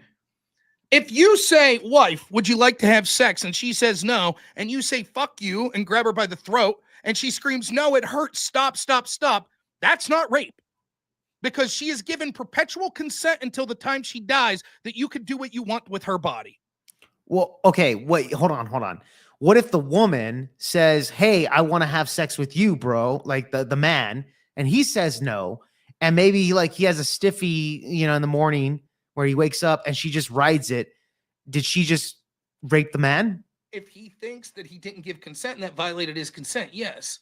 The definition of rape to me is penetration without consent. Yeah, but I think when it comes to the form of marriage, you guys are married, right? Like sex is an automatic kind of like correlation with that, wouldn't you say? Like, why wouldn't First off, to everyone in my chat saying that's not what he believed, go back and watch the fucking debate. He made it as clear as possible. What debate did he make on that? What debate? Me and him, we had a debate on Christian nationalism and whether or not it should be right. You guys had all of you about, people, you just you toe knuckles. You tell me what his position was. Yes, he said he would never do that to his wife, but when pressed of, should it be a law to say that you can't rape your wife? He said yes. Okay, I need to see this debate. Please send it to me, chat. Please send this fucking debate to me. I've never seen this before. Right. And like everyone's saying, but Andrew would never do that. Yes, that's exactly what I'm saying. Andrew wouldn't do that, but bad husbands would. Right. And the question is, should we then, if we take the logical position of basically the word of the Orthodox Church or the religion as Andrew implies, it says that, well, you could do whatever. I personally would never do it. But if a man were to force himself on his wife and she screamed, no, that's not rape. Then legally, how could we say it's not rape if you morally don't believe that it is? Okay, I can see your point here. Okay, now the assault and battery question is interesting because I also asked him specifically, like, should you go to jail for chopping off your own arm? He's like, no, I don't think so. I'm like, so if your wife's arm's yours, should you go to jail for chopping it off? But I think that's metaphorical, though, when he says that the flesh of the flesh, right? Like you become one flesh. I don't think he literally believes that the arm is. Of course, in that sense, but the consent is applied. The consent is whatever decision my husband works, I consent to.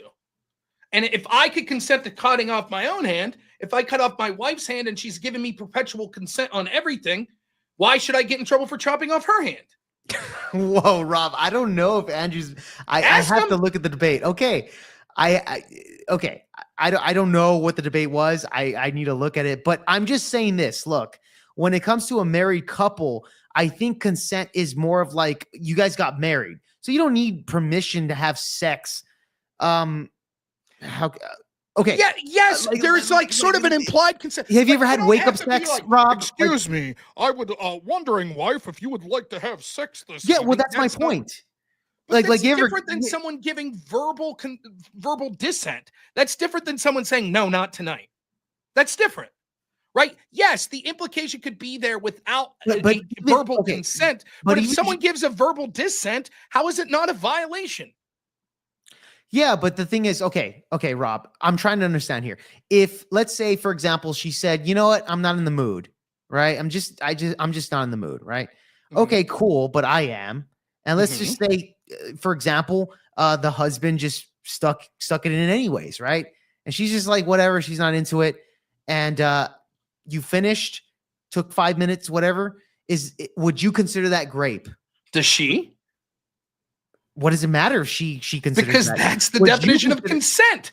The definition of consent. I can't give consent to someone else. I'm not in the mood. I don't care for it. You did it anyways. Afterwards, I feel you did it anyways, but you're married to her for 30 fucking years. Yes, and if she's she just says like, whatever. afterwards, I feel that my consent was violated. Yes, he raped her. Okay, you believe. Okay, wow. Yes. All right. So you believe that even though they've been together for a while, and then he just did it anyways, that would be considered rape. Do you believe that man should go to jail for that?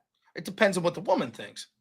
Why does it depend on what she thinks? Because she might think that I was raped and it violated my consent, but I don't want him to go to jail. Just like a woman could think. Do you think a man should go to jail for beating the shit out of his woman? Yeah, but what if she doesn't want to press charges? What if she doesn't want to press charges? Correct. Well, at the end of the day, he broke the law when it comes to assault. That's considered assault either way, right? So just to be clear, you think that even if the woman says, no, I don't want to press charges, he should go to jail. Well, here's the thing. Let's say I commit assault on somebody, right? Live broadcast, whatever. Well, even then, I don't know the law specifically on that, but if I do beat the shit out of somebody and they said, I'm not going to press charges, that person still goes to jail, doesn't they? Yeah, so prosecutors so can the decide. same concept here. Okay, but again, we're asking what it ought to be. I would think if the woman doesn't want the charges pressed, I'm against that. That's my personal opinion. But the reason it matters in the context of this is like it all gets back to that word consent. Can a woman consent to get the shit beat out of her? No. Well, yes, of course she can. Of course she can. But at the end of the day, Rob, that's actually considered assault. We're talking about what the definition of grape is, right? Like rape. Well, look, even in California, they actually have to where even if you, for example, without penetrating the woman without your penis, you can penetrate the woman with like a pencil or whatever. Why don't you define the word for me then? You tell me what the definition is. Of what? Rape? Yes. Forcefully without forcefully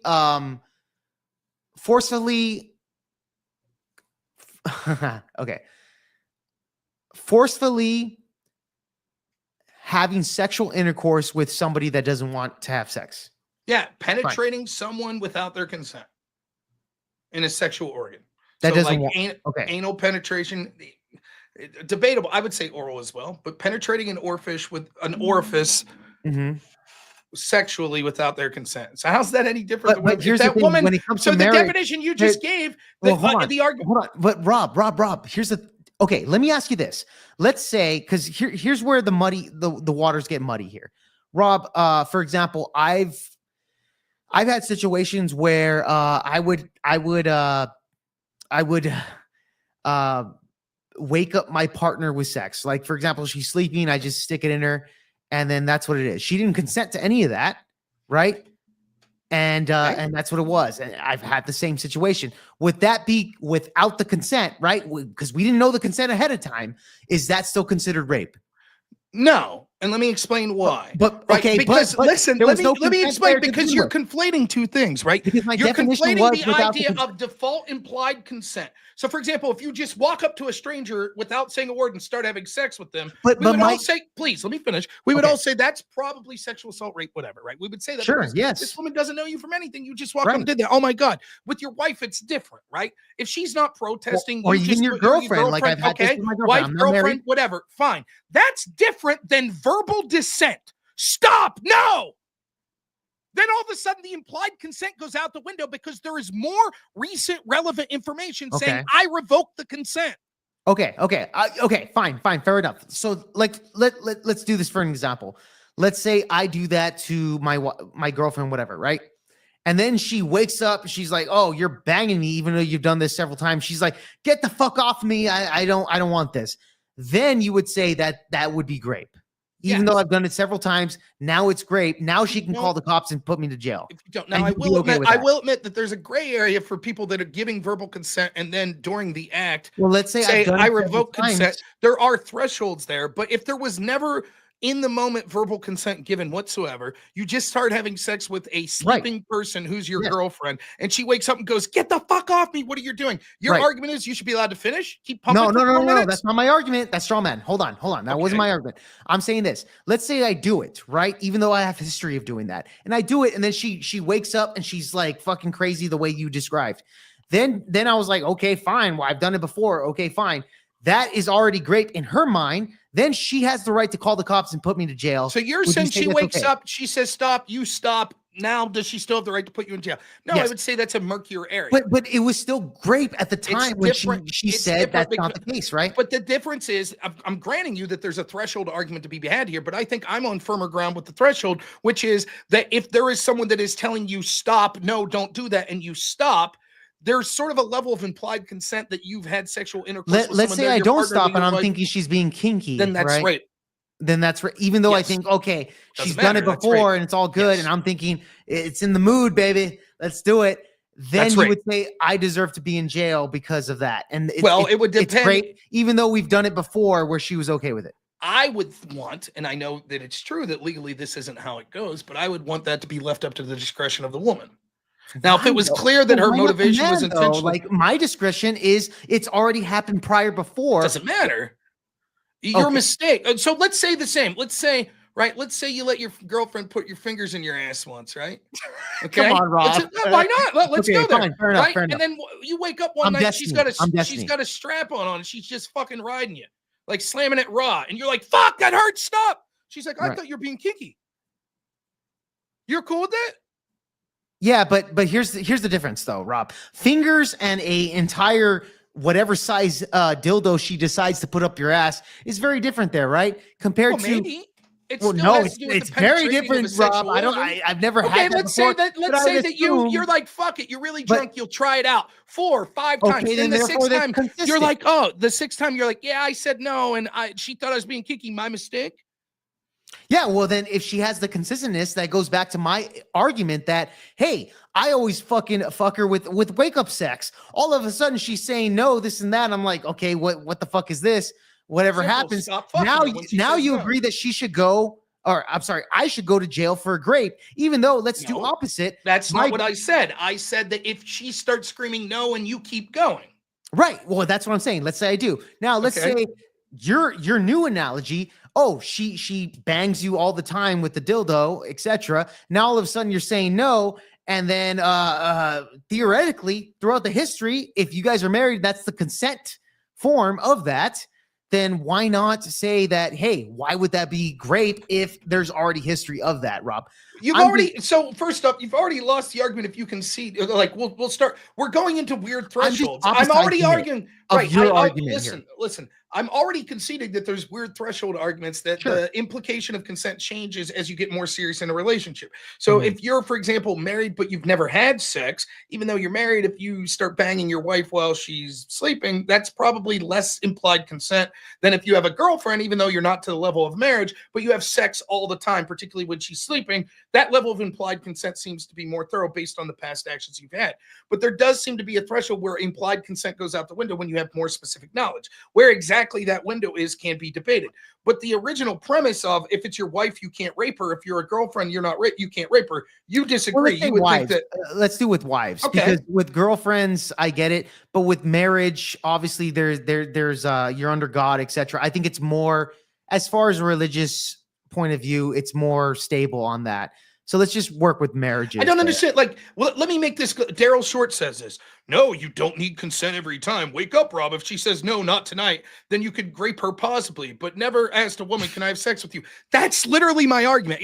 Let me make this argument as clear as possible. No, it is not grape if you have implied consent. Very rarely are people saying, excuse me, wife, can I have sex with you? It's implied most of the time. That's how it happens. Now, by no means am I a sexual aficionado, but I'm pretty sure that's how most married relationships work. My argument is to the realm of she's screaming, no, don't get the fuck off me. So your argument where you say, if she says no, not tonight, that could possibly be, that's the argument I'm making. So you're not you, but this particular Daryl person is straw manning me. You're actually making my argument for me. Right? That's my exact argument. Now, let's start with that nature of it, right? The furthest extent is it's your wife. She's screaming, no, please, it hurts. Stop. I'm in so much pain. Stop. Something's wrong. Right. Like we're taking it to the logical Then I would say, extension. then I would say, yeah, if it hurts or something of that nature, it would refer to me that maybe something's wrong within her bodily fluid. But it's not because she feels she's getting raped, Rob. It's probably because based on what you're saying. But it would be because you are penetrating her without consent. No, well, hold on. If she's saying, no, stop, Rob, it hurts, even though you've done it a million times, how does it hurt even though you've done it a million times? So that would tell me that, Rob, maybe something's wrong with her inner vagina or something like that. And you're hurting her legitimately. Then you would stop. But you might stop, but should it be, if you don't, should it be rape? If you don't, should it be raped? Not necessarily, Rob. Then what's the differentiation matter? Well, okay, here's the thing, Rob. Here's the thing. Even if you don't stop and then you realize it, okay, fine, fair enough. If you're doing it just for the sake of like control and you just want to do it, then maybe you have an argument there. I'll concede to that. Okay. But I am saying this. Look to my argument that you stated that if you fucking wake up your girlfriend with wake up sex, okay? Yes. And then she says, stop, I'm not in the mood, just stop. Even though she's not screaming. Let's say she's not screaming. She just says stop. And you just decide not to, and she's not fighting it. But you do it. You do it all the time. She hasn't said stop in a while, but then now she does. Does she have the right to put you in jail? You say yes, because her perspective is, I got raped. Yes. I think there's a threshold there. If you over-exaggerate saying that, hey, stop, and this and that, and she's worried about her life, in danger or whatever it is, then you can make an argument. But if she's just saying like, hey, stop, because she's just not in the fucking mood, there's always consent within a marriage, right? A relationship. No, I disagree. I think that there is an assumption of consent until it is consciously and verbally revoked. Okay, so then my first example, would that be considered like, okay, her saying she's done this before, then she says stop because she's just not in the mood and she doesn't want to have sex, but you do it anyways. Should that man be thrown in jail for grape? If she chooses to press charges, yes. Wow, Rob. Okay. What is the difference between she's not in the mood? The big difference is, okay. Let me finish. You've already said if it's hurting her, then yes. No, it didn't hurt her. It didn't hurt her. Right, but you said in the scenario where it's hurting her, yes. That's rape. Okay, let's say the scenario that she's not. Now we're into the scenario where it's not hurting her, but she just says, I don't want to do this. Yeah, but she says it, I just don't want to do this. So what's the difference between it's causing her physical pain versus just causing her emotional pain and she doesn't want to do it?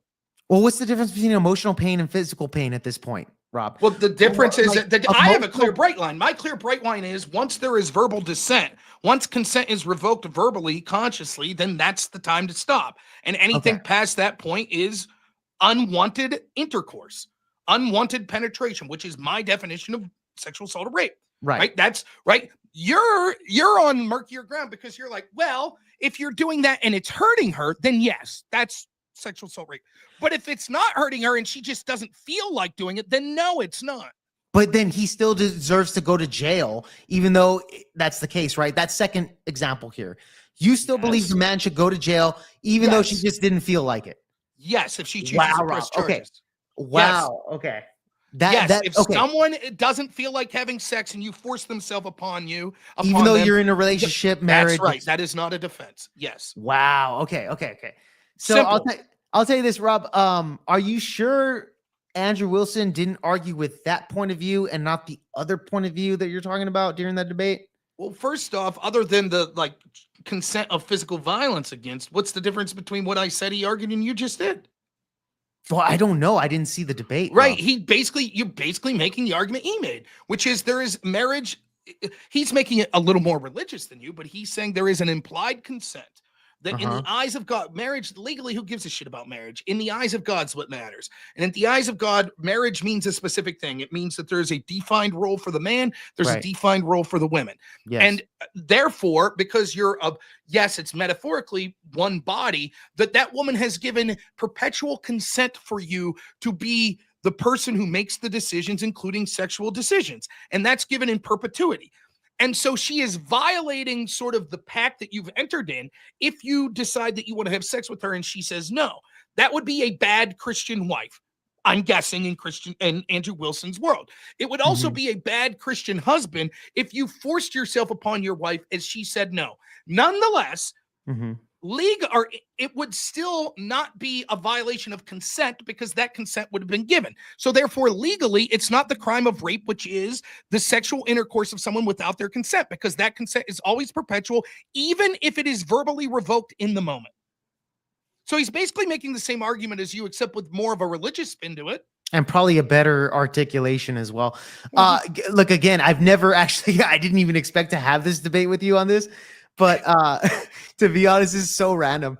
But Rob, I will say this: it's a tough pill to swallow, and like it's like the 19th Amendment shit, right? Like, now listen, I don't think it is the 19th Amendment. Well, shit. no, in this sense, right? It's like that in this sense that like if you truly believe what you're just saying there, or if I'm accurately articulating what Andrew Wilson believes, and you believe that, the problem is there's a bunch of people that right now, the way our system's set up, that are going to have to consent to your ideology getting in positions of power. And this sort of argument is going to turn an awful lot of people off. Because even though this audience right now, believe it or not, I think my audience right now probably lean, because so many are from the Crucible, probably lean to you versus me. But that number is going to massively decline once we get outside of like the sphere of this audience right here. Right. And if you take this argument like you're looking for centrists that are fed up with progressives and the crazy LGBT shit, and you're like, here's the alternative, you can't rape your wife. Like, they're going to be like, what the fuck? That's their reaction. And the reason I say it's like the 19th Amendment gets that reaction to a lesser extent. It's not as egregious to them. So now that doesn't mean I just got done arguing, right? I don't think that you should give up your deontological beliefs most times for a utilitarian victory. So should you lie and pretend that that's not your beliefs in the hopes that you win more elections? No. If it's what you really believe, then defend it.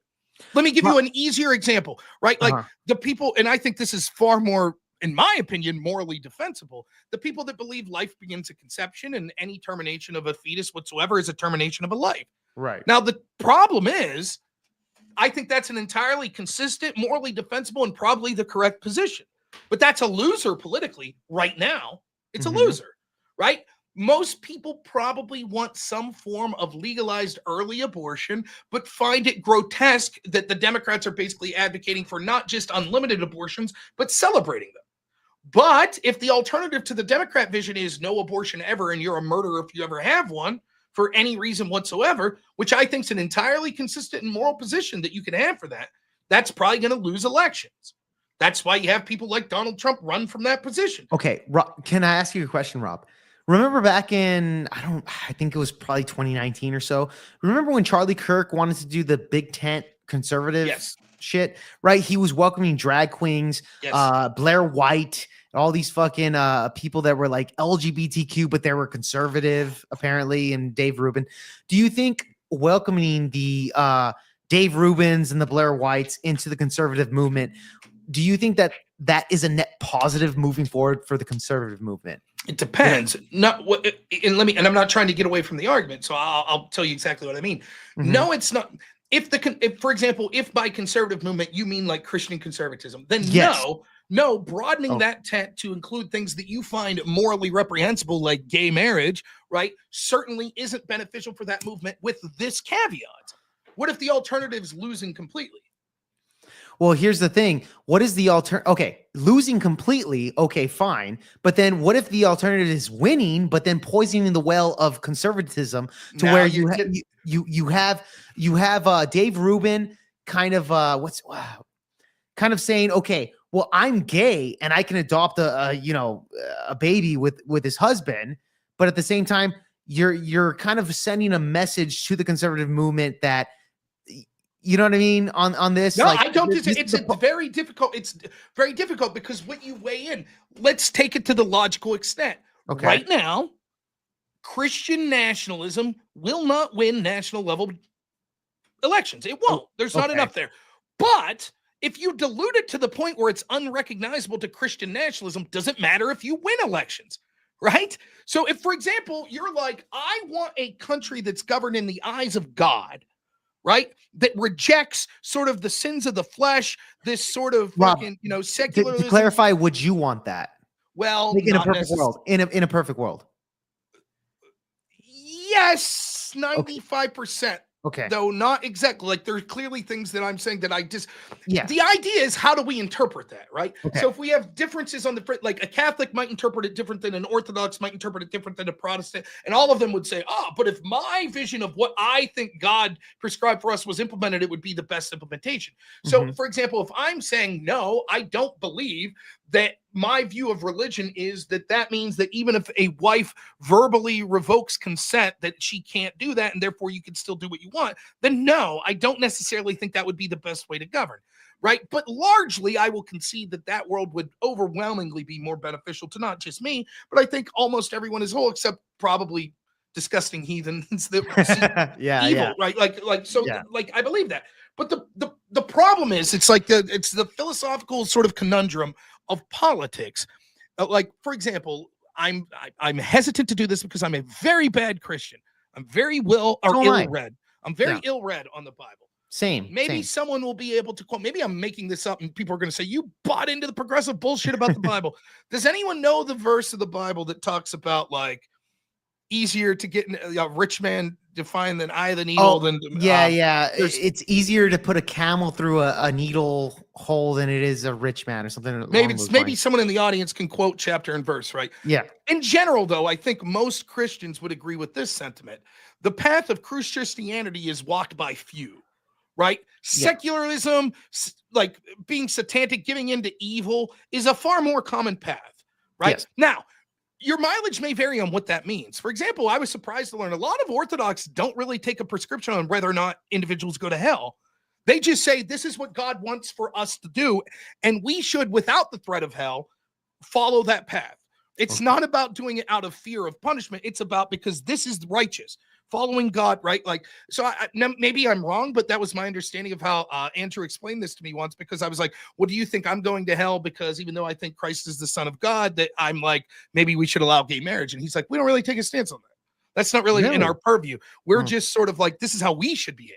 And this is how, these are what we should push for on this world.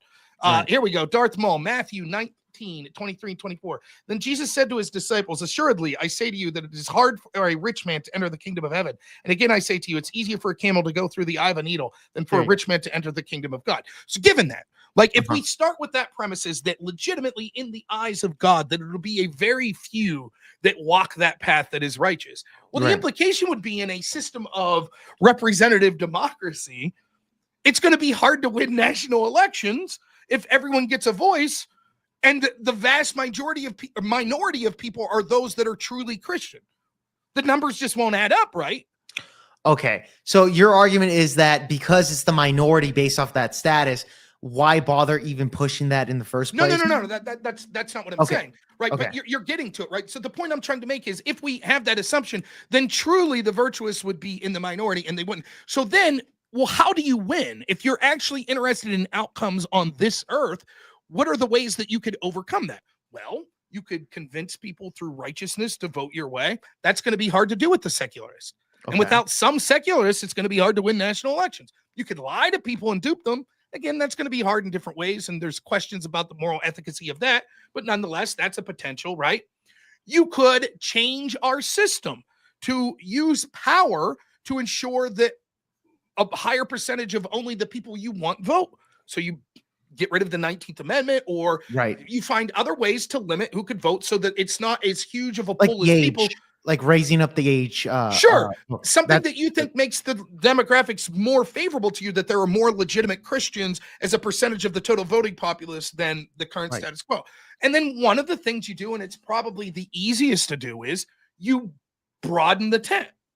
You say, well, we're willing to accept people that don't ideologically agree with us 100% of the time, maybe just 90% of the time, so we could win on the most important things. And so then the threshold becomes, how far are you willing to broaden the tent for it to be worth it? If you're willing, if the only way to win is to broaden the tent to the point where you can't recognize the party anymore as being a party connected with Christianity, was it worth it? I don't think it is. I don't. Okay. And it's a very difficult question. So, for example, let's say as a Christian, your primary issue that you're concerned with is abortion.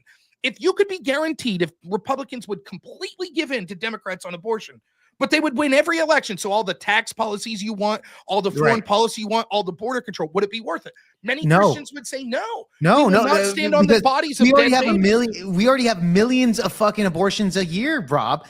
Imagine if we give up that shit, it probably skyrocket to 2 to 3 to 4 every year. Is that worth the deaths of millions of babies? I don't think it is. And it's an interesting argument, right? Like that's sort of that deontological argument, right? Like the utilitarian victory on this planet isn't worth it because what we would be asked to do to sacrifice our morals and integrity of, okay, we'll allow babies to die. It's not worth it. But are you are you willing to fucking do that for the sake of winning, Rob?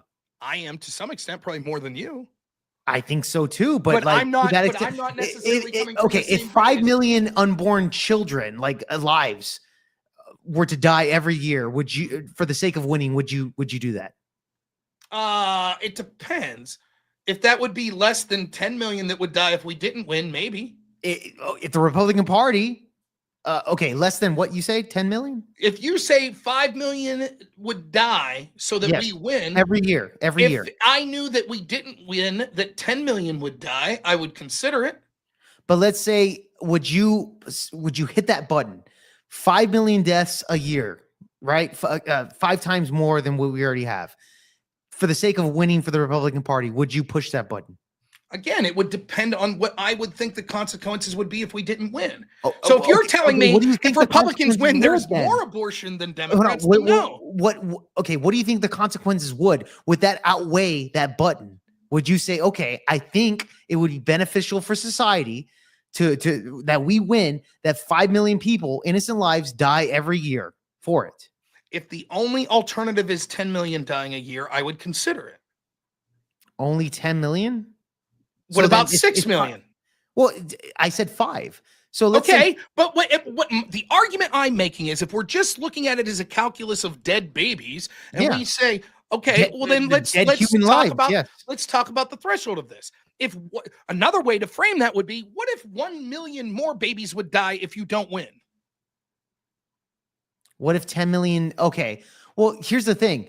Logically speaking, if 5 million babies died every year because we would win, the birth rate would go so down that how would we even replace our fucking birth rate where the birth rate's already gone, Rob? Well, it doesn't look like a long term. You could say that that's so far beyond the pale. Well, right? You're gonna give what Bill Gates wants. Bill Gates and these elites want less and less people in order for them to control them. Maybe, but again, if the alternative is that it accelerates it even worse, there is an argument to be had through a framework of utilitarianism that you could make all of these arguments, but if you had the ability to look at one of those 1 million children that would have been saved as you won, and to look at the person they would have became, will you look them in the face and say, no, I chose for you to die because if I would have won the election and did what was necessary, others would have died that already died anyways?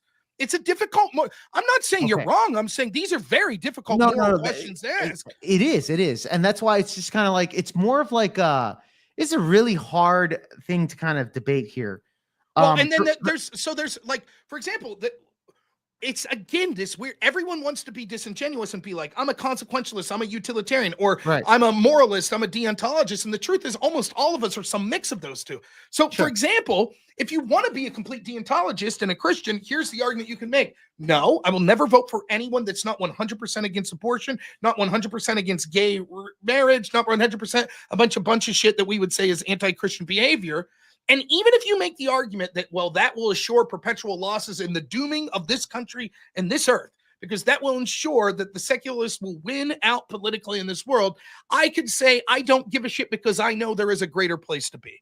And I was put on this earth to do what was right in the eyes of God, and come hell or high water, if that means that this world suffers because the other people in this world refuse to listen to what I said, so be it. But I will not give up my convictions. It's an argument.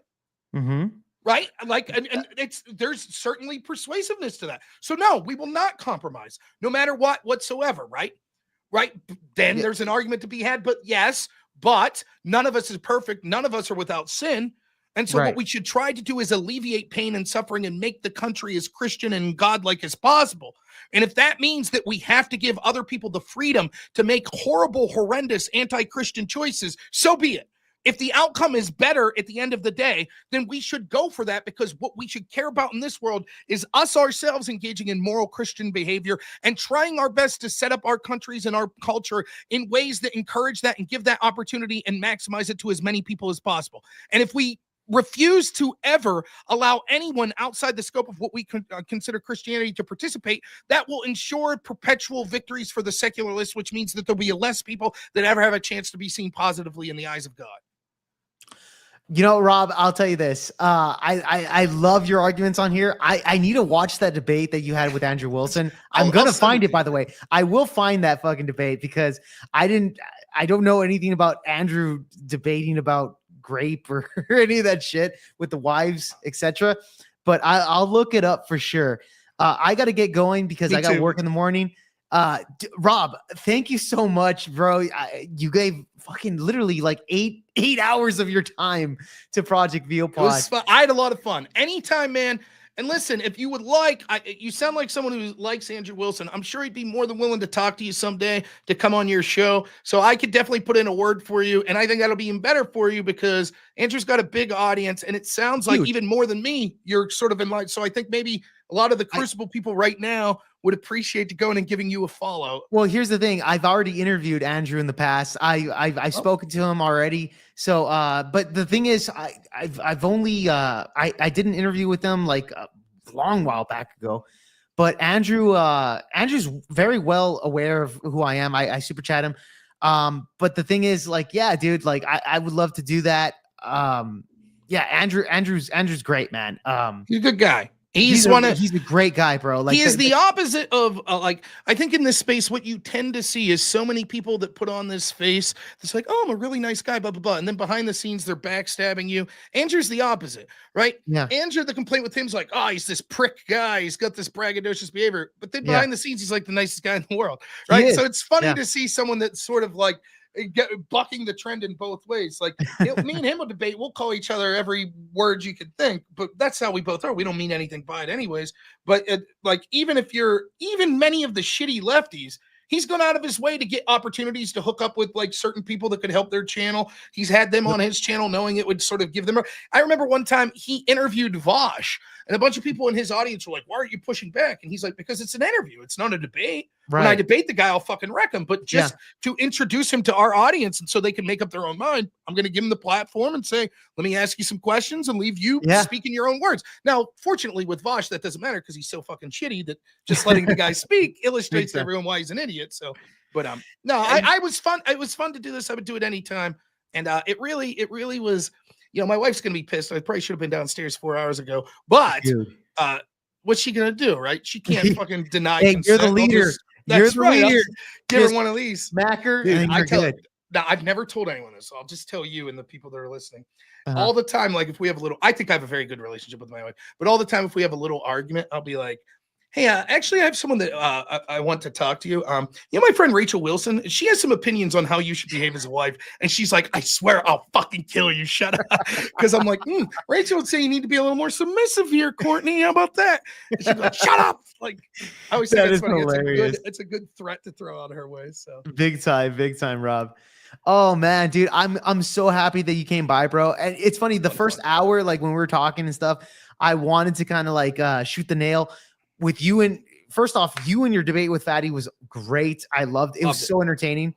I'm glad that I got some time afterwards with you because we at the end of the day, I actually found some stuff to kind of disagree. Yeah, Tab. Yeah. Push back with you. Love it. Yeah. So it was really fun on that, dude, because 90% of the time, talking to someone that you have disagreement with is far more fun than people you agree with. Big That's time. how when I do call-in shows, I tell people all the time, I'm like, can we get some people that are like shitty lefties?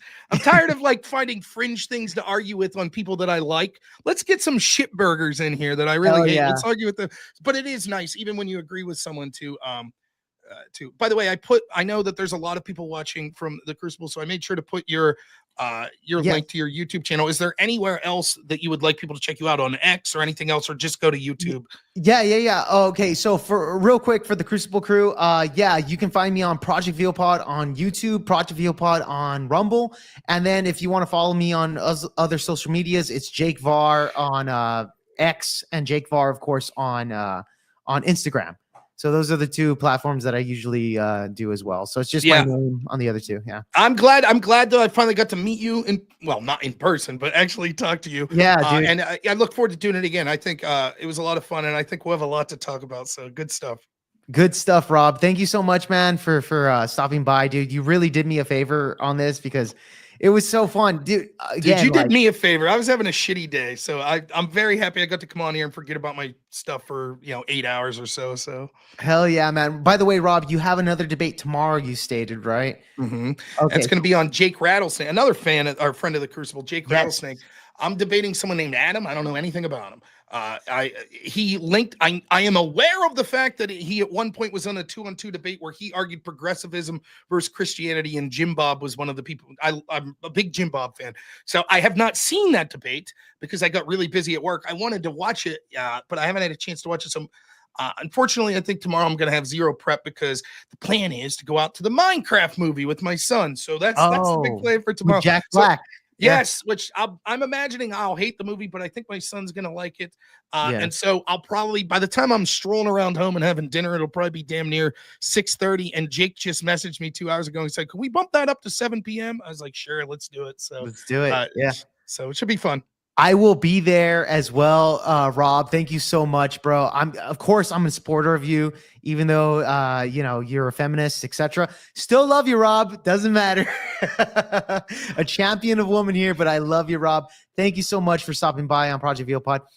With that being said, Rob, I'll catch you later, man. God bless. Thank you so much. It was a lot of fun. Take it easy. Take it easy, man. Have a good one. Good stuff. It was a lot of fun. Now let me make sure I delete I got to leave the right StreamYard here. There you go. Do this? There's a way to leave here. My audience can't see you now. I'm just going to talk to you without them being able to see you. And just sounds good. Where the hell is the exit? Do I just X out? Rob, there's I think it's at the bottom. It says just to leave studio. All I see is mute, stop cam, settings, present.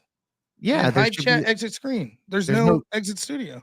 Really? Yeah, I'm just going to X out. I'm assuming. Okay, well, hold on. I can kill you out then on the thing. Good deal. Because I don't want to screw up your StreamYard here. It's all good. I'm gonna shoot out to the audience. I'm gonna rate them to. I gotta read super chats too. So yeah. All right, man. Sure. Thanks. Rob, love you, man. Yeah. See ya. Laters. There you guys have it. Rob Noerr right here on today's show, man. Holy fucking shit. I fucking loved it. Great fucking show. Probably one of the best. Everybody. And I got Wicked Wally. Guys, I'm sorry I was ignoring the chat. Obviously, I was in a big conversation with Rob and everything. 13, Wicked Wally, Ryan. Good to see you guys. Angel Barber, all you guys, man. Great fucking show. I will be clipping the debate for sure for the show because you guys can fucking talk shit about Fatty all you want, but Fatty is a huge fucking friend of the channel. So ain't no fucking way that I'm gonna let you guys talk shit about fucking Fatty because Fatty is he's a trooper, bro. Guy's a trooper. He wants to win. Yes, the fucker does not agree with us on anything of that nature, but he's been a friend of the channel. So shout out to Fatty. Shout out to Rob. 8 fucking hours, 8.5 hours on fucking stream, bro. 8 fucking hours, bro. Jake, building bridges with our brothers of color. Yes, sir. All this debating. Yes, sir. Man. Trying to kill me 8 hours? Yeah, Brushhead. You just stuck here for fucking 8 hours, guys. Pulling out the content for you guys, man. Thank you so much, man. I'm actually going to send you off to Speak Easy's channel. Speak Easy's live. He's the only one live at this point. So, with that being said, guys, God bless. We're going to have, I believe, Friday. I'll be live again Friday with Game On. And I'm going to plan that out. Kind of a date prep with Destiny. And by the way, thank you for everybody for donations today. It's all going to go to the Destiny Travel Fund. So, yeah, it's all about all about you guys, man. I'm here to provide the entertainment. Thank you guys so much for everything. And with that being said, guys, from Project ViewPod to you guys, have a great night. And I'll see you again. All right. Tell Speak Easy that Big Varr sent you.